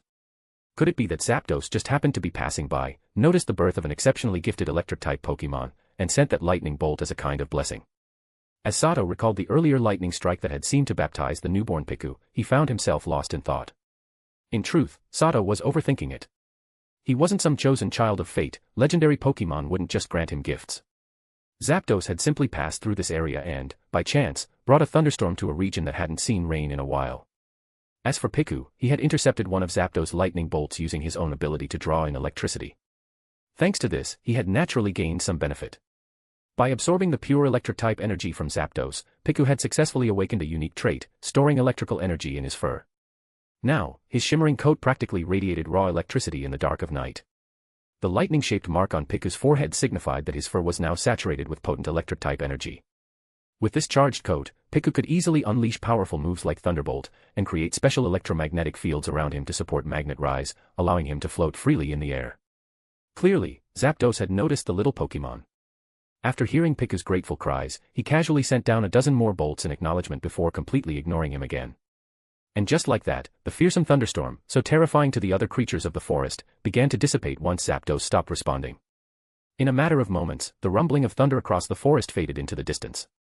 Roughly 10 minutes later, the storm clouds above the forest had fully cleared, and Zapdos, accompanied by a trailing thundercloud still raining lightning, was flying off in the direction of Viridian City. Chapter 399, Chapter 398, The Mischievous Piku and First Encounter with Ash. Because of Piku's birth, Sato was in an excellent mood that night. Although the newborn troublemaker was incredibly mischievous and kept him up late, he still slept soundly and sweetly. The next morning, after the thunderstorm had passed, the forest felt like it had been completely cleansed. A thick layer of mist spread across the woods at dawn, giving the place a mysterious atmosphere. As usual, Sato woke up at 7 a.m. with the help of his alarm clock. However, what gave him a bit of a headache was that the Piku who had slept beside him the night before had vanished without a trace. Fortunately, something else reassured him. Golbat, who had been on night watch, was also nowhere to be seen. Sato figured the big brother of the team had taken it upon himself to look after the newest member. Sure enough, as Sato stepped out of the tent, he saw Pika bouncing around on a nearby tree. The little guy was waving a small twig, teasing a few kakuna clinging to the branches. Faced with Piku's curious and mischievous antics, the kakuna dared not move even though they were clearly irritated. Galbot was hanging upside down from a branch nearby, glaring at them with undisguised hostility in his eyes. Sensing the terrifying pressure coming off Galbot, these kakuna, who were all on the verge of evolving into Beedrill, had no choice but to suppress the urge to evolve and teach Piku a lesson. Instead, they just kept using Harden to endure the teasing. Seeing that the kakuna weren't reacting, Piku quickly got bored. He frowned in frustration for a moment, then a mischievous little smile spread across his face. Rubbing his tiny hands together, a thin golden spark of electricity crackled between them, forming a tiny electric whip. Then, with this whip made of electric-type energy, Piku began to zap the kakuna, and sure enough, the ones with weaker special defense started to suffer. Stop it right now, Piku. You're not allowed to bully others like that. Seeing how naughty Piku was being, Sato walked over immediately with a stern expression and scolded him seriously. Paichu. Piku saw how serious Sato looked and immediately realized he was in the wrong. He dismissed the electric whip and lowered his ears, eyes brimming with tears as he whined sadly. It's okay. As long as you know it was wrong, come down now, breakfast will be ready soon. Sato's heart immediately softened seeing Piku like that. He relaxed his expression, waved him over, and spoke gently. Pai. Just like that, Piku's sad face and teary eyes disappeared in an instant. He excitedly floated down using magnet rise, landing cheerfully on Sato's right shoulder. You little rascal. Sato instantly realized that Piku had been faking earlier. His face darkened slightly, and he sighed helplessly. The moment Piku flew away, the kakuna he had been pestering all lit up with the glow of evolution. Before long, the newly evolved Beedrill scattered and fled. During breakfast, Sato introduced the new team member, Piku, to the rest of his Pokémon. This mischievous little one had no trouble warming up to everyone, except for Arbok, who had the worst temper. Thanks to being the youngest and most energetic, Piku was quickly welcomed and became part of the group. Well, welcomed might be a stretch. It was more like the rest of the Pokémon became the targets of Piku's pranks. Among them, his favorite target was Swampert. Because Swampert was tall and bulky and also a ground type, Piku felt completely safe playing hide-and-seek on his back and gleefully zapping him with happy sparks whenever the mood struck. Swampert didn't really mind the harassment. No matter what Piku did on him, it didn't hurt, just got a bit noisy. Still, it didn't interfere with his ability to enjoy breakfast. After breakfast, Sato began directing the team's physical training. All of the Pokémon, except Piku, obediently began their morning exercises. Since Piku was still a baby, Sato didn't ask him to train. Instead, he brought out a small treadmill and roller machine that Nidoran used to use, letting Piku play with it. Piku, brimming with curiosity, was delighted to receive the miniature treadmill. He happily started running on it right away. But before long, he got bored with the repetitive motion. When he saw Galbot and Shiny Beautifly flying overhead, he immediately tried to join them in the air. Unfortunately, even with all his natural talent, the newly hatched Piku could only float slowly at best. In the blink of an eye, he was left far behind by Galbot and Beautifly. Frustrated that he couldn't keep up, and that neither Galbot nor Beautifly was willing to play with him, Piku turned his attention elsewhere. He first tried to play with Swampert, but gave up quickly after realizing he couldn't swim. As for Arbok, well, Arbok's menacing aura scared him too much to even try. In the end, Piku approached Bellossom, who was gracefully practicing quiver dance. What followed made Sato feel both amused and helpless. Piku started mimicking Bellossom's dance. At first, he copied her exactly, but after a few spins, he got dizzy and stumbled around in confusion. After all, Piku was just a newborn. After playing for only a short while, he was already worn out and floated back over to Sato. Before long, the little troublemaker had dozed off, curled up on top of Sato's head. Ditto, who had transformed into a hat, carefully looked after Piku as per Sato's instructions, making sure he didn't fall off. Just after Piku drifted to sleep, a new batch of little troublemakers arrived at the lakeside clearing where Sato had set up camp. As Sato was guiding his Pokémon through their training routines, a group of excited children burst out from the nearby trees and ran toward him. Everyone, look. I told you the big brother and his Pokémon would be here. That's Swampert swimming in the lake. See, didn't I say he's huge? The boy in the lead, wearing a white shirt, shouted excitedly to the other kids behind him. The moment he finished, he bolted toward Sato without hesitation. This boy was none other than Ash. He had woken up early and remembered the plan he and his friends made yesterday. So he gathered a few of his closest pals and headed straight to the forest lake where Sato was camped. Now, seeing Sato's Pokémon in training, especially Swampert swimming back and forth at high speed, Ash's eyes lit up like stars. His love for Pokemon bubbled over, and he couldn't contain his excitement. Where did this little squirt come from? Wait a second, this kid looks really familiar. Of course, Sato noticed Ash and his group right away. But as he looked at the boy who had rushed over recklessly, a strange sense of déjà vu hit him. At that moment, Piku was jolted awake by Ash's sudden yelling. He instantly looked annoyed. Seeing Ash running straight toward them, a mischievous smile crept across his face. Then, a golden spark of electricity shot out from Piku. A second later. Awa. A scream of agony echoed across the clearing. That charred black look and absurdly strong constitution. Ah. I remember now, that's Ash when he was a kid. Watching Ash get zapped into oblivion by a single shock, then groggily mutter, so tingly. Before standing up like nothing had happened and smiling brightly at Piku, Sato suddenly recalled who the boy was and was instantly stunned. Chapter 400, Chapter 399, Gary and Professor Oak. Are you alright, kid? Recognizing Ash, Sato quickly stepped forward to help him up, his expression turning slightly strange as he asked. Even though he already knew Ash had an unusually resilient body, seeing it up close made him realize he'd still underestimated him. After taking a weakened thunder shock from Piku, Ash showed no real signs of injury, just a bit of numbness in his body, and that was it. I'm fine. Big brother, what's that electric Pokemon on your head just now? It's so cute. Can I pet it? Ash quickly waved his hand in reassurance and looked at the Piku on Sato's head with excitement, then turned to ask eagerly. Ash, are you okay? Are you hurt anywhere? Before Sato could reply, Serena, wearing a pink dress, not far behind Ash, ran over and grabbed his hand, her face filled with concern as she questioned him. So that little girl is Serena. Now I remember. This is the summer camp hosted by Professor Oak where Ash and Serena first met. Man, this kid's luck with girls is off the charts, already snagged such a pretty admirer. Watching the familiar-looking girl fawn over Ash, Sato couldn't help but twitch slightly. But then he quickly recalled who she was and understood why Ash and the rest of the kids were here. Sure enough, what followed confirmed Sato's thoughts. I'm fine, Serena. Look. Isn't that Pokemon on Big Brother's head super cute? I think I scared it earlier when I suddenly ran out, that's probably why it zapped me. Ash scratched the back of his head and spoke with a nonchalant tone, before his eyes sparkled again, locking back onto Piku. Unfortunately, Piku didn't share Ash's enthusiasm.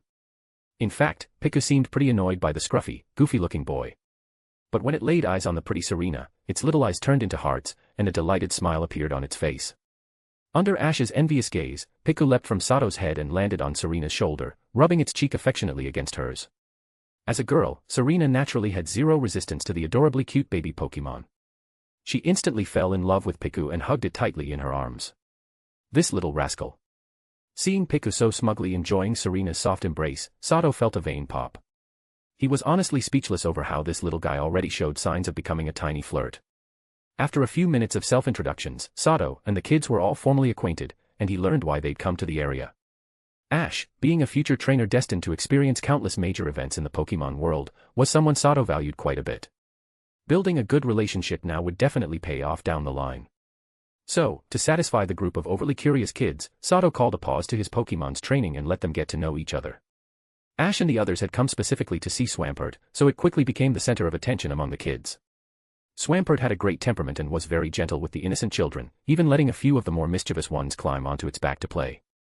Next in popularity were Bellossom and the shiny Beautifly. Their beautiful appearances made them favorites among the girls, who gathered around them almost immediately. Bellossom, with her gentle nature, welcomed the children circling her and even offered them some of her nectar to taste. As for the proud and aloof shiny Beautifly, she couldn't handle the rowdy crowd and simply flew to the top of a tree to escape the chaos. Miltank was also a huge hit with the kids, mainly because Sato generously allowed her to share some fresh moo milk with Ash and the others. As always, appearance mattered. Golbat and Arbok, with their rather fearsome looks, were avoided by all but Ash, who had nerves of steel. The other kids didn't dare go near them. Naturally, neither the reclusive Golbat nor the innately fierce Arbok cared whether or not the kids liked them. In fact, they seemed to harbor a slight hostility toward them. Among all of Sato's Pokemon, the most popular by far was the newborn Piku. Kids naturally loved cute creatures, and no one could resist Piku's charm. However, Piku seemed to have little interest in male humans aside from Sato. He only showed affection toward good-looking girls like Serena. As a result, Piku was currently basking in the warm attention of the girls, while also becoming the object of envy for Ash and the other boys. Roughly 20 minutes passed as the kids played with Sato's Pokemon. Then, a boy with spiky hair arrived, accompanied by an elderly man in a white lab coat and a beautiful young woman who looked around Sato's age. Gary and Professor Oak. The moment Sato saw the spiky-haired boy and the familiar-looking elder behind him, he immediately recognized who they were. Especially when his eyes landed on Professor Oak, Sato's heart skipped a beat. Ash, you idiot. I knew you'd be here. How could you just bring people out here without permission? Grandpa and I were worried sick. Do you even know how dangerous the wild forest is? The moment Gary saw Ash, he stormed over and grabbed Ash by the collar, his face red with anger as he shouted. Faced with Gary's righteous fury, Ash knew he was in the wrong and could only lower his head in shame, muttering a series of responses in apology. Gary, don't be like that, it was us who asked Ash to bring us here. Yeah, it's not Ash's fault alone. That's right, Ash didn't do anything wrong. Thankfully, the other kids stood by Ash, especially Serena, who immediately stepped up to defend him. Still, Gary wasn't ready to let it go. He continued pressing Ash, clearly upset they'd gone to see Swampert without inviting him. Ash really is well liked, and these kids are pretty loyal too. Watching them speak up for Ash one by one, Sato nodded to himself, impressed. His gaze toward Ash now carried a bit more admiration. Ahem, alright, that's enough, Gary. Everyone's safe, and that's what matters. No need to be so angry. Ash, all of you, don't run off without permission again. If something happens to you, how am I supposed to explain it to your parents? If it happens again, I'll send you home early. Seeing the other children standing up for Ash, Professor Oak's stern expression gradually softened. After clearing his throat a few times, he spoke with deliberate authority toward Gary, Ash, and the others. Yes, Grandpa Oak. Yes, Grandpa Oak. Yes, Grandpa Oak. The kids who had snuck off all immediately lowered their heads like frightened turtles, promising they'd never run off again. Hello, I'm Sato. May I ask, sir, are you the renowned Professor Oak? Once Professor Oak finished scolding the children, Sato took the opportunity to step forward respectfully, asking the question even though he already knew the answer. Chapter 401, Chapter 400, Daisy Oak. Professor Oak had noticed the unfamiliar trainer, Sato, from the very beginning. Even as he scolded Ash and the others, he was quietly observing both Sato and the Pokémon at his side. A young and capable trainer with real strength, that was the evaluation Professor Oak formed in his heart after carefully watching Sato and the Pokémon following him. Dressed in a red and blue elite trainer uniform, Sato appeared to be in top condition. His sharp, deep black eyes exuded calm and confidence. He carried himself with poise and composure, his bearing unmistakably that of someone highly confident in his abilities as a trainer. Moreover, Professor Oak noticed that each of the Pokémon accompanying Sato was of excellent potential and had clearly been trained with exceptional care. In particular, his Swampert, shiny Beautifly, Arbok, and the Pika perched on his head immediately caught Professor Oak's eye, leaving his heart racing with excitement. If he hadn't been in a hurry to give Ash and the others a proper talking to, his instincts as a researcher would have already taken over. He would have asked Sato for permission to examine these 4 outstanding Pokémon up close. Hello, young Sato. I'm Professor Oak. Thank you for looking after Ash and the others just now. This group of little rascals snuck off early this morning. I was worried sick, this old man nearly had a heart attack. Now that this promising young trainer was showing him such respect, Professor Oak's tone naturally softened, and he expressed his gratitude to Sato for looking after and playing with Ash and the rest. You flatter me, Professor Oak. I didn't do anything special, it was nothing at all, no need to thank me. Now that the man himself has arrived, it's about time I hit the road again. Sato shook his head and replied modestly. Now that he'd successfully made an appearance in front of Ash, Gary, Serena, and Professor Oak, he was ready to take his leave. Though he'd been quite happy to unexpectedly run into Ash and the others during their summer camp and was tempted to stick around and build a bit more rapport, the remaining time before the Rocket Team rookie competition was cutting it close, he simply couldn't afford to spend it on play. Ah, big brother Sato, you're leaving so soon. Can't you stay a little longer? Yeah. Piku and I just started playing together, please. Please stay, big brother. Hearing that Sato was already leaving, the kids' faces instantly fell. They'd only just become friends with Swampert and the others, and now it was time to say goodbye. It was hard not to feel reluctant. One by one, they began pleading with him to stay. So soon? How about staying for lunch at least? Consider it a small thank you for watching over Ash and the others earlier. Professor Oak, too, was dismayed at Sato's sudden departure. He'd been hoping to observe Swampert and the other Pokémon more closely. Not wanting to miss his chance, he pushed aside his usual reserve and quickly made the offer. Sorry, Professor. I've got an important matter in Cinnabar Island to attend to. You know how ferry schedules are, they don't wait for anyone. I'd rather not miss today's boat. Honestly, if I hadn't been worried about leaving Ash and the others here alone, I might have already left. If there's another chance, I'd love to share a meal with you then. Though surprised by both the kids and Professor Oak's heartfelt attempts to persuade him, Sato politely declined, explaining his urgent schedule. Ah, I see. In that case, I won't keep you. If you ever have the chance, stop by the Oak Research Lab in Pallet Town. This old man owes you a meal. Professor Oak nodded in understanding, though his face still showed a tinge of disappointment. He deeply regretted not getting the chance to study the outstanding Pokemon at Sato's side more thoroughly. Seeing that even Professor Oak wasn't insisting Sato stay, the kids didn't speak up again, but the sadness on their faces only deepened. Please wait a moment, Mr. Sato. I'm Daisy Oak, Gary's older sister. I'm a trainer as well. I saw how powerful your Pokemon are. Would you accept a challenge from me? A 3-on-3 battle shouldn't take too much of your time. Look, don't the kids all want to see a Pokemon battle? At that moment, the beautiful brunette who had come along with Gary and Professor Oak but hadn't spoken until now finally stepped forward.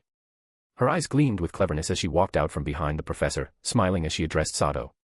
As soon as Daisy Oak spoke up, both the children and Professor Oak's eyes lit up. One by one, they turned expectantly toward Sato, their faces filled with excitement. Daisy Oak. Gary's sister. That's right, if I remember correctly, in the Fire Red and Leaf Green games, there was a mention of Professor Oak's granddaughter winning a contest championship. But judging by how she looks now, she hasn't gotten into contests yet. She's giving off total elite trainer vibes. Sato was slightly taken aback as he looked at the beautiful trainer standing before him, dressed in a neat and capable elite uniform, reminiscent of May's outfit.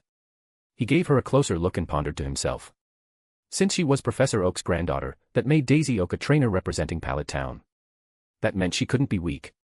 A chance to battle a fellow Pallet Town trainer, this was an excellent opportunity to test and improve his strength. Sato couldn't help but feel tempted. He'd also noticed the eager expressions on the kids and Professor Oak's faces. He didn't want to disappoint them or leave a bad impression. Miss Daisy, since you're Professor Oak's granddaughter, you must be a formidable trainer. I can't decline a challenge from a fellow strong trainer. Alright, let's have a 3-on-3 battle. Where's the battlefield? After thinking it over for a moment, Sato nodded at Daisy, his eyes gleaming with fighting spirit. Yay! We get to watch a Pokemon battle. This is the best. Before Daisy could respond, Ash jumped up and shouted with excitement upon hearing Sato agree. Beside him, Gary may not have been as loud, but his face was also glowing with excitement, clearly happy at the chance to see his sister in action. If it's a battlefield you need, I know a great spot nearby. Follow me. Seeing his granddaughter struggling to figure out a location, Professor Oak stepped forward and offered with a smile. Then we'll be counting on you, Grandpa. Daisy smiled in response. Before long, Professor Oak led everyone to a clearing deep in the woods, an overgrown patch of open land. The terrain there was mostly flat, and the trees had already been cleared away, leaving only moss-covered stumps behind. It was a perfect makeshift battlefield that wouldn't damage the forest. Soon, with everyone pitching in, a simple battle area was quickly set up in the clearing.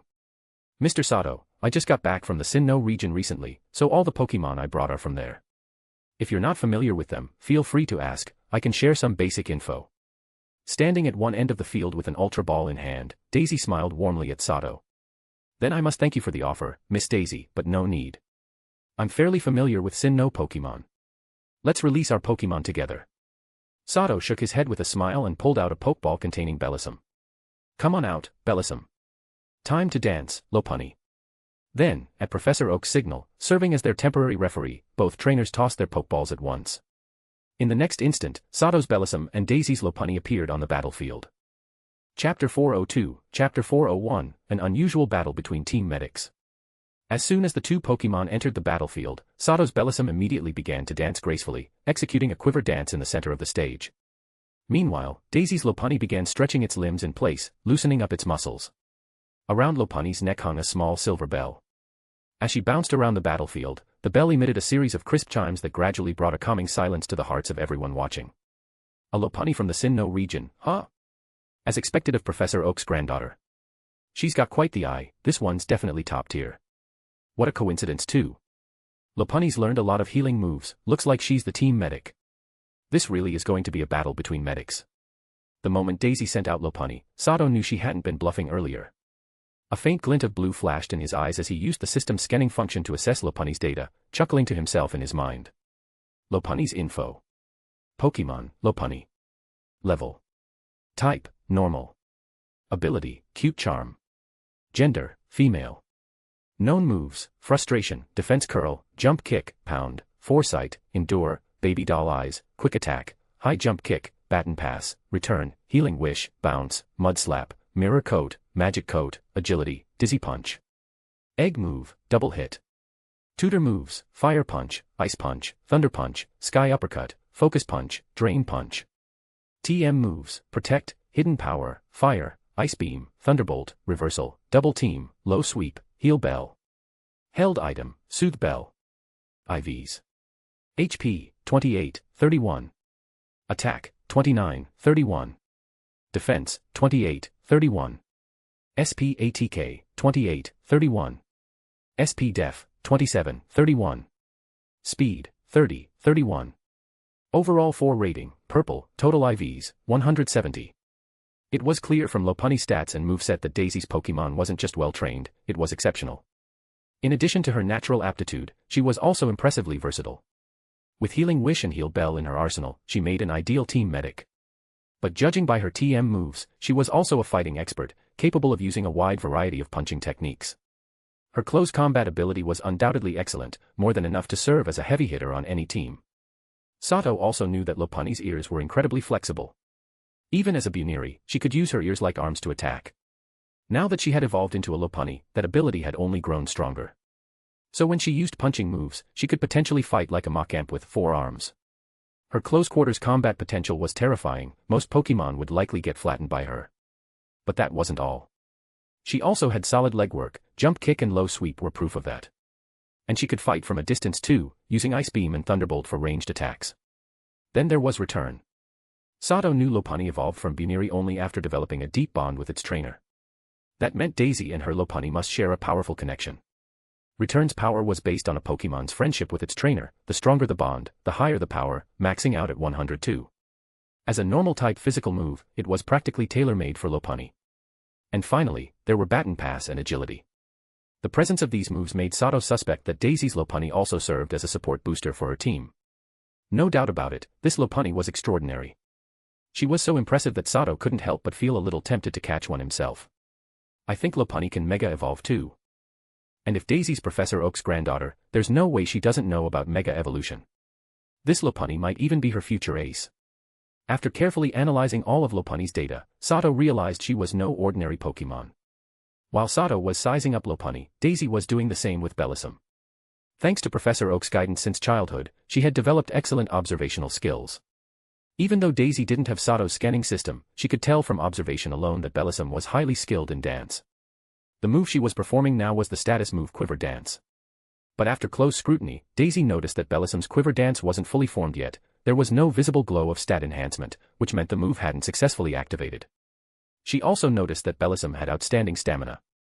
Under the bright sunlight, the 2 flowers on her head were continuously emitting a faint white glow, clearly the result of sustained synthesis. Amazing. This Bellossom has trained synthesis to the level of muscle memory. And now she's doing the same with Quiver Dance. Once she masters that too, this Bellossom will become a truly terrifying Pokemon. With just a brief moment of observation, Daisy drew her conclusions and mentally raised her alert level towards Sato. After both sides had finished their quick assessments, Professor Oak, having also briefly studied Bellossom, announced the start of the battle. Jump up, Lopunny, use bounce. The moment Professor Oak gave the signal, Daisy seized the initiative and called out the command. At her trainer's voice, Lopunny perked up, her long ears standing tall. With a swift crouch, she launched herself into the air like a long jumper, soaring high before plunging down in Bellossom's direction. As she descended, her long legs were covered in a layer of blue flying-type energy, looking like she was wearing glowing cyan boots. Using the momentum of her fall, the power of bounce was now far greater than its base 80. If Bellossom took a direct hit, she might be knocked out instantly. Keep dancing, Bellossom, fire off an energy ball barrage. Seeing Daisy strike first, Sato remained calm as he issued his command. Although Bellossom's Quiver Dance hadn't yet matured and took time to activate, as long as she kept dancing, the boost would come eventually. Bellossom nodded gently. Her dance, once confined to a single area, began to shift. She now danced across the battlefield, all while continuing her graceful movements. Meanwhile, glowing green orbs the size of soccer balls formed rapidly in her hands. One after another, they flew out like cannonballs, each energy ball pulsing with powerful energy as it shot toward the falling Lopunny. Now caught midair, Lopunny was in an awkward position. She hadn't landed yet, but 5 or 6 energy balls were already speeding toward her from different angles. Use your ears and hands, smash them away with Fire Punch. Seeing Bellisum perform a moving dance while launching rapid-fire energy balls like artillery, Daisy paled slightly but quickly regained her composure and shouted her next command. The next second, flames erupted around Lopunny's ears and hands. Listening carefully and scanning all directions, she did something astonishing. She launched into a four-punch flow, using both ears and both fists to swat away every incoming energy ball with lightning speed. Boom. Boom. Boom. Explosions from the deflected energy balls erupted all around the battlefield, shaking the air. The kids watching, including Ash, stared, wide-eyed, in stunned silence. Chapter 403, Chapter 402, A Commanding Victory. Lopunny used both her ears and hands to unleash Flame Punch in a four-punch combo, successfully neutralizing Bellisum's energy ball bombardment. Then, she landed safely on the ground and immediately dashed toward Bellisum with her long legs. As she ran, a glow of speed enhancement lit up around her body. Clearly, she had activated agility. In the blink of an eye, Lopunny's speed surged dramatically. Afterimages began trailing behind her as she ran. Bellisum, use Magical Leaf for defense. Seeing that Lopunny had abandoned her aerial assaults and was now relying on speed for a close-quarters fight, Sato, who had just witnessed her four-punch combo, naturally wouldn't let Bellisum clash head-on. He immediately commanded Bellisum to use Magical Leaf. At his command, Bellisum willed it into motion. Dozens of emerald green energy leaves drifted off her body, then, under her control, began circling around her, dancing in sync with her movements. Within moments, over 100 glowing leaves had enveloped her figure, forming a swirling emerald cyclone. Under Bellisum's command, part of the cyclone broke off and launched a wave of magical leaves toward the rapidly approaching Lopunny. Any gaps in the cyclone from the launch were quickly replenished with fresh leaves from Bellisum.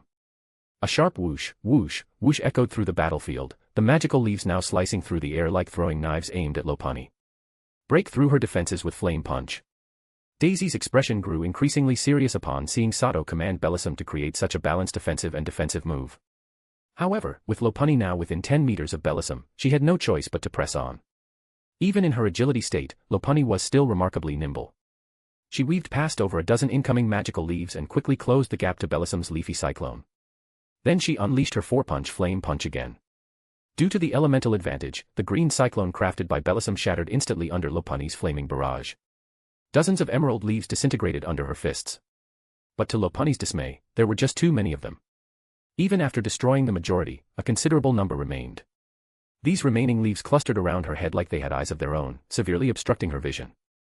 What's worse, some stray leaves launched attacks on her from all directions, inflicting noticeable damage. And most importantly, Lopunny realized that despite her punches and ears striking through the flurry of leaves, she hadn't landed a single hit on Bellisum herself. A classic case of missing the forest for the trees, Lopunny appeared to be tearing through Bellisum's leafy cyclone, but in reality, she was completely trapped inside it.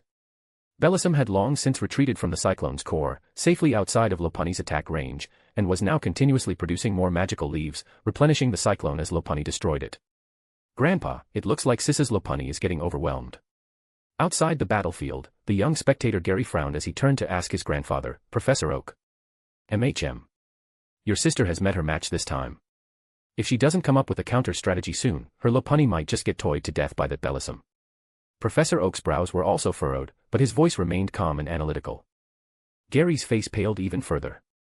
He watched the battlefield anxiously, silently praying for his sister to find a way to turn things around. In truth, Professor Oak had noticed even more than he let on. Bellisum had already been dancing with Quiver Dance for quite some time now. Even if she wasn't completely proficient, she had likely completed the boost by now.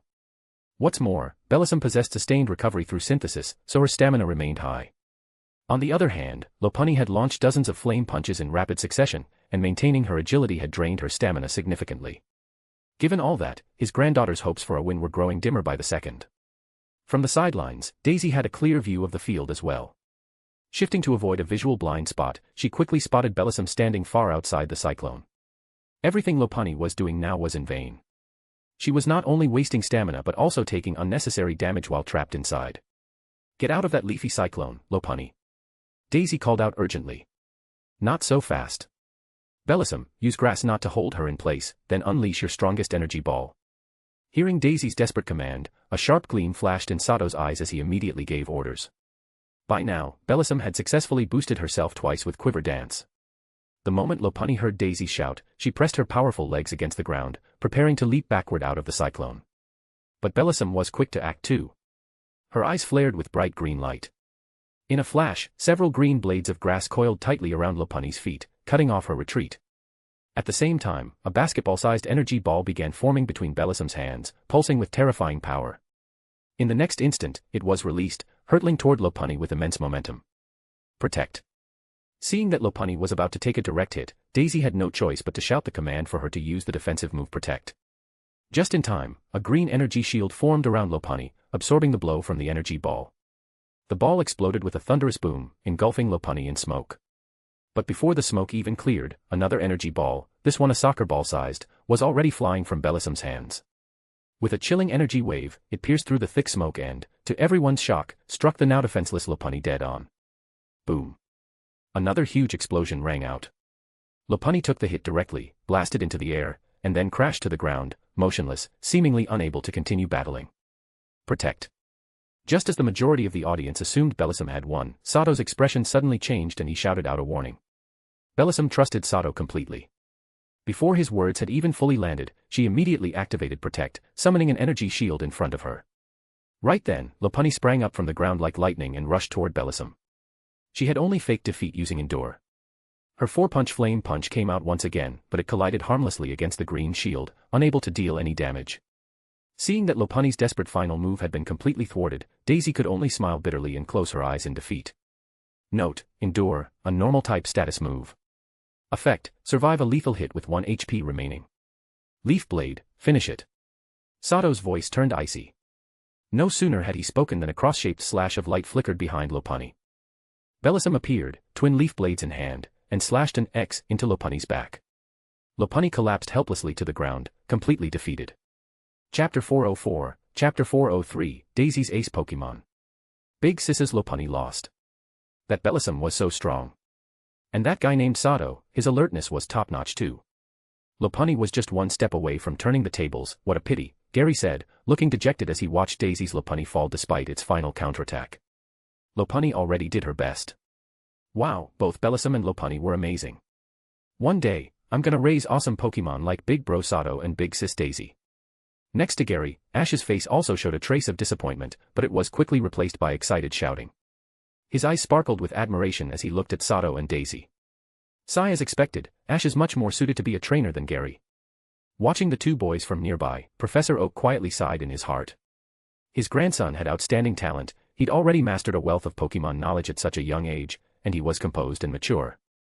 But perhaps due to being praised too often since childhood, he was overly concerned with others' opinions and always had too many thoughts in his head. Most importantly, he lacked a genuine love for Pokemon. Ash, on the other hand, was the opposite. Though his talent wasn't quite on par with Gary's and he was often careless and impulsive, he had a pure heart and an endless love for Pokemon. Just those two qualities alone meant he would go far on the path of a trainer. Come back, Lopunny. You did great. Thank you for your hard work. Daisy showed only the briefest flash of disappointment when Lopunny lost.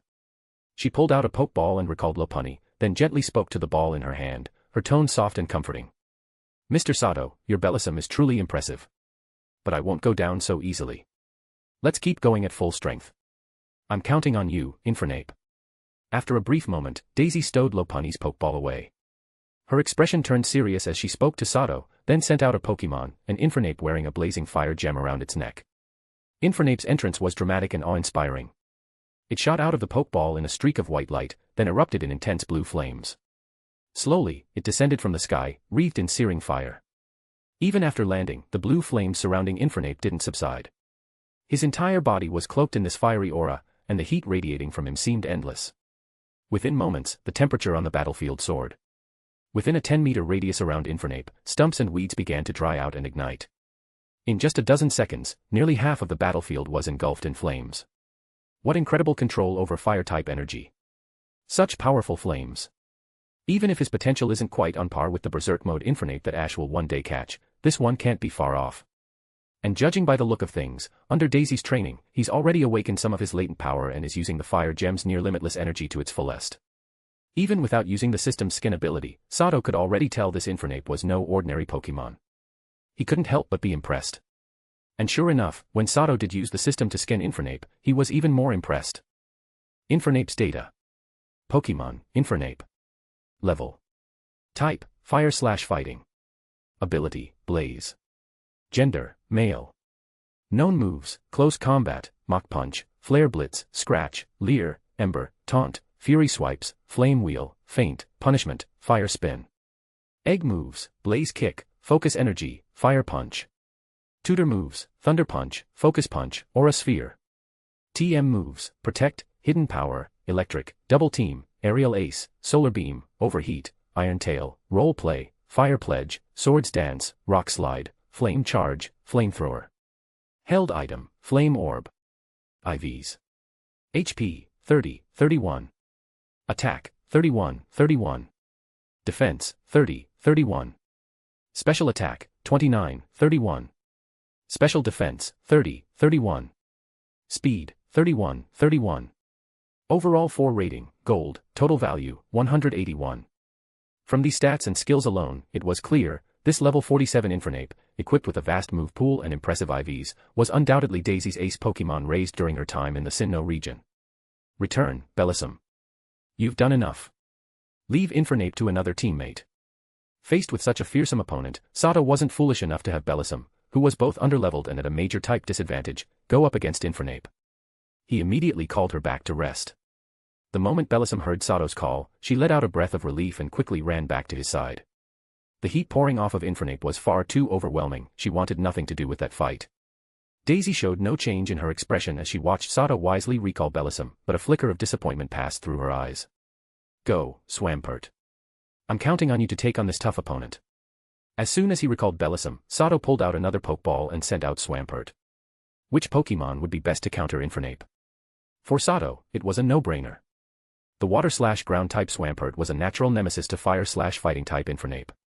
In the next moment, the massive Swampert, more than twice Infernape's size, appeared on the battlefield. As soon as he arrived, the rising heat across the battlefield came to a halt and began to drop. The flames that had been spreading across the area suddenly stopped at a 10-meter radius around Swampert. The ones that had already reached that area quickly fizzled out. Grah. Most Infernape were naturally combative, and Daisy's was no exception. Even upon seeing an opponent with an absolute type advantage, he showed no fear. Instead, his battle spirit surged as he loudly challenged Swampert to a fight. So, you really did send out Swampert. Well then, let me see what your Swampert is capable of. Daisy sighed inwardly. She had expected Sato to send out Swampert to counter her Infernape, and she couldn't help but feel a little helpless about it. Sending out Infernape as her second Pokemon was a move made out of necessity. Bellossom had already completed 2 Quiver Dance buffs and was close to a third.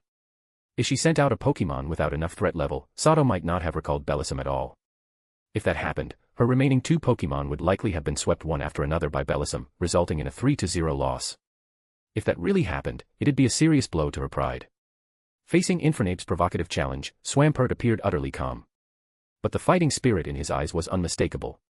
As soon as he entered, he raised his arms and quietly began to use Rain Dance. Moments later, to Daisy's visible frustration, dark clouds rapidly began to form over the battlefield. Drip, a raindrop fell from the clouds. And then, a heavy downpour began, dousing the flames across the battlefield and sending up white plumes of steam that quickly blanketed the entire area. At that moment, Professor Oak, acting as referee, announced the official start of the battle. Chapter 405, Chapter 404, Swampert vs. Infernape. When Daisy saw that Swampert had somehow used Rain Dance without anyone noticing, causing rain to start falling across the battlefield, she immediately had the urge to recall Infernape back into his Pokeball. But just thinking about how fired up her ace Pokemon currently was, she knew if she pulled him back now, with her understanding of Infernape's temper, he'd absolutely fly into a rage, and might even refuse to listen to her for quite a while. Infernape, now's our chance. Charge in, use Focus Energy, then get in close and unleash a barrage of Mach Punches. With that in mind, Daisy quickly dismissed the idea of recalling Infernape. Taking advantage of the mist and steam that now blanketed the battlefield, she gave her orders without hesitation. Although the rainy weather was definitely a major disadvantage for Infernape, he wasn't just a fire type, he was also a fighting type. Given Infernape's current strength, even if he was facing Swampert, whose typing completely countered his own, he still had a shot at winning with his fighting type moves. Upon hearing Daisy's command, Infernape's eyes burned with even fiercer fighting spirit. The flame orb on his neck glowed bright red. In an instant, the blue flames surrounding his body surged, evaporating the rain and moisture in a 5-meter radius around him on contact. This only caused the mist on the battlefield to grow even thicker under the rain, which ended up giving Infernape better cover to work with. The very next second, Infernape extinguished the blue flames cloaking his body and dashed at incredible speed towards Swampert's direction. Though visibility was poor, his sharp battle instincts allowed him to sense Swampert's general location. As he charged, a yellow aura flared around his body, elevating his mental state to the peak. Focus energy activated. Hey, use muddy water. Even though he couldn't see much of the battlefield due to the thick mist, Sato still trusted Swampert's abilities completely. He immediately ordered a wide-area attack before Infernape could close the distance. Swamp. Swampert pounded the ground with both fists and let out a powerful roar. Instantly, the rainwater within a 10-meter radius lit up with a blue glow. Under Swampert's control, the rainwater rapidly mixed with the mud and soil on the ground, forming a massive, murky tidal wave of muddy water. As the surge swept across the field, the resulting turbulence instantly cleared away all the lingering steam. In just moments, visibility across the battlefield returned, only for everyone to realize, stunned, that Infernape was nowhere to be seen.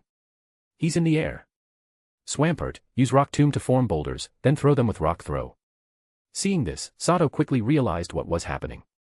He looked up and spotted Infernape's silhouette in the sky, shouting his command. Once Sato called it out, nearly everyone else caught on too. When they looked up, they saw Infernape, engulfed in blue flames, hurtling towards Swampert like a fiery meteor. The trail of blue fire blasting from Infernape's back worked like a jet engine, allowing him to maneuver mid-air and adjust his angle of descent with remarkable speed and control. As expected of Professor Oak's granddaughter, Daisy actually came up with a training method like this. Using Infernape's expert control over fire and the propulsion from flame jets, this Infernape has probably achieved short-term aerial movement.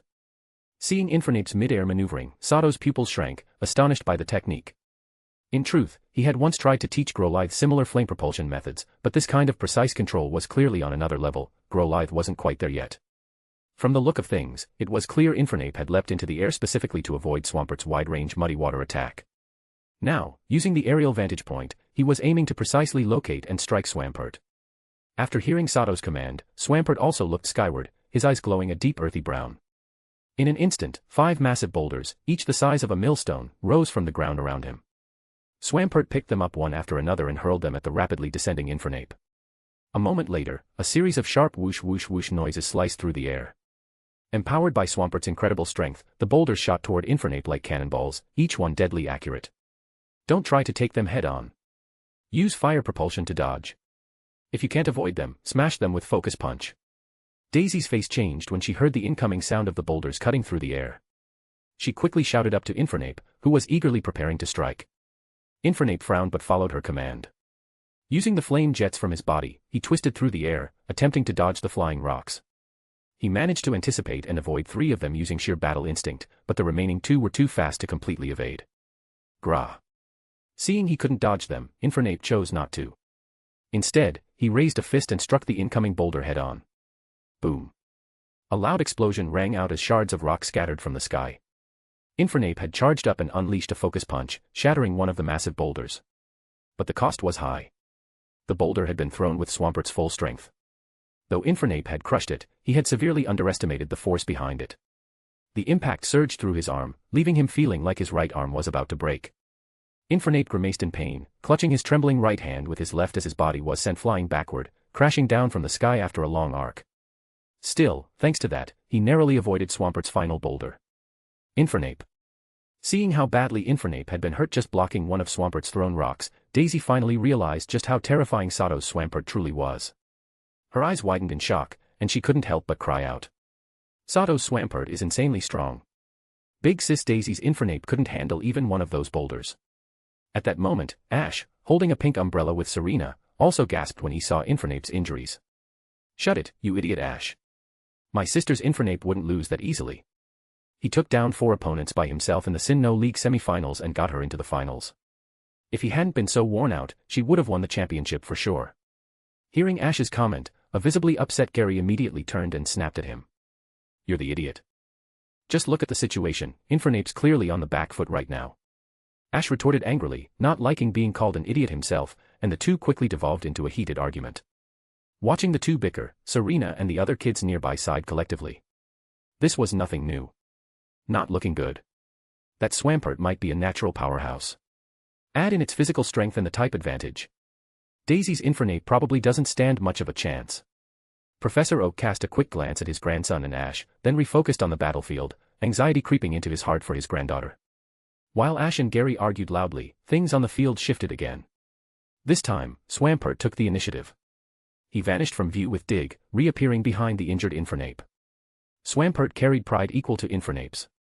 Although the rain had effectively suppressed Infernape's type advantage, he still wanted to win in a head-on fight. As Swampert's trainer, Sato knew his Pokémon's personality well. He didn't order Earth Power or another move to easily finish this nearly unwinnable fight. Instead, he let Swampert follow his instincts. Counter with Focus Punch. Hit back with Hammer Arm. Daisy and Sato gave their commands almost simultaneously. The next moment, Infernape, having finished charging, threw a Focus Punch with his still-functioning left arm. Swampert met him head-on, swinging a massive fist the size of a sandbag. Chapter 406, Chapter 405, Earth Ice Hammer vs. Dragonite. Swampert and Infernape's fists collided head-on. In an instant, a formless shockwave erupted from the point of contact between the two Pokémon's fists. The next second, a gust of wind suddenly swept up and quickly spread out around them. In an instant, the sudden gale bent the trees surrounding the battlefield. Ash and the other kids had to shut their eyes to avoid being hit directly by the wind. At the same time, a series of loud booms sounded as the ground within a 10-meter radius around the two Pokémon shook violently, rapidly caving in to form a large crater. This intense clash lasted for about 5 or 6 seconds before a chilling crack, the sound of bones breaking, rang out across the now rowdy battlefield. Infernape's left arm suddenly went limp, no longer able to withstand Swampert's punch. Taking advantage of the opening, Swampert's massive, sandbag-sized fist smashed into Infernape's face. The next second, Infernape was sent flying backwards with a mouthful of spit spewing from his mouth. He flew clean out of the battlefield and only came to a stop after crashing through 9 thick trees, each one snapped clean in half. By then, Infernape's body was covered in bruises and wounds, and his face was swollen like a pig's. Yet despite such serious injuries, Infernape still hadn't fallen. He slowly stood up from the ground and began walking back onto the battlefield, step by step, emerging from the woods. At that moment, Infernape's battle-hungry eyes turned a blood-red color. A crimson energy slowly began to emanate from his body. Gah! With a roar, Infernape suddenly erupted in a towering blue flame, streaked with hints of white. The low rain clouds overhead, which had been continuously pouring down, were blown away in an instant. The previously drenched battlefield became engulfed in steam, and the ground quickly dried.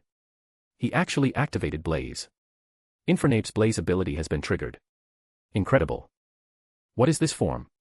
At that moment, everyone who understood at least a little of what had just happened couldn't help but think of one thing: Blaze. Infernape, use Flare Blitz. Seeing her Infernape explode with power at the edge of defeat, Daisy, just as desperate for victory, knew this was their last chance. She immediately gave the command for his strongest attack. Gah! Still barely conscious, Infernape roared in response. He stomped down hard on the ground, leaving 2 deep footprints, and then his entire body transformed into a blazing sun, charging toward Swampert. Interesting. Swampert, go. Use Earth Ice Hammer to counter. Watching the terrifying charge from Infernape, Sato had initially considered telling Swampert to dodge. But upon seeing the fire in Swampert's eyes, he immediately changed course, commanding Swampert to counter with a fusion move he had recently mastered. Swamp. Swampert roared in response. His right arm, glowing with a blinding white light, slammed violently into the ground. In an instant, pure ground-type energy surged up from the earth and wrapped around his arm like flowing water. Then, a chilling blue energy burst forth from Swampert's right arm. Moisture from the air gathered rapidly around it, forming a frosty gauntlet mixed with mud and ice that covered his entire arm. The next moment, a devastating aura radiated from Swampert's bulging right arm. This move, Earth Ice Hammer, was a fusion of Hammer Arm, Earth Power, and Ice Punch, making it Swampert's most powerful attack yet. It was a technique Sato devised after Swampert took a Mu Gene Enhancement Serum, capitalizing on his natural affinity for Hammer Arm, Ice Punch, and Earth Power to create a triple move fusion. With perfect IVs and extraordinary talent, Swampert had already fused Hammer Arm and Ice Punch into Ice Hammer before this. Earth Ice Hammer was the next step, merging Earth Power into the already fearsome Ice Hammer. Thanks to Swampert's exceptional command over ground-type energy, he succeeded after just a few attempts. Since mastering this move, Sato had never allowed Swampert to use it in battle, because it consumed too much energy and was far too destructive. It was a trump card, reserved for the direst moments. Now, facing a blaze-enhanced Infernape using Flare Blitz with suicidal ferocity, and with Swampert refusing to back down, Sato had no choice but to let Swampert unleash this move. As for the consequences, even Sato wasn't sure what would happen. This is bad. The moment Swampert fully executed Earth Ice Hammer, Professor Oak, who had been calmly watching from outside the battlefield, suddenly turned pale and gasped inwardly. Without hesitation, a special Pokeball appeared in his hand. He pressed the button at its center. The next moment, a beam of white light shot out from the Pokeball. As Swampert swung his Earth Ice Hammer at the approaching Infernape, who was mere meters away, enveloped in blazing flames. Dragonite, stop them now. Use Protect. Professor Oak shouted, his eyes sharp as blades. A piercing whoosh tore through the air. In an instant, a yellow figure appeared between Swampert and Infernape. Its green glowing hand simultaneously blocked Swampert's punch and pressed against Infernape's forehead. The horrifying collision that was just about to occur was cleanly stopped by Professor Oak's Dragonite. Judging by Dragonite's calm demeanor, stopping the two attacks hadn't even been difficult. What? Swampert's Earth Ice Hammer was caught single-handedly by Professor Oak's Dragonite. Seeing the most powerful move in Swampert's arsenal stopped with a single hand, Sato's eyes widened in disbelief, his expression stunned. Sato knew full well the destructive power of Earth Ice Hammer. In the Viridian Forest, Swampert once used a single punch to rupture a river, sending water blasting hundreds of meters into the sky. And yet, Dragonite had just caught that same move with one hand, neutralizing it with Protect while maintaining full strength behind the blow. It was a clear testament to Dragonite's terrifying power. On the other side, Daisy finally relaxed when she saw her grandfather intervene. Her pale face regained a hint of color. Daisy had sharp eyes, she instantly recognized the move Swampert had just used.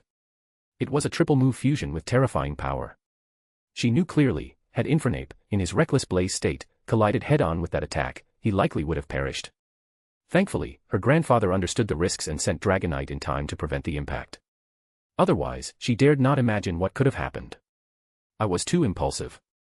Infernape was already in that state, and I still made him take that risk. Daisy now deeply regretted her decision, shaken by how close she had come to losing Infernape due to her own competitiveness. With Professor Oak's Dragonite stepping in, the battle had clearly been interrupted. At that point, Infernape had completely lost consciousness after his final outburst and collapsed, while Swampert stood firmly in place, locking eyes with Dragonite, his gaze burning with fighting spirit. However, Dragonite didn't seem the least bit interested. He merely glanced at Swampert and, in the blink of an eye, flew back to Professor Oak's side. Chapter 407, Chapter 406, The Powerful Dragonite and Professor Oak's Gift. After Professor Oak intervened in the battle by sending out his Dragonite, the match came to an abrupt halt. Sato, however, didn't find it awkward at all. His expression remained calm and composed, while Daisy, on the other hand, was flushed with embarrassment and guilt. As for the group of kids watching, apart from Gary, who was now gritting his teeth and perhaps the only one who could vaguely discern the likely outcome had Swampert and Infernape actually fought, everyone else simply looked confused. They couldn't understand why Professor Oak had suddenly interfered and stopped what had been a fair Pokemon battle. I'm really sorry, young Sato. Technically speaking, I shouldn't have stepped in, but the battle just now was too dangerous, I had no choice but to stop it. I hope you can understand. If nothing unexpected had happened, you would have won that match. Daisy, do you concede? After Dragonite returned to his side, Professor Oak gently patted his old companion. Then he turned toward Sato and Daisy with a serious look on his face and addressed them both. You're too kind, Professor Oak. I let my head get too hot in the moment, I really shouldn't have allowed Swampert to use that move just now. You stepping in probably saved us both from a disaster. I'm actually grateful. Sato didn't dare question Professor Oak's judgment. While speaking, he reached down and stroked his still-dazed Piku, who hadn't yet recovered from the shock of witnessing the power of both Swampert and Infernape. Then, scratching his head a little sheepishly, he replied to the professor. As he spoke, a faint trace of blue flickered in Sato's eyes, barely perceptible, as he covertly scanned the Dragonite standing beside Professor Oak. In the very next second, a detailed breakdown of Professor Oak's Dragonite appeared before Sato's eyes. While he was overwhelmed with awe and respect, he also gained a precise understanding of the professor's strength. Even though Professor Oak was now elderly and no longer an active trainer, as long as this Dragonite stood by his side, he remained very much a champion-level trainer, without question. Dragonite, information. Pokemon, Dragonite. Level.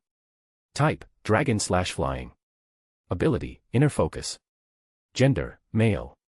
Known moves, Wing Attack, Hurricane, Fire Punch, Thunder Punch, Roost, Wrap, Leer, Thunder Wave, Twister, Dragon Rage, Slam, Agility, Dragon Tail, Aqua Tail, Dragon Rush, Safeguard, Dragon Dance, Outrage, Hyper Beam. Egg moves, Dragon Breath, Dragon Pulse. Tutor moves, Extreme Speed, Draco Meteor.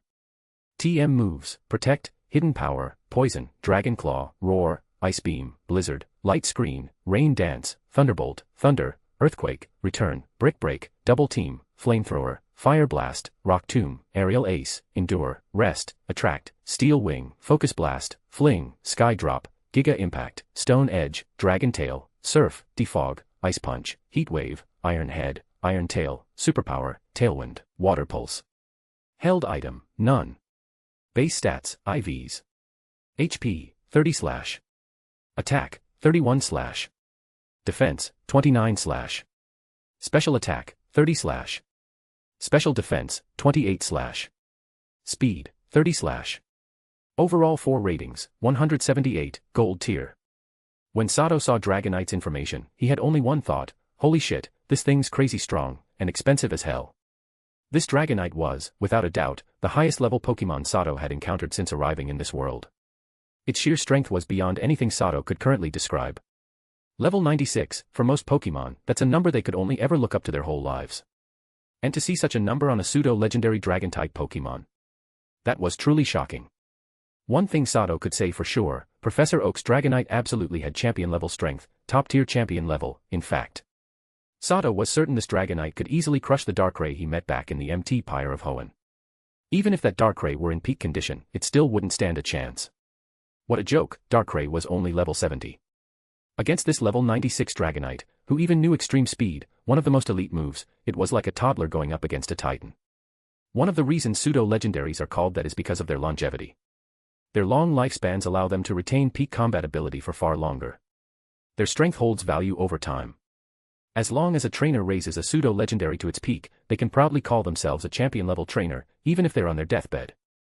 Regular Pokemon, on the other hand, don't have this luxury. Most have lifespans similar to humans, if not shorter. Maintaining champion-level form is a much more difficult, short-lived feat for them. In fact, Agatha, one of the Elite Four of Kanto, has held her post for so long because her Ghost-type Pokemon seem to grow stronger as they age, allowing them to remain at peak form for years. Though Professor Oak had aged, his Dragonite was likely still in its prime. That alone allowed Oak to proudly remain a champion-level trainer. Even other champions would give him the utmost respect. No. It was my fault.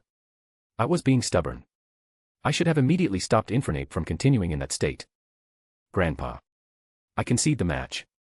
While Sato was silently processing everything, Daisy finally spoke up. She lowered her head, her face flushed with guilt, and admitted her mistake to her grandfather. Sato, you're truly a powerful trainer. You've raised your Swampert incredibly well. But I wasn't going all out today. Next time, I'll give it my all to defeat you. See you around, Mr. Sato. She lifted her head, a look of firm resolve on her face, her eyes burning with fighting spirit. Right after she spoke, she released her Xatu and used teleport to disappear from the area. With both her Lopunny and Infernape seriously injured, she had to rush them to the Pokemon Center in Pallet Town for emergency care. She fled. Guess that means I won. Sure, I know she wasn't going all out, but hey, I've only been a trainer for a while. Next time we battle, I'm sure her loss will be even more crushing. Watching her vanish with a parting threat, Sato wiped his nose with his finger, feeling extremely confident inside. Professor Oak, kids, since the battle's over, I'll be heading out now. Farewell, everyone. Until we meet again. He turned to wave goodbye to Professor Oak, Ash, and the other kids, smiling as he prepared to leave. Hold on, young Sato. A battle should come with rewards. Here, take these 2 TMs. One is Water Pledge, perfect for your Swampert. The other is Grass Pledge. If you find a good Grass-type starter and have them use their respective pledge moves together, you can turn the battlefield into a swamp terrain. Use them wisely. Before Sato could take a step, Professor Oak stopped him and gestured him over. With a big smile, he handed Sato the 2 technical machines. The truth was, when Sato had Swampert use the Ice Earth Hammer, that powerful triple combo move, it had thoroughly shocked Professor Oak. He now viewed Sato as a highly promising trainer. As a veteran of the Pokemon world, Professor Oak always hoped the youth of Pallet Town would build bonds with talented individuals from beyond. By gifting Sato these 2 rare and valuable TMs, he was essentially forging goodwill between Pallet Town and this rising star. And Oak could tell, Sato wasn't a bad person. He was someone who truly loved Pokemon. Giving him these precious TMs was also a way of supporting a good-hearted trainer in his journey. Thank you so much, Professor Oak. I've had my eye on these TMs for ages but never had a chance to get them. If there's ever anything I can do for you, just say the word, I'll do my absolute best. Accepting the 2 TMs, Sato's eyes lit up with burning desire. Clutching the rare discs tightly, he gave Professor Oak a solemn promise. Chapter 408, Chapter 407, Exclusive Moves and Big Trouble. The Water Pledge and Grass Pledge TMs were incredibly precious in Sato's eyes. Even within Team Rocket's extensive points-based exchange system, these 2 discs were unavailable. One could say they were exclusive league-issued TMs, skills that were almost never circulated outside and were only in the hands of a very select few. It was clear that Professor Oak was one of those few people who possessed these league-exclusive TMs. In addition to Water Pledge and Grass Pledge, there was also the move Fire Pledge. These three moves were likely developed within the league specifically for the starter Pokémon. After all, they could only be learned by Water Dash, Grass Dash, and Fire-type starter Pokémon, respectively. Other Pokémon couldn't learn them, with the exception of Smeargle's Sketch move.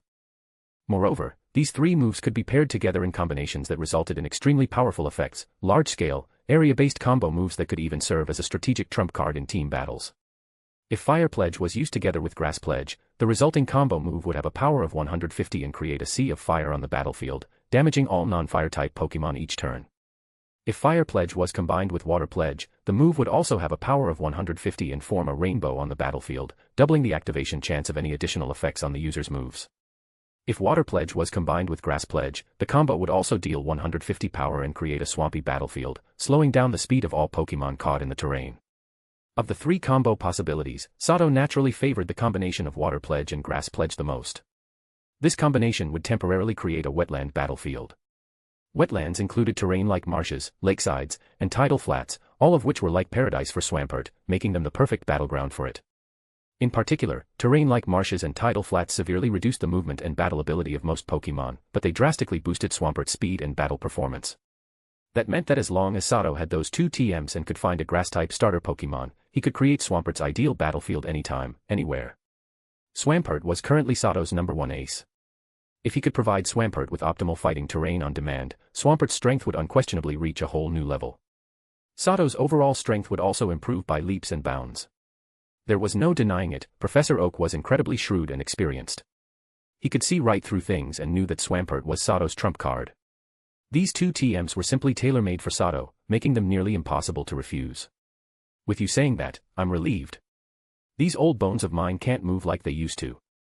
I'll have to rely on young folks like you from now on.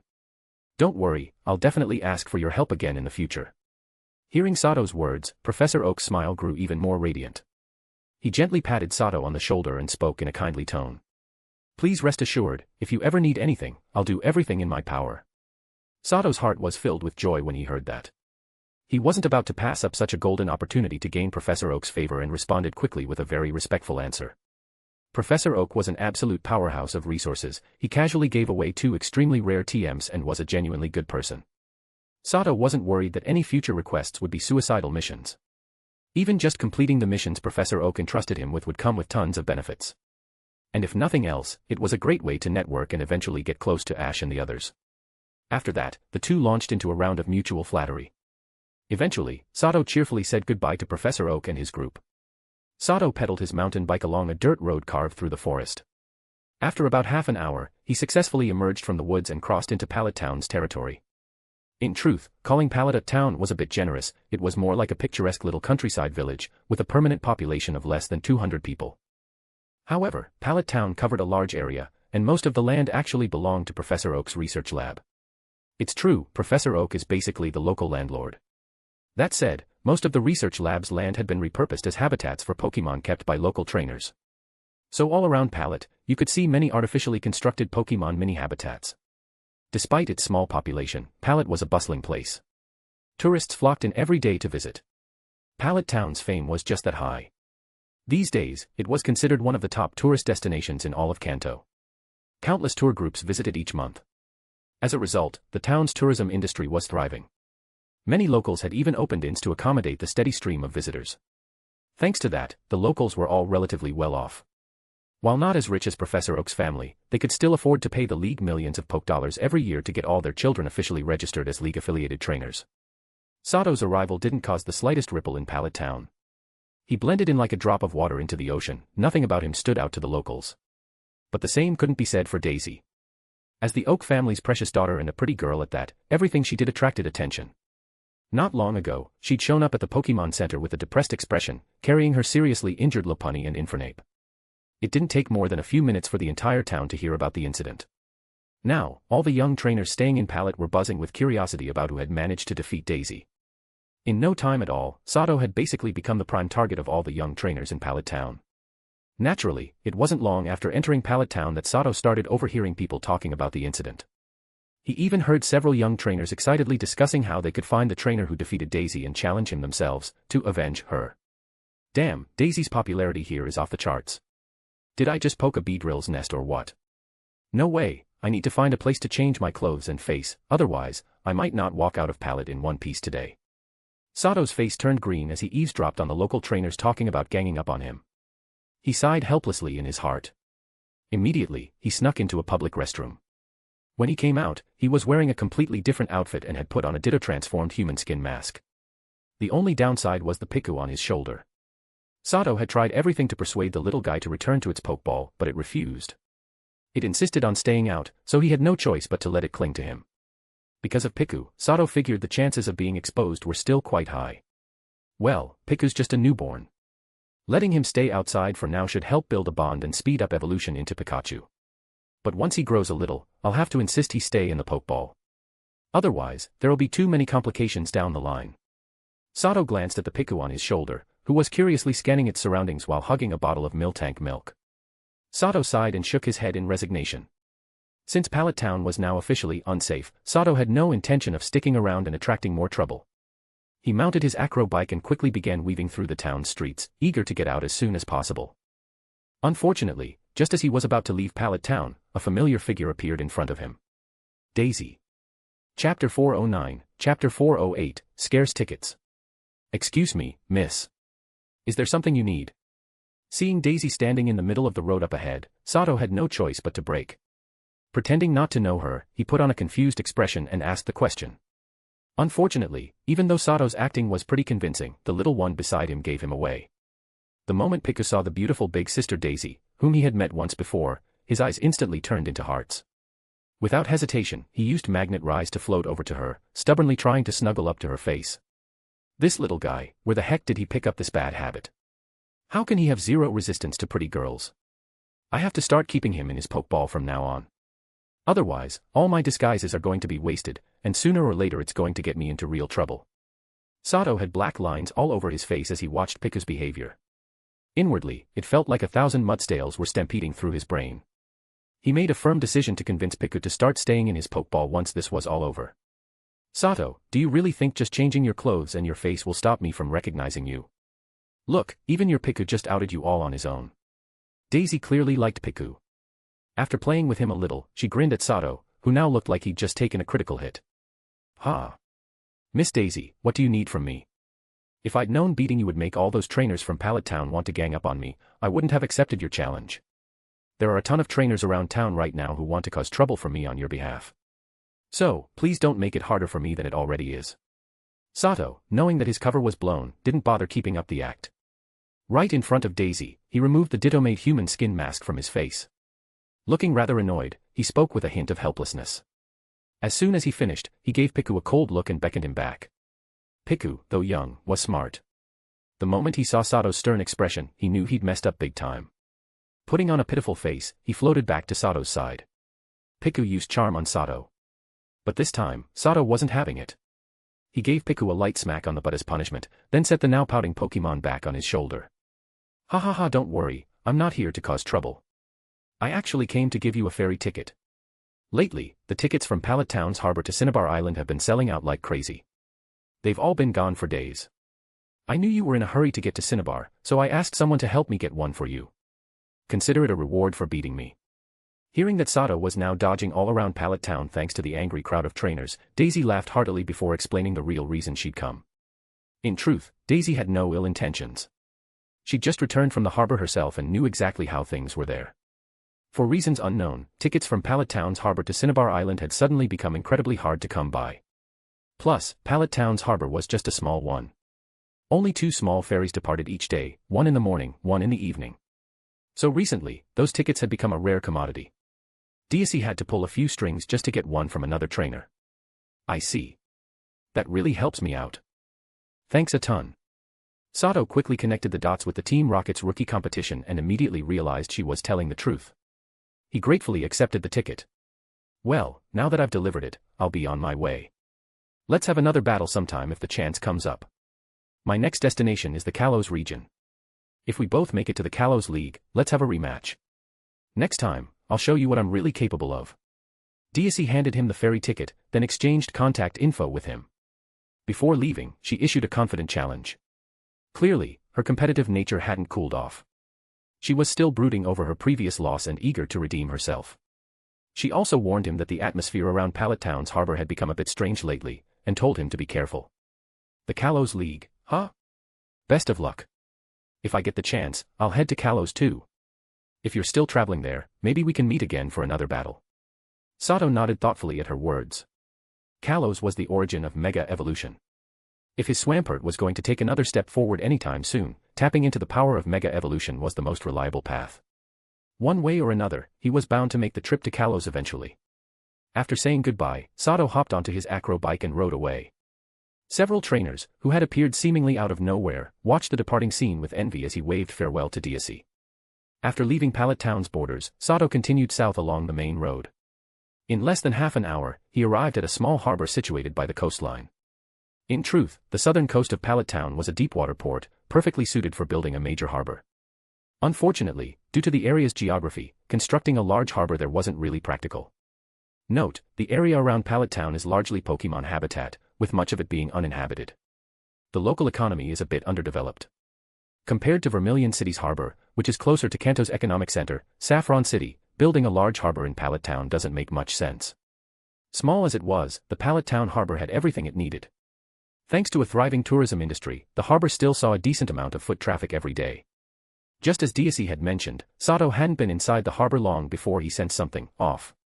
He sharply picked up on the way some of the people under nearby roofs or in the shadows were watching others, eyes filled with the kind of focus you'd see in a predator sizing up prey. A chilling air of violence seemed to permeate the entire harbor. Looks like this rookie competition has attracted way too many people, and the quality of the participants is pretty high, too. Judging from what Deacy said earlier, tickets from Pallet Town to Cinnabar have been sold out for days. In other words, there aren't enough tickets to go around. Feeling that something wasn't right, Sato began carefully observing the crowd. He quickly realized many of them were members of Team Rocket. Piecing together Deacy's earlier warning, he got a good sense of what was happening here.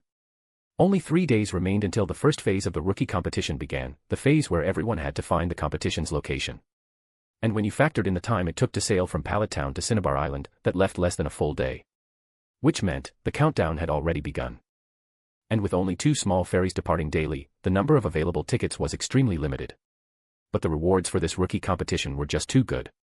Nearly every rocket rookie from the nearby towns had signed up, and quite a few had completed the tasks required to make it here. So, naturally, a large number of rocket recruits who hadn't managed to buy tickets in time were now facing the reality of elimination. At this point, those who didn't have tickets but still wanted to reach Cinnabar Island had only one option left. That's right, take them by force from those who did have tickets. Of course, this was still Pallet Town's harbor. The town's reputation carried weight, so rocket members weren't bold enough to make a move in broad daylight. But Sato figured, once night fell, this harbor would become a war zone. Chapter 410, Chapter 409, Intimidation. Faced with the sensation of being surrounded by a pack of wolves, Sato remained utterly unafraid. In his eyes, these so-called wolves were nothing more than young cubs just growing their first fangs. He couldn't sense any real threat from them. Thus, Sato simply paid a little attention to his surroundings. Then, after shooting a glance filled with murderous intent at a nearby Team Rocket member who had been glaring at him with hostile eyes, he continued strolling casually along the harbor pier as if nothing had happened. Sato, after all, was now a true top-tier elite trainer, one who had seen plenty of blood, had experienced life-and-death moments, and had once stood toe-to-toe with the terrifying nightmare god itself. On most days, he kept himself restrained and composed, which allowed him to seem harmless. But once he had murderous intent in his heart, the dangerous aura he carried from his experiences was impossible to hide. So, being stared at by Sato with eyes full of murderous intent. That was definitely not a pleasant experience. The Team Rocket member who had been on the receiving end of that gaze immediately felt like he'd fallen into an icy trench. A chilling dread surged up within him, leaving his entire body cold and his heart clenched, not even daring to make a sound. By the time he came back to his senses, he was already drenched in sweat and gasping for breath. When he looked again at Sato, who was now walking away, his eyes were full of fear. Not daring to provoke him further, he turned around and fled in the opposite direction, scampering off like a terrified rat. And flee he did, straight out of Pallet Town's harbor pier. He didn't even look back as he continued running, having been scared witless. Naturally, the act of Sato driving off a Team Rocket member with just a glare didn't go unnoticed by the others who had been eyeing him covetously in the shadows. Those individuals immediately felt a chill down their spines. they all realized that they might have just encountered someone extremely dangerous. Some hurriedly averted their gaze, others quickly slipped away, none dared to spy on Sato any longer. For a time, all the hostile eyes around Sato vanished completely. The ship ticket Daisy had given Sato was for the 11 p.m. departure. At the moment, it was only about 11 in the morning, so Sato had plenty of time to spare. The first thing Sato did after arriving at the harbor was eat. Giovanni had generously rewarded him with 100,000 points, worth 100 million poke dollars on the market, and with his original savings of over 400 million, Sato was now quite wealthy. And to celebrate Piku's birth, as well as his victory that morning against Daisy Oak, Sato headed straight for the largest and most luxurious restaurant on the harbor. After a hearty celebration and meal with his Pokemon, during which he spent a whopping 200,000 poke dollars, Sato left the restaurant under the beaming smile of the owner. Before he left, the owner even gifted him some local specialties. Tired already? If you're sleepy, go back into your Pokeball and rest. As Sato wandered the streets near the harbor after his meal, he noticed the Piku on his shoulder yawning non-stop. He gently patted the little guy's adorable head and spoke to him. The little guy had played wildly during the celebration with the other Pokemon and had clearly bonded well with both Sato and the rest of the team. That made Sato feel his money had been well spent. But as a newborn, after all that excitement, he was now completely exhausted and drifting into sleep. Paichu. Even so, Piku clearly disliked going into his Pokeball.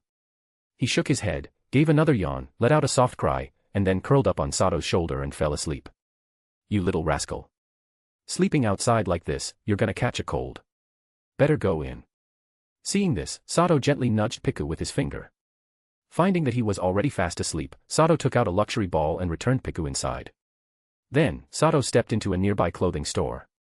When he came back out, he had already changed into the outfit of a completely different-looking trainer. His next destination was the black market in this area. He had to be careful, not allowing something like what had happened with Piku earlier to expose his identity again. The reason Sato was visiting the black market this time was mainly for little Piku. He intended to gather all the ingredients needed to make a basic version of the Pikachu line's specialized Pokemon food. As a rodent Pokemon, Piku had an extremely fast growth cycle, comparable to, if not surpassing, that of the Rattata line. According to a guidebook Sato had on raising Pokemon from the Pikachu family, Piku would exit the infant stage in about 3 days and then enter a rapid growth phase. This rapid growth phase typically lasted around a week, after which Piku would transition into stable developmental maturity. Yes, in roughly 10 days, Piku would be ready for battle. So, to properly nurture Piku, Sato needed to seize the opportunity to provide him with the best resources during this critical growth phase, so his Piku could gain an advantage from the very start and outpace others of his kind. Wherever there are people and interests, there will be a market. The black market is merely an extension of the regular one. So long as there's a regular market in an area, a black market is bound to exist as well. As someone who had frequented black markets many times before, Sato naturally knew exactly how to quickly find the local one. After wandering aimlessly through a few nearby streets, he arrived at a quiet alleyway and stepped into a rundown tavern that looked like it was doing terrible business. From observing the nearby foot traffic, Sato had noticed several Team Rocket members and some rather shady individuals entering the tavern and re-emerging less than a minute later. So Sato was quite certain that this seemingly desolate tavern was a contact point for the local underground forces. He figured he could find what he was looking for inside.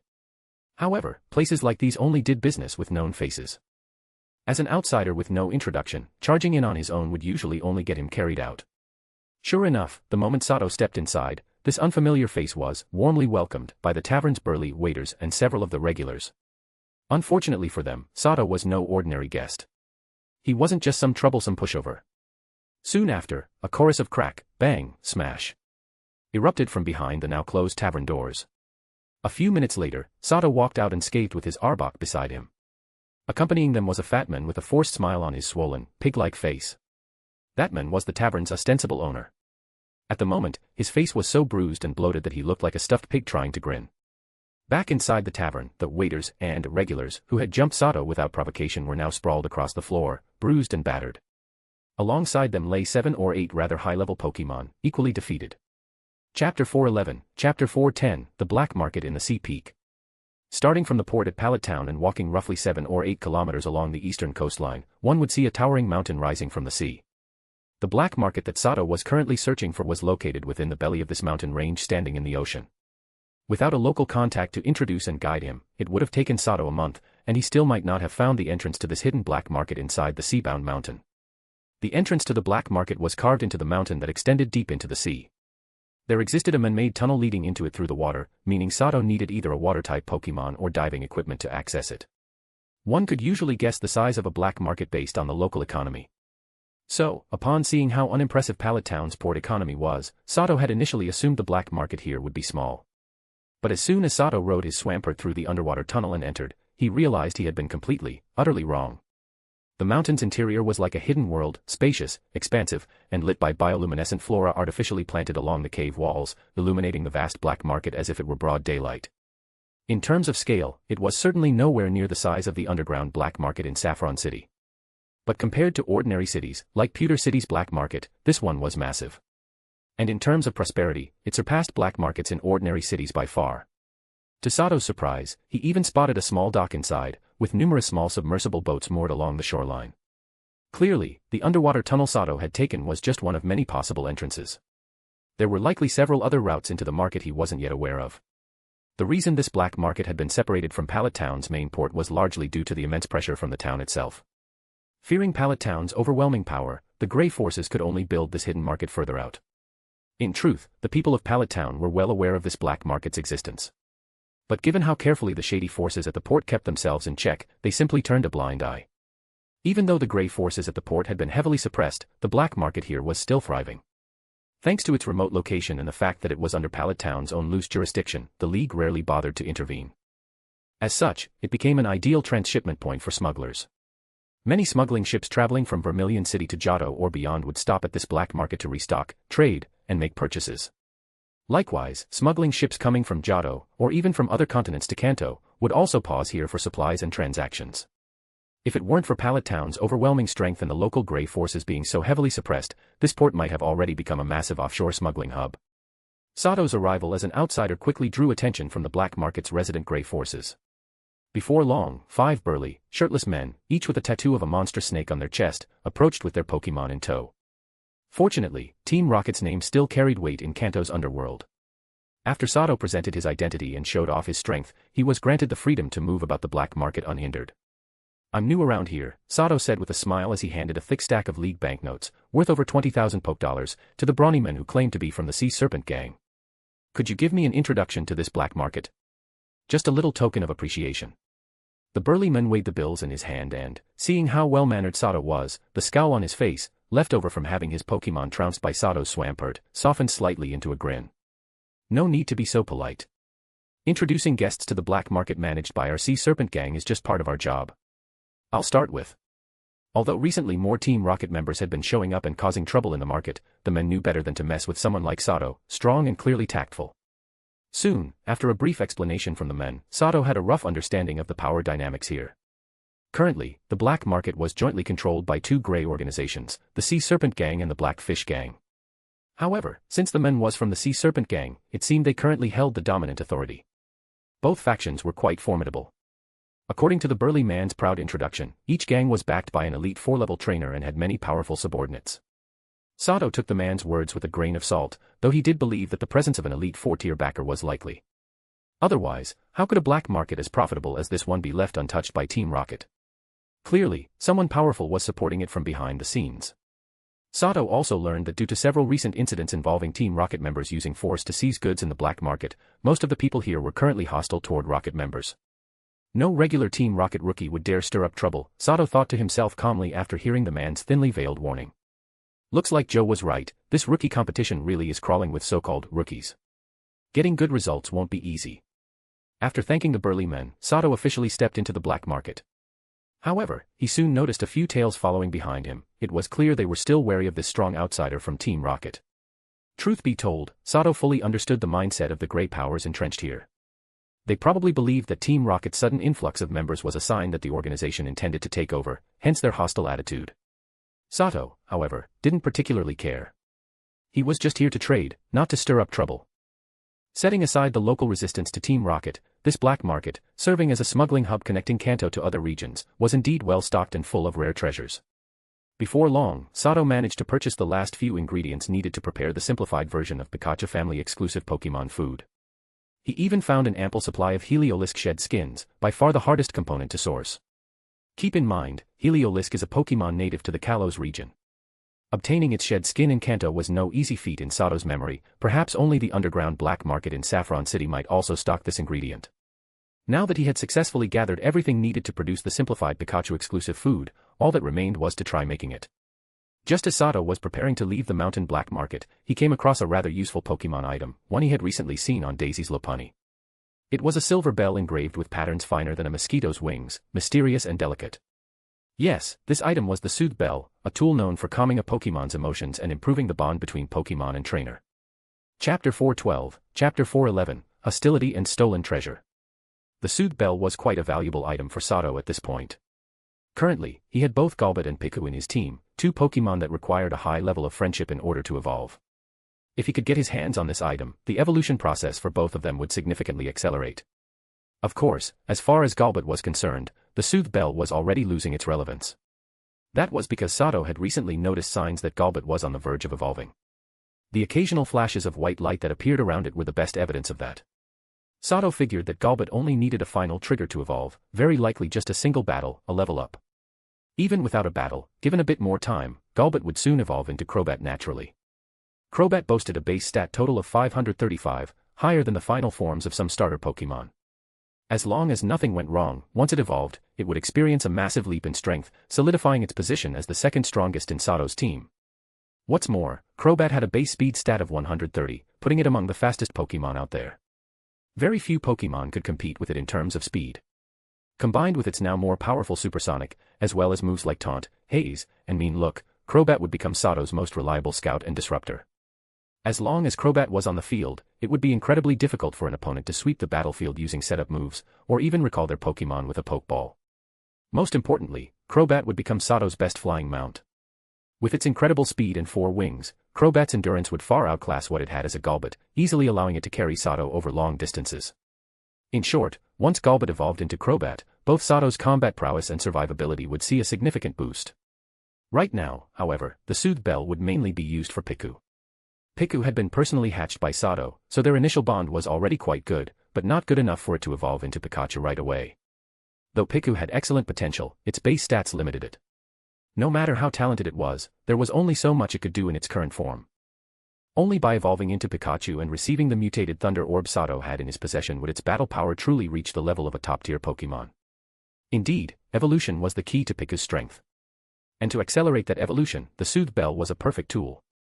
If Sato's guess was right, Daisy had used a Soothe Bell to rapidly increase her bond with her Buniri, allowing it to evolve into Lopunny. Excuse me, what price do I need to pay in order to acquire this Soothe Bell? Sato stepped up to the stall displaying the item and addressed the vendor, a figure completely wrapped in a loose black hooded cloak. The seller was also wearing a fox mask, completely concealing their identity within the black market. In truth, Sato was dressed similarly, also wearing a black cloak. The only difference was that he had on a ditto-mimicked human skin mask instead of a fox mask. Team Rocket. The mysterious seller didn't respond with a price right away.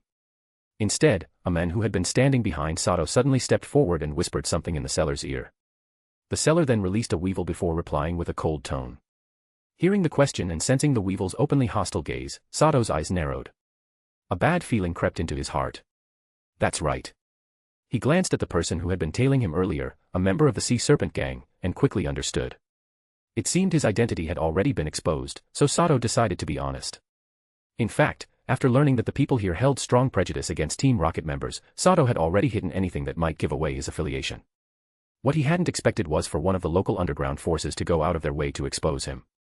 Judging from the seller's tone and line of questioning, it was obvious they deeply hated Team Rocket. As expected, the mysterious seller's hostility was confirmed. After getting Sato's direct answer, he immediately gave him a cold glare and waved his hand dismissively, as if shooing away a fly. That's quite the rash way of doing business, don't you think? I have no past grudges with you, nor any recent conflicts. Even if other Rocket members may have wronged you, surely it's unfair to dump their sins on me. I merely want to purchase your Soothe Bell, nothing more. It's a clean transaction, money for goods. Are you really going to turn down money that comes to your doorstep? Though anger flashed in Sato's eyes at the seller's attitude, he noticed several hostile gazes from nearby individuals directed at him. Suppressing his frustration, he smiled calmly and spoke. By this point, Sato had essentially given up hope of buying the item. What he was now focusing on was how to safely leave the area. Still, he made one last attempt. After all, this was a rare chance. the Soothe Bell was a highly valuable item among Pokemon trainers. Even within Team Rocket's internal point exchange system, it only ever appeared as an image, never in stock. Unfortunately, even after such polite persuasion, the seller's stance remained unchanged. In fact, his attitude worsened. He began cursing Sato outright, as if the two of them had some kind of deep-seated hatred. So I really did underestimate just how unwelcome Team Rocket is around here. What exactly did those guys do to earn this level of loathing? This is basically hatred at this point. Looks like I've been caught in the crossfire for no reason. Seeing the seller's aggressive behavior, Sato knew the deal was off the table. While disappointed, he also couldn't help but feel both curious and helpless about what Team Rocket had done in this area. There was nothing he could do. Since the seller refused to sell, and this was their turf, after all, Sato was outnumbered and outgunned. No matter how upset he was, he had no choice but to let it go. Under the sneering stares of the hostile vendors nearby, Sato left with a dark expression. Seeing that Sato, unlike the previous Rocket members, didn't try to rob the item by force and instead simply walked away, the seller's eyes flashed with disappointment. Humph, so you're with Team Rocket, and clearly not weak either. That probably means you're one of their rising stars. Then you can pay the price for those psychic-type thieves who stole from me. So what if you're Team Rocket? My treasure can't be stolen without someone making up for it. As the mysterious vendor watched Sato's retreating figure, a cold gleam appeared in his eyes. After saying a few words to a nearby Sea Serpent Gang member, he quickly packed up his stall and set off with his weevil in the direction Sato had gone. Several other hostile vendors from earlier also began moving with him. At the same time, a slender figure who had been leaning silently in the shadows nearby quietly slipped away as well. Chapter 413, Chapter 412, Death Battle on the Beach. Sato was well aware that he was being followed, but since he was on someone else's turf, he had no choice but to endure for now and wait for the right moment to strike. For those who dwell in the gray areas of society, killing and stealing for treasure was just another ordinary part of life. Sato figured that his overly weak performance in the black market earlier might have emboldened some ill-intentioned individuals. Team Rocket's reputation was indeed well known in the Kanto underworld these days. However, this was a remote region with strong, tightly knit local gray forces. These forces were extremely xenophobic and even backed by a trainer of elite 4-level strength. Team Rocket's influence here was extremely limited. More importantly, this place was a hub for smuggling, utterly chaotic, with all kinds of factions potentially showing up. Even if a few Team Rocket members went missing here, the organization wouldn't be able to do much. At most, they'd get some compensation and leave it at that. However, Sato was somewhat relieved to find that those tailing him didn't seem to be acting under the orders of the Sea Serpent Gang or the Blackfish Gang, the two major powers controlling the local black market. It seemed to be a few individuals acting on their own. Why was he so sure? Simple, if the higher-ups of either the Sea Serpent Gang or Blackfish Gang had truly given the order, there was no way Sato would have left that mountain black market alive. Sure, Sato was strong, but not strong enough to take on a gray force supported by an elite 4-level trainer. So, it was clear that these two factions didn't want to offend Team Rocket. At the very least, Sato couldn't die on their turf, the mountain black market, or it would give Team Rocket the perfect excuse to come after them. Clearly, the higher-ups in those two gangs understood the consequences of crossing Team Rocket. Ever since they seized control of Saffron City, Team Rocket's power in Kanto had grown rapidly, earning them the undisputed title of top force in the Kanto underworld. While Team Rocket might not have the time right now to clean up a remote region like this, once they had their eyes on you, it was nothing short of a nightmare for any gray force in Kanto. On the way out, Sato encountered no trouble from the Sea Serpent or Blackfish members. With the help of his Swampert, he easily left the black market via the same path he came. However, Swampert, with its radar-like fin, alerted Sato that they were still being followed, and by quite a few people at that. Soon, Sato exited the mountain market. What surprised him, though, was that his pursuers still didn't act, as if they were sure they had him and could afford to wait. Sato was more than happy to see their arrogance. Perhaps they didn't want anyone else to know that a Team Rocket member had been ambushed right on their doorstep. Note, even back when it was still a Marshtomp, Swampert could use its fin to detect moisture in the air and scout the environment. Now fully evolved, that ability was even stronger, and it was even more effective in the water. Come on out. No need to hide and sneak around. Let's settle our grudges right here. There's mountains and water, this place will make a decent grave for you. After dismounting from Swampert onto a beach about 7 or 8 miles east of Pallet Town's harbor, Sato coldly addressed the mist-covered sea ahead of him, mist move active. The next second, a roar came from the misty sea, arrogant. Then, boom, dozens of blue tentacles shot out of the sea, thrashing wildly as they tried to grab Sato off the beach. Before the tentacles could reach him, Swampert intercepted them, but the tentacles adapted quickly, choosing instead to entangle Swampert tightly. In the blink of an eye, Swampert was wrapped up like a dumpling by those blue tentacles extending from the sea. But with just a little effort, Swampert flexed, and the tentacles snapped apart one by one. He then grabbed several with both hands and yanked forcefully, dragging a tentacruel of similar size up onto the shore. Using the system's skin function, Sato noted that the tentacruel was only level 37. Losing interest, he let Swampert handle it freely while he kept a sharp eye on the sea's surface. Behind his back, 2 pokeballs silently opened. Now. Kill him, Cloyster, use Icicle Spear. As Swampert was still occupied tearing the tentacruel apart, a voice rang out from the sea. The mysterious vendor, still wearing his fox mask, appeared, riding another tentacruel. He was not alone. 3 other masked figures emerged from the dense mist creeping onto the beach, each with their own Pokémon, forming a coordinated pincer formation around Sato. No sooner had the vendor spoken than a Cloyster, hiding beneath the sand just 10 meters to Sato's left, burst out of the ground, firing 5 sharp icicles straight at Sato's vital points, sealing off all escape routes, intent on giving him no chance to survive. But the moment Cloyster launched its attack, a massive purple serpent surged up from the ground, Arbok, bearing its defensive pattern on its chest. Clang. Clang. Clang. Cloyster's 5 icicle spears shattered uselessly against Arbok's now steel-hard scales.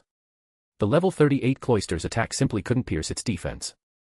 While Arbok successfully blocked the ambush, Swampert had already ripped the tentacruel in half with brute strength, and Bellisum behind Sato had finished charging a terrifyingly powerful energy sphere. Whoosh! The energy ball shot from Bellisum's hands and struck Cloyster square in the body. A massive explosion followed, sending Cloyster flying a long distance before it collapsed, completely defeated. In just moments, the mysterious vendor's tentacruel and Cloyster had both been taken out. The vendor and his 3 masked allies visibly paled beneath their disguises. What are you all waiting for? Kill him. The vendor was the first to recover. He shouted at the others, then released a level 40 Poliwrath, directing it to tie down Swampert. The 3 masked individuals also released water-type Pokémon to join the assault, but Bellisum and Arbok weren't idle either. Bellisum continued bombarding from a distance, while Arbok switched to its speed pattern and went in for clean, surgical strikes. Faced with Bellisum's relentless bombardment, the water types could barely lift their heads. 2 were caught off guard and instantly obliterated by energy balls. Meanwhile, Arbok darted through their ranks like lightning, executing a swift assassination style that struck terror into their hearts.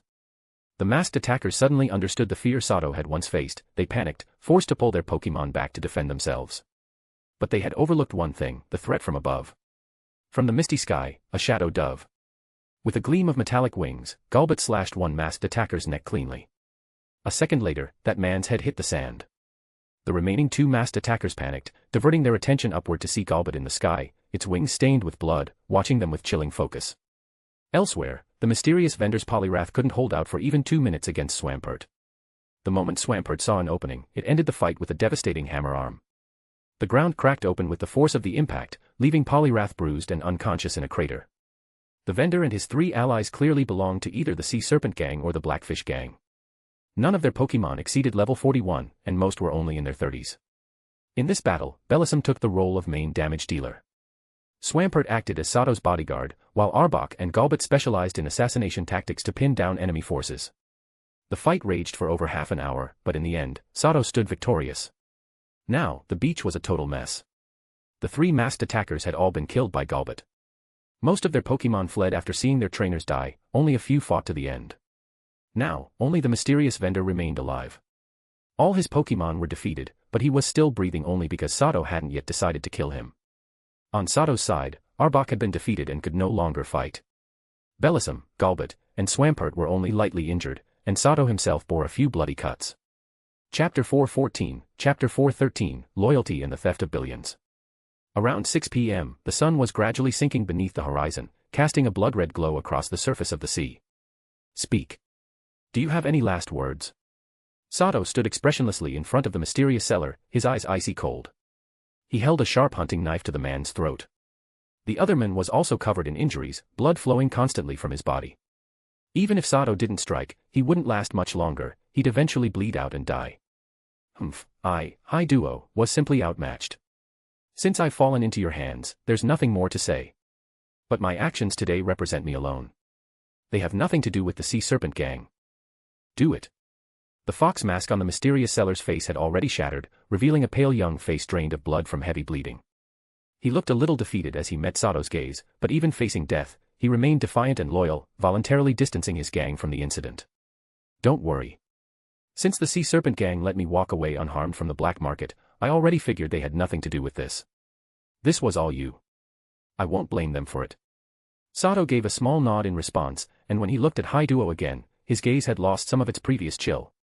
The man had shown something Sato respected, a valuable trait, loyalty. Haiduo remained silent at that, closing his eyes and preparing to meet the blade at his throat. But a minute passed, and the knife never fell. This puzzled Haiduo enough that he opened his eyes again, only to see that Sato had already sheathed the hunting knife. To be honest, I don't like killing people. After all, we've got no grudge, past or present. But your stupid move this time pissed me off. I wanted to kill you. Still, if you can answer a few of my questions to my satisfaction, I might let you buy your life back, for a price. Sato spoke calmly as Haiduo opened his eyes, his expression tight with tension. Sato's gaze, however, drifted, subtly but deliberately, toward the nearby sea. In truth, it wasn't just Haiduo's loyalty that saved him. Sato had run into another, much bigger problem. Both his Swampert and Galbot had their eyes locked on the surface of the sea, staring intently as if something terrifying was about to emerge. When Haiduo had made such a strong statement distancing the Sea Serpent gang from the ambush, a powerful sense of danger had surged in Sato's heart. And the behavior of Galbot and Swampert confirmed it, someone else had arrived. Sato didn't need to guess, he knew a powerful member of the Sea Serpent gang was nearby. Clearly, the person had been lying in wait the entire time. They were probably there just as a precaution. They hadn't interfered in Haiduo's fight, choosing not to bully the weak with strength, but if Haiduo lost, their job was to silence him and eliminate any potential threat to the gang. As for why they were now warning Sato, he guessed it was probably because Haiduo had displayed such impressive loyalty just now. Haiduo looked around 18, an elite young trainer. And judging by his demeanor, he was clearly from a humble background. For someone like him, his strength was pretty impressive. He was definitely a key member of a mid-sized gray organization like the Sea Serpent gang. Now that he had proven his loyalty, even though he was a bit hot-headed, understandable for someone so young, he showed potential. With the right guidance, he could very well become a future successor to the Sea Serpent gang. To a leader, loyalty is more important than talent. With enough loyalty, most things can be forgiven. Right now, it was that very trait that had earned Haiduo the protection of the Sea Serpent gang elite hiding nearby, who was now secretly intervening to keep him alive. Whatever it is, as long as it's not a Sea Serpent gang secret, I'll tell you. Haiduo really wasn't the brightest, and his observational skills weren't great either. He hadn't noticed anything strange about Sato or his Pokemon. The moment he heard Sato might let him live, he responded without hesitation. Haiduo's reaction only made the sense of danger in Sato's chest even stronger, but he forced himself to remain calm and collected as he asked his question. In truth, the question was simple and had nothing to do with the Sea Serpent gang's secrets. Question: what exactly had Team Rocket been doing recently in the mountain black market? Sato couldn't deny his curiosity. And now that he had the chance to ask, he wasn't going to let it go. When Haiduo heard the question, a flash of anger crossed his face. But then he remembered he was now a prisoner, and the fire quickly dimmed. He gritted his teeth as he began recounting everything to Sato, furious and frustrated the entire time. Damn. No wonder the Sea Serpent gang hates Team Rocket so much. Someone stole billions from them. After hearing the full story from Haiduo, Sato was stunned. It turned out that not long ago, Haiduo and a few other Sea Serpent gang members had been chasing a water-type Pokemon in the sea. By pure chance, they discovered an ancient sunken ship in the nearby seabed, and inside it, a huge treasure hoard. Among the treasure, the most valuable items were a keystone and a Mega Evolution Stone, and it was Haiduo who had found them. He and the others had split the loot amongst themselves. Of course, as someone from a common background, Haiduo had no idea what the keystone and Mega Evolution Stone actually were. At first, he just assumed they were fancy treasures, so he casually placed them with other valuables at his stall in the black market and started selling them. That's when a few passing Team Rocket members spotted the colorful spiral-marked stones among the wares and rushed to buy them. Haiduo wasn't dumb in business, he noticed how eager those Team Rocket members were and immediately held off, deciding to get them appraised before selling. But that move angered the Team Rocket members and led to an explosive conflict. Sato knew the true value of a keystone and Mega Evolution Stone pair, it could easily be worth billions of poke dollars. And if the Mega Evolution Stone corresponded to a Pokemon like Garchomp, Salamence, or Lucario, that value would skyrocket several times over. If Sato had been in their shoes, he probably would have gone red-eyed too. Taking the risk wouldn't have been out of the question. Those Team Rocket members did go red-eyed, and they took that risk. That's how the Keystone and Mega Evolution Stone ended up being stolen from Haiduo. Chapter 415, Chapter 414, Sato's Dangerous Hypothesis. Due to the threat covertly issued by a powerhouse from the Sea Serpent gang, Sato kept his word. After Haiduo explained the entire situation to him, Sato ruthlessly extorted a hefty sum in return. Go on then. I keep my promises. Sato toyed with the soothe bell in his hand, then looked up with a calm expression and said this to Haiduo, who had by now recovered somewhat from his injuries thanks to Bellisam's treatment. Upon hearing this, Haiduo gave Sato a long, meaningful look before diving into the sea with his tentacruel, whose wounds had also improved after being treated by Bellisam. They quickly vanished from Sato's sight. And with Haiduo's safe departure, the lingering sense of threat in Sato's heart finally began to fade away. In truth, Sato had only half believed Haiduo's story at first. It wasn't until he searched the spatial storage equipment handed over by Haiduo, and from the 3 other fallen members of the Sea Serpent Gang, and found numerous ancient gold coins and valuable antiques, that he was finally convinced that Haiduo had been telling the truth. A few minutes later, Sato was the only one left on the beach. He quietly glanced at the 3 corpses nearly buried by sand and mud, let out a sigh, then turned and left with his Pokémon. The battle, where he had been forced to take 3 lives, ended up rewarding Sato handsomely. Not only had he obtained the soothe bell he'd been seeking, but he also gained treasures worth at least over 30 million Poké from Haiduo and the others. If Sato's guess was right, the 3 deceased Sea Serpent Gang members had been the ones who, along with Haiduo, discovered the sunken ship underwater. Just like Haiduo, they had grown rich overnight from their accidental discovery. In truth, they already possessed immense wealth. If they'd just lived quietly, their futures would have been secure and comfortable. But perhaps the appearance of the Keystone and Mega Stone sparked a greed that couldn't be quenched. Unsatisfied with the fortune they already had, they ultimately paid the price for their greed, with their lives. Seeking strength and wealth is fine, but chasing after power and riches beyond what one can bear, that always comes with a cost. I'd best not wade into these muddy waters for now. With that thought, Sato couldn't help but sigh. The ambition he had briefly held to pursue the Keystone and Mega Stone gradually faded. After careful consideration, he fully abandoned any thoughts of tracking them down. It had already been 2 days since this incident. The whereabouts of those 2 precious items had become a mystery. They had likely already been taken far away. Faced with tens of billions in treasure, what would the Team Rocket members who jointly stolen the Keystone and Mega Stone, driven by greed, do next? Would they remain loyal comrades and split the loot evenly? Or would they be consumed by ambition and begin killing each other? Sato didn't know.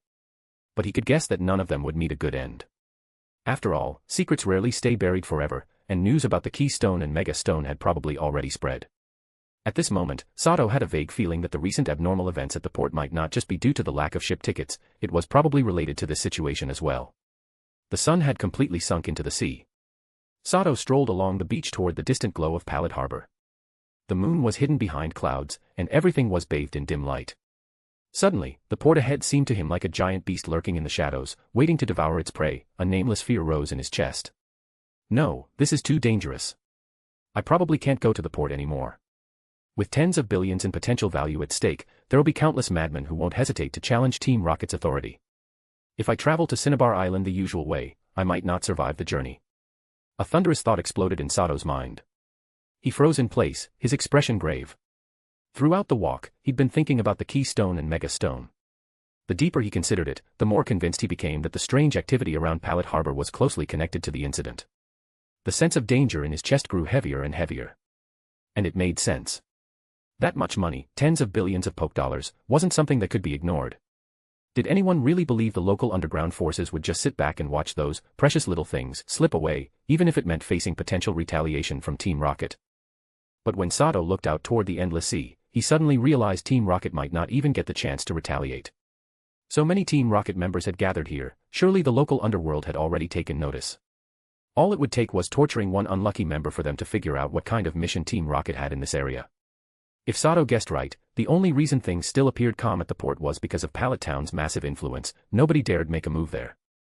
But once those Team Rocket members boarded ships and left the harbor, the bloodthirsty outlaws lying in wait would pounce like sharks smelling blood. Those Team Rocket members, who had likely arrived 2 days earlier, were probably being monitored closely.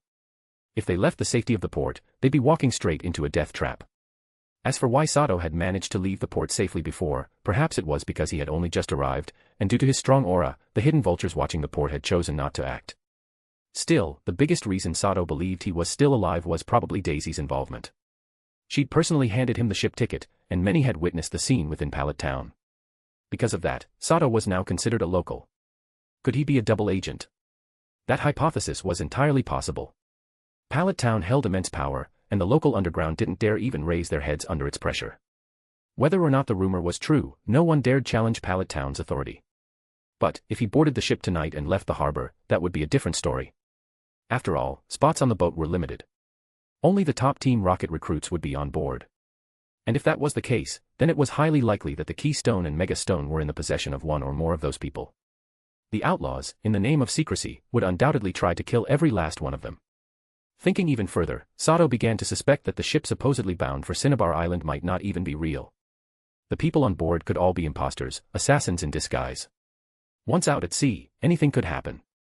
A missing persons case, without witnesses, would leave both Pallet Town and Team Rocket powerless to investigate. Even Team Rocket couldn't violate the unspoken rules by invading the territory of another gray or dark force without reason. Otherwise, the consequence would be a storm of backlash from every other dark force in Kanto, fearing they would be next. Sato figured that Team Rocket wouldn't break such rules just for a few new recruits. But I don't have much time left. If I can't get on tonight's ship to Cinnabar Island, I might be disqualified from the upcoming rookie battle altogether. Thinking about the bind he was in, unable to advance or retreat, Sato couldn't help but feel torn. He furrowed his brow, struggling to figure out how to resolve this impossible dilemma. Eventually, after much agonizing thought, a spark lit up in Sato's mind, and a hint of joy flashed through his eyes. He had come up with a method that might achieve the best of all worlds. Still, before taking action, Sato carefully considered the feasibility of his plan. After all, everything so far was based on his own assumptions. If he was wrong, the consequences would be dire. I don't even know if this will work. Whatever. Desperate times call for desperate measures. I'm sure even Giovanni would be tempted by news of the Keystone and Mega Stone. After all, those treasures can't be found just by looking. He took out a communicator from his pocket and stared at the number on the screen for a moment. Then, with a determined look on his face, he made up his mind. The number on the screen didn't belong to Giovanni. Of course, Sato had never even met the man. The contact on the screen was someone named Joe Kondo. Chapter 416, Chapter 415, Success and Galbat's Evolution. Joe, huh? Here's what happened. I found something at the Pallet Town harbor. Sato relented and pressed the call button. Once he got through to Joe Kondo, he began explaining in detail everything that had happened at the Pallet Town harbor and the incident with the underwater black market. 10 odd minutes later, Sato hung up the call with a satisfied smile on his face. In truth, things had gone even more smoothly than he expected. This Joe Kondo, rumored to be a disciple of Giovanni and a member of Team Rocket, possessed an unrivaled passion for Keystones and Mega Stones. As soon as Joe heard about the Keystone and the Mega Stone from Sato, he agreed to Sato's request without a moment's hesitation. He also promised Sato that he would report the matter directly to Giovanni. Moreover, he solemnly swore that even if Giovanni refused to provide reinforcements, he would personally arrive at Pallet Town's harbor before 11 p.m. to support him. Looks like Joe really values Keystones and Mega Stones. Well, makes sense. This is the power of Mega Evolution, after all. With it, the vast gap between true elites and near-elite trainers practically vanishes. Putting away the communicator, Sato once again looked toward the brightly lit harbor in the distance. The heavy look on his face was gone, replaced with an expression like a predator eyeing its prey. From the moment Joe agreed to help, Sato knew this operation was already a success. As someone capable of managing the Viridian Gym in Giovanni's absence, Kondo was clearly one of Giovanni's most trusted men. Which meant he had direct access to Giovanni. And Sato knew Giovanni well. He absolutely would not tolerate any act of provocation from the weak toward Team Rocket. So, as long as Joe reached Giovanni, reinforcements were guaranteed. With Giovanni's authority within Team Rocket, and Team Rocket's strength in the Kanto region, rallying an elite force to the Pallet Town harbor was practically a trivial matter. All Sato had to do now was to wait quietly at the harbor for support to arrive. As the one who initiated this operation, Sato might not get to lay his hands on the Keystone and Mega Evolution Stone himself. But as long as Team Rocket obtained them, his reward was guaranteed. Tens of billions of poke dollars. That was unrealistic. But a payout of 7 to 800 million. That seemed entirely plausible. If a single tip can earn me 7 or 800 million poke dollars, then that's one hell of a deal. Just imagining the potential reward was enough to make Sato feel elated. He'd get a generous reward, solve the immediate crisis, and escape Pallet Town safely. No matter how he looked at it, this was a win-win-win situation. Just as Sato continued toward the Pallet Town harbor, indulging in these pleasant thoughts, the unusual stirrings of his Galbat on his shoulder snapped him back to reality. Chi. At that moment, Galbat began to emit a flickering white light from its body, and it let out sharp, anxious cries, its eyes glowing with a faint crimson light. Sato had spent so much time with Galbat that he instantly understood what the Pokémon was trying to tell him, especially when he saw that bloodthirsty look of intense craving in its eyes. Without hesitation, Sato pulled out a large plastic container with a sealed white lid from his pack and quickly pried it open. The moment the lid came off, a thick, iron-like scent filled the air. Yes, inside the white plastic bucket was blood. And not just any blood, highly nutritious deer blood. Sato had collected it from the numerous wild stags in Viridian Forest. Although Golbat's usual diet consisted of high-grade Pokemon food, it was still a bat-type Pokemon, one that couldn't go a full day without blood without feeling agitated. So, Sato usually kept several buckets of blood with him to satisfy Golbat's cravings. Now flashing with erratic evolutionary light, Golbat caught sight of the fresh blood in the bucket, and its crimson eyes flared with intensity. It folded its wings and dove straight into the container. In mere seconds, the level of blood in the bucket dropped rapidly. Within 10 seconds, Golbat had drained all 10+ liters of it. Yet even with a full belly, Golbat didn't seem satisfied. Its eyes were still red with hunger. And Sato noticed something odd: the blood in its belly was being rapidly digested and absorbed, causing its once bloated form to shrink quickly.